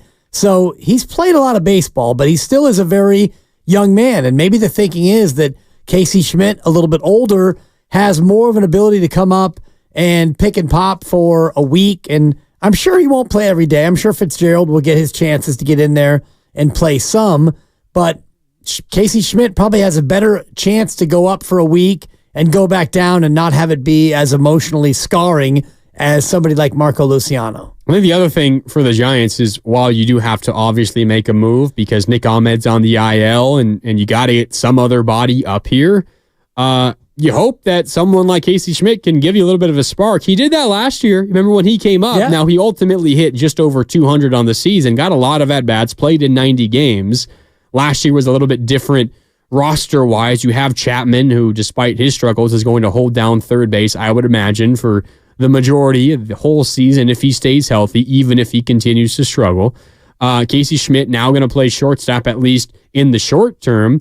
But when he came up, he was tearing the cover off the ball, and I know I felt this way. I didn't really think a lot about Casey Schmidt. It's something that we're just talking about. You have the name Marco Luciano in the back of your head, and when you find out it's not him getting a chance, you're like, who is this guy? And he comes in and plays well. Giants winning baseball games as a result of Casey Schmidt hitting well, playing great defense at the hot corner, and sometimes that shortstop. And then the rest of the season was rough offensively for Casey Schmidt. But you're a Giants team, Dibs, who at this point of the season is searching for a spark. Schmidt gave it to you last year. Maybe he can give it to you again this year. You're hopeful for a short period of time. Yeah, and he came up in April, and he had 5 home runs. He drove in 27 runs, to your point, in 23 games, and he played. That's pretty good. That's really good. And then he really kind of fell off the map in May and didn't play much after that. And so it became a thing like maybe he hit that rookie wall, and then he went down, and he never came back again. But you hope that you bring Casey Schmidt up now. The glove is there solid, and maybe he can have that same sort of offensive impact as he did last year when he came up in May. His Major League debut was a year and a day ago as we sit here right now. May 9th. Yep, May 9th last year. Wow. And he was great. He was out of nowhere almost. Right. You didn't expect it. I expected nothing. And he was great like the first 3 weeks, 4 weeks. He was up. maybe not quite that long. And then it's about that long. Yeah. Yeah. He came up and he flashed and he played great. And then you look again and it's like, whoa, boy, a little bit of a struggle after that. But you hope that he's able to come up now and feel a little bit more like, he has that confidence of having been here before and he can come up and hit the ground running. Yeah. So Casey Schmidt is up as Nick Ahmed goes to the IL. Marco Luciano is still in AAA. 888-957-9570. Are you frustrated by the decision? Where's Marco Luciano? Giants fans, we need him at some point. He's still not here just yet. It is Casey Schmidt that is up, and he is starting at shortstop tonight for the Giants against the Reds. We can get into a little bit more about the Giants coming up later on here on the show. It's Mark Randy in for Mark Willard today. So Dibs and Grandy with you here on 95.7 The Game, and we will get back into the Warriors and kind of the plan moving forward in just a little bit. But we do have a little bit of other breaking news. This out of the NBA, not having to do with the Golden State Warriors, but a head coaching vacancy, Dibs, has been filled. This was one that has been reported on already, but it is now official from Shams Charania. Mike Budenholzer has agreed to terms on a 5-year, $50+ million deal to become the new head coach of the Phoenix Suns. So Kevin Durant, for the time being, his new head coach. Mike Budenholzer, of course, former coach of the Bucks as well, and won a championship. 2-time coach of the year, Mike Budenholzer. Before that, remember him with the Hawks when they had that great run in the LeBron era when he was with the Cavs for the second go-around.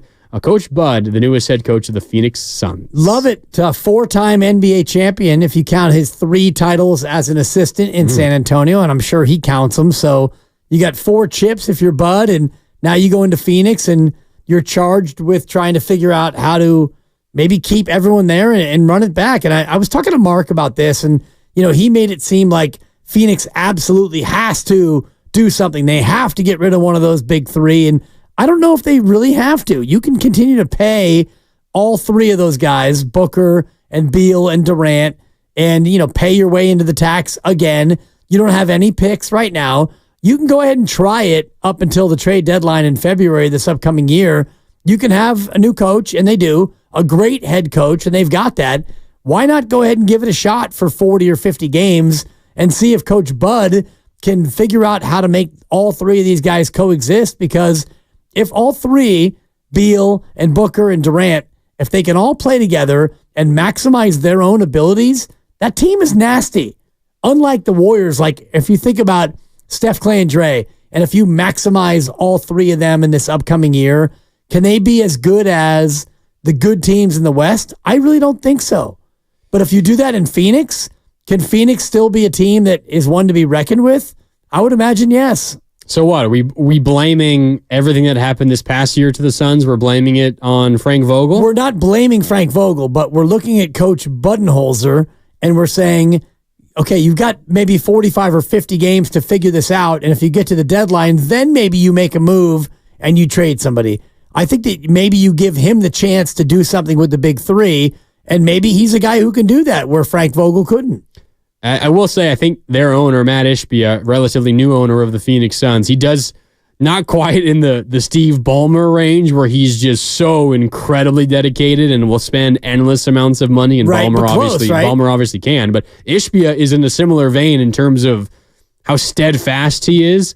And I think you might be right. He might be willing to pay to take a chance. And maybe they will try to keep them all around this offseason and into the beginning of next season. I think that is a bill that their owner, Matt Ishbia, can swallow. But it is also like, you gonna get fooled again by that roster? I mean, you need something else. You need a point guard. You gotta have some kind of ball handler in there. It did not work with Devin Booker as the point guard. Sometimes it's Kevin Durant. Bradley Beal is certainly not a point guard. They got to make some kind of change, but unless you are blown away by some offer, I don't see why you would even really consider moving off of Kevin Durant. I know he's getting up there in age, but he's still a darn good basketball player. He's a great player, and he'll be probably among the 15 guys who are named to the All-NBA when those teams do come out. The other piece of it too, Grandy, is that Budenholzer got a 5-year deal. So maybe with $50+ million. Right, yeah. but 5 years. So maybe you look at it and you say, all right, we're going to give you a chance to rebuild this or retool it. You're not going to fully rebuild it, but maybe that gives them motivation to actually trade Kevin Durant because, Coach Bud is thinking, all right, I'm here for 5 years. How can we get something for Kevin Durant now? And maybe we have to swallow it for a year or two. And then at that point, we got Bradley Beal off the books as well. Booker's our mainstay. What can we do between now and 2 or 3 years from now to really start to restart this thing? What are the odds that Coach Bud finishes 5 years in Phoenix? Probably not great. Although, considering what they did to Frank Vogel, right? How many years did he have left on his deal? Didn't he have 4 years, Lucas, left? I think it was either 3 or 4, something like that, right? I don't know how many. I think this was his second year. I got the over-under for Bud at 2.5. What are you taking? Oh, I'm taking the over for sure. You think he lasts 2.5 years? Easily. Absolutely. Easily? So you're going 5. I'm going at least 3. Well, the thing about a 5-year deal is it's really a 3-year deal, right? Because you get through 3 years, and then at that point, if things are going well, then you're going to give him an extension. You probably won't have him coach the 4th year, and then, although at that point, then you would either extend him or fire him because, typically you don't let someone go into the lame duck year. I know Steve Kerr just did, but there was talk early that Steve Kerr and the team was working on an extension, and Steve never came across as worried, right?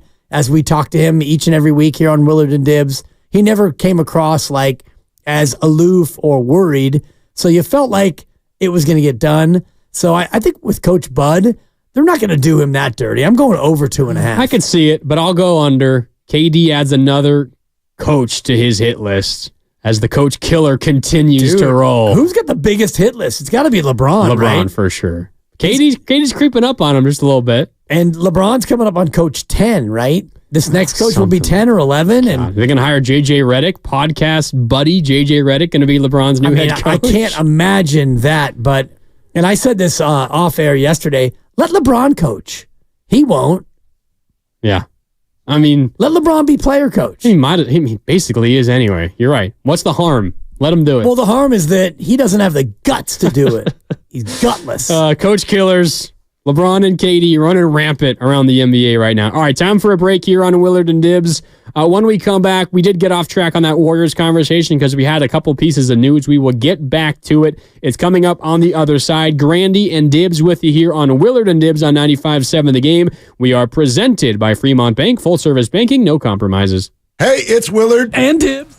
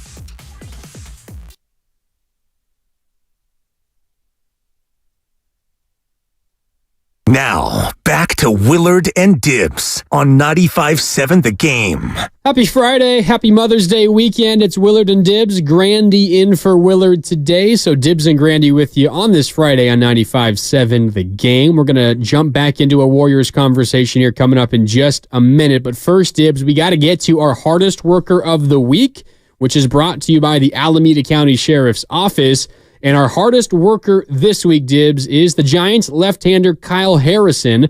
The rookie was ice cold on Tuesday at Coors, turning the mountains blue. He threw 7 shutout innings, allowing 4 hits and 2 walks while striking out 2 Rockies, ending the Giants' skid. Dibbs, he's kind of become the Giants stopper, which I guess isn't the best thing because if you have something to stop consistently, that means you're losing a lot of baseball games. But Kyle Harrison, really good on Tuesday in Colorado, 7 shutout innings.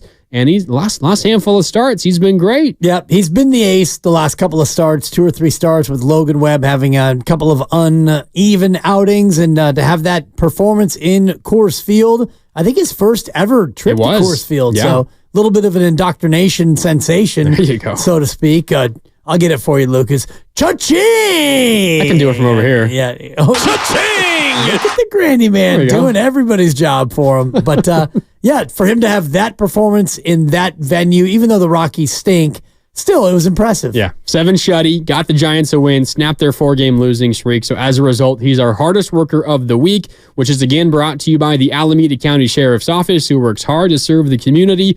Are you looking for a career in law enforcement? Learn more about job opportunities at joinacso.com. All right, back to the Golden State Warriors. Dibbs and I talking through earlier in the show, watching the NBA postseason without the Golden State Warriors in it, but with the Warriors in mind. Warrior fans, what has been your major takeaway? 888-957-9570. First of all, for me, I have felt a little bit of gratitude for everything the Warriors have accomplished because you see some of these teams, including the defending champion Nuggets, struggle. I think it just goes to show how crazy it is what the Warriors did during their run. And something you pointed out, Dibbs, when we were talking through this pre-show, is that when I'm talking about the Warriors' run, I have been talking about it in the past tense because I think the Warriors' run is over.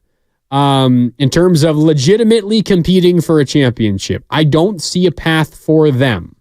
You got 2 more years left on Steph Curry's contract, $55.7 million and then $59.6 million.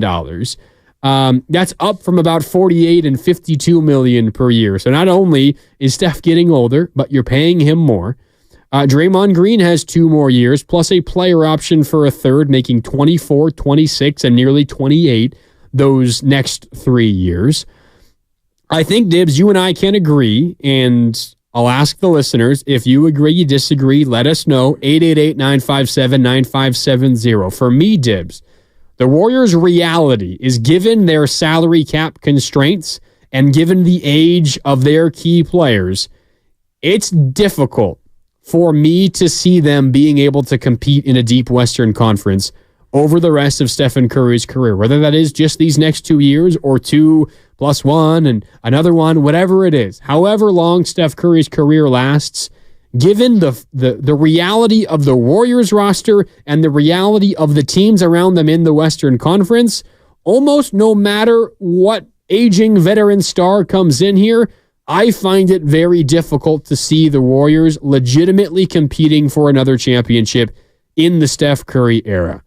Is that fair or not? Oh, it's fair, and you're playing the percentages as far as what they could possibly do and how could they make this team better, because if you look at what they have right now versus the teams that are still playing, Denver, OKC, even Dallas, and certainly Minnesota, how do you get this Warrior team to be as good as those teams, or to even be one that can approximate that level of ability? Because Minnesota, they've got too much size, and OKC, they have too much speed, and Denver, they're too deep and too versatile.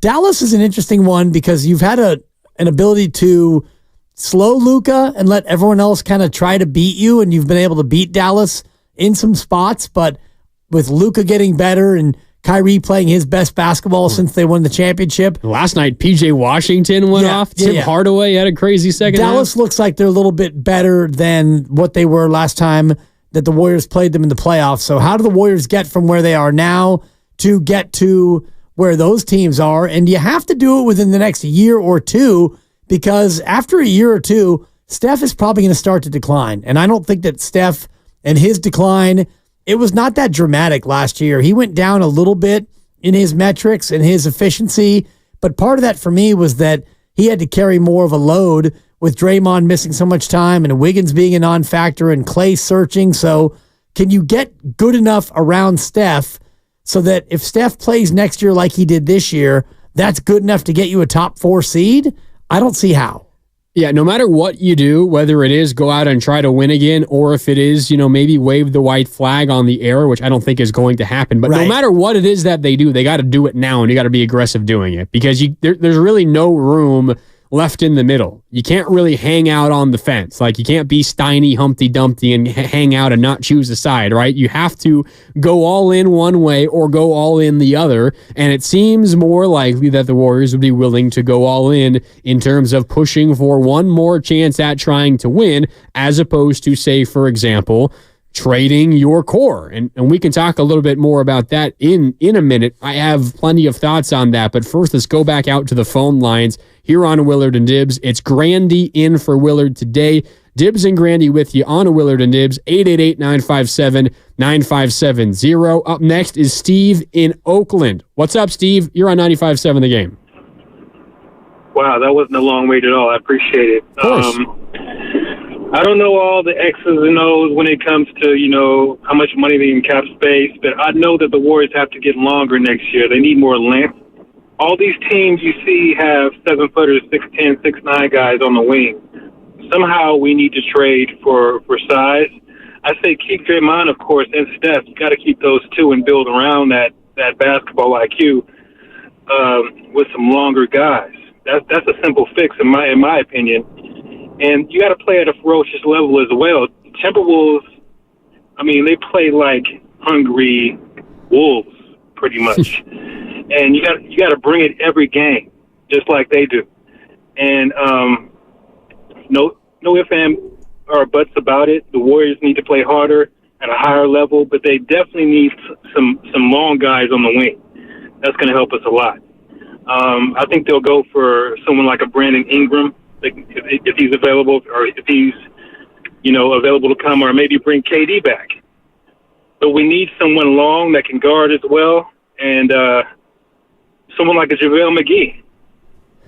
Yeah, 7-footers. Steve, I got you, Steve. I think you're right on in terms of the Warriors need to be bigger and they need more size. And it doesn't necessarily need to be a big prototypical 7-foot big man down low that's going to back you down, but you need length. And I think it's what you were talking about just a minute ago, Dibs, when it comes to Minnesota and how they're able to slow down Jokic or Murray or whoever it is.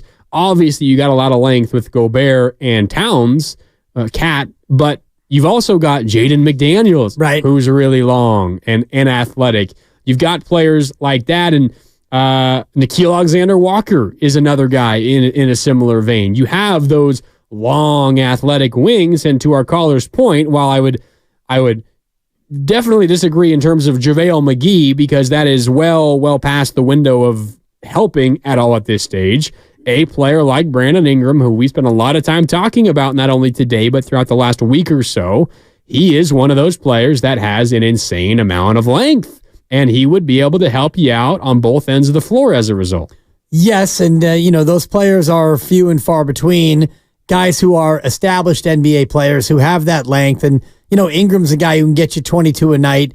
I don't know what the cost would be. I'm not a big fan of Brandon Ingram. I'm a little scared off by his injury history, and I don't know if he has necessarily enough of that dog in him, a guy who really loves to play and compete. I look at his playoff record and his playoff performances. It's not been that good in his career. He's 2-8 in the postseason.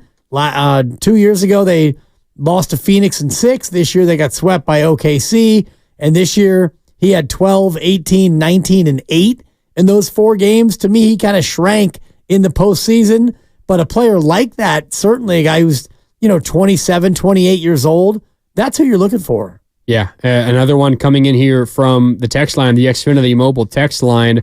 650 says trade for Mikal Bridges from Brooklyn. That's another guy of that same caliber where you got a wing, a good defender, can also score, but very, very, very long and can disrupt things on the other end of the floor. He's similar to Brandon Ingram in that regard. They're not the same kind of players exactly, but they both have that kind of length and can be disruptive on the defensive end. Really quickly, you are listening to 95.7 The Game, KGMZ FM and HD1 San Francisco, and Odyssey Sports Station. Always live on the free Odyssey app, Twitch, and YouTube, powered by First NorCal Credit Union. Upgrade your savings dividend. Open a First NorCal first-class money market today. Okay, so if you and I, at least, and I know there's a couple of people out there, I see also the 415 no on the Xfinity mobile text line saying, I think it's fair to say that the Warriors dynasty may be over, but it's also not entirely obvious. He states that when they won in 2022, that kind of came out of nowhere. And I get you, no. But at least how I see things, the Warriors' current contracts, the age of the players on their roster, their health history, injury history, the new CBA comes into play here because Joe Lacob will be less inclined to continue to spend gigantic sums of money because it makes it so restrictive moving forward, not just monetary punishments, but also you're losing and forfeiting draft picks in the future if you stay in the second apron of the luxury tax. There's a number of factors that go into this for me. So if we can agree, or at least you can see that side of it, that it's going to be very, very difficult for the Warriors with Stephen Curry and company over the next couple of years to legitimately win a championship. I ask you then, Dibs, what is the best possible solution? And I ask everyone, what is the best possible solution? 888-957-9570. Is it just push all your chips to the middle of the table, go all in? Kuminga's available for trade. Moody's available for trade. Our first-round picks in the future are available for trade. Get us a star and one last chance at a chip, and cross your fingers everyone stays healthy. Cross your fingers you don't run into a super team in the first round of the Western playoffs. Cross your fingers that things go well, and just hope beyond all hope you can win one more, with the knowledge that maybe you're hurting yourself in the future. Is that the best possible course of action for the Warriors? There is no best possible course of action because you can't know what the future holds. You can't know if Jonathan Kuminga is going to turn into a superstar or not. You have an idea of what you've seen over the course of 3 years, what you think that he might be able to become. You don't know if Steph or Draymond, if they're going to get injured. I mean, there are certain things that are out of your control, but I look at it as far as, Joe Lacob and what he's experienced, and they got the 4 titles and what you've achieved in the highest of highs, and you've got an organization now worth $7 billion. You bought it for about $400 million, so you've exploded the value by about 25x, and you've made everybody a ton of money. So you're not really worried about the downside of what possibly could be. The worst case scenario is you trade your future assets, you go all in, it's not good enough, and then in 2 or 3 years, Steph, Dre, Clay, they're all gone, and you're left holding the bag with no Kuminga because you traded him, no draft picks because you traded him. You got Pods, TJD, and Moody, and a bunch of second-round nobodies. No offense to Guy Santos and Lester Quinones, but you've got those guys. Maybe you find a way to bring back Justinian Jessup. I was just going to say, where the hell is Justinian Jessup when you need him? You've got yourself a 16-win team in 2029. That's the worst case scenario on going all in. The best case is you go all in and you get one more title, and then when the dust settles, you're still probably going to be back where we just talked about as the worst case, but at least you would have climbed the mountain one more time. For me, the overarching thought in all of this is what we all say as a cliche, but I believe that Joe Lacob thinks about it as a core value: maximize the Steph Curry window. And for me, that means trying to find a team this year, if not next year, over the next 2 years. How do you get a team that's good enough to be playing on May 10th? because this team hasn't played. I saw Bonte's tweet. I think it's 23 days, he said yesterday, since the Warriors have played. And I heard Bonte this morning talking about all the vacations he's going to take. No offense, Bonte. I don't want you on vacation in May. I need you working. We need you May. working through June, please. We need you working in June, Bonte. No offense to you. Keep you busy. Your lovely fiance and your gorgeous daughter. We need you working. I can't have you on vacation in May, my brother. Okay, so, I agree with you. You put out a phrase. Sorry, B. Yes, apologies. You put out a phrase, though, that kind of caught my attention. Maximize the Steph Curry window. Right. And it's easy to just say, like, okay, yeah, like let's help Steph as much as we possibly can. But given their constraints and given everything that, as we talked about, their current contract, Steph making more than $50 million, he'll be making 55.7 next year, nearly 60 the following year, the final 2 years of his contract. Given that, given the CBA that makes things very difficult for the Warriors, what does maximizing the Steph Curry window look like? 888-957-9570, because you can maximize it all you want, but if you're capped at a certain level, is maximizing the window what is actually in your control, in your ability. Like what you can maximize might not be what another team can maximize because they have so much more space and ability to do things. So given the Warriors' fiscal constraints, what does actually maximizing Steph Curry's window look like? Well, it looks like getting something for Chris Paul. First and foremost, you get somebody to take Chris Paul's $30 million, a team that will want to take their $30 million off the books. So you send Chris Paul to them, $30 million, and maybe you have to include a pick for a team to sweeten the pot. And that way you'd be looking for a team who is going nowhere, right, and has an expensive player. I thought about Chicago and Zach LaVine as an example. Kind of. And he's not the perfect player. DeJounte Murray in Atlanta's another guy who might be a target for such a move. If Atlanta looks and goes, you know what, we're going nowhere.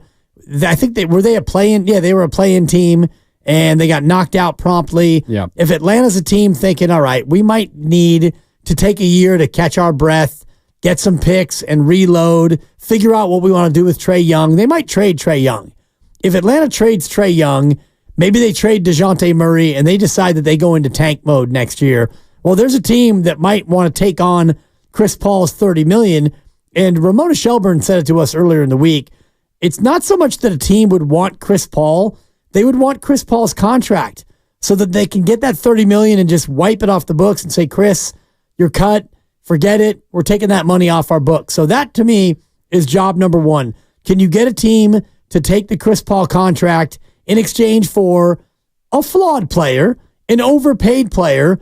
There's a reason why the team trading for Chris Paul wants to get rid of that player. And maybe it's not DeJounte Murray. Maybe it is somebody like Zach LaVine, and you go, geez, I mean, we're on the hook for 3 years of that. Well, remember, when the Warriors traded for D'Angelo Russell, he had just gotten a 4-year mega deal, and the Warriors were able to get out from underneath that after one season of D'Lo being a Warrior. So that for me would be job one. Job number two is a little bit trickier, and that's finding somebody to take on Andrew Wiggins, because I think that his race here has been run. I don't think that he's a guy who can really help you win anymore, and he might be a classic change of scenery guy. So can you find a team that would take on his contract in exchange for, again, a flawed player, a middle-of-the-road player, a rotational player?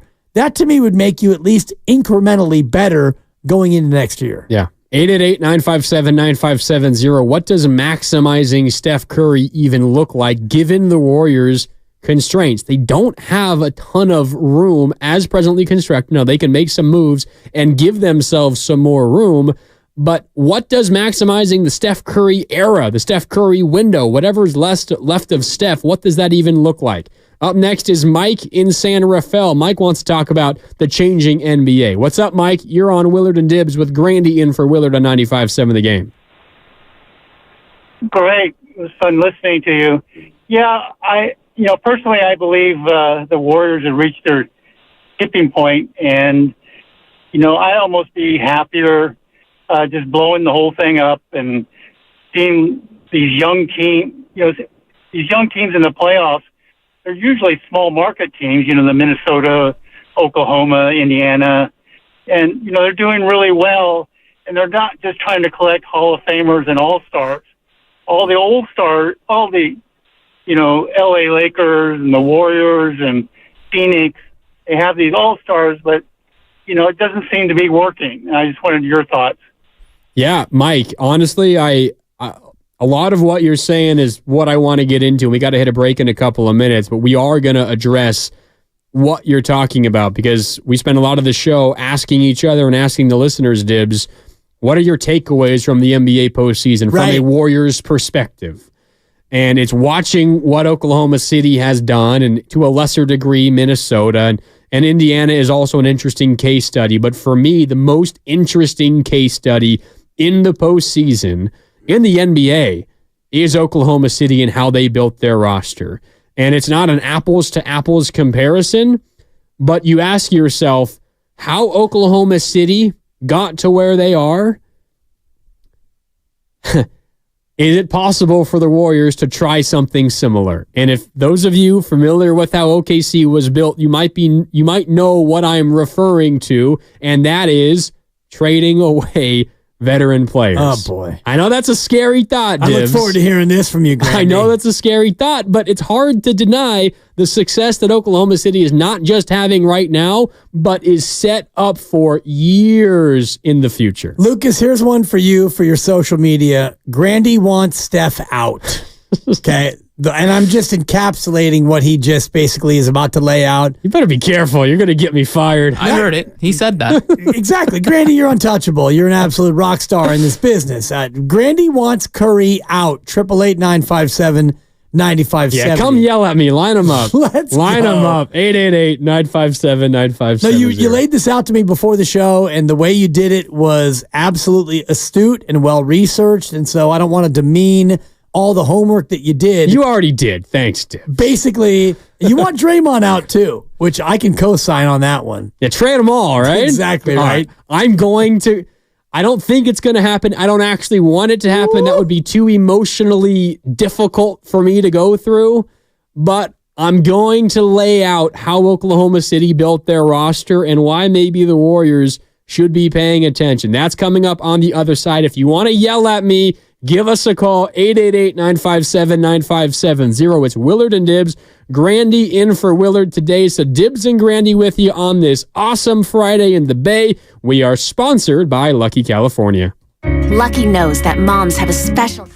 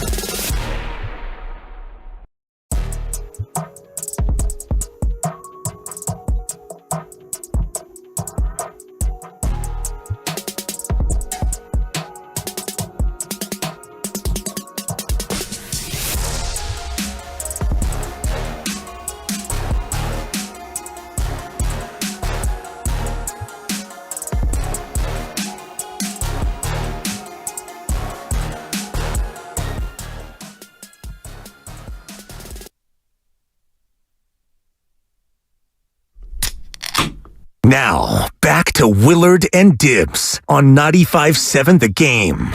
Is Mark Willard here? Totally. What was that?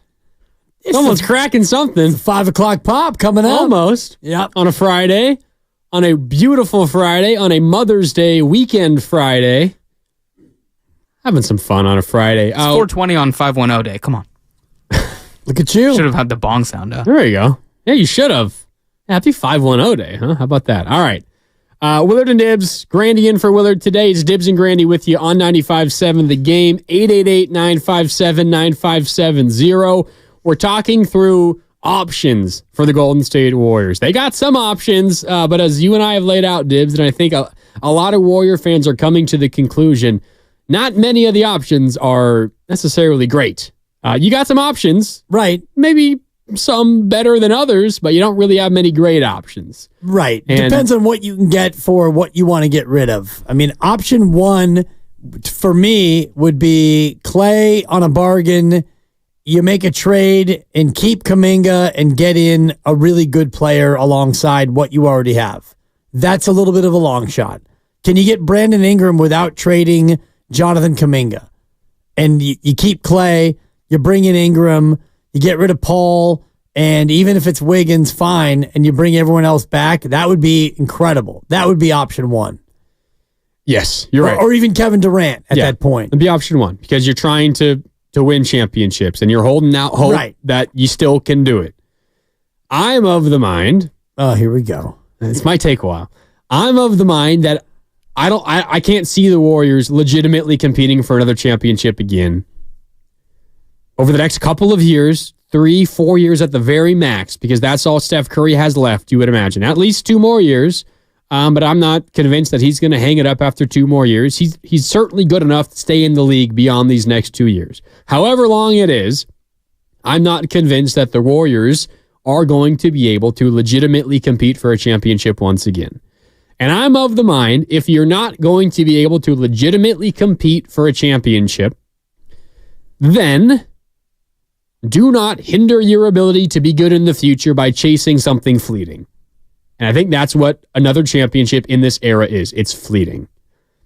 So why would you go all in and hurt your chances to be decent, to be competitive, to be relevant in the NBA in the future if you feel that way? Maybe you feel differently, and that's totally fine. That's just how I feel. On the flip side, though, Dibs, I don't think there's any room for the Warriors to dilly-dally in the middle. You gotta,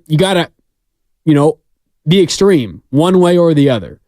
And as we take a look at what Oklahoma City has been able to accomplish, and there's been a lot of texters on the Xfinity mobile text line and on our YouTube chat powered by First NorCal Credit Union saying what OKC did is an anomaly. That comes from the 5-1-0. You can't duplicate what they did. And that's fair. Oklahoma City, what they've been able to do is darn near incredible. They turned a bad situation, Kevin Durant leaving, and they turned water into wine, and now they have the number 1 seed in the Western Conference, Shai Gilgeous-Alexander, who finished second in the MVP voting, and still a boatload of draft picks. How did they do that, Dibs? Well, first of all, they're in a small market where you're always kind of dealing with the pressure of wondering if your current best player is going to want to stay with you, and also under the impression that you're not going to be able to acquire another legitimate star in free agency. So what do? When you have a star, they had Russell Westbrook. He's the one that stayed, right? Durant left. They had to trade away Harden. They didn't have to, but they chose to because they saw what was coming with Durant and Westbrook and all of that, and they made a business decision and traded away Harden. But Westbrook was the one that stayed. But even then, Oklahoma City's worried. And this is way back in the 2017 offseason. 2 years after 1 year after Kevin Durant left, that next offseason, the Warriors had just won their first championship with Kevin Durant. OKC is reading the writing on the wall. Russ has 1 year left on his contract, and they say, at the very least, we're going to make a run at this and convince Russell Westbrook to stay with us. So what do? They go out and they acquire Paul George. They traded Domantas Sabonis. Yes, Sabonis began his career in Oklahoma City. That same Sabonis that's on Sacramento now. They traded him their first-round pick the year prior, and they got Paul George. That was enough for Russ. He re-signed that same offseason to, I think, a new 5-year extension. Okay, OKC, job well done. You accomplished what you were trying to do. You weren't going to be able to acquire a star in free agency because, frankly, not a lot of people want to go to Oklahoma City. If you're of that stature and you can go to the LAs, you can go to the Miamis, you can go to the New York, you're probably not going to choose Oklahoma City. So they said, all right, we'll give up our most recent first-round pick and we'll go get Paul George. Russ resigns as a result. They go to the playoffs, Dibs, each of the next 2 years. But they don't win a series either of those 2 seasons. So they take stock of what they have on their roster. And they say, I don't think we're going to be able to win with this group. We're not good enough. We have 2 years worth of sample size. This isn't going to work. So what do? You look to trade Paul George. And this is where the anomaly kind of comes in because you had an incredibly eager Steve Ballmer with the Clippers who was so dead set on acquiring both Kawhi Leonard and Paul George. Kawhi Leonard was a free agency signing from Toronto after Toronto beat the Warriors in the finals. But the way that it worked out was, according to reports, Kawhi only wanted to go to the Clippers if they also acquired Paul George. So it worked right into OKC's hands because essentially the Clippers were like, all right, we're not going to think of this as just a Paul George trade. We're thinking of this as a Kawhi and Paul George trade. So, OKC, we're willing to give you everything that we have to get those 2 stars.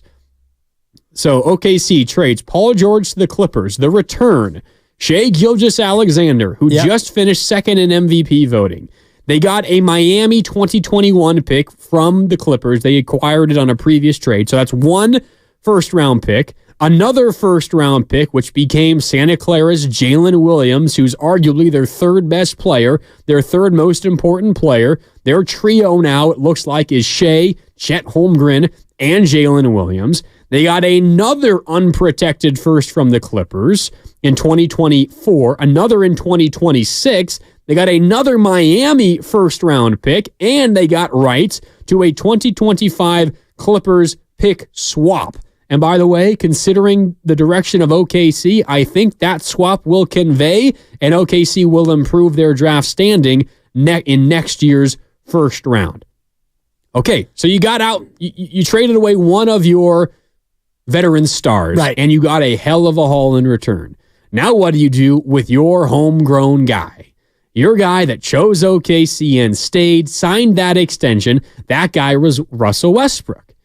But once you get rid of Paul George, you're even more realizing we're not going to be able to really win much here, so we might as well trade Russ. And I imagine that was an emotional and difficult decision for Sam Presti. Because again, Sam Presti, the GM of OKC. Because again, when you're in these situations and you have a player who's won an MVP for you, averaged a triple-double, and has been the longest tenured member of OKC, the most famous and most, you could argue, the most historic Thunder ever. I mean, the Thunder are a relatively new team. Obviously, they came from from Seattle, but in terms of the Thunder branding, Russell Westbrook, the longest tenured, maybe the most respected and well-liked and beloved Thunder ever. Because once Kevin Durant left, those fans kind of turned on him a little bit. Russ was the one that stayed. You shipped him off to Houston. What did you get back for that? You got back Chris Paul, by the way, who at that point we thought was on the downturn of his career. Right.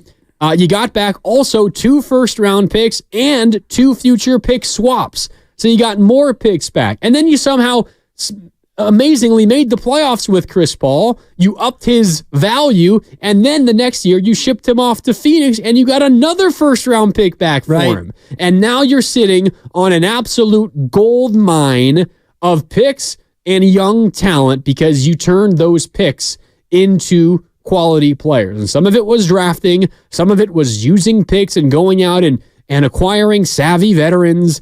Gordon Hayward, who they acquired at the trade deadline this year, they used some of their draft capital to do that, and they have plenty more room to do something like that. And again, I know that this is an OKC situation that is just a dream, and the Warriors would never dream about trading Stephen Curry. And I don't think it's going to happen. I don't even want it to happen because I have so much emotional baggage tied up with Stephen Curry. But when you see the way OKC turned a bad situation, we're a small market, unsure if our homegrown star wants to stay, you get him to stay and then later realize it's not working and ship him and your other star out, and now you are the number 1 seed in the Western Conference. It's hard to turn an eye at what Oklahoma City has been able to accomplish. And you're probably not going to be able to get a return anywhere near that for any of the Warriors veterans. But when you consider how quick the turnaround was for OKC, it is interesting to think about how that path might work out for the Warriors. And you say how quick, which is the part that I think is a little bit curious, because you go back to 2016 when they were, the team that lost in the Western Conference Finals in 7 to the Golden State Warriors, 2016.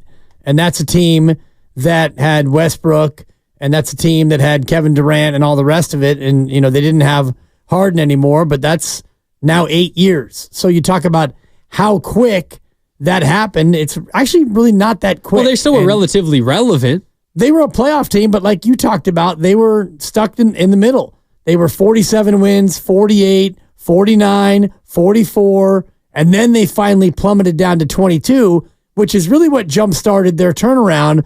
Once they got really, really bad, that's when they got picks that were high enough to really make this rebuild start to happen in a faster way. And yes, the Shea Gilgeous-Alexander trade was a big piece of it. And the Chris Paul too, getting Chris to come in, and you thought that he was toward the end of his career, and turns out he wasn't. And then you were able to turn him around. What it was about a 5-year period where you made a lot of moves. It was Paul George. A ton of moves. It was Gilgeous-Alexander. It was Chris Paul. It was Russell Westbrook. Steven Adams was a part of that.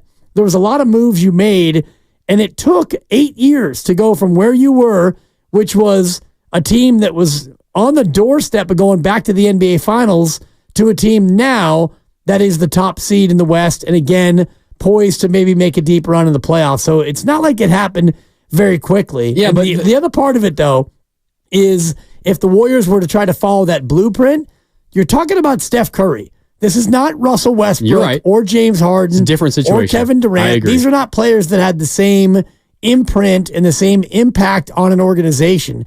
And you also are not dealing with players who are at the peak of their NBA life. Paul George, when they made that trade, he was 30 or 31, and Westbrook was about the same. And all these other players, when you made these trades, they were guys who were at the peak of their basketball life. And if the Warriors were to do it, even if they started right now today, on this day, May 10th, 2024, Steph is 36, and he's going to be 37 next year. So you don't even have the same ability to follow that blueprint as far as, making trades and acquiring picks and then trying to shore it up for what, 2030?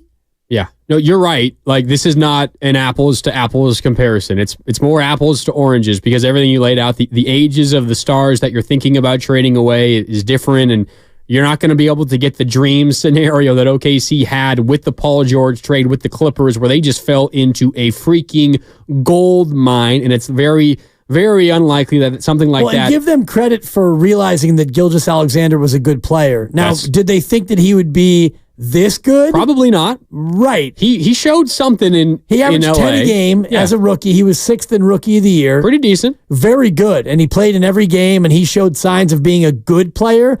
I don't know if he was showing signs of being this player, but you get credit when you acquire a player who is good and he turns out to be great. Yeah. And, they did a lot of things right. And I remember not making fun of Oklahoma City, but we always would joke around about the fact that they had like 13 first-round picks they over the still next do. 4 drafts. Right. Exactly. And they've used them. They picked Chet Holmgren. They picked Jalen Williams. They picked the other Jalen Williams. Like, they have still a number of picks coming up. Yeah, they've done great. And here they are with a very good young team, and they're right there among the last 4 teams in the West. And even if they don't advance any further, you would look at them going into next year as one of the favorites in the Western Conference. Okay, so let me take it a step further. Take a breath. That was a lot. That was a lot. The guys are telling me I talked for like 9 straight minutes. So Something like that. apologies for flashbacks to Mark Willard, I suppose. It's fine. I'm used to it. I sent a couple of emails. I actually took a couple of calls. That Marks are going to mark, am I right? Marks. I had to, the whole history of the OKC organization, Sam Presti, the busiest man in the NBA. I had to get a lot of that out. But I got to go even a little bit further here because... Even further? I'm kind of dancing around the final point. Clip my here. nails. Go ahead. I'm kind of dancing around what is the end game at this point. Okay. I do not want the Golden State Warriors to trade Steph Curry. I would never want that to happen. Well, then what did we do? What did you do 9 minutes for then? For God's sake, give me a break. Give me another 3. Okay. You trade Kevon and you get 4 firsts. There it is. It's not quite like it's not a Steiny like Steph Curry's the best thing to happen in my career. Like yeah, I hear the cackle in there too. I'm not old enough. I haven't been in this business long enough to have capitalized on Steph Curry's career for my own career. But Steph Curry has given me some of the best moments in my life. Like that's not even an overstatement. Steph Curry has been one of the best things to happen to me as a rabid basketball fan and as a lifelong Golden State Warrior fan. There are few things that have happened in my life that are better than Stephen Curry on the Golden State Warriors, okay? I could not handle it emotionally if Steph Curry was no longer a Warrior. I want him to ride off into the sunset as a Golden State Warrior. That's the storybook ending that he deserves. As a result, the Warriors would never trade him. They would never be the reason that he gets traded. Because if they did, they would face hell from me and the rest of the fan base, and it would be a disaster. It would be end of the world. The Warrior fans would go absolutely ballistic if the Warriors were to trade Stephen Curry. They would never even consider it. We all know this. Stephen Curry is a made man to the nth degree. He's the best thing that has ever happened to this organization, and no player will ever mean more to the Warriors than Steph Curry has. With all of that said, I think the quickest and the most sure path for the Warriors to being competitive once again is if Steph Curry goes to the front office and says, trade me. Because what that does is it gives the Warriors front office cover to trade away Stephen Curry. There will still be upset fans, incredibly upset fans, but it's not the Warriors organization that forced Stephen Curry out. It's Steph Curry saying, hey, we're not good enough. I want to try to win one more before I retire. And I'm going to help you out by getting some return, and this will make your future 2-3 years down the road brighter as a result. Again, I don't think it's ever in a million years going to happen, but Dibs, I can't shake the feeling that in my heart, in my mind, the Warriors' best chance to be good, not necessarily this season, but 2-3 years down the road, is if Steph Curry approaches the Warriors front office and says, fellas, it's been a hell of a ride, but I got to go. This take started at 4:20, which is appropriate because you must be high. Thank you. Laugh into the mic, Randy, because I know you're not high. You don't get down like that, but it's an interesting notion in that it would allow fans to say, oh, well, Steph, so now they're going to turn on Steph for wanting to be traded, and Steph's going to fall on the sword and say, I want to compete for a title and we're not close, and so I'm going to go ahead and make it easy on you, Lacob and Dunleavy, and I'm going to request a trade. The problem is you're not going to get a Paul George-like haul or even a Russell Westbrook haul when you got basically 4 first-round picks. You got 2 firsts and 2 first swaps that you were able to enact in the future. Steph's not going to be able to command that at this point. I don't know if and again, May 10th, if Steph goes to the front office and says, I want out, trade me before the draft, are they getting 4 first-round picks for Steph? I doubt it. Probably not. So I don't even know if that would allow you to reboot the franchise like Oklahoma City was able to do. And again, the OKC rebuild, it took 8 years. and it took Paul George and Westbrook. I'm not sure it took 8 years. The Paul George acquisition was a win-now move. And then they traded him 2 years after that. Right. Well, it was a win now, and then it didn't work, and so then they had to reboot again. The point is, from when they were a really good winning team to when they are now again a really good winning team, it was 8 years. And that's actually pretty fast for a team to have a rebuild like that, to go from really good back to being really good again. 888-957-9570. If you missed any of the last 20 minutes when I started this payoff. I want Steph out. That's not what I said. The reason it took so long is because I didn't want that out. You want me to help you? Here, I'm Mark Randy. I want Steph to want out. Thank you. I want you to want out. I think that the Warriors, there is a reality in which the best move for the Golden State, or the best thing that could happen for them to be competitive in the future, is Steph Curry approaching the front office and say, I would like a trade. I am sure that most Warrior fans think I'm out of my freaking mind, so call in and tell me why. 888-957-9570. Now, emotionally, I couldn't handle it, and I think most of you would also agree. But do you actually think that this Warriors roster is going to win you a championship? Do you actually think that? And maybe you're okay knowing that they probably won't, and you're just going to hold on to for the vibes, for the memories, for the history of it all. And that's totally fine. But if your only undying goal is to try to win and be really good, I don't see it happening given the advanced age of the players on your roster. And what do you do then? You say, all right, let's help ourselves out 3 years from now. 3 years from now, it would probably be 7 years from now, or even longer. You don't have to necessarily take the return you get for someone like that and only pick players with those draft picks. You could pull a Minnesota Timberwolves, who then traded a number of their picks and got a player ready to help you win now in Rudy Gobert. Now, you could hate Rudy Gobert as a player, and you could say, I would never want the Warriors to acquire him. Sure, I might agree with you. But you can use picks that you get in these trades to trade for a younger, developing player who's already in the NBA. If you trade Steph Curry, you're going to be trying to either draft or trade for another Steph Curry. And that's the problem with all this, is that no matter what you do to try to get better, if you trade a good player, you're trying to replace him with another good player. And right now you've got one of the 15 best players in the league. Yeah. And by trading him at 36, I don't think you're going to get the ROI that you're looking for. Yeah, you're probably right.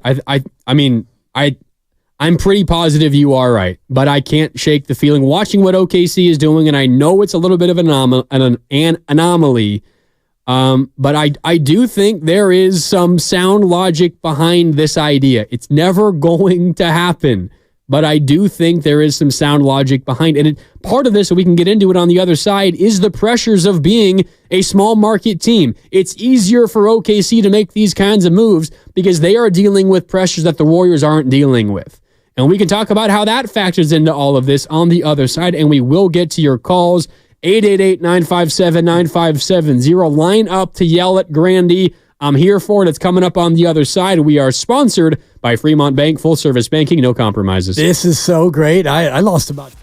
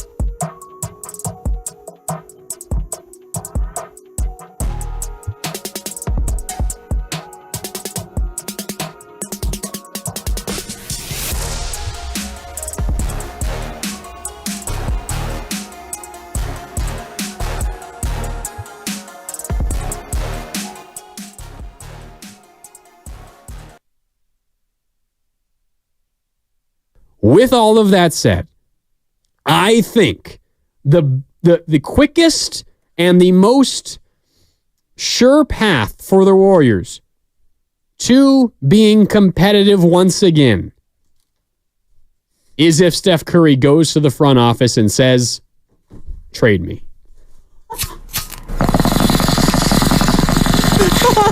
Yeah. Now, back to Willard and Dibs on 95.7 The Game. Oh, we got 4 people in here. I imagine it's 3v1 right now, huh? Want to get high? It's more Grandy, man. Yeah, this radio's crazy, this S. This S is crazy. I have an idea. I should trade the chef, am I right? Yeah. Pass that over here, Dibber. Yeah. Hey, you know what I'm looking at right now? I'm looking at a super chat on our YouTube chat. YouTube.com/957 The Game. A chat powered by First NorCal Credit What Union. What do you spend? $4.20? Pest Control. Adco Pest Control. $2 to say, I wouldn't mind the idea, Grandy. I actually love it. At least there's someone out there that agrees with me. And 2 people put thumbs up on that as well. I was one of them. That's so funny. In case you missed it, it's not something that I actually want to happen. I don't think I could emotionally take it. It's not something that I think will ever happen. You did preface it with that. We are speaking in what I think is a gigantic, big hypothetical here. Considering that I don't think the Warriors are going to be able to compete for a championship next year, as long as Steph Curry is still here, because the way that the CBA is constructed and the way the Warriors roster is set up right now, it's going to be very, very, very difficult. And I think most Warrior fans have come to that conclusion. And if you are at that conclusion, then maybe you figure things out without your guy. Now, the Warriors would never do that, because if they traded Steph Curry without his blessing or without him asking for it, they are going to get absolutely killed by every single person on the face of the earth. But if Steph Curry goes up to the organization, the front office, and says, guys, I love you. This has been the best 15 years of my life, but it's time to move on. I would like you to trade me to a place where I can compete for a championship. You'll get some picks back in return, some young assets, and we can both move on from there. I could see a path toward that being beneficial for the Warriors. That is all. Is that so crazy? It is crazy. No. And Checkbook Champs on YouTube pointing out something that you and I talked about as well.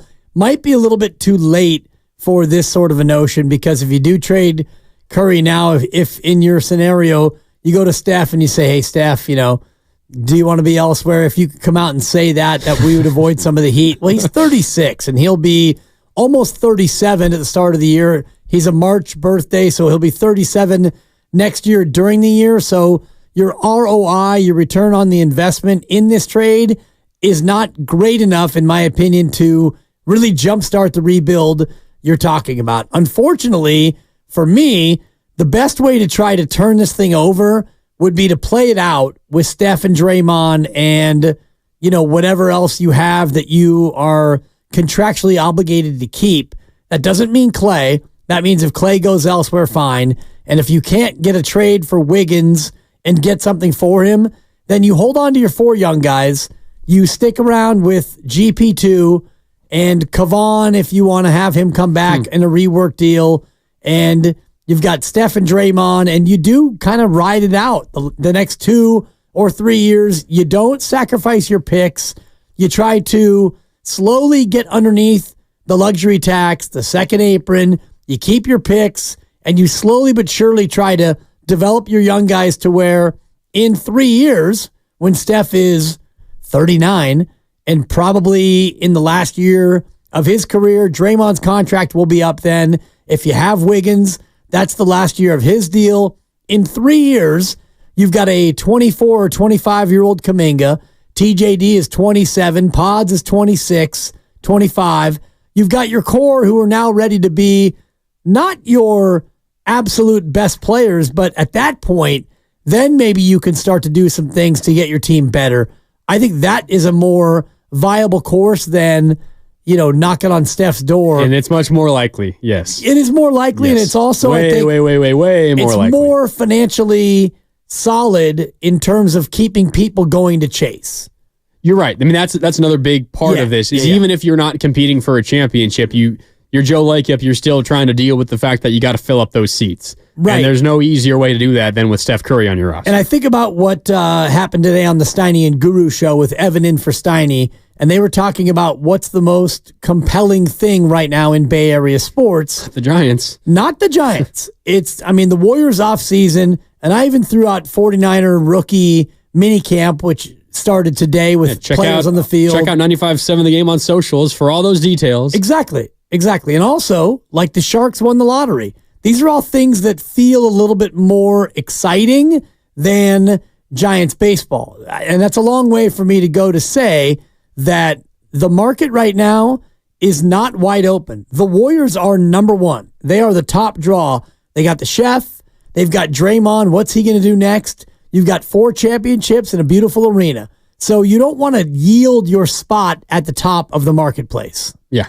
Which is what you'd be doing if you ended up, getting rid of Steph Curry. You're right. You're 100% right. A rebuild would shuffle you down, and then, the Niners would be number one. And we know, and this is another reason why, and everything you said I think is accurate, and I agree with you.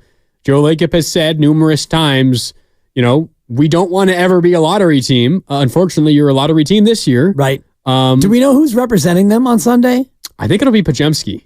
Oh, okay. Yeah. Okay. I think I heard that. I don't know that for sure. We can double check that, but I think it will be Pajemski. That'd be great. At the lottery on Sunday, where the Warriors have like a 3.7 chance? I had Something the numbers like in that. front of me a second ago. It's very, very, very likely 96+% chance they'll be picking 14th overall, like a 3.7 or a 3.3% chance, something like that they will be picking in the top 4. It will be Pajemski. 3.4%. 3.4% chance. 0.7 that they get number one. 0.7 number one. 3.4 overall in the top 4. That's what the Warriors need to keep the pick. If it's anywhere outside of the top 4, and the only possible outside of the top 4 for the Warriors is 14. If it is 14, it goes to the Portland Trailblazers. The Warriors do not own their pick. Unless it is in that top 4. So on Sunday, when they go through the lottery, and the lottery no longer is ping pong balls, it's actually, they have every combination, 1 through 14. They are all mathematically preordained, and then the computer selects one of those combinations, and that is the order that is determined. Yeah, we had a conspiracy theorist call earlier who says the Warriors are going to get a top 4 pick. Book it. Well, you're going to The NBA wants the Warriors to be good. They're going to gift them a top 4 pick. You're going to find out immediately when the lottery happens, and when they turn over that first card, if it's not the Warriors, they're top 4. They're top 4, and they keep the pick. All you have to do is tune in for like the first couple of minutes, right? And you will know. We don't know if it'll be 1, 2, 3, or 4 if they're not 14, but you know it will be in the top 4. And that's certainly better than 14 not having your pick at all. That'll be exciting. So 96.6% chance that first card that is turned will be the Golden State Warriors. And if it's not, they'll be rejoicing. They will be. Big time. All right. 888-957-9570. Before we do get out to the phone lines here, I did want to remind you that you're listening to 95.7 The Game, KGMZ FM and HD1 San Francisco, an Odyssey Sports station, always live on the free Odyssey app, Twitch, and YouTube, powered by First NorCal Credit Union. Upgrade your savings dividend. Open a First NorCal first-class money market today. Let's go out to the phone lines. We got a couple of people on hold. One on either side, actually. We got someone calling me crazy and someone agreeing with me. We'll hear from the disagreeing side first. It's Rich in Fremont wants to tell me why I'm wrong. Oh, Rich literally just hung up as I was about to go. Man. Call back, Rich. You got to tell me why I'm crazy. You're forcing me to go to the side that agrees with me. I'll go there next. Eric in San Francisco is now on Willard and Dibs. It's Grandy in for Willard today. Eric, what's up? You're on 95.7 The Game.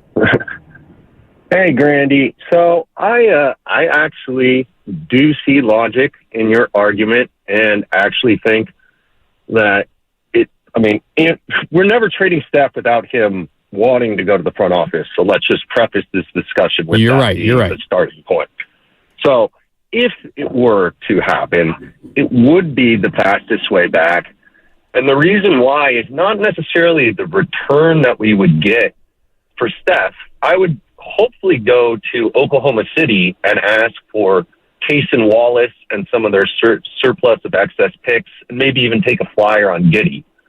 But the bigger thing is you would strip down, get out of the salary cap, trade Draymond for, even if we could just get salary cap relief, let Clay walk, let Chris Paul walk, then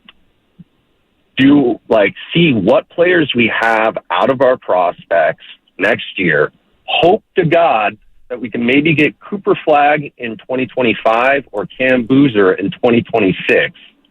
And then by the time that Kuminga's coming in, we could actually attract free agents with salary cap money.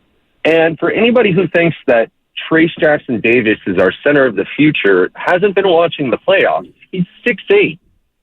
Everyone in the playoffs is 7 feet tall. Trace is a nice energy backup big.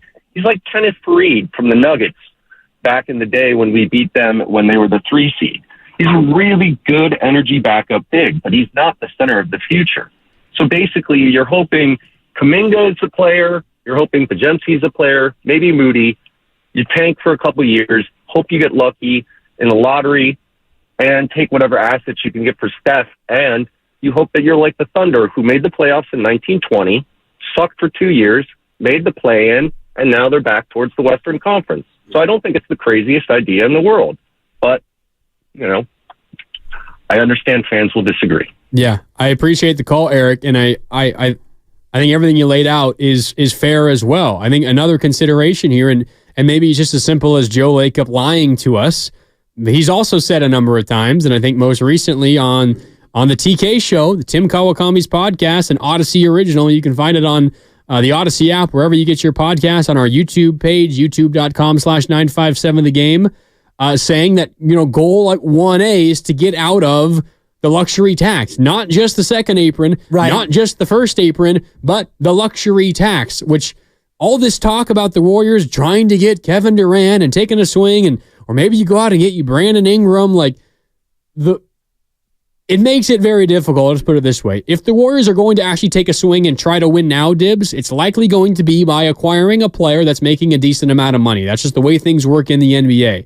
It's going to be very, very, very difficult for the Warriors to do that while also holding true to what Joe Lacob said goal 1A was this offseason, which was to get out of the luxury tax. Well, get out of the second apron for sure. And, get out of the He did say luxury tax, but maybe he amends his wish a little bit. And ultimately, you just need to be out of the second apron, which is almost $200 million. It's about $199, I think, at last estimate.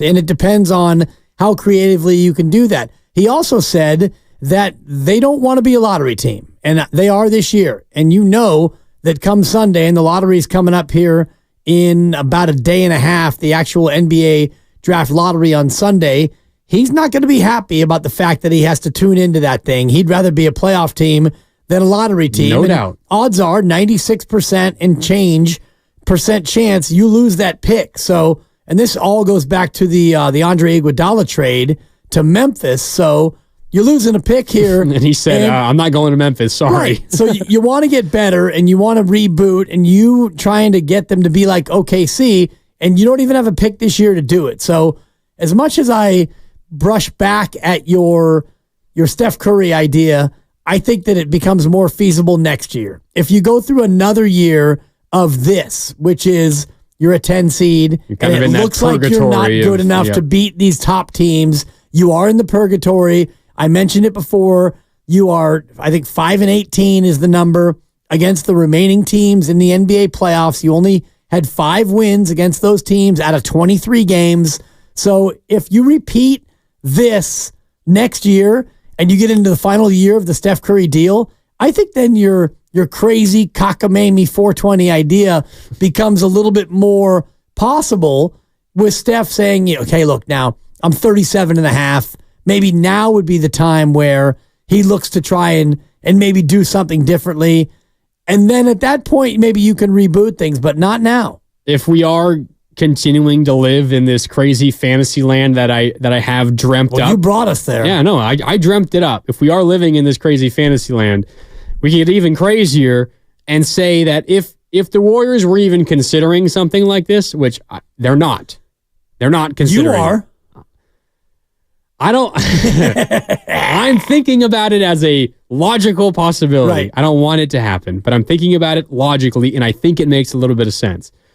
If the Warriors could have the foresight to see what was going to happen the last 2 years, so after the championship in 2022, and this is even more ridiculous, and it feels like treason to say, the best time for the Warriors to do a move like that would have been after they won the championship in 2022. When you have crazy value on Steph Curry, crazy value on Andrew Wiggins, Klay Thompson, Durant, like that would have been the time to do it. Again, of course, never ever going to happen.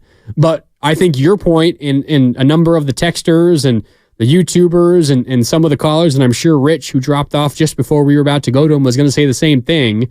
You're not going to be able to get a ton back in return for Steph Curry at this stage, for Draymond Green at this stage, even if Klay was under contract, for Klay Thompson at this stage.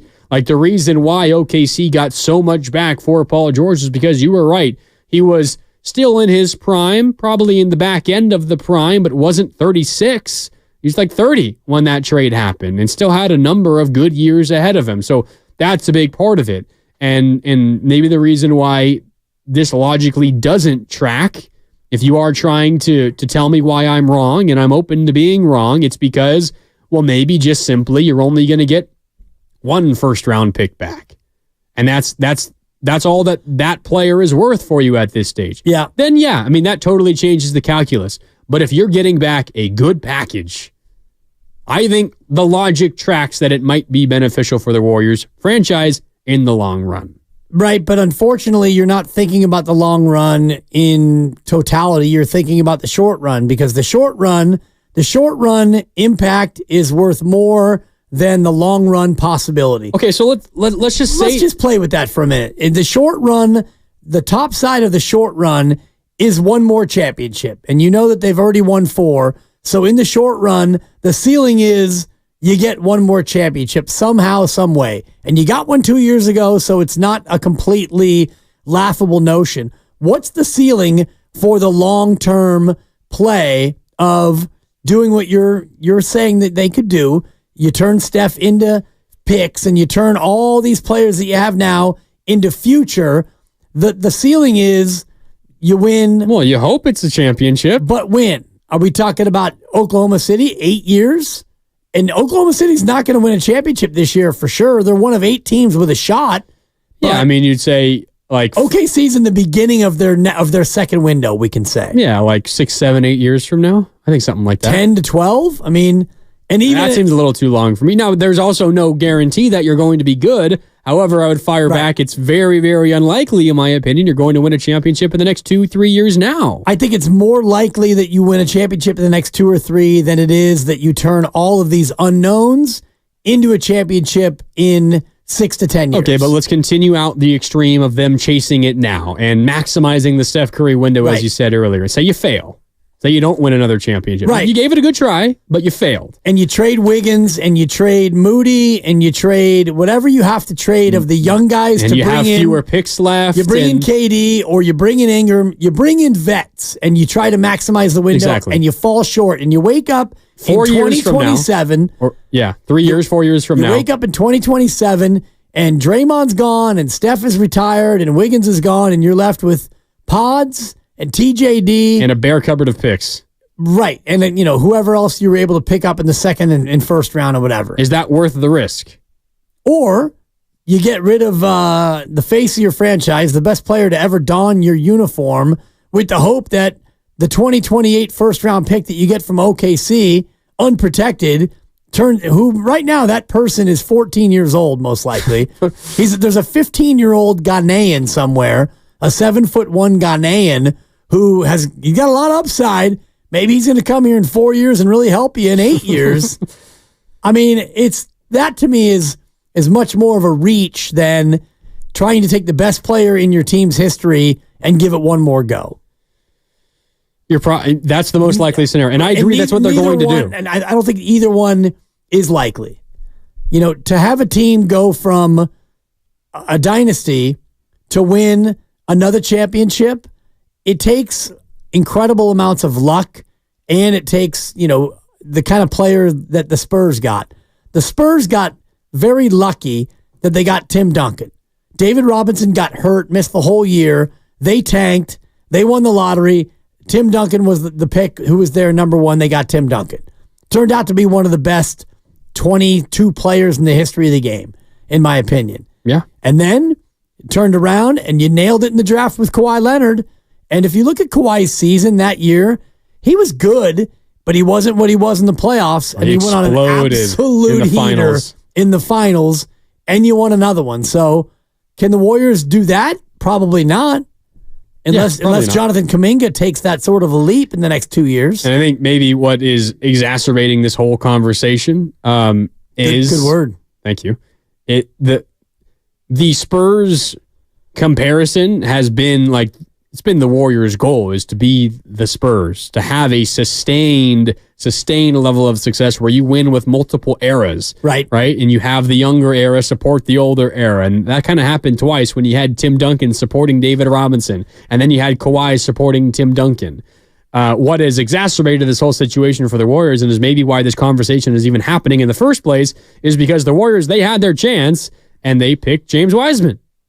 And if they picked a star, if they picked someone good, Tyrese Halliburton right now is playing in Game 3 in Indiana. If you pick Tyrese Halliburton, this is an entirely different conversation. The Warriors are probably playing in the postseason right now. And this whole thing is entirely different because now instead of going and getting Steph a legitimate co-star next to him, he already has one, and you're looking at a much, much, much easier path to being competitive, both now with Steph on the roster and after Steph leaves, because you have a young star on the roster right now, but you don't. That missed pick, nothing against James Wiseman, the person, just not a very good basketball player. That missed pick is handcuffing the organization now. Yeah, without a doubt. And that would have been definitely a part of their ability to be viable in the, quote, 2 timelines. And I don't know where the Anthony Edwards part of that story has started to populate and percolate, the idea of, the Warriors blew it by not trading up to number 1. I don't believe that Minnesota was ever going to trade There back. was a report I saw from Brian Windhorst. I was searching through this, and back when the draft was happening, the 2020 draft, there was a report that the T-Wolves were interested in trading with the Warriors to go down 1 spot. And the Warriors apparently were not interested. Yeah, and I wonder what that trade would have been. Yeah, I don't know. I don't know what else besides the number 2 overall pick the Warriors would have been giving up. Right. Probably something pretty An good. asset, yeah, probably a very good asset, and they were probably not interested in that. I think there were also reports that the Warriors weren't totally in love with Anthony Edwards, because if you remember during the pre-draft process, there were all those questions about how much he loved the game. Did he like football more and all of that? Exactly. Turns out he loves the game. Very much so. Right. And trying to go up 3-0 on the defending champs later tonight. Yeah, and I think that they will. That one, I think, is a gentleman's sweep where Minnesota wins the first 3. Denver will eke out Game 4, but Minnesota's just got too many ways to slow the Joker.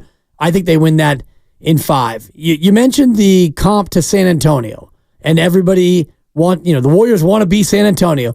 Well, if you think about it, there's almost no way that can happen because the Spurs won 5 titles over the course of 15 years. 15 years from the first title with young Tim and old David into old Tim and young Kawhi. Spanning like 3 generations almost. Essentially. Yeah. It was, David at the end, Tim at the beginning, and then it was Tim at the end and Kawhi at the beginning. If the Warriors were to do that, they would win 1 more title in 2030. That would mean Steph would be 43 at that point. I don't think that Steph's going to play that long.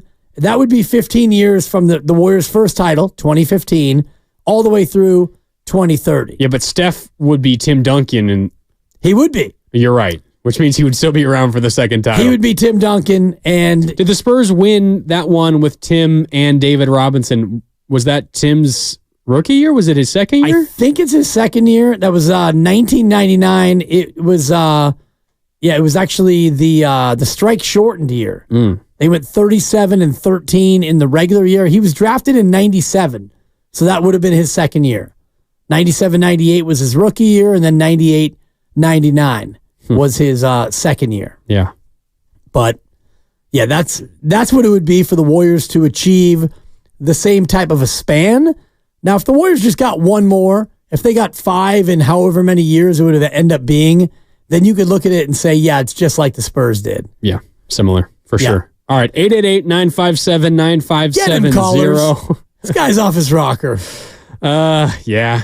No, you're doing great. It's been a fun show. It's been very fun. I haven't had as many people come down my road as I was expecting. As you could tell, it took me a long time to get it out. I wanted to make sure I explained it well. I hope I did a pretty good job, but let's go back out to the phone lines. 888-957-9570. Appreciate Dre and Lamore, who's been hanging out on hold for quite a while. Dre, what's up? You're on Willard and Dibs. It's Grandy in for Willard today. How you doing on this Friday, Dre? I'm all right, Right now, I'm still having fun watching basketball. I don't really mind the Warriors being out too much because that punk jabroni LeBron's out. As much as I hate the Lakers, it's always nice to know they're out of the playoffs. Your assessment on getting rid of Curry, well, I got to go with what Dibs said. Lakeland still has to fill up the seats at Chase Center. Without Curry being there, some seats are not getting filled up. So that just squashes that right there. A big squash. Yeah. Now. You're right. Dibs was right. I'm just concurring with his point. Now, as far as what the Warriors need to do, I'm with you guys. I really don't see him winning anytime soon. I would like to see Durant come back, and let's just get really, really, really lucky in the draft. Other than that, and with Ingram, he shrinks in the playoffs. As a matter of fact, in the play-in game against the Lakers, I think they sat him. New Orleans sat Ingram the last 5 minutes. He's not a big-time player. And Durant's getting old, but at least he would go out with trying to get a ring. It would be a long shot, but I'd like to see that. Hey, you guys, good basketball talk. Love hearing it. I'd rather hear that than Giants talk right now because all they do is hurt my feelings. Yeah, man. Appreciate it, Dre. Good call. Dre. I will say, to fire back at Dre a little bit, he sided with you, Dibs, and I understand it. He did say, I'd rather just, ride it out and hope we get really, really, really lucky in the draft. Right. I'd rather not just have to cross my fingers and hope that a 3.4% chance works out. Well, that, and you're not wrong, but the 3.4% chance is probably not going to happen. And then you look at next year where your pick is not on the move to another team, but if you continue to be the same team that you were this year, let's say next year you wind up as the 10 seed or, you're the 8 seed and you happen to not make it out of the play-in again and you wind up in the lottery again and you're the 14th most likely to win the lottery. Guess what? You have a 3.4% chance of moving up again. So you might find yourself next year, even though you get to keep your pick, if you're stuck in the middle, like you were talking about, shout out Malcolm in the middle. Great it's the show. one place you don't want to be. And so if you're Joe Lacob and you don't want to be in the lottery, period, and you're Steph and Joe and Steve Kerr and the rest of them, and you don't want to tank because we don't do that here in Golden State, we hang banners, well, then you're stuck. Because if you don't do anything to get appreciably better and you wind up again being kind of this team, middle of the pack in the West, fighting for a playoff spot, maybe not even in the playoffs and all the rest of it, well, then you're not going to have a high enough draft pick to get better in the draft. Yeah. So you're kind of screwed. You're stuck in the middle, and you're again, it's why I think no matter what the Warriors do, while neither solution is necessarily great, it's got to be one extreme. Either one or the other. It has to be, because if you're going to dilly-dally in the middle, Dibs, you're right. Not only are you not going all in to try to win yourself one more championship in the final 2, 3, 4 years of Steph's career, but you're also not helping your chance to be good after Steph Curry. If you're hanging out in the middle, you're not bad enough to help yourself out by getting higher draft picks, but you're not good enough to be competitive again. So whatever the solution is, I think it's got to be one extreme or the other. And while that might make you a little bit uncomfortable because it might mean getting rid of Moses Moody, trading future first-round draft picks. I know that Ramona Shelburne came on and told you and Willard earlier this week that Kuminga is essentially untouchable, but maybe it means going back on that and trading Kuminga. Is that a comfortable decision for Warrior fans? I don't think so. Neither is trading Steph. That's even more uncomfortable. Right. But I think that if you are trying to do what's best, you have to choose an extreme because you can't really you're not helping yourself either way by hanging out in the middle where they've been the last 2 years. Right, unless you think that you are 3 wins away from being a 6 seed, which is what Steph Curry said that he thought that they were. He's not wrong statistically. Pretend they are a 6 seed. They're going to win a championship as the 6 seed? I don't even think they win a round. Probably not. I don't think that they go out and beat. As the 3 seed, they would be taking on as the 6th, they'd be playing the 3 seed, which were the Denver Nuggets. Denver Nuggets were 3, yeah. And how would that work out for you? Denver, a team that I don't believe you beat all year. Probably 4-1. Right. So, you're in a spot where what do you owe, quote unquote, to Steph Curry? And I do think that to use the word owe is not appropriate because all you owe him is his direct deposit every 2 weeks. That's all you technically owe him. It's a big direct deposit. It's pretty nice, especially when when he's going to be making $60 million a year coming up in a couple of years. That'll be about $750,000 a game, which is good money if you can get it. I wish I could get that. Yeah, I That'd do be too. Nice. Can you imagine making $750,000? Just one of those game checks, dude. Just exactly. One. I'd be good. You could go ahead and healthy scratch me the rest of the year, but I think that you don't necessarily owe him anything. But if you are going to have him on the team, you want the team to be as competitive and as relevant as possible. And that means surrounding him with good players, veteran players, guys who you think can help you win. Maybe not win it all, but win enough to be in the mix in April and maybe even get you into May. And God love you, get to June again. Yeah. Who might those players be? We have some ideas coming in over the phones here. Let's go back out to the phone lines, 888-957-9570. Mr. Washington wants to let us know about a potential trade for the Golden State Warriors. What's up, Mr. Washington? You're on 95.7 The Game. How you guys doing? First of all, I want to start off by saying that I am a diehard Spurs fan, but I need every team to block LeBron from getting a ring. I can't have him as our generation's GOAT. The Warriors should trade Kuminga to the Cavs for either Moody or Allen. You get a big. He's still one of them is still relatively young. That's going to help set your future for when Steph retires. You take Wiggins, call Toronto, see what Toronto will give you for him. You just want to get out of that contract and get some players that will be role players, bench players, maybe a 3-and-D guy if you can afford it. And then you hurt Sacramento by trying to get Monk, and you let Clay and Chris Paul go.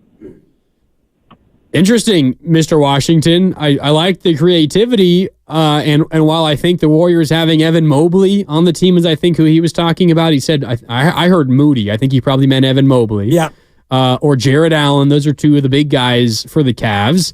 Mobley's an awesome player. I know Luke across the room agrees, although I think he thinks that the Cavs have ruined him offensively. It's Donovan Mitchell's fault. We don't need to talk about it, okay, though. we don't need to talk about that. Jared Allen, though, a very good defensive center. Blocks a ton of shots. I don't think he's played the last couple of games for the Cavs. He's been out with an injury. That would make the Warriors better, but again, Dibs, I think with those kind of moves that Mr. Washington is talking about, the Warriors would still kind of be dilly-dallying around in the middle. It makes them better, but it doesn't make them anywhere near good enough to compete for a championship again. I don't think that there's any move or series of moves that are feasible that would get them into that upper echelon and make them really a championship contender again.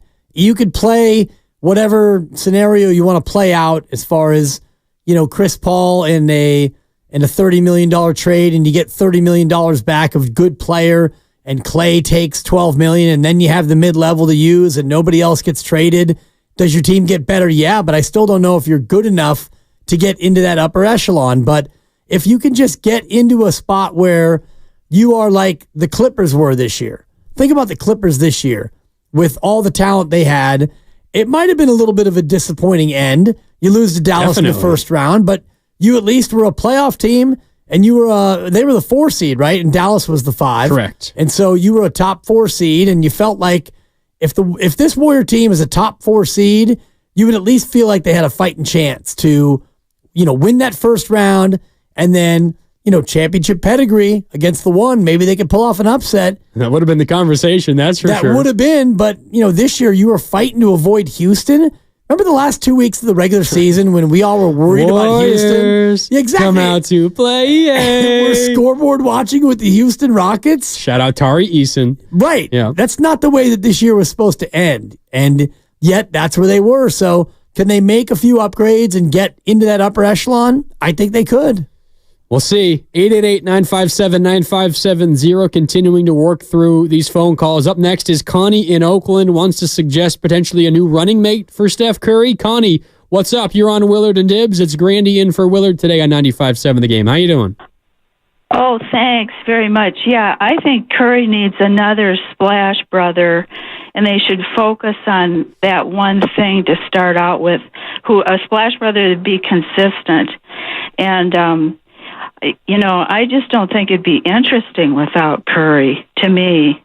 He makes it very interesting, no matter if they're winning or losing, actually. I know winning is everything, but so that I think, and how can we make lemonade out of this thing? Well, I think all the coaches and managers and stuff should quietly and carefully think of over the whole East and West, study the records, who this person could be, not too old, not too young, somebody that fits with Curry. They can look at tapes and stuff. Now, Clay was transcendent. He did nothing wrong in rebuilding his body, but maybe on the cellular level, it's saying, don't do this, don't do that. So in Wiggins, I think might be happier out of the limelight because California and the Golden Warriors might be too hard for him. But Steph needs somebody he can count on, and he makes the game interesting. And then just let the young guys ball out. They're so good. All those young guys are great. Drake needs to make more threes. I know he can do it because I saw him on TV make the 5 in that one quarter for what it was. It was real easy for him. So, that's what I'm just saying, and then pick fewer pieces at first because it gets too confusing. Yeah, Connie, you're right. I think that it would be awesome if the Warriors were able to find another splash brother, but it's the same conversation I think we've been having for a while, Dibs. It's easy to just say they should go out and get another good player, but who is that other splash brother? Are you gonna say the Warriors should go and trade for Trae Young? No, God no. They're going to go and trade for, I don't know, Chris Middleton on the Bucks. Bucks are going to run it back one more year. No one on the Bucks is going to be available. I think DeJounte Murray is a target that I would look at as far as a guy who you can bring in. If Clay is going to go elsewhere, if Clay winds up going to Orlando, then I would target DeJounte Murray, a guy who doesn't shoot it quite as well as Clay. He can score. Wouldn't qualify as a splash brother, I don't think, but you're Not right. Quite. He's a solid player. from three this year. His three ball was, almost as good as it's been in his whole career. He's trending upward, shoots it a lot, but he can go out there and score, get you 20 plus a night, and I think he would slot in the Clay spot very well. Doesn't make a ton of money. I think what you do need to do if you are going to get someone alongside Steph Curry, one has to be a ball handler. Because you want to try to ease the load off Steph as much as you possibly can. And two, you got to have a guy that can defend because Steph has never been, obviously, an elite defender. I think his abilities, I think, have always been sold short on the defensive end. He's always been great effort-wise, and I think he's, over the last 7-8 years, he's really gotten stronger and changed his body, and he's turned into a better defender than I think a lot of people give him credit for. But as he gets older, obviously, those skills kind of decline a little bit. So if you're going to get a new running mate, if it's not Clay, and maybe if you still have Clay, maybe you keep Clay on the bench, whatever the situation is, you got to have somebody alongside Steph that can handle the ball to take a little bit of the burden off of Steph when he's on the court, and that can also defend opposing ones and twos. Because you can't have Steph going out there trying to defend elite guards every single night. You need someone that can defend, and I think DeJounte Murray would kind of fit that bill a little bit. I'm not sure I'd call him a splash brother and decent shooting numbers, but not at the same volume that Steph or Clay are at. Right. Nowhere near that. But he's got length. He's what, like 6'7"? 6'5", yeah. 6'5". 6'6". He can ball handle a little big enough, bit. And he could guard twos. He could probably guard threes in a pinch if you really need him to. So that would make the Warriors better. I do agree there. But the other issue the Warriors are facing is, even if Clay's on the roster, I think we saw it this year, but especially if he's not, I don't know how this team has enough shooting to survive. Right. DeJounte Murray isn't going to be a gigantic space creator, a full floor spacer on any team that doesn't shoot the three ball great. And if you had Clay and Murray and Curry and Pods as your four guards in your regular rotation, I think that could be workable. Again, that would be incumbent on Clay taking the kind of a deal that would allow that to happen. And you'd also have to have Atlanta take on Chris Paul's contract. That to me is the key to any offseason improvement, is getting a team to take Chris Paul's $30 million and then wipe it off their books. And, you send him a pick as well, or maybe you send him Moses Moody and a pick, whatever the package has to be to make that trade work.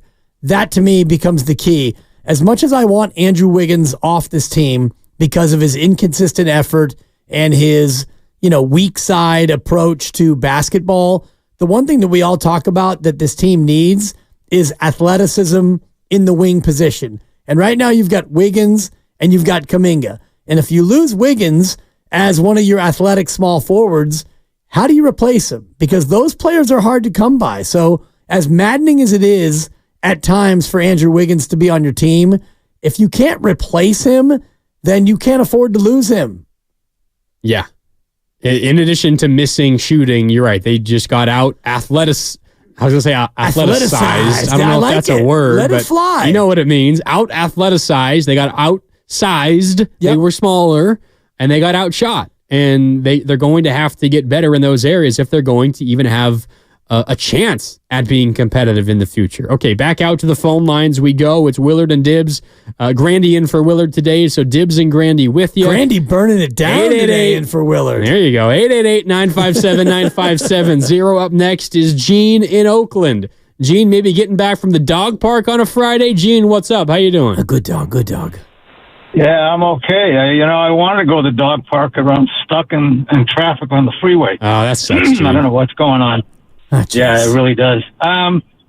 So, excuse me, sorry. I think what we have is, are you ready for this? An exacerbation sensation. That's a book. Was the ding. Anyways. There you go.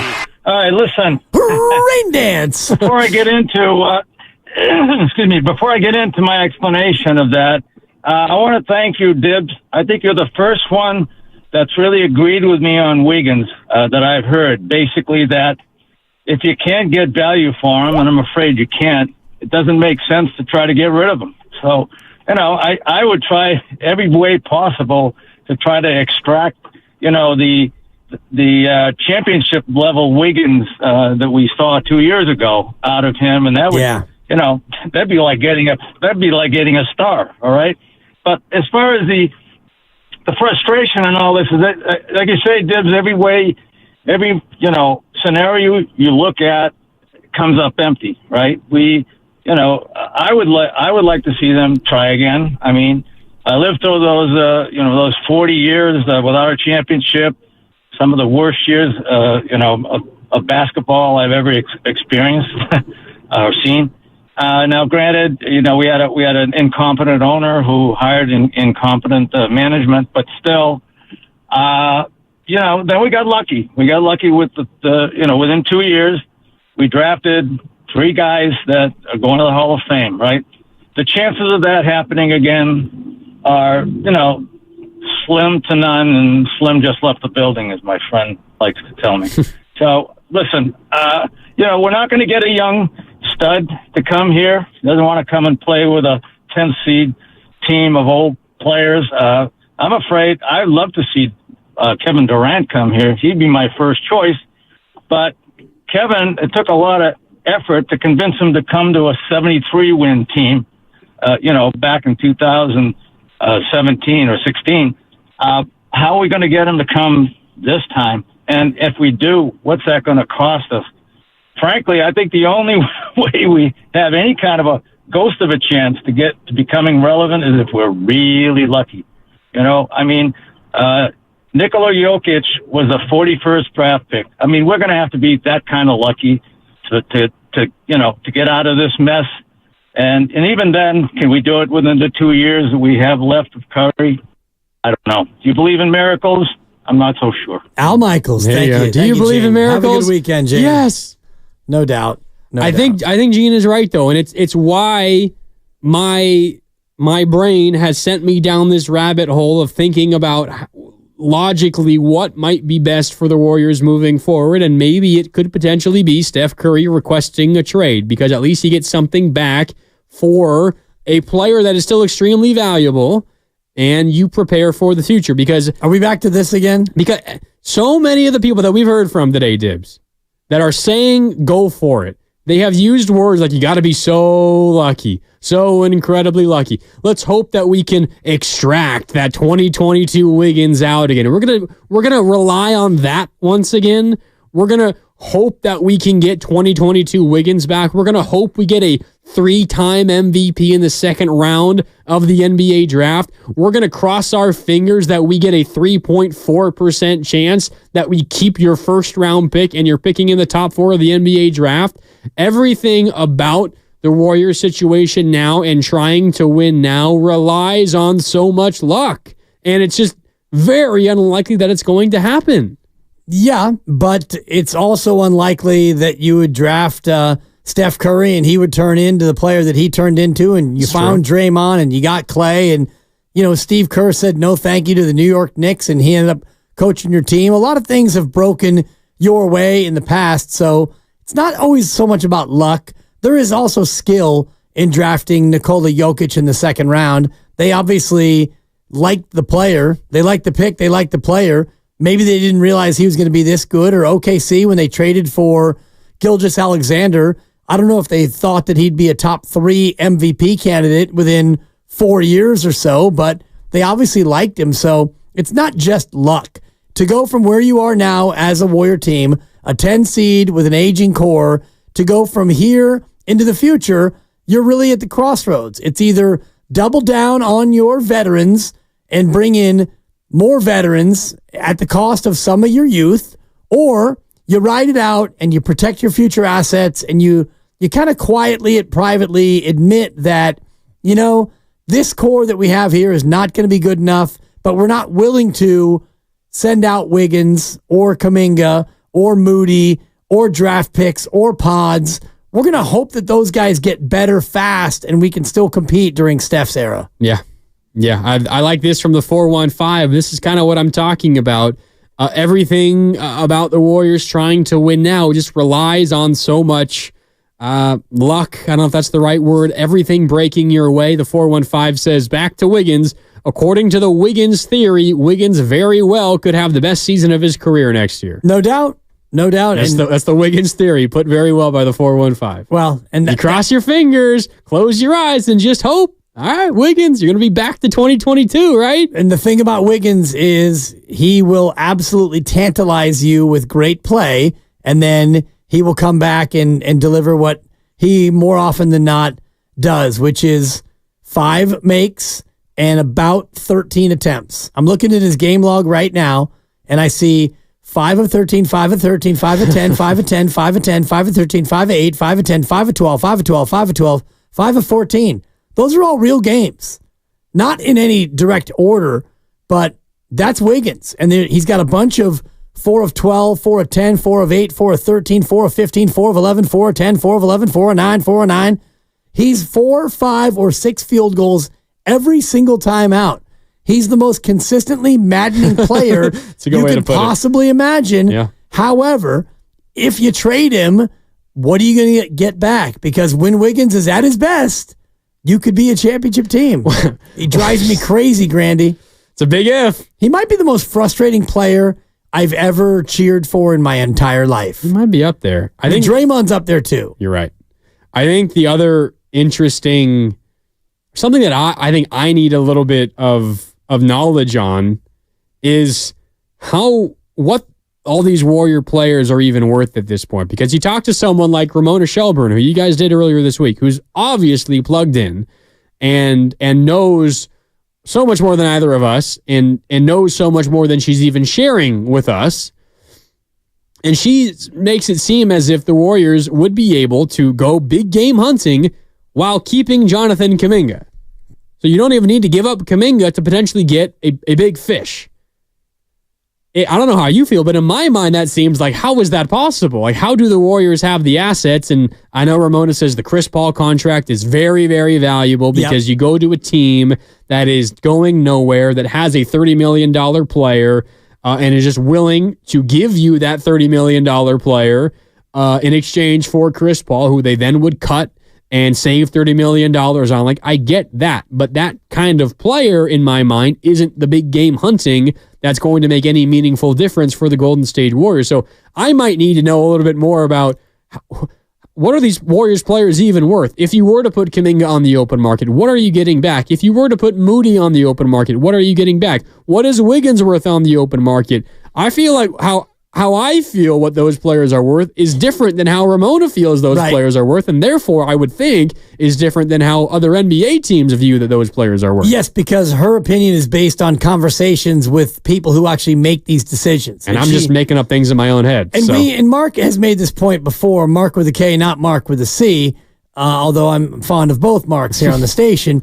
But Mark Willard has said that we feel a certain way about these players in a negative way because we see them each and every day, and we start to, especially Andrew Wiggins. I've got my preconceived notions and feelings about Wiggins and what I think Wiggins is. Outside the building, I think people see him differently, and he might be a reclamation project for a team because Wiggins is only 29, and his contract is not that big relative to other people in the league. And if you're another team out there, you might think, I can make something out of Andrew Wiggins in a new atmosphere. Maybe if he's playing around more gentle teammates, maybe he can thrive in our system. Yeah, we'll see. All right, we got time for more of your calls. We got to hit a break. 888-957-9570. I did want to remind you, though, that every Friday we bring you the Big Three Throwbacks. Check out our social media platforms each Friday as our very own Whitley Sandretto gets the Big Three, Steph, Clay, and Dre, talking about non-basketball topics like who is the most famous person you have in your phone. It's the Big Three Throwbacks brought to you by the Alameda County Probation Department. Are you ready to make a lasting impact in your community? Visit joinacpd.org to start your journey today. Together, let's make a difference. Your community needs you. It's Willard and Dibs. Grandy in for Willard today. One final segment coming up next. We are sponsored by the Order of Malta Clinic. Losing your health insurance is no reason to lose hope. The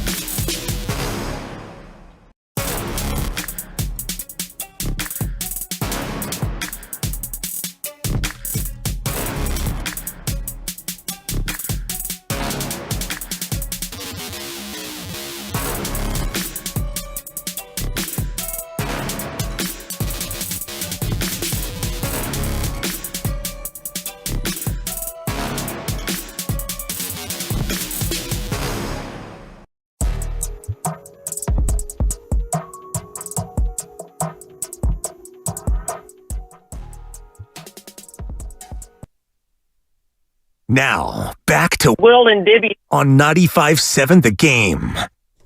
Welcome back. It's Mark Randy in for Mark Willard today on this Friday. So Dibs and Grandy with you on Willard and Dibs on 95.7 The Game. A beautiful Friday in the Bay Area. Hope you've been able to get out and enjoy it a little bit. Hopefully the weather is nice this weekend as well on a Mother's Day weekend. Happy Mother's Day to all the mothers out there. Happy Mother's Day to my mother, not listening, I'm sure. They're on a road trip right now. I think they're in Bryce Canyon at the moment. I have to double check my text. Getting like hundreds of pictures a day and videos from my dad of all the national parks they're seeing. It's been awesome. But happy Mother's Day to my mom. Happy Mother's Day to your mom, to your wife, Supper. All the mothers out there. Hopefully it's a good weekend. My mom probably not listening either, up in heaven. Rest in Your peace. late mother. Sue Dibley. And she would listen occasionally, but my sister's probably listening. The Hurricane Gale. Happy Mother's Day, Gail. Mother, happy Mother's Day. And Supper actually texted me a little while ago, and she saw the flowers that I got today. So your boy's already on the board. Well done. Your boy's already on the board. Went with the baby earlier and got the flowers, and you put them on the table, and I go off to work, and she comes home, and so she's able to come home and see that. So that's nice. Early points. She wasn't listening when you would have spoiled that there was a surprise waiting. Exactly. Right? Exactly. Yeah, she probably, she's usually listening to other content. God love her. She's not too. Come on, Supper. She's not too tied up in you trying to trade Steph Curry. Yeah, you're gonna put words in my mouth again. Yeah, huh? You tried to deal the chef. She's probably not too dialed in on that content. But I've probably got a couple other people that want to yell at me about that. So let's get them on the wrap air. up the show with that. 888-957-9570. Up next is Austin in San Francisco. I know Austin wants to talk Dubs. What's up, Austin? You're on 95.7 The Game. Hey, look, Mudge. I just want to say this. Hey, we already got BP to back us Steph, man. We don't got a power forward to back up Draymond Green and his brilliance at that position. We got Looney's backup. We got every position we got the backup for. We just got to utilize our weapons correctly. Steve Kerr, give more playing time to Moody, man. He can hit that shot. He can come off the screens just as Clay, but not good as Clay, but just as much as him. Just give him a shot. Like I said, we just need a backup for the brilliance of Draymond Green with a little bit of shooting come out of that. I say let's go out to Toronto or something. Go get Olynyk or something. So, Austin, let me ask you, this Warriors roster as currently constructed plus Kelly Olynyk, you think that's a good basketball team? I mean, it'll help on the board. Olynyk, he can shoot the ball. He can play a little defense here and there. He can rebound. I mean, we don't have that much to work with. You feel me? We shouldn't even be trading nobody. We already traded Jordan Poole and got Chris Paul, and we got older. That's a 38-year-old point guard. I mean, what more can you do besides organizing, making sure everybody's in the right position?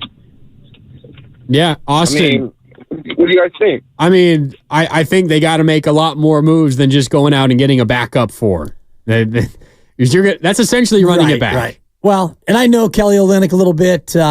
We spent some time together at Ray Lewis's Super Bowl party. Oh, there you go. It was a Super Bowl party at Top Golf in Miami, and it was like full of NFL players like Eddie George, Ray Lewis. I mean, I was there with Lo Neal.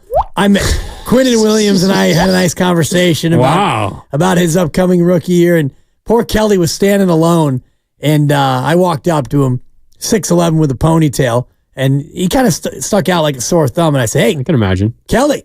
He looks over. He doesn't see anyone. Then he looks down. And he sees the dibber. I walk up with the hand out. He shakes my hand. And we bring it in. We bring it in for the bro hug.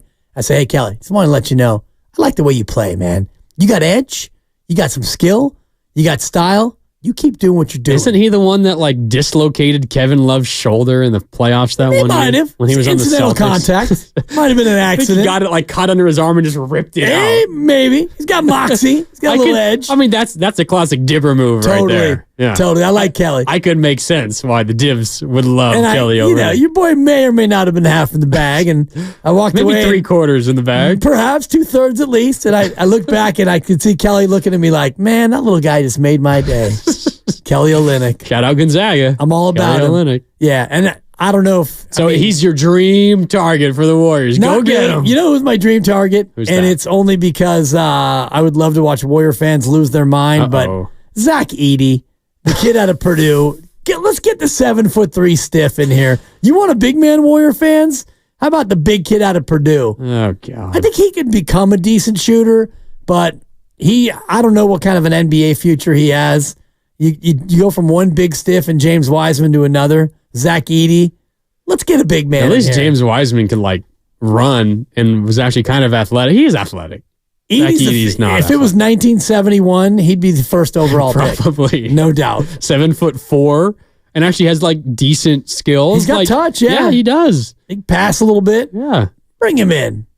He's not like Taco Fall, who's a similar size, but Zach Edey's That is a throwback. Zach Edey's actually got some basketball skill. For sure. He's just kind of not very fleet of foot. No, and he's kind of stuck in the wrong era. Yeah. But anyway. All right, one more call to get to before we wrap it up on a Friday. It's Rich in Fremont. Rich was about to be on earlier, hung up right as I was going to him, but we got him back on. That's all right. Rich, what's up? You're on 95.7 The Game. I know you want to yell at me, Rich. Let me have it.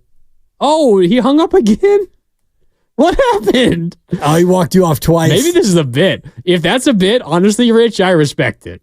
That's a really good bit. If you're doing that on purpose, if you're so mad at what I said that you're about to be on the air twice, he's got and as thirsty. I go to you, you hang up. I gotta clap that up. He's got you on the hook. Man, Rich, call back, please. I really want to know what you said. And you don't need to do it a third time, Rich. Yeah, you closed that anyway. That's all right. I don't know who I think honestly, my dream offseason acquisition would be LeBron James. Whether or not it would actually work, I would love the excitement and the thrill of LeBron James, even if it came with Bronny. That to me would be my offseason ideal, just to watch, another former hated opponent. If you're going to have an old team, you might as well get older. Just double down and bring LeBron in. Yeah, see if it works. That would be one extreme. Thing I preached all day is Warriors, you got to do one extreme or the other. Right. And getting LeBron would be one extreme. That's for sure. It would be, and it would require him opting out and then, taking